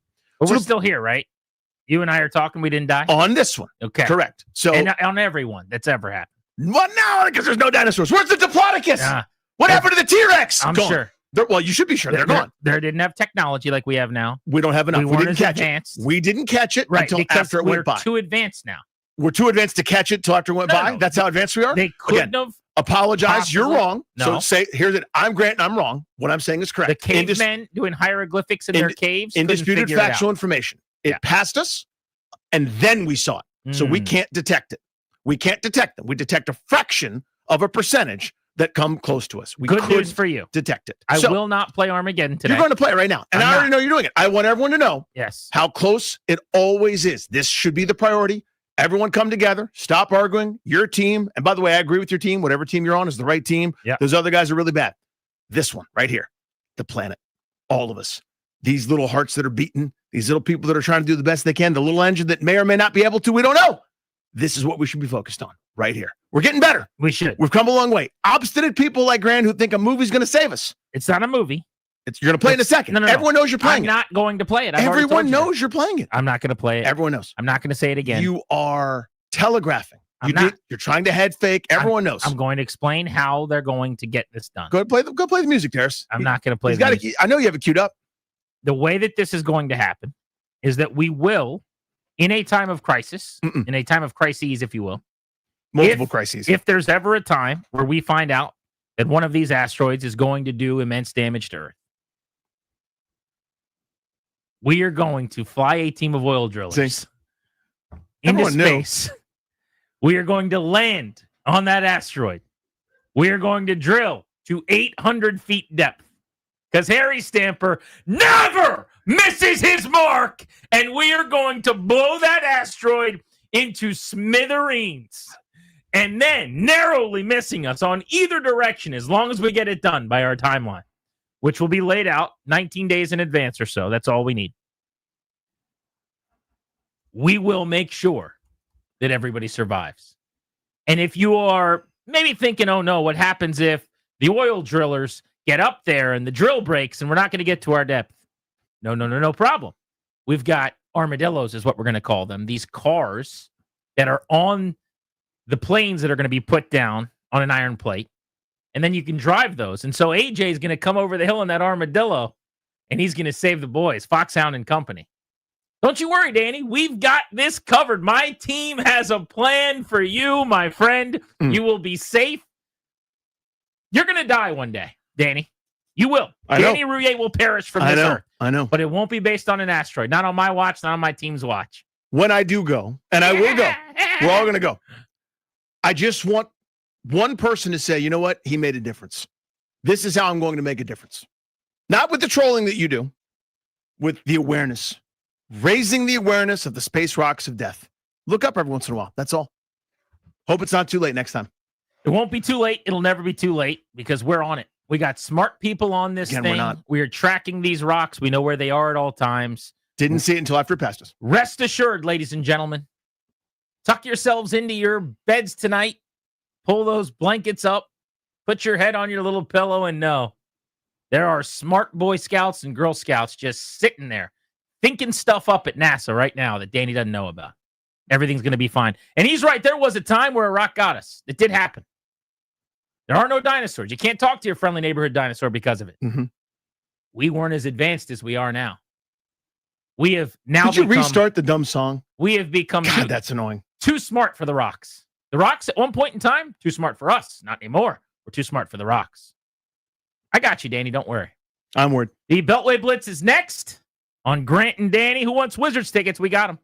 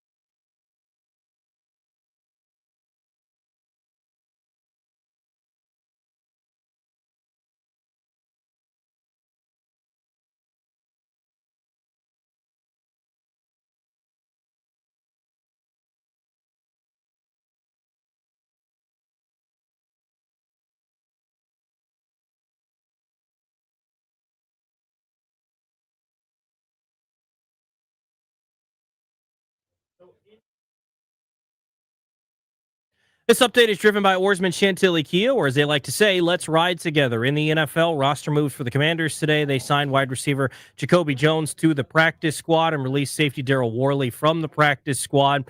Texans running back Joe Mixon is not expected to come back this season, is still recovering from a foot injury that's kept him out all year. They waived running back Dameon Pierce. Joe Burrow took first-team reps for a second straight practice and could return this Sunday against the Patriots. Thursday Night Football tonight, Bills and Texans, Week 12. 8:15 kickoff. Can hear that game over on the Team 980. In the NBA, Wizards lost their 12th straight game last night, losing to the Timberwolves 120-109. Back in action tomorrow in Toronto against the Raptors. Tonight, the Capitals in action for the second half of a back-to-back after they beat the Oilers last night 7-4, taking on the Canadiens in Montreal. 7 o'clock puck drop. Can hear the game right here on the Fan. Oarsman Chantilly Kia keeps their customers happy by offering great deals in the area's best selection of new Kias. Each backed by the Oarsman Lifetime Edge, featuring up to $1,500 in extras. As they say at Oarsman Chantilly Kia, let's ride together. From the Crop Metcalf 5-Star Sports Desk, I'm Toby Altizer on the Fan.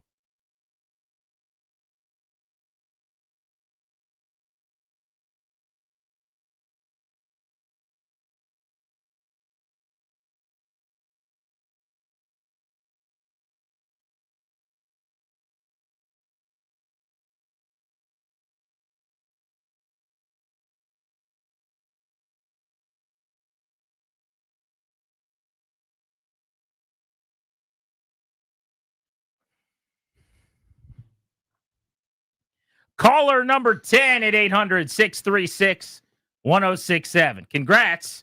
You're winning a pair of tickets to see the Wizards take on the Atlanta Hawks Tuesday, November 25th at Capital One Arena. Close out the NBA Cup at Capital One Arena with the Wiz. They are wearing their City Edition uniforms, plus the first 10,000 fans are getting Bub Carrington designed pajama pants.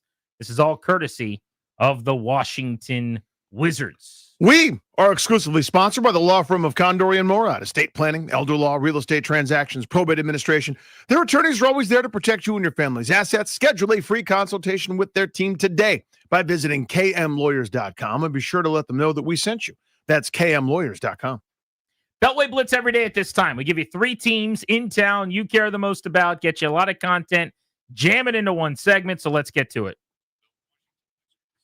NFL, Commanders on deck and in the hole. We start on the hardwood with the Wiz, Chase Hughes, Monumental Sports, to get things going. Chase, the Wizards last night did the opposite of kind of their normal thing. Oftentimes they're up early and then they kind of collapse as the game goes on. Last night they were down big at the half. They had a great third quarter. They come all the way back to make it interesting with Minnesota. What'd you make of a 11-point loss to the T-Wolves on the road? I think all in all, it was a pretty good response to their last game, which was a complete disaster. Over the weekend, they played the Brooklyn Nets, one of the other lowly teams in the league that's probably going to be gunning for the number 1 pick, and they just got outworked. And the team was really upset with how that game went, because they not only did they feel like they could win it, but they just got out-hustled, and they were not happy about that. So there was a players-only meeting after the game. They really wanted to respond. And I think the effort was much better against the Timberwolves. The thing that did them in is they turned the ball over way too many times in the first half. They dug an early hole, and they were able to claw back offensively. But I think they really missed Alex Sarr down the stretch on defense, because Julius Randle kind of took over during stretches around the basket, and they were missing a guy in Sarr who's legitimately become one of the better rim protectors in the league. So, Chase, they played a good team last night and gave them all they could handle. You know, the final score not indicative of, I think it was a 2-possession game with a couple minutes left. Here is my gripe.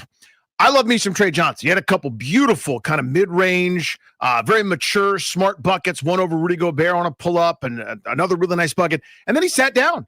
Crunch time minutes against a good team, whether you win or lose, to me is secondary. But on the court, it was a lot of C.J. McCollum, a lot of Chris Middleton. I would have loved a Bub Carrington, Trey Johnson, Cam Whitmore, some combination therein to get that kind of experience too in a game like that against a good team. So that frustrates you a little bit. Tag, you're it. Yeah, I understand that. I think what I've learned this season is that Brian Keefe's priorities kind of shift from game to game, and sometimes it's about matchups. I think in this particular game, they really wanted to recover from a tough first half and have a more competitive effort on the heels of what happened against Brooklyn. And so it kind of depends on the game. I wouldn't be surprised if Trey Johnson played more meaningful minutes the next time out. And the reason why I've kind of come to this conclusion is Cam Whitmore's playing a lot more lately. But if you go back a couple weeks ago, he seemingly was in the doghouse and his minutes were going down and down and down. And Brian Keefe started to get asked about it.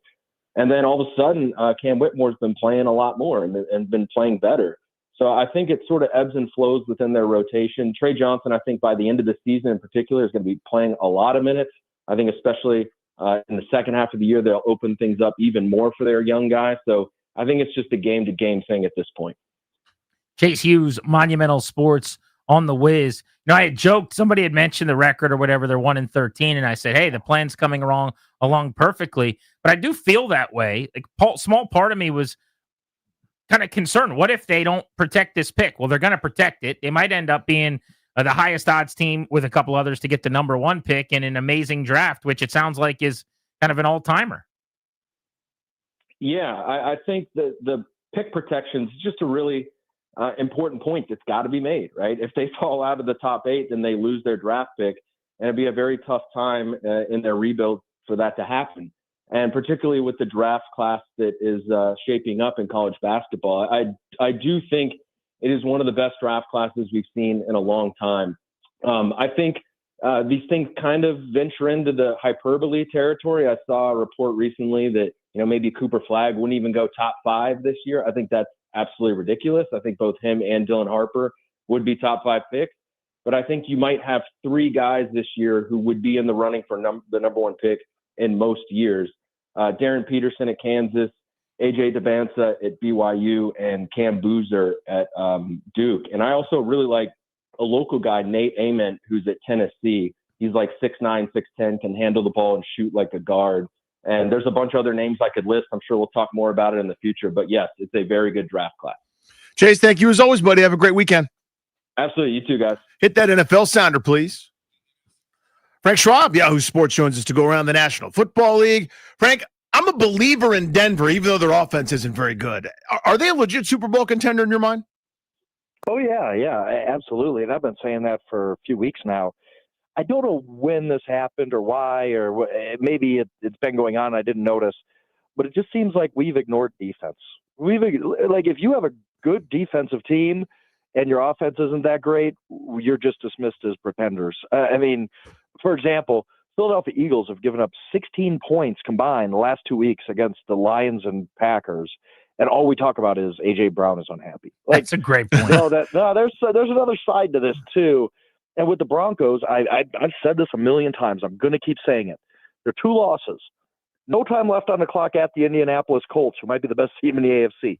No time left on the clock at the Los Angeles Chargers, who are a playoff team. They're that close to being 11-0. And they have a great head coach. They have a great defense. Yes, their offense has been up and down. There's no question about that. But I also kind of trust Sean Payton to get the most out of it as we go forward here. So, yeah, you could dismiss the Broncos all you want. That's fine. But, the results are the results. And they're a pretty strong 9-2 team that I think is clearly the favorite to win the AFC West right now. If one of these expected powerhouses that's not currently a playoff team ends up actually not making the playoffs, which would you assume it to be, the Lions or the Chiefs? Probably the Chiefs, just because I don't see a path for them to win the division. I do see a path for the Lions to win the division. So you get in with the Chiefs, you're talking about, okay, you got to be a wild card. That's fine. But you have tiebreaker problems against the Chargers right now. You got tiebreaker problems against the Jaguars. You got it gets tough. They've lost 5 games, and it's all close game luck. It really is. I know this sounds weird, but I know they went 15-2 last year and they're 5-5 this year. I don't think there's that much difference between last year's team and this year's team, quality-wise. I think they're pretty much the same team. It's just they were 11-0 in close games last year, and they're 0-5 in close games this year. But that adds up, and now you got to go at least 5-2 the rest of the way to make the playoffs. And I think they will. If you look at their schedule, I think it lines up where, okay, you got to play the Colts, you got to play the Chargers, you got to play the Broncos. Well, all 3 of those are at Arrowhead Stadium, so that definitely helps. And I think that they do it, but I just think the Lions' path, I think they're going to win that division. I think they're They're a very, very good football team. Now, when it's looked bad for them, it's looked really bad. Like, they've had some really weird games. But I do think the Lions are a better chance to make the playoffs than the Chiefs, although I think both make it in. Who's the best team in the NFC? I don't see why it wouldn't be the Eagles. Like, I got a lot of respect for the Rams. I think they're very, very good. I think the actual answer to the question might be the Seahawks. I don't really care that they lost at LA. Like, Sam Darnold had 4 interceptions. They had all these issues in the red zone, and yet they're lining up for a 61-yard field goal at the end of the game to beat the Rams. I mean, I don't think any less of the Seahawks after Sunday than I did before. I don't think Sam Darnold's going to throw 4 interceptions again in the game this year. So I look at the Rams Seahawks, perfectly reasonable picks. I think the Lions actually are still in that discussion. But why wouldn't it be the Eagles? Like, again, yes, I get it. Their offense has been up and down. They still only lost 2 games. One was, they blew the fourth quarter against the Broncos at home. And then they had the weird loss against the Giants on Thursday. I've never seen a more unhappy team and fan base of a good championship team than the Philadelphia Eagles this year. Like, it's weird. Like, they've won a championship. They're really, really good again this year. They play in a division they're going to run away with by 5 games. And yet all season has just been complaints. And I look at it like that means they're undervalued, to be honest. I think that the Eagles are look, Lane Johnson injury is a thing. Like, that's not going away. That's tough. But I look at the Eagles as like, why isn't this the best team in the NFC? Like, they're winning games. They still have all that star power. The defense has come around the last couple of weeks. I have no reason to say it's not the Eagles in the NFC. Frank Schwab of Yahoo Sports. How do you think Shedeur Sanders will play in his first start against the Raiders? Probably poorly. He's a 5th-round rookie who started the training camp 4th on the depth chart. Now, I will say this. What we saw last week, if you're making sweeping conclusions off of that, like, that's ridiculous too. Like, a rookie came in cold, off the bench, thrown into a situation, and he played poorly. Like, okay, what are you going to do? Like, and all the nonsense about, they don't like it, or, they're setting him up to fail because they didn't give him reps with the first team. It's just ridiculous. It's literally ridiculous. Backups don't get first-team reps, especially when you're trying to develop a rookie quarterback you have ahead of Shedeur on the pecking order. Right? You want to give Dylan Gabriel as many reps as he can get.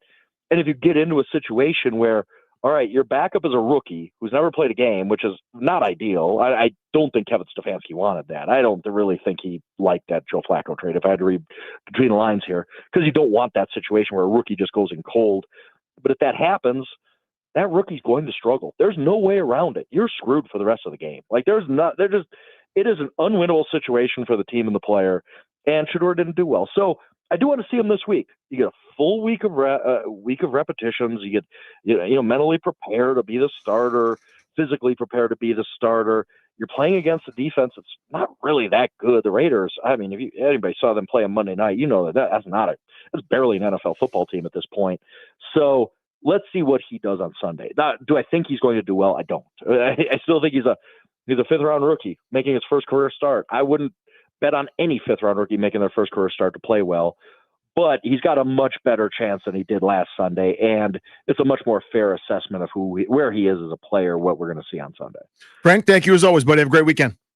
Yep, absolutely. Appreciate it. Yep, dude. We'll see you later. Hit that local 53 sounder, please. We couldn't find anybody.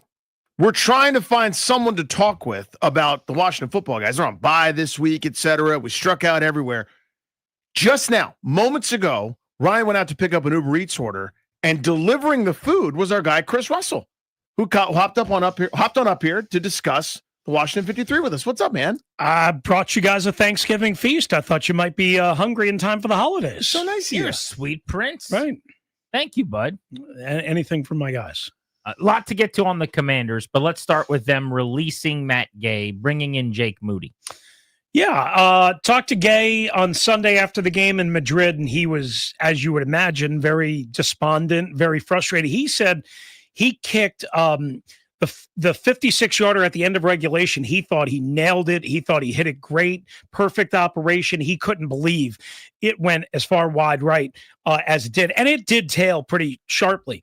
The 51-yarder, I then asked him, I said, did you feel the same way about the 51-yarder earlier in the second quarter? And he said, yeah. He's like, I thought I hit it great. He's like, it's just crazy indoors, field turf, whatever, that the ball just did not go the way I wanted it to go. And I didn't think at the moment, guys, I'll be honest with you, that they were going to cut him Monday. I thought what would happen would be they would have like a tryout for a bunch of guys this upcoming Tuesday after they kind of got back in the building, and then maybe they would move on from him next week. And instead they did Monday, which I applaud them for, because even though they spent a good amount of money on him, he obviously was not doing the job even before last Sunday. But then it became so much unsavable, if you will, on Sunday in Madrid that they really had no other choice. Now, I don't know if the guy what's his name, that's going to replace him, Jake Moody is going to be the answer either. But this just goes to show, like, for all of the questions and criticism, I don't know how if you guys have talked about this week, for all the questions and criticism about the defense, about this, about Jaden, about what, Adam Peters and Dan Quinn have been through like 10 place kickers since they got here. It's been a lot. It's ridiculous. Yeah. Well, they thought it was settled, and they thought they didn't have to worry about it. They moved to the next column, and the McManus thing happened, and we've been on a carousel ever since. Yeah. But it's been really bad. Yes, it has been. What do you expect the rest of the way from Terry McLaurin? I feel like we just kind of stopped talking about it, whether it was Daniels' injury or the relevant football is over or whatever. But it was we were on Terry watch every second of every day. Then he got hurt again in Kansas City, and I think everyone just went, whatever. People say, lost year, why bring him back, right? Or just shut it down. I don't believe that. I think he should come back as soon as he is ready and medically cleared and football cleared to come back. I don't believe the second injury was because he wasn't ready to go from the first injury. I know it was similar, but I don't believe it was connected the way people want to necessarily connect it. I just think it was a bad fall and something similar to how he was dragged down in that Raider game, which caused the first injury. That being said, I understand it's not a good look. And I understand, like, hey, if he's going to miss 5 or 6 weeks, there might not be anything to salvage or gain by bringing him back for the last 3 or 4 weeks. But the way I look at it is, if you are going to, never mind feel good about next season or feel good going into the offseason so that we're not so worried and so panicked, you need to figure out a way to get back on the same page as the rest of your teammates, as Jaden Daniels, assuming that he comes back, and they need to figure out whether Deebo Samuel is a must resign or not. And the only way I think you start to answer those questions, I'm not saying you're going to have a full dose of data, is by getting Terry back on the field and having him stay on the field, which he hasn't since week 3. Is there a player, just give me one younger guy, who you'd like to see used differently, better, more extensively to get a hard look at the rest of the way? It's a great question. You want me to rattle names off? I'm thinking McGee is the green dot. I mean, Jordan no McGee, yeah, sure. I'm thinking Ben Sinnott, Les Ertz. I mean, all of that is Coleman fair. again at guard over Paul as a free agent or something like that. All of those are fair. The one name that I guess kind of comes to mind that you haven't mentioned is Tyler Owens. I feel like he's playing a bunch. I know. I would like to see more. I'd like to see him and Will Harris when Will Harris is ready to return, which it sounds like there's a chance for next Sunday night. I'd like to see how that combination looks at safety. I'm trying to think of somebody else. Here's one. What about, this guy's probably ultimately a Jag, but like Jacoby Jones showed something. What about him over Chris Moore in that big physical receiver role? Well, but then they cut him yesterday and then they bring him back on the practice squad. Yeah. Or I was thinking, well, what is Ja'Cory Brooks? Yeah. Right. I mean, he was kind of, because you could elevate Jones, you could elevate Brooks. Yeah. Right. But something like that. Right. The other thing that I would, the other thing that I would also say is, do you have anything in Donovan Edwards here? Can he contribute at running back and maybe give them, because they seem to be going by committee as Bill kind of tails off here a little bit. Rodriguez kind of, the arrow is up, but then they go away from him. Can Donovan Edwards give you a little something? Well, I'll tell you, there are a couple guys. First, just real quick, Tyler Owens did not play a snap on defense this past week. I was surprised by that because we saw him, remember, in Kansas City. Yeah. he was the guy that was on the field, and they go, okay, you come off now, Was or he you stay on. completely Depending on healthy this week. he was on teams every play on special So I teams. assumed that was a health thing. That's interesting. Otherwise, Yeah. especially Yeah, when Quan Martin got benched. I didn't realize he didn't play at all. I just thought he didn't play a lot, but I would like to see more of him. So my guy's Johnny Newton. Like, what are we doing here? Yeah. This because I listen. I've been beating the drum about Sinnott for a while, and yes, I still think that, but I can't have a healthy Johnny Newton, a second-round pick from last year that we were told is a first-round talent who's a disruptor, sitting behind Eddie Goldman, who came off his couch, getting less snaps than Jalen Holmes, less snaps than Sheldon Day, and you go down the list. Come on, let's go. Featured player type stuff here. Move him around. Try something different. What are you going to do? Give I up a was lot of wrong running about yards? Johnny Newton. I thought he was going to be an impact player. He's a rotational piece who, as Danny said, is getting out snapped by Jags. The way I still look at Johnny Newton, though, and maybe this is wrong because I know he did play a bunch last year. I still kind of look at this as almost his rookie plus year. I do too, but even in your rookie year, it's going in the wrong direction. I know. Like, let's say he was actually a rookie this year. Yeah. And this was what was happening.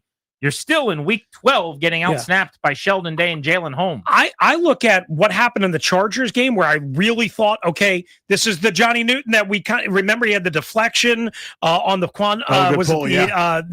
Mikey Sanders still interception. He had a sack, I think, in that game. And I talked to him in the locker room before the Monday night game, that Saturday before the Monday night game against the Bears, and I thought he was starting to come on. And he had a great pass rush on Monday night, and he got penalized, if you remember. Yeah. On his hit on Mahomes on the sack. But we haven't seen much Here's since what then. I thought coming out of Illinois. You would get plays like that once a week or once every 2 weeks. He would make some awesome rush, some big-time TFL, and you can count him on one hand in 2 seasons, basically. Yeah.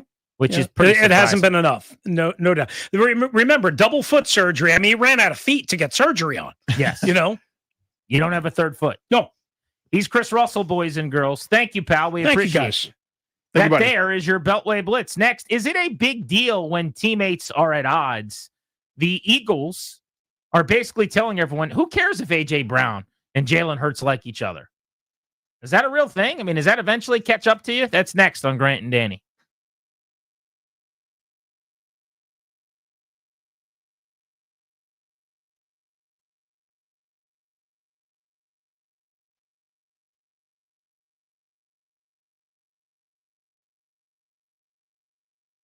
What's up, guys? Danny Rouillet here from my pals at Ted Britt Ford. Why wait for leftovers? They're carving up the best Black Friday deals right now at Ted Britt Ford in Fairfax and Chantilly. I love these guys. It's the best car buying experience I've ever had. I've shopped like cars, just like you guys have, right? I've bought new and pre-owned and leased and done everything in between.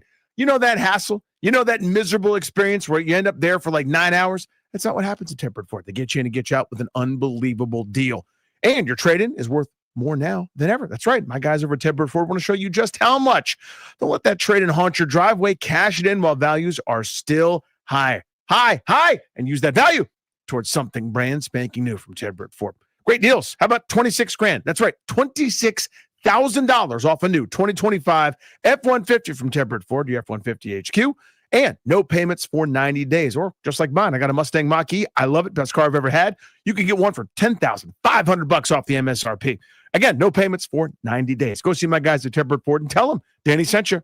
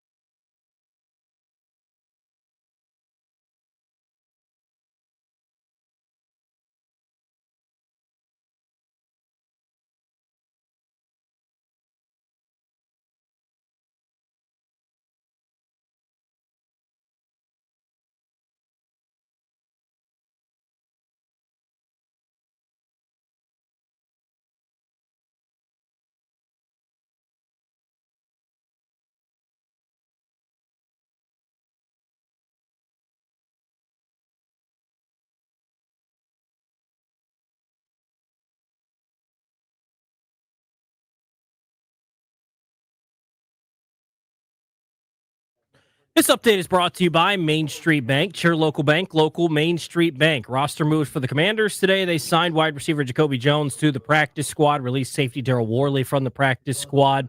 Running back news for the Texans. Running back Joe Mixon is not expected to play this season. He's missed the entire year with a foot injury and will not be able to get back out on the field this season. The Texans also waived Dameon Pierce. Tonight, the Texans hosting the Bills to kick off Week 12 of the NFL season. Thursday Night Football, 8:15 kickoff. Can hear that game over on the Team 980. Joe Burrow took first-team reps for the second straight practice and could return this Sunday against the Patriots. Hockey tonight, second header of a back-to-back for the Capitals as they take on the Canadiens in Montreal. 7 p.m. puck drop. Can hear the game right here on the Fan. Main Street Bank is a business-focused community bank, proudly serving the DMV since 2004. Visit mstreetbank.com to learn how to put our team in your office. Main Street Bank, member FDIC, equal housing opportunity lender. From the Crop Medcalf 5-Star Sports Desk, I'm Toby Altizer on the Fan.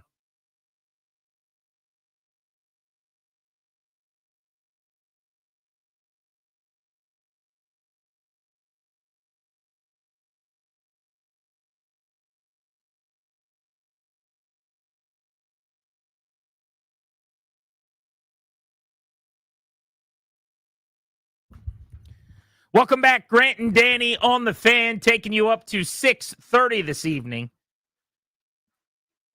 Frank Schwab was just talking about the Eagles. He made a fantastic point. They're really, really good, and their defense is now playing at a Super Bowl level. And yet the story about them is their offense and the relationship between A.J. Brown, who pops off on social media more often than I change clothes, and their quarterback, Jalen Hurts, who's been struggling a bunch.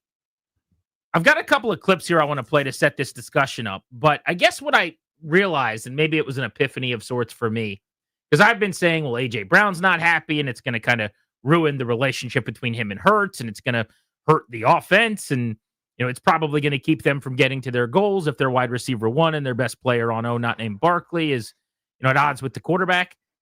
Maybe it won't. Maybe it does not matter that much if they don't get along. As long as A.J. Brown keeps doing his job, and Jalen Hurts keeps doing his job, is it that different than any other workplace if you're not getting along with someone? Like, that happens. And I don't know that it is a big deal if A.J. Brown and Jalen Hurts aren't seeing eye to eye. But here's the two clips I want to play for you. The first is Deshaun Jackson, who effectively, now a head coach, by the way, at Delaware State. Think about that. Mm-hmm. What an insane time we live in. But Deshaun Jackson, who just randomly became a head coach this year, a very mature head man talking about the relationship, and he's saying, sounds like from what he knows, A.J. Brown is just not a Jalen Hurts fan. This is what he had to say. I don't like to criticize people, but I'm a realist, and I got to speak the facts. I feel like he's brought a lot of attention upon himself. I think he's a hell of a talent. As a wide receiver, you should want the ball, but when you're in the instance where you're doing these gimmicks or you're out on social media or you're on Twitch, or you're saying all this, it brings more attention to you. Right. And if you're going to bring the attention to you, that means you have to be on your game that much more. Your game got to be superior. Your game got to be top tier. And I feel like the attention he's allowed himself to bring to now, it's like it's a few passes that are thrown his way, one-on-one coverage, and he's giving up and he's not running full speed. Like all that stuff you probably could have got away with if you didn't bring all this attention to yourself. But now it's like we see it all. And as you could tell, it's something else going on. And I got a great relationship with him. I respect him. I can't say it, but I know it's something else going on. That it's not all about football. It's not about X's and O's. I've had situationships with quarterbacks that I didn't necessarily like, and I'm gonna just be honest. And when it ain't there, it sticks out like a sore thumb. That's all I'm gonna say. So the end there is really interesting to me, where Cliff Notes, I know him personally. I shouldn't really say it. There's something else going on here. I personally have had situations where I didn't like quarterbacks, and when it's not there, it sticks out. He's telling you that he doesn't think, or maybe that he knows. Right, here's something relatable to the current situation. I didn't like a bunch of quarterbacks I played with. But the bigger thing, the first part of this was him kind of talking about in the game against the Lions, he thought there were a few plays where A.J. Brown didn't either go 100% or didn't make the play he needed to make when all eyes were on him after popping off all week. But again, that was Deshaun Jackson's take on that relationship. Now, again, this is all about the Eagles. So, Jason Kelsey's going to be involved. He was on WIP, our sister station in Philly, and I actually found this context pretty interesting too, where he talked about being best friends with Lane Johnson. Of course, Kelsey was the longtime center. Johnson's been a right tackle there throughout his entire career. Kelsey was like the veteran leader in the room, and they went months without talking over a disagreement. Listen to this. I think the quotes on Jalen, I think that there are frustrations within a team that build up continually. And I think Jalen gets a lot of the highlighting of that again because he's the quarterback. Me and Lane Johnson one year, I'll never put this out there. Me and Lane Johnson one year at the end of Chip Kelly's career, Lane made a comment in the media, said something along the lines of, we're the up-tempo offense is way too hard on us in practice, and we're working too difficult, and guys are getting fatigued. And I remember reading that, and I'm like, dude, and I went out and said something in the media and said, what does Lane know? Lane's only been with the Philadelphia Eagles. How does he know what it feels like to do other practices? He's only practiced with Chip Kelly. So he's saying something and parroting something from what other guys are saying. And to be honest, I think we're pretty pampered here in Philadelphia. And Lane then made another comment. Lane and I didn't talk for an entire offseason. Wow. Lane is like one of my best friends. I love that guy. And this is part of being on a team. There are so many ups and downs. And I've gotten into yelling matches with Jeff Stoutland, a guy that I consider almost like a father. This thing brings out emotions and sides of people because you all want to win. The stakes are so high. So I found that contextualizing pretty important and interesting too. So I guess this is the question I've got. If this A.J. Brown, Jalen Hurts relationship is as bad as it appears, and Brown, it just seems like he's constantly egging him on publicly with emojis. So every time you think it's settled, a new thing happens. Exactly. Right? And now you're on a stream playing video games with some guy, and you're talking about how bad the offense is and drop me in fantasy. And even when you're not taking shots at the quarterback, which it feels like you're taking shots at the quarterback, that's the assumption. The damage has been done now. You know what I'm saying? Yeah. You can't even say anything about the offense or your coach that isn't taken as a shot at the QB because you've done it so many times, and that has been the target. And now you've got guys that know you like Deshaun Jackson saying in the media publicly, yeah, he doesn't really like the quarterback. Is that something that inevitably derails you, or does it not matter that much? It's not what you would prescribe for a team, but there are countless, and I mean this, countless examples of teams with internal conflicts, teams that had guys that either famous rivalries or flat out didn't like each other, that had great success. But in football, we hear all the time, the teams that accomplish, it's because of the locker room and how special it was, and it's because of? Oh, what's the word? You could say brotherhood. Boom. This is not a brotherhood. No.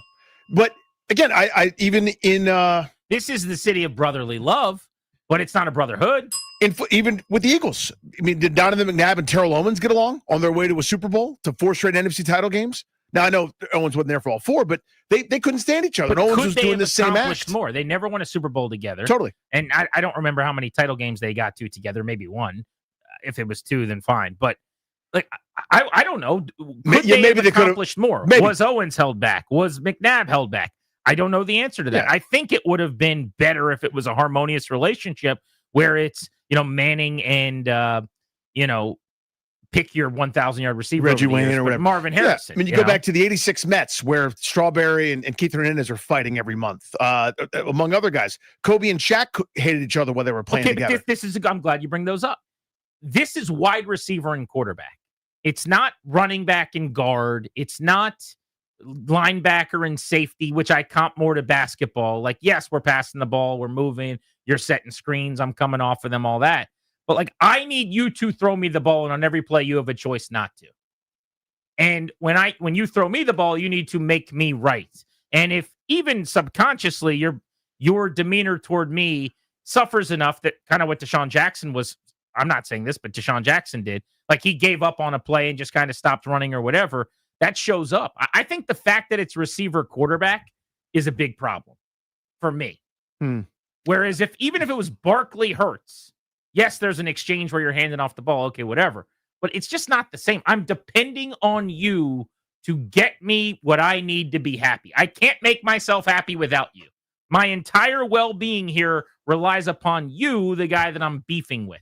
That's not a good place to be. No, again, if you were to pick on a binary, would you rather be there or not be there? You'd pick not. But it all depends on who's involved. And I know it may just sound like a cop-out, but to me, Jalen Hurts is such an adult. Like, he's going to do the right thing. Like, he's not going to turn down A.J. Brown if he's open just because he's mad at him or because the guy, like, said something stupid in the media. Like that's not who I think he is. Right. Now, but if you guys aren't working together after practice for the 10 minutes, if you're You're not right. doing all the little things, you're not on the same page, and now he goes left, you throw deep, and it's an interception. Totally possible. And that kind of stuff has happened this year. Now, I'm not saying it's because they don't get along, but that is the question. Does it matter if teammates, and I'm not even going to say aren't buddies, because I think the answer to that's obviously no. But I mean, on the field, they are not meshing. They are not gelling. They clearly don't see everything the same way right now, and it is being affected by their relationship.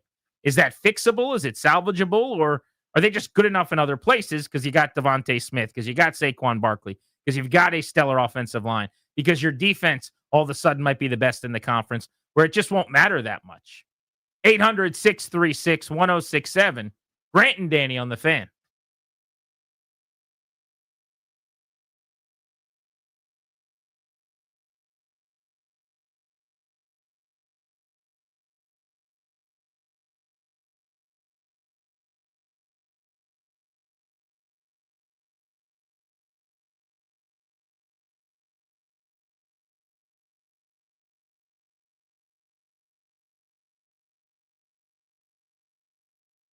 What's up, guys? Danny Rouillet here from my friends and my realtors. That's Sarah and Debbie Reynolds with Keller Williams Realty. I love these guys. They're so good at this. They're also giving back to the community. So this is today and tomorrow from 7 a.m. to 8 p.m. if you're affected over the course of the federal shutdown and you would like free grocery bags filled with Thanksgiving food items as well as gift card. Their offices in Chantilly. Just show your federal ID to 4200 Pleasant Valley Road, Suite A in Chantilly, Virginia, and you'll get that donation. They want to give back. And you want to give back as well, you can help at empowerhomegives.com. Monetary donations, donate items as well to that. They are great at this, and they're also great at serving the community, both by giving back and getting your home sold. That's right, that you deserve if you want to sell your home more than just a sign in the yard. They've got a proven marketing strategy to get it sold. They will bring you the offers. They have real strategies. They can execute with precision. They will craft a program that will work for you. I've seen it happen. It's how they get their clients $30,500 more than the average agent. Don't do average. Go with the best. That's Sarah and Debbie Reynolds. Give them a call just like we did.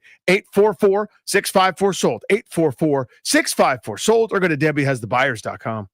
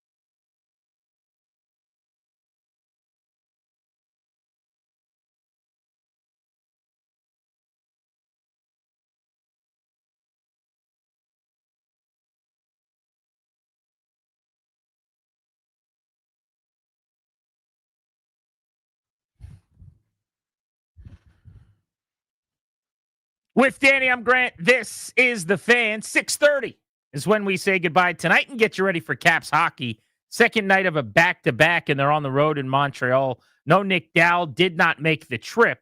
So you're down a man, and you're playing a second in 2 games. I know Montreal's not playing great, but they are better in the standings than Washington. So this will be a test, but if they can get 2 more points tonight, they are on their way to fixing some of their early season issues. They'll climb back into the playoff picture. That's how jumbled up, by the way, the Eastern Conference is, for those of you that aren't tracking too closely the NHL right now as we get closer to the midway point of the season. Basically, you win 2-3 games in a row, you can leapfrog like 7-8 teams. They were bottom 5 in the NHL before their win last night. They win again, there'll be a playoff team on paper. That division especially is incredibly jumbled. Everybody's sort of right. I think there's 3 teams that are either 10-8 or 10-9 or 10-7. Everyone's all right there. But yeah, it is. It's still tight enough early where you don't have a lot of separators yet. So we were just talking Eagles and the relationship between A.J. Brown and Jalen Hurts. So here's my 2025 Eagles take. I now believe that while this relationship's not going to be repaired and it's going to be awkward for the rest of the year, and the second they're eliminated, he'll pop off or whatever, I don't think this will be their undoing. And I actually think there's a really good chance they can come out of the East again in the NFC. They're going to win the division, obviously, but the Rams are every bit as good. I think Seattle, every bit as good. There's not another team in the conference right now that I think could give the Eagles a run for their money in a playoff game. You just saw them play Detroit.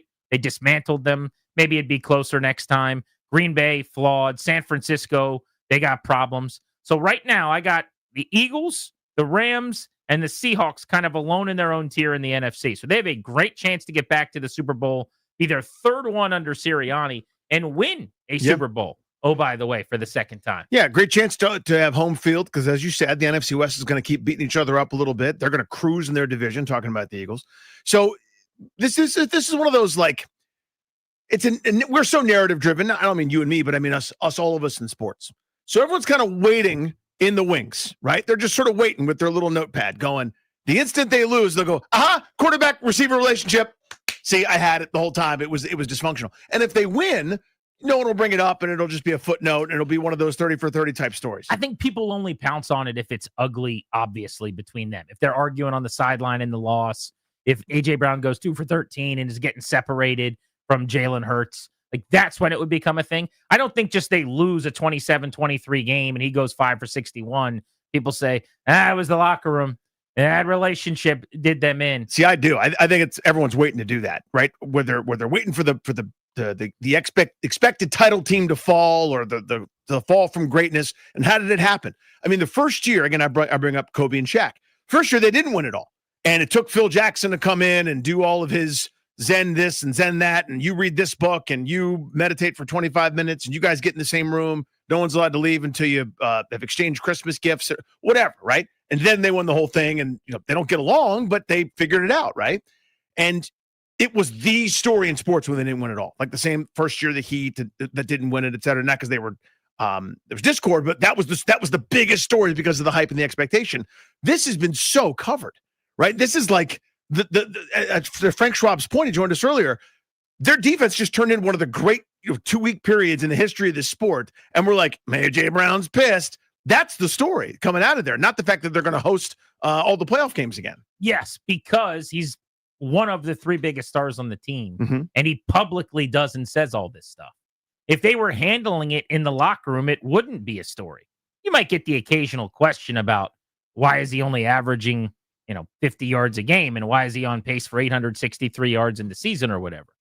But this would not be known. I mean, you can't air your dirty laundry out publicly constantly and then be like, why is everyone talking about Why is everyone this? discussing it? I mean, it's the starting quarterback of one of the best sports cities in America. And I don't mean that in terms of like admirable fan bases, but passion, interest, sellouts, buy-in, talk radio, all that stuff. I mean, they're grinding all day on sports in that town. That's all they do. It's Phillies, it's Flyers, it's Eagles, and they just kind of 76ers and all 4 teams, and it's the quarterback and the number 1 receiver. It's the top 2 probably jerseys outside of Saquon Barkley in the crowd, and these guys are at odds, and the wide receivers constantly kind of trolling the quarterback. It feels like, but I do think, by the way, this is his final season there. I would be stunned AJ Brown, if he's back next year. Yeah, I mean, Hurts isn't going. I was like, wait, I don't think that's what you meant. Hard to find a quarterback. He's a franchise quarterback. He's won a Super Bowl. And as you said earlier, he is a pro. He's a leader of men. He is, whisper quiet, literally and figuratively, in terms of, bringing issues on the organization. You'll never have one from Jalen Hurts. He's just such a grown-up, such an adult. But A.J. Brown is a guy that I think a lot of teams would try to acquire. Like if you were to trade for him this offseason, you would pick up what could be a deal you could get out of after a year at $24 million against the cap, but you could possibly have him for 4 more years because of that extension. You'd have him in 26, 27, 28, and 29. And I'll bet you there'd be a line around the block of teams that would want A.J. Brown. Even though you leave Tennessee at odds with the Titans, you leave Philadelphia at odds. Like look at James Harden and some of these guys. If you're really, really talented, and A.J. Brown is one of the 3 most talented receivers maybe in all of football, you've never stood near him or been in the stadium and just a monster. Seen him up close. He's a gigantic dude who can run. There's going to be suitors. Yeah, George Pickens, man. Like when it's going well, it looks great, doesn't it? But you're going to have to suffer that time where it doesn't, and you hope that your team culture can overcome that. Bargov's waiting in Gaithersburg. I think he wants to hop in on the Caps. What's up, Bargov? How are you, buddy? Yo, what up, guys? Thanks for taking my call on this real quick. Yeah, I went to the Caps game last night, man. It was amazing. First Caps game in like 10 plus years. Are you serious? I was pretty close. Yeah. I know. It's wild. And I was on the top row of my college. So now, shout out to my brother-in-law. He's got great seats. I was actually pretty close to you, GP. We were like 4 rows up from the glass, and so exhilarating. It's wild. I went to a Wizards game like 2 weeks ago. That arena turns from a broken down like a truck, like a food truck to a Michelin star restaurant for the Caps. I mean, it's insane. Funny. Like it is night and day. Believe. When I go to a Wizards game, it's hard to believe it's the same building. Yeah, you're like, where am I? What is this place? I mean, the difference, and it's understandable. The Capitals have made the playoffs in all but 2 years over the last close to 20, I think it is. And they've got a recent championship, albeit 2018 feels like a long time ago. But the product it's just a winning culture. It's every year. If you pay for season tickets, if you drop the expensive amount you do on those tickets, you get an ROI. And for the Wizards, none of those things are true. Yeah, no, there's a legit fan culture. They're unified. It was buzzing. Like it's one day later, I'm still literally buzzing off that game. Just it was so exhilarating and so fun. So yeah, shout out to the Caps, man. DMV sports fans out there, definitely recommend to get out to a Caps game. And you got a good one to go to as well, by the way. 11 goals combined, 7 for the good guys, a couple empty netters, which in a was a tight game in that moment. Turned it into what looks like a laugh on paper. That's a lot of fun. When you go to a Caps game, I want to see a bunch of goals. I want to see Tom Wilson messing with people, at least, or fighting people. You got the chirping part. He was trying to take on all comers last night after a whistle. And then you want to see the Caps win. So that's kind of the Gordie Howe, we'll call it the Ovi hat trick. And you got that. You got Ryan Leonard's best game of the year, 2 goals as well. But he's so right. That's why I go to so many games, honestly. It is, without question, the best sports experience you're going to have in Washington, D.C. I want to get out to a Spirit game and take my daughter because I've heard that Audi Field for those games gets rocking pretty good. And they're actually in the championship game, not at home. But this weekend, they just won a semifinal game at home. I know my daughter would enjoy that, and I think just taking the kids out there would be fun. Doing anything at Audi Field works for me. Yeah, Audi Field for the Defenders is great. A couple of times I've been out there for DC United or anything else, like just a great venue. But I would imagine for a playoff game for the women's soccer team where they've got like 14,000 diehards who are all in, that would be pretty cool. But I have not experienced anything recently since the Nats were in the playoffs in 19. Because when they're cooking, that can be pretty fun over at Nats Park too. Yeah. Like that playoff run Nats. Yep. Fan base where everyone's throwing drinks on each other after Juan Soto gets a hit in the outfield. But it's the Caps. It's like 18,000 car lengths. And then maybe like a primetime Commanders game last year against Atlanta when they're really I was gonna how has for the football team, have they closed the gap at all in terms of presentation? I don't mean like winning and losing. That's obvious. Totally. Yeah. Presentation. You know what I mean? Like yes. obviously this is a terrible year. Yes, their presentation has gone from a 1 to like an 8, I think, in terms of what's on the screen and how they're doing some things and like banging of the spear and like all this stuff. Like controllables are way better. Mhm. And by the way, the Caps have won awards on that stuff for years and years and years. So that's a big part of it.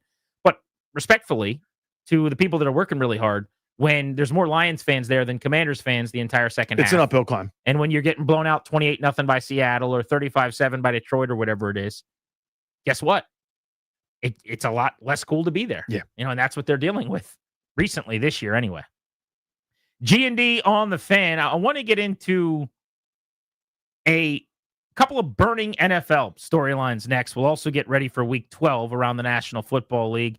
And with this being a Commanders bye week this weekend, we'll take inventory on some of the players with expiring contracts this hour. Who needs to come back going into next year? This is the Fan.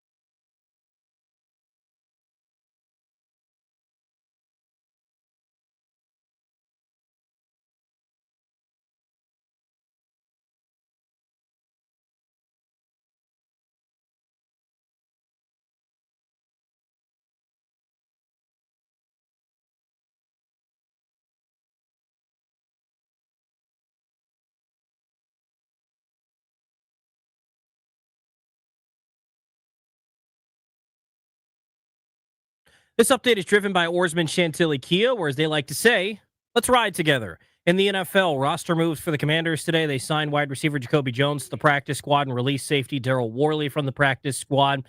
Running back news for the Texans, Joe Mixon not expected to be able to play this season. He's missed the entire year with a foot injury and won't be able to get on the field for the rest of the season. They waived Dameon Pierce. Tonight, Week 12 of the NFL season gets underway with Thursday Night Football, Bills and Texans in Houston. 8:15 kickoff. Can hear that game over on the Team 980. Joe Burrow took first-team reps for the second straight practice and could return as early as this Sunday against the Patriots. Hockey tonight, the Caps in action, the second half of a back-to-back taking on the Canadiens in Montreal. 7 o'clock puck drop. Can hear the game right here on the Fan, looking to build off their win last night over the Oilers 7-4. Oarsman Chantilly Kia keeps their customers happy by offering great deals in the area's best selection of new Kias, each backed by the Oarsman Lifetime Edge, featuring up to $1,500 in extras. As they say at Oarsman Chantilly Kia, let's ride together. From the Crop Metcalf 5-Star Sports Desk, I'm Toby Altizer on the Fan.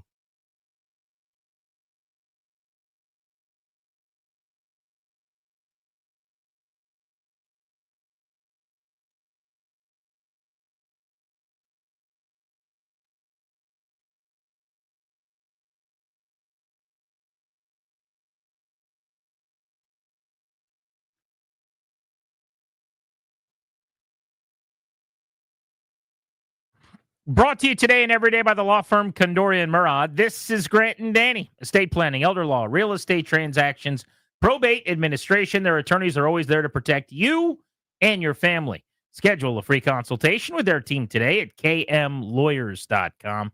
Mention us, get a discount, kmlawyers.com. Tomorrow, we are out and about. Uptown Alley in Manassas. Been there a couple times before. We will be there again tomorrow. It's so delightful. You can do whatever you want. You can bowl, obviously. There's like a whole arcade, huge bar, plenty of tables, big old space, great food, and some fellowship. There's no football game to talk about specifically with your pals. We're talking about this weekend. So just a nice, my feet is up, get to know your boys. Let's high five and eat some wings. Yeah, it's going to be awesome, and a lot of football to discuss outside of DC with us getting ready for Week 12. We'll take our first look at the weekend in our final 90 minutes here, taking you up to 6:30 tonight. Did you see that Netflix released the analysts and hosts who will take part in their Christmas Day coverage? Oh, I did not see that. So it's a lengthy list. They're spending a lot of money, as you would imagine, including, by the way, a bunch of celebrities.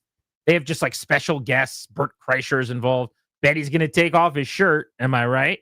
That'll be hilarious. That at the roast of Tom Brady, one of the best jokes that Nikki Glazer did, I think went over a lot of people's heads. She goes, Bert, I love you. Bert's one of my favorites. I'm such a big fan of your joke. Yes, that was funny. I mean, this hand to this knee, I was guffawing at that one. Well, I, like everybody else, when I first saw Bert Kreischer was in on the bit, I was like, this is funny. This the is machine. Good. And then it just kept happening. Yep. And then it kept happening, and it's still happening. And it's just kind of the same thing. He's got a note, and he plays that note really, really well. A lot. But anyway, he's involved. I think Tom Segura is involved. There's like just random musicians, comedians, whatever. But the notable name, the guy that stood out to me that is on that list, who will be at the desk providing analysis ahead of and after, pre and post, the Commanders and the Cowboys, is Austin Eckler, running back of the Washington Commanders. I found that to be fascinating. What do you make of that? This guy that is still on the team. Now, when you're on injured reserve like he hasn't been in the building. He's nowhere near the team. But I'm sure he calls them up and says, hey, guys, what do you think? And they go, yeah, no problem. Enjoy. Who knows? Could be hanging him up. Could be retiring. He's certainly at the age and the injury history now and coming off of a brutal injury like an Achilles. May have played his final game. I don't know. Might want to come back. We'll see. But regardless, there's a broadcasting career waiting for him. You guys heard him on our show for a couple of football seasons. He is as sharp talking the game and just as eloquent a wordsmith as you're going to find in the league. So if he wants to be on television wearing a nice suit, he's going to be able to be. And this is a nice foray into that. But he's still technically on the Commanders, and you're going to have him at the desk. It's a great idea for the network. Are you surprised at all the team that is so guarded about everything that gets out and everything that's said is going to allow that? I thought it was interesting and noteworthy, and I was surprised for the same reason you were. Now, I've seen people be upset about it, by the way. Who's upset? You get the occasional fan or folks with strongly worded tweets here and there, which Oh, not who necessarily cares real about life. that? I'm just saying it's not something that I'm upset about at They're all. upset at him or the team or Yeah, Netflix so like or who? no, him being like he should be there with his teammates. I'm not sure what they think is happening. He's just standing there on crutches, be like, keep going. I don't Good think hustle. he's been at a game yet. Yeah. I mean, he is recovering. You know, I don't even think he's local right now. And I know what I know of him right now through his wife's Instagram, who I follow, and she's like basically Instagram famous. She was the one in the Netflix documentary with her sister who was in a cult. Do you remember any of that? Yeah, I still haven't watched that, by the way, which is unbelievable. Seriously? It's gotten buried in the queue. I just reminded myself I need You to should move that definitely up. check it out. But they're always doing different things or whatever. Yeah. I'm pretty sure they're back in Denver, best I could tell. It doesn't seem like they're spending a lot of time here. Yes. And that's not the expectation, by the way. No. Until you're far enough along in your rehab that you're working with the training staff and you're in the weight room, which I don't think he is with an Achilles. They just tell you, see you when we see you. Yeah, that Achilles ain't nothing you can do. This isn't a pulled hamstring. We need to be in the pool, in the cold tub, in the hot tub, and this is one of those. You're not walking, dude. Not to mention, correct me if I'm wrong, but I'm 99.9% sure on this. He signed a 2-year deal. This is the second year, so he is a pending free agent anyway. So when you've got an injury that takes you to the end of the football season and to free agency, there's a little bit less of a hey, we need you in the building, we need you around. Which isn't to say he wouldn't sign a 1-year deal to try to come back with Kingsbury in this offense and be a leader next year. It's possible that could happen.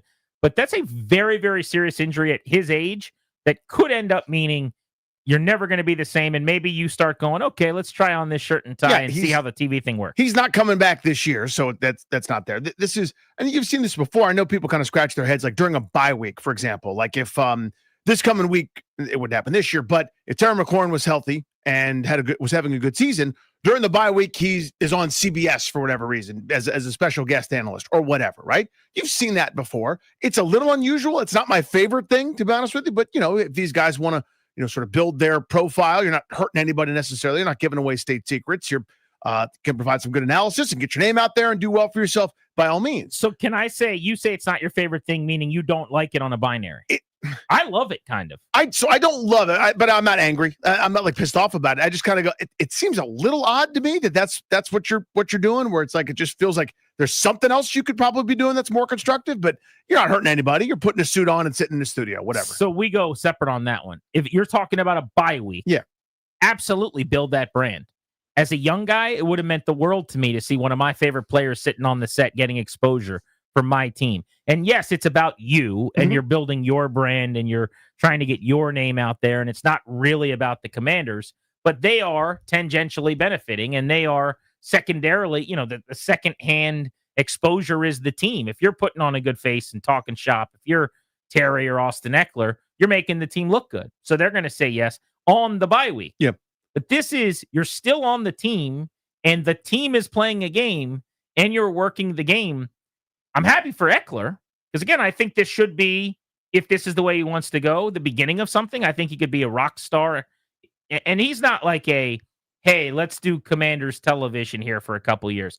This is a guy that if he wants to sit next to a McCourty brother on the NBC set with Florio and, whoever else, Diana Taylor for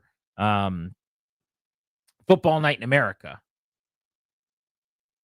looking sharp as a tack, he could do that a year from now. I really believe that. Yeah. I think the answer is yes, by the way. Could he do that? Maria Taylor. You're looking at Maria Taylor. Diana Rossini or Maria Taylor. We can play. I think I went to school with a girl named Diana Taylor. Well, shout out to Diana Taylor, by the way. Yeah. Hope she's well. Don't know what she's up to. But the point of the dude's story is, he could write his own ticket. Whatever he'd like to do, he could do it and do it very well. If you want to start another business and have that thrive, you can do that. You want to probably take my job, he could do that. His site should be set a lot higher, to be frank with you, and he should be on national television doing really well. You're like, Austin, you don't want this job. It's so beneath you, buddy. Your site should be higher. Aim way higher. Afternoon drive in DC. You don't want this. Yeah, do afternoon drive in like LA or something, way bigger. Anyway, the point is, he can do whatever he wants. I have no issue with it at all. And some people I've seen irritated by it.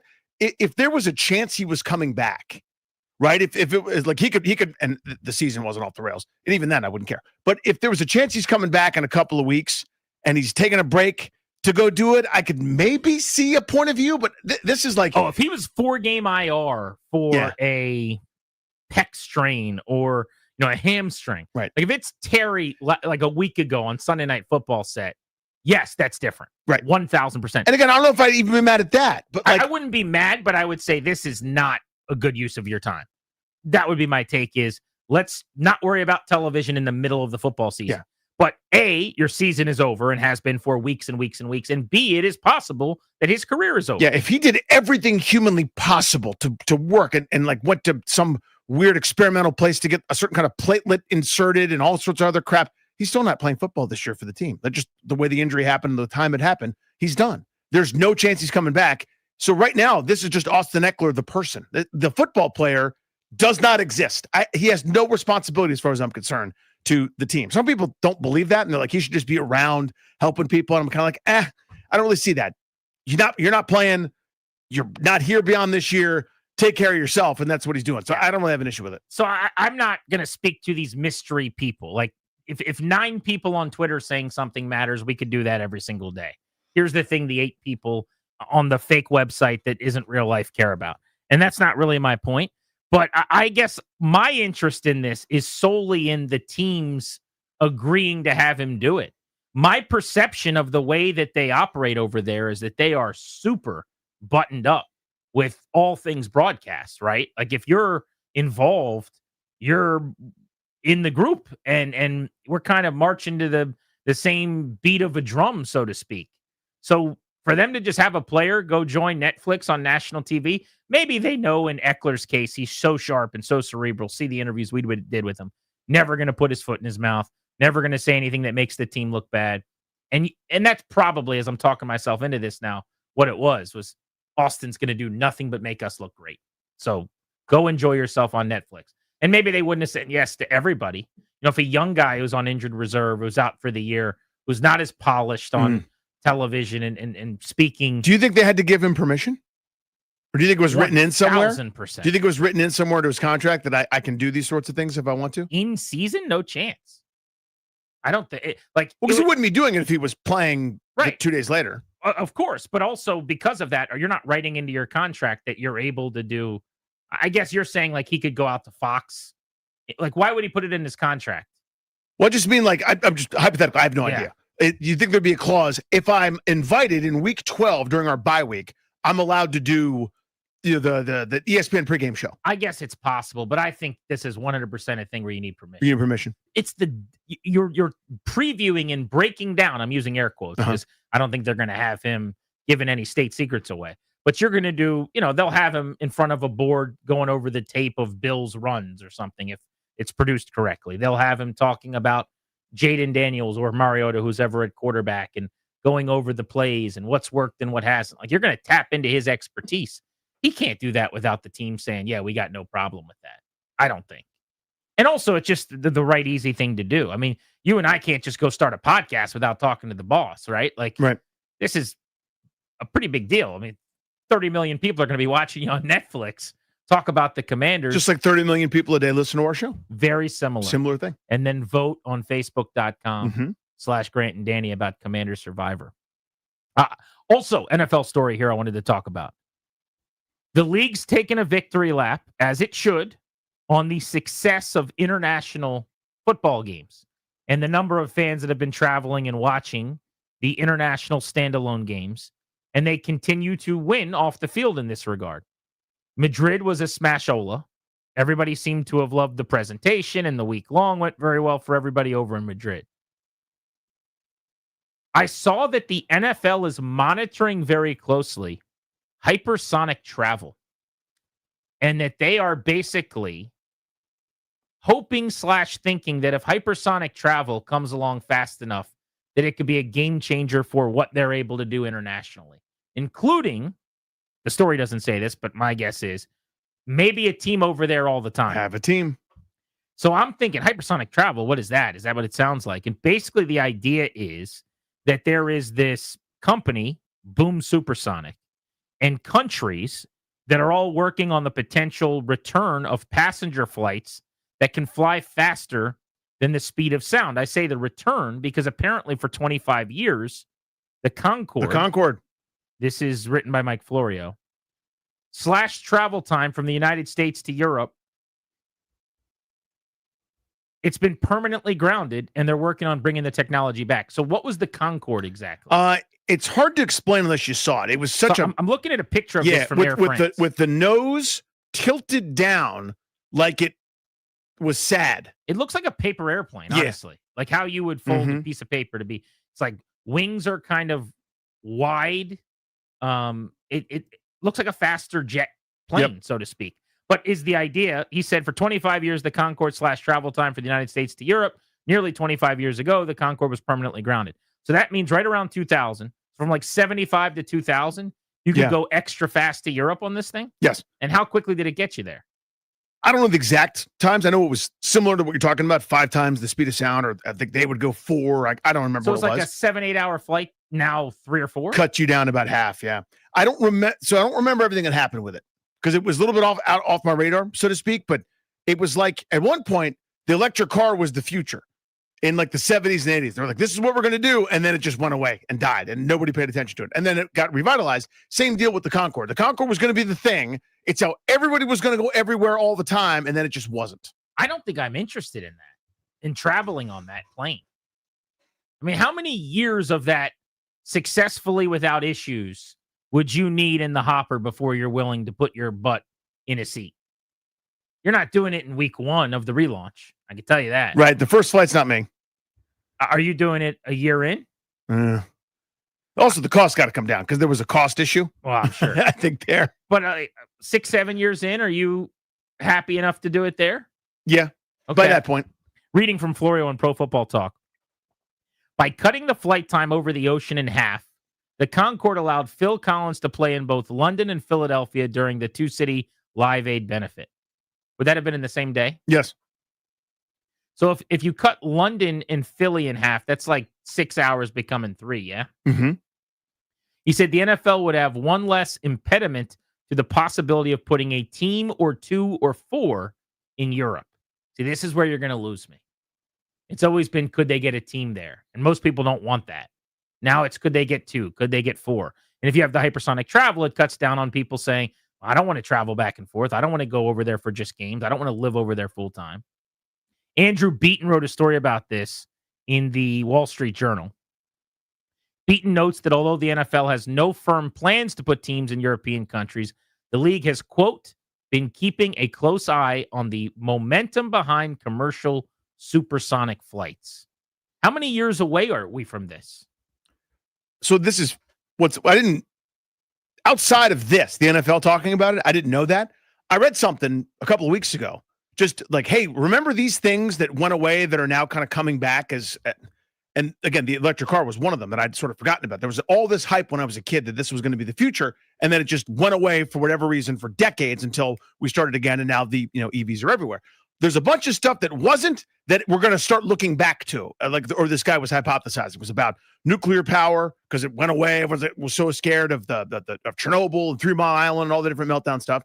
Now it's like, hey, maybe this is the best way to do some energy. And or whatever. some of it becomes more efficient. You get and that's better the point. It's better technology, better everything. And you build it out. And the safer. supersonic travel / the Concorde type stuff. Now, again, with all the technology that's better than it was 50 years ago when they were doing this, maybe it's more practical. Instead of $2.1 billion, which in today's dollars is probably like $30 billion, some of the investments and all the overruns, maybe now it's going to happen. The issue of supersonic flight is something that first hit our radar screen last June, while the decision to go truly international brings with it many other challenges: tax rates, exchange rates, governmental fluctuations, willingness of players to leave their families behind for multi-week American road trips, eagerness of players to even live and work outside of America.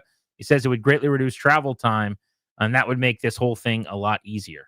Can you imagine if supersonic travel opens up the possibility for the NFL to then have 2 teams overseas all the time? Because that's what they're waiting on. Just a way to make it happen so the West Coast team that had to play over there, because eventually you would. Yeah. East Coast, not a big deal. A 3-hour flight's a 3-hour flight. That's going from New York to Miami. That's not a big deal. I've said all along, I don't think it'll happen in our lifetime that there's teams over there. The more and more games internationally, and they just can't help themselves. There's too much money. They really don't care how unpopular it would be in the States with all the fans and people like me and you. They're not concerned. They're not interested because they know they've got think. us. So what that Miami game in Madrid was just another game on television with a slightly different backdrop to me. For 99.99999% of their audience, that's all it is. It's a television product. Now, they need people live and in the arenas, but for everybody else, it's on TV. And wherever you put it on the moon, you put it in Kansas, you put it in Canada, you put it in Madrid, you put it, in Antarctica, which they're going to do probably in my lifetime. Cool beans. I'm watching the damn thing. But that doesn't do anything for me differently. It's like being able to grow new fans over there, to have the Madrid Toby spend 500 euros on a sweatshirt that says Miami and Washington on Toby, it. you just got back from Madrid, and you said you would love to go to another one of these international games. Has your opinion changed on having a team overseas full time? No. It's an American sport. It should be played in America, except for the occasional one-off sort of deal. You're cool for the vacation trip. Yeah. Like, Super Bowl should never be played overseas. I agree with you, but it's they're gonna do it. happen. Oh, they're doing it. I don't even think that one's that far off. I think that could happen in the next 7 like Wembley years. 2033. Yeah, I think the travel's too unrealistic and all those sorts of things. It shouldn't be a team outside the U.S. unless you were talking like Toronto. There shouldn't be one in Europe. Even if and when ultra-fast planes return, Florio writes, there's an issue of size. Listen to this. So the traveling party for NFL games is normally around 200 people on a plane. He says these boom supersonic planes that they had and that they're talking about having some version of now would carry 60 to 80 people. So teams would need to charter 2 or 3 of them or more. To bring everyone over, yeah. Yeah, I mean, potentially, like, you could need 4 of these things. Maybe like the regular staffers go on a normal plane, like the that's a good players go point. on for the recovery. Maybe, I don't know. But even you'd still need 2 for coaches and players. Oh, at totally, minimum. totally. So is that practical? I don't know. But as tech changes, like, this is the thing about saying never, is when we talked about this 5 years ago, at no point did I in that conversation in my head go, well, if there's planes that cut the flight in half, and now instead of a 7-hour flight, it's really only 2 hours and 57 minutes or 3 hours and 14 minutes. Well, now it's on the table because we'll have this hypersonic thing that goes faster than the speed of light, and everyone's going to be comfortable getting on it because it's safe. You just don't think about that.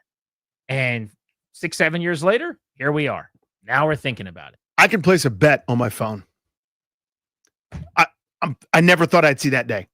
Like, I went my whole life where any mention of gambling, you had to pretend that you weren't talking about it, or you have to know someone on an island with no extradition. Like, any mention of gambling in sports was the mafia's going to come get you and break your legs. Now it's ubiquitous. Every other commercial is about sports gambling, and it's here. The point is, I will not say never about stuff. Would you pay twice as much to fly this way across the country, though? I might. You know how? So, like, I've never paid to be first class. Yep. But you catch me on the right day, I could see myself doing it. If I had a little money in the bank, it's a terrible travel. It's middle seat or, 6 hours to Seattle or something. I could really break down and say, you know what? I'll treat myself. It's one flight. Could you pay more to go in the right circumstance? Yeah, it's got to be the right circumstance. I'm flying from Seattle to DCA. It's $685 more dollars. Instead of $700, it's $1,300. But you're going to get there in an hour and 56 minutes or something. That's tempting. You know what I'm saying? That is tempting. That's real. Yeah. G&D on the Fan.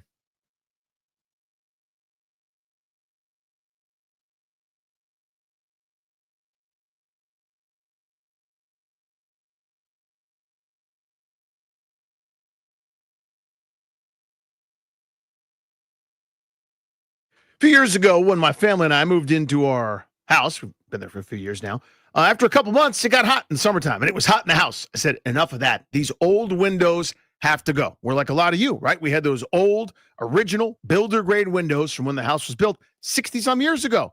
Get rid of those. Get new windows from Window Nation. You can take advantage right now of their end-of-year sale through November. That's 50% off all window styles. 0% interest financing for 5 years. We love Window Nation. Window Nation's the best. They took care of me. They took care of Danny. They've been in our homes and beautified our homes and lowered our energy bills. And this end-of-year deal, you got to get in on it before the end of November, is the best that we've offered you guys over many, many years with them. This is pretty amazing what Window Nation is doing. 96% satisfaction. And this is a A+ Better Business Bureau rated company. Don't wait to put an end to those window problems. Hurry, that sale ends soon. 866-90Nation, 866-90Nation, or windownation.com.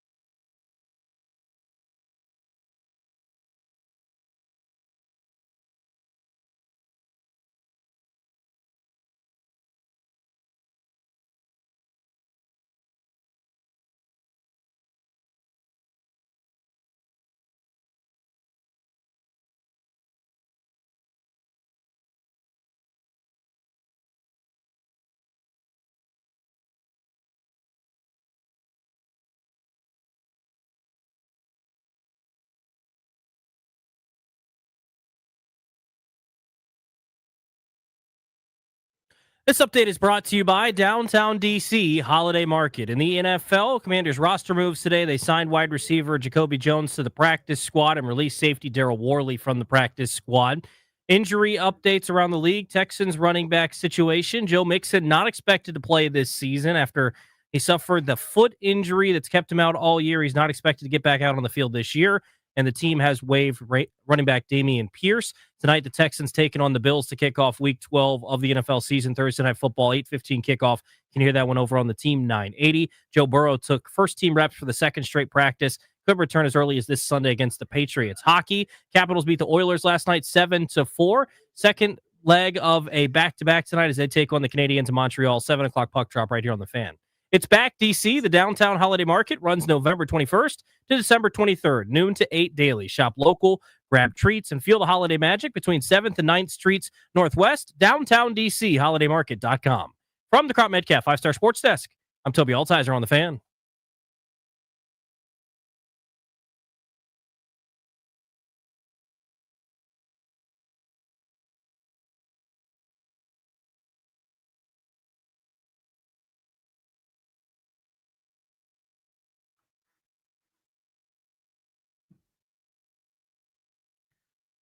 Thanks to Toby for the update. Welcome back, Grant and Danny on the Fan. Tomorrow, we're at Uptown Alley in Manassas.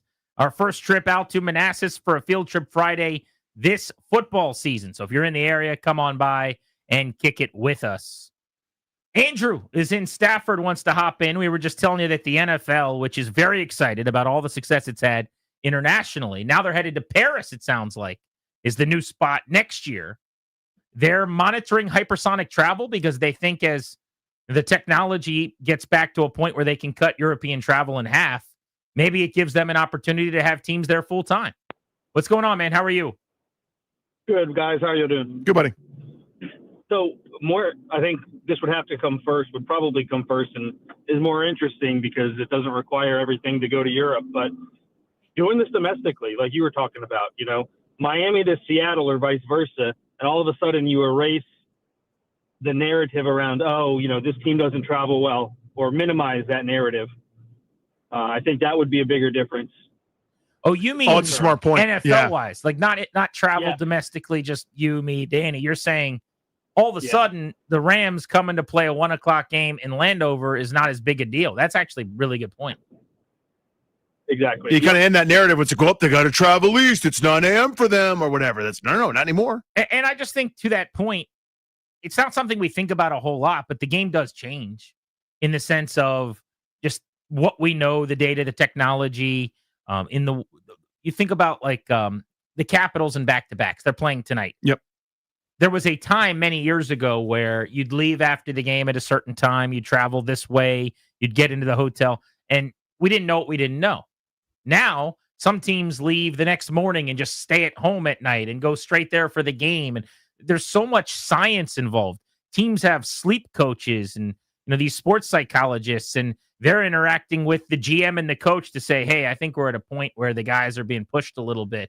Let's tamp down and do this. We just know so much more in every regard. So in the same way that he's talking about, I think there have been major changes to travel already compared to how teams went West Coast, East Coast, or vice versa 15, 10, 12, 18 years ago.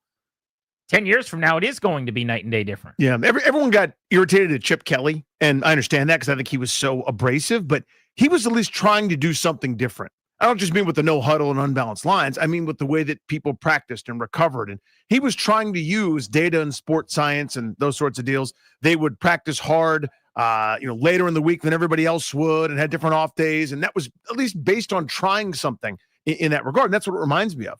But if you can, it was always you're going to deal with altitude. When do you go? Do you go 2 weeks early and try to set up camp and get used to it? Or do you fly in and fly out at the last possible second and never get used to it and just sort of get on the boat and go? You never knew. But now you get these sort of tools to eliminate some of those variables, and you maybe take some of the guesswork out of it. But so I want to go back to my question. I would not be comfortable doing this early on.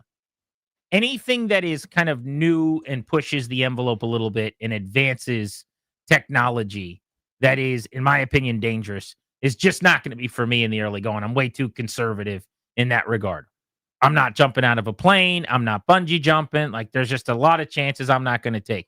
I'll eat too much bacon, and that's why I'll die one day. And I won't take care of myself in terms of like my food proclivities. but I'm not going to increase my chance of dying in other like thrill-seeking ways.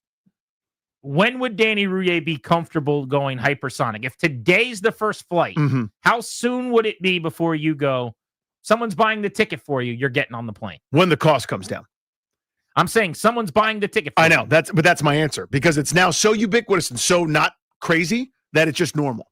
When it's normal, it's affordable. The big screen was a novelty. I'm old enough to remember those giant projector screen situations that weighed 400 pounds and were off balance, right? And then all of a sudden the flat screen came. The first flat screen's like $5,000, and then $4,000, then $3,000. Now it's like $250 for an 80-inch monstrosity. You can just take it if you buy a burrito. It's to that point with TVs. Once the cost comes down, it tells me that it's routine. That's what I need.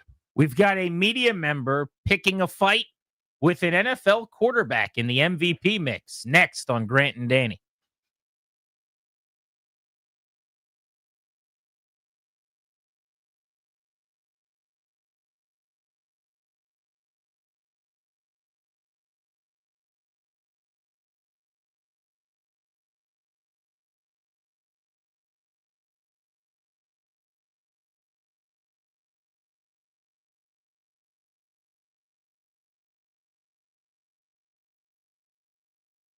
Hey guys, it's GP for the FanDuel Sportsbook, an official sportsbook of 106.7 The Fan. Every NFL Sunday is your chance to play on FanDuel. And tonight, a Thursday night, is your chance for an NFL Thursday jackpot on FanDuel. Because with FanDuel's Thursday touchdown jackpot, you can win a share of $2 million in bonus bets. To get in on this Thursday's action tonight, all you have to do is place an anytime touchdown score bet before the game kicks off. And if your player scores the first or the last touchdown of the game, you're going to win your bet plus a share of bonus bets. Go to FanDuel.com/GP, promo code GP. FanDuel.com/GP to take a share of the jackpot at FanDuel.com/GP. Got to be 21 in Virginia, opt in, must apply profit boost token on select market, prize pool to be split equally among all eligible participants who made the correct first or last touchdown pick. Bonus issued, non-withdrawable bonus bets expire 21 days after receipt. Restrictions apply. See terms at sportsbook.fanduel.com. Gambling problem? Call 1-800-GAMBLER.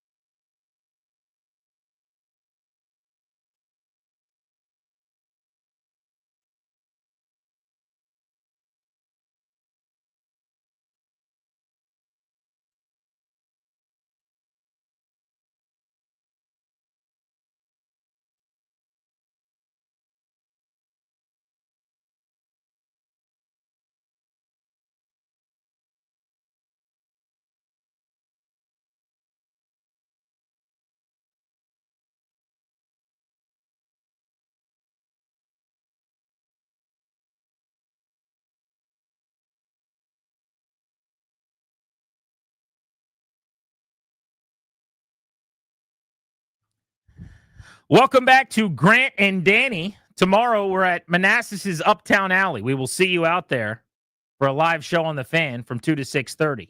Coming up in our final segment, we'll get you ready for Thursday Night Football. We will also make our picks for Week 12. Confidence Points picks time is looming, about 15 minutes out. We'll go around the horn, get the update on the standings, and see who we like, who we don't like this week in the NFL. We got ourselves a little media versus player standoff.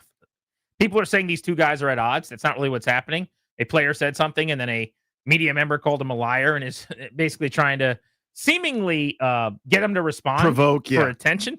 I don't really know what's going on here, but we're going to workshop it. So Drake May was on WEEI, our sister station in Boston. I guess they have him weekly, or is that a semi-regular thing? Do they? That's awesome. So the starting quarterback of the team, Drake May, is on EEI every week. He's doing an interview with them, and they ask him about Cam Newton. I haven't heard what Cam Newton said, but apparently he thinks that because the Patriots have not played very many difficult opponents, because Drake May is the quarterback of this team that has had a Charmin soft schedule, which is true. Maybe there's a little too much cart before the horse analysis on May, on New England, and they're getting too much love. And EEI asked him about that. This is what May said on the radio. You're familiar with this guy, and he played for the Patriots. Cam Newton said the Patriots are fool's gold. That was his words, not mine. Do you hear those things? Do you react those things? Any comment on that?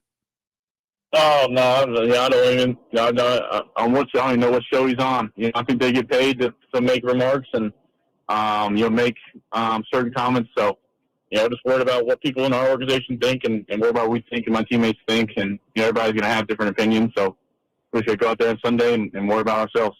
That is a harmless comment. That is a way of saying I'm not paying attention to what analysts are saying about us. What I think, what Mike Vrabel thinks, what in the building we think, that's what matters.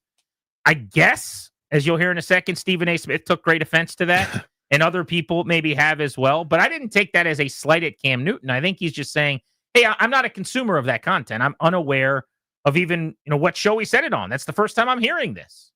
So Genesis is, now this is Cam Newton's job in this case. Person is critical of you. How do you respond to that? I don't know. I don't really have a response. I don't really know what show he's on. I don't really care about that. So I'm not being critical of Cam Newton. I'm not responding in kind. I'm not saying, look at his completion percentage when he was in New England. Nobody did that. Right. So you see what I'm saying? Like, one is, again, insult is, it's not a personal thing. I think it's a mature professional response. Cam Newton is being critical, which is part of the job. And Drake May's response is, I'm going to diffuse, disarm. I really don't have any interest in any kind of feud. We have to play some football. It's really hard to win. That's it. By the way, if Cam Newton's point is the Patriots play a easy schedule, that it's a soft collection of teams they've played, he's 100% right. They have played two pretty good teams in Buffalo and Tampa Bay and beaten them as well. But in winning 10 of their last, I guess 9 of their last 10, whatever it is now, they have played a very, very easy schedule. No doubt about that. And that is the main critique. I've said it. Paper Tiger, vibes here from New England. A lot of people have. I don't have a problem with that analysis necessarily. But the questions asked, as a player, I'm trying to give you an honest answer. Hey, man, we're not concerned with what's said outside the building. That's the answer you've heard from players 1,000 times. Now, if you want to say it's a little different to say, I don't know what show he's on, I really don't think he's trying to take a shot at Cam Newton. I think he's trying to say, I'm not a consumer of that content. I'm not scouring the web for Patriots takes. But seemingly that became an issue because Stephen A. Smith reacted this way on First Take with Ryan Clark pumping up Drake May and how well the front runner for MVP in the NFL is right now. Listen to what Stephen A. Smith had to say.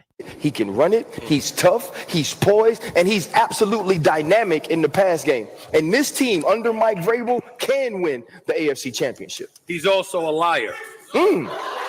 He's also a liar. First of all, let me tell you. Did you hear the crowd? It was like a gasp. Like, it's just a funny reaction. Because they're like, it's normally not this way, but they're live at some location. Are they okay? So there's a crowd. Yeah, there? For whatever reason, this particular show is in front of a crowd. Okay, so it's a live crowd. Yeah, and their reaction when he says this is basically to be shocked. They're like, he called him a liar, which is, that's a pretty big word. Yep. It's 4 letters. I guess it's not that big. It's 2 It's syllables. a heavy word. It is a heavy word. Like when you know what people don't love? If you just walk up to someone and be like, "You're a liar."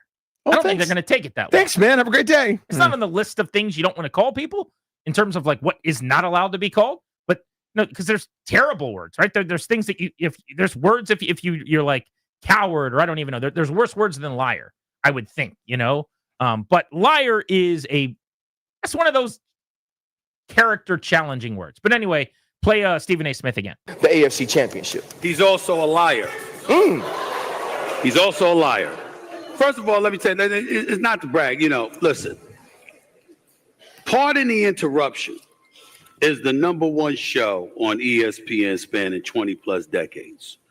First Take is the #1 morning show, 13 years and counting. April will be 14 years.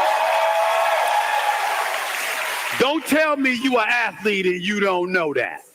Don't tell me you an athlete and you don't know that Cam Newton ain't on the show. You're lying.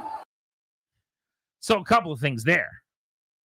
If Drake May said, "I've never heard of First Take," that would be a condescending comment and not true, probably.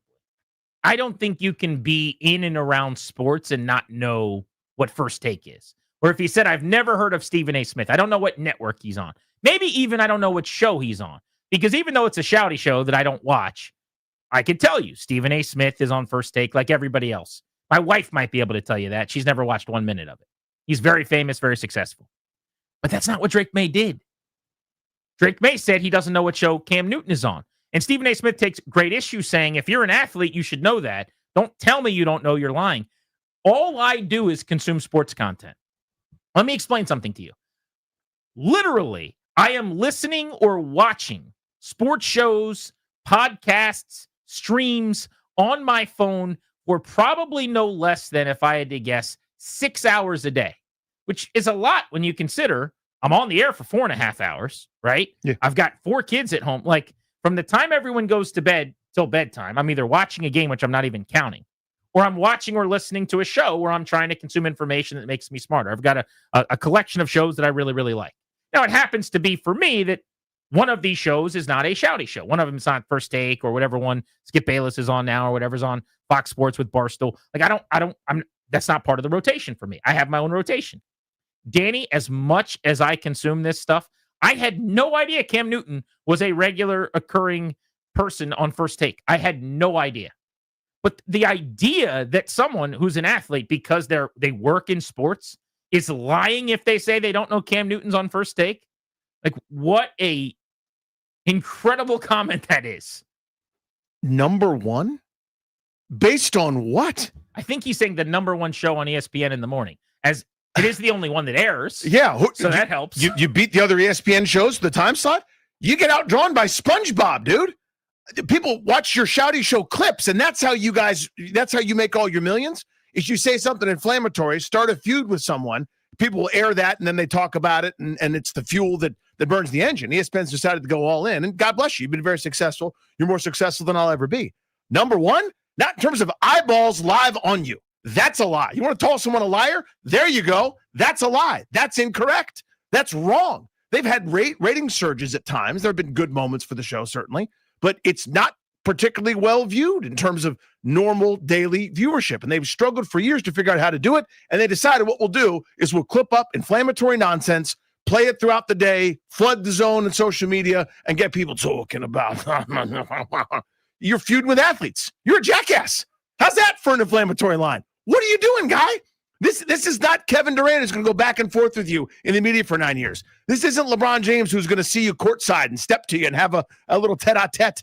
This is not one of your former coworkers that badmouths you after they left. From Kerry Champion to Skip Bayless to everybody in between. Skip's a horse's ass in his own right, by the way. And if he said something, I'll point it for him too. Nobody watches your stupid show. Skip might be the league leader in horse assery. He's probably the one seed. I don't think Stephen A. Smith has to have a couple of more good seasons to catch up to him. Skip on the is AP list. and coaches poll #1. But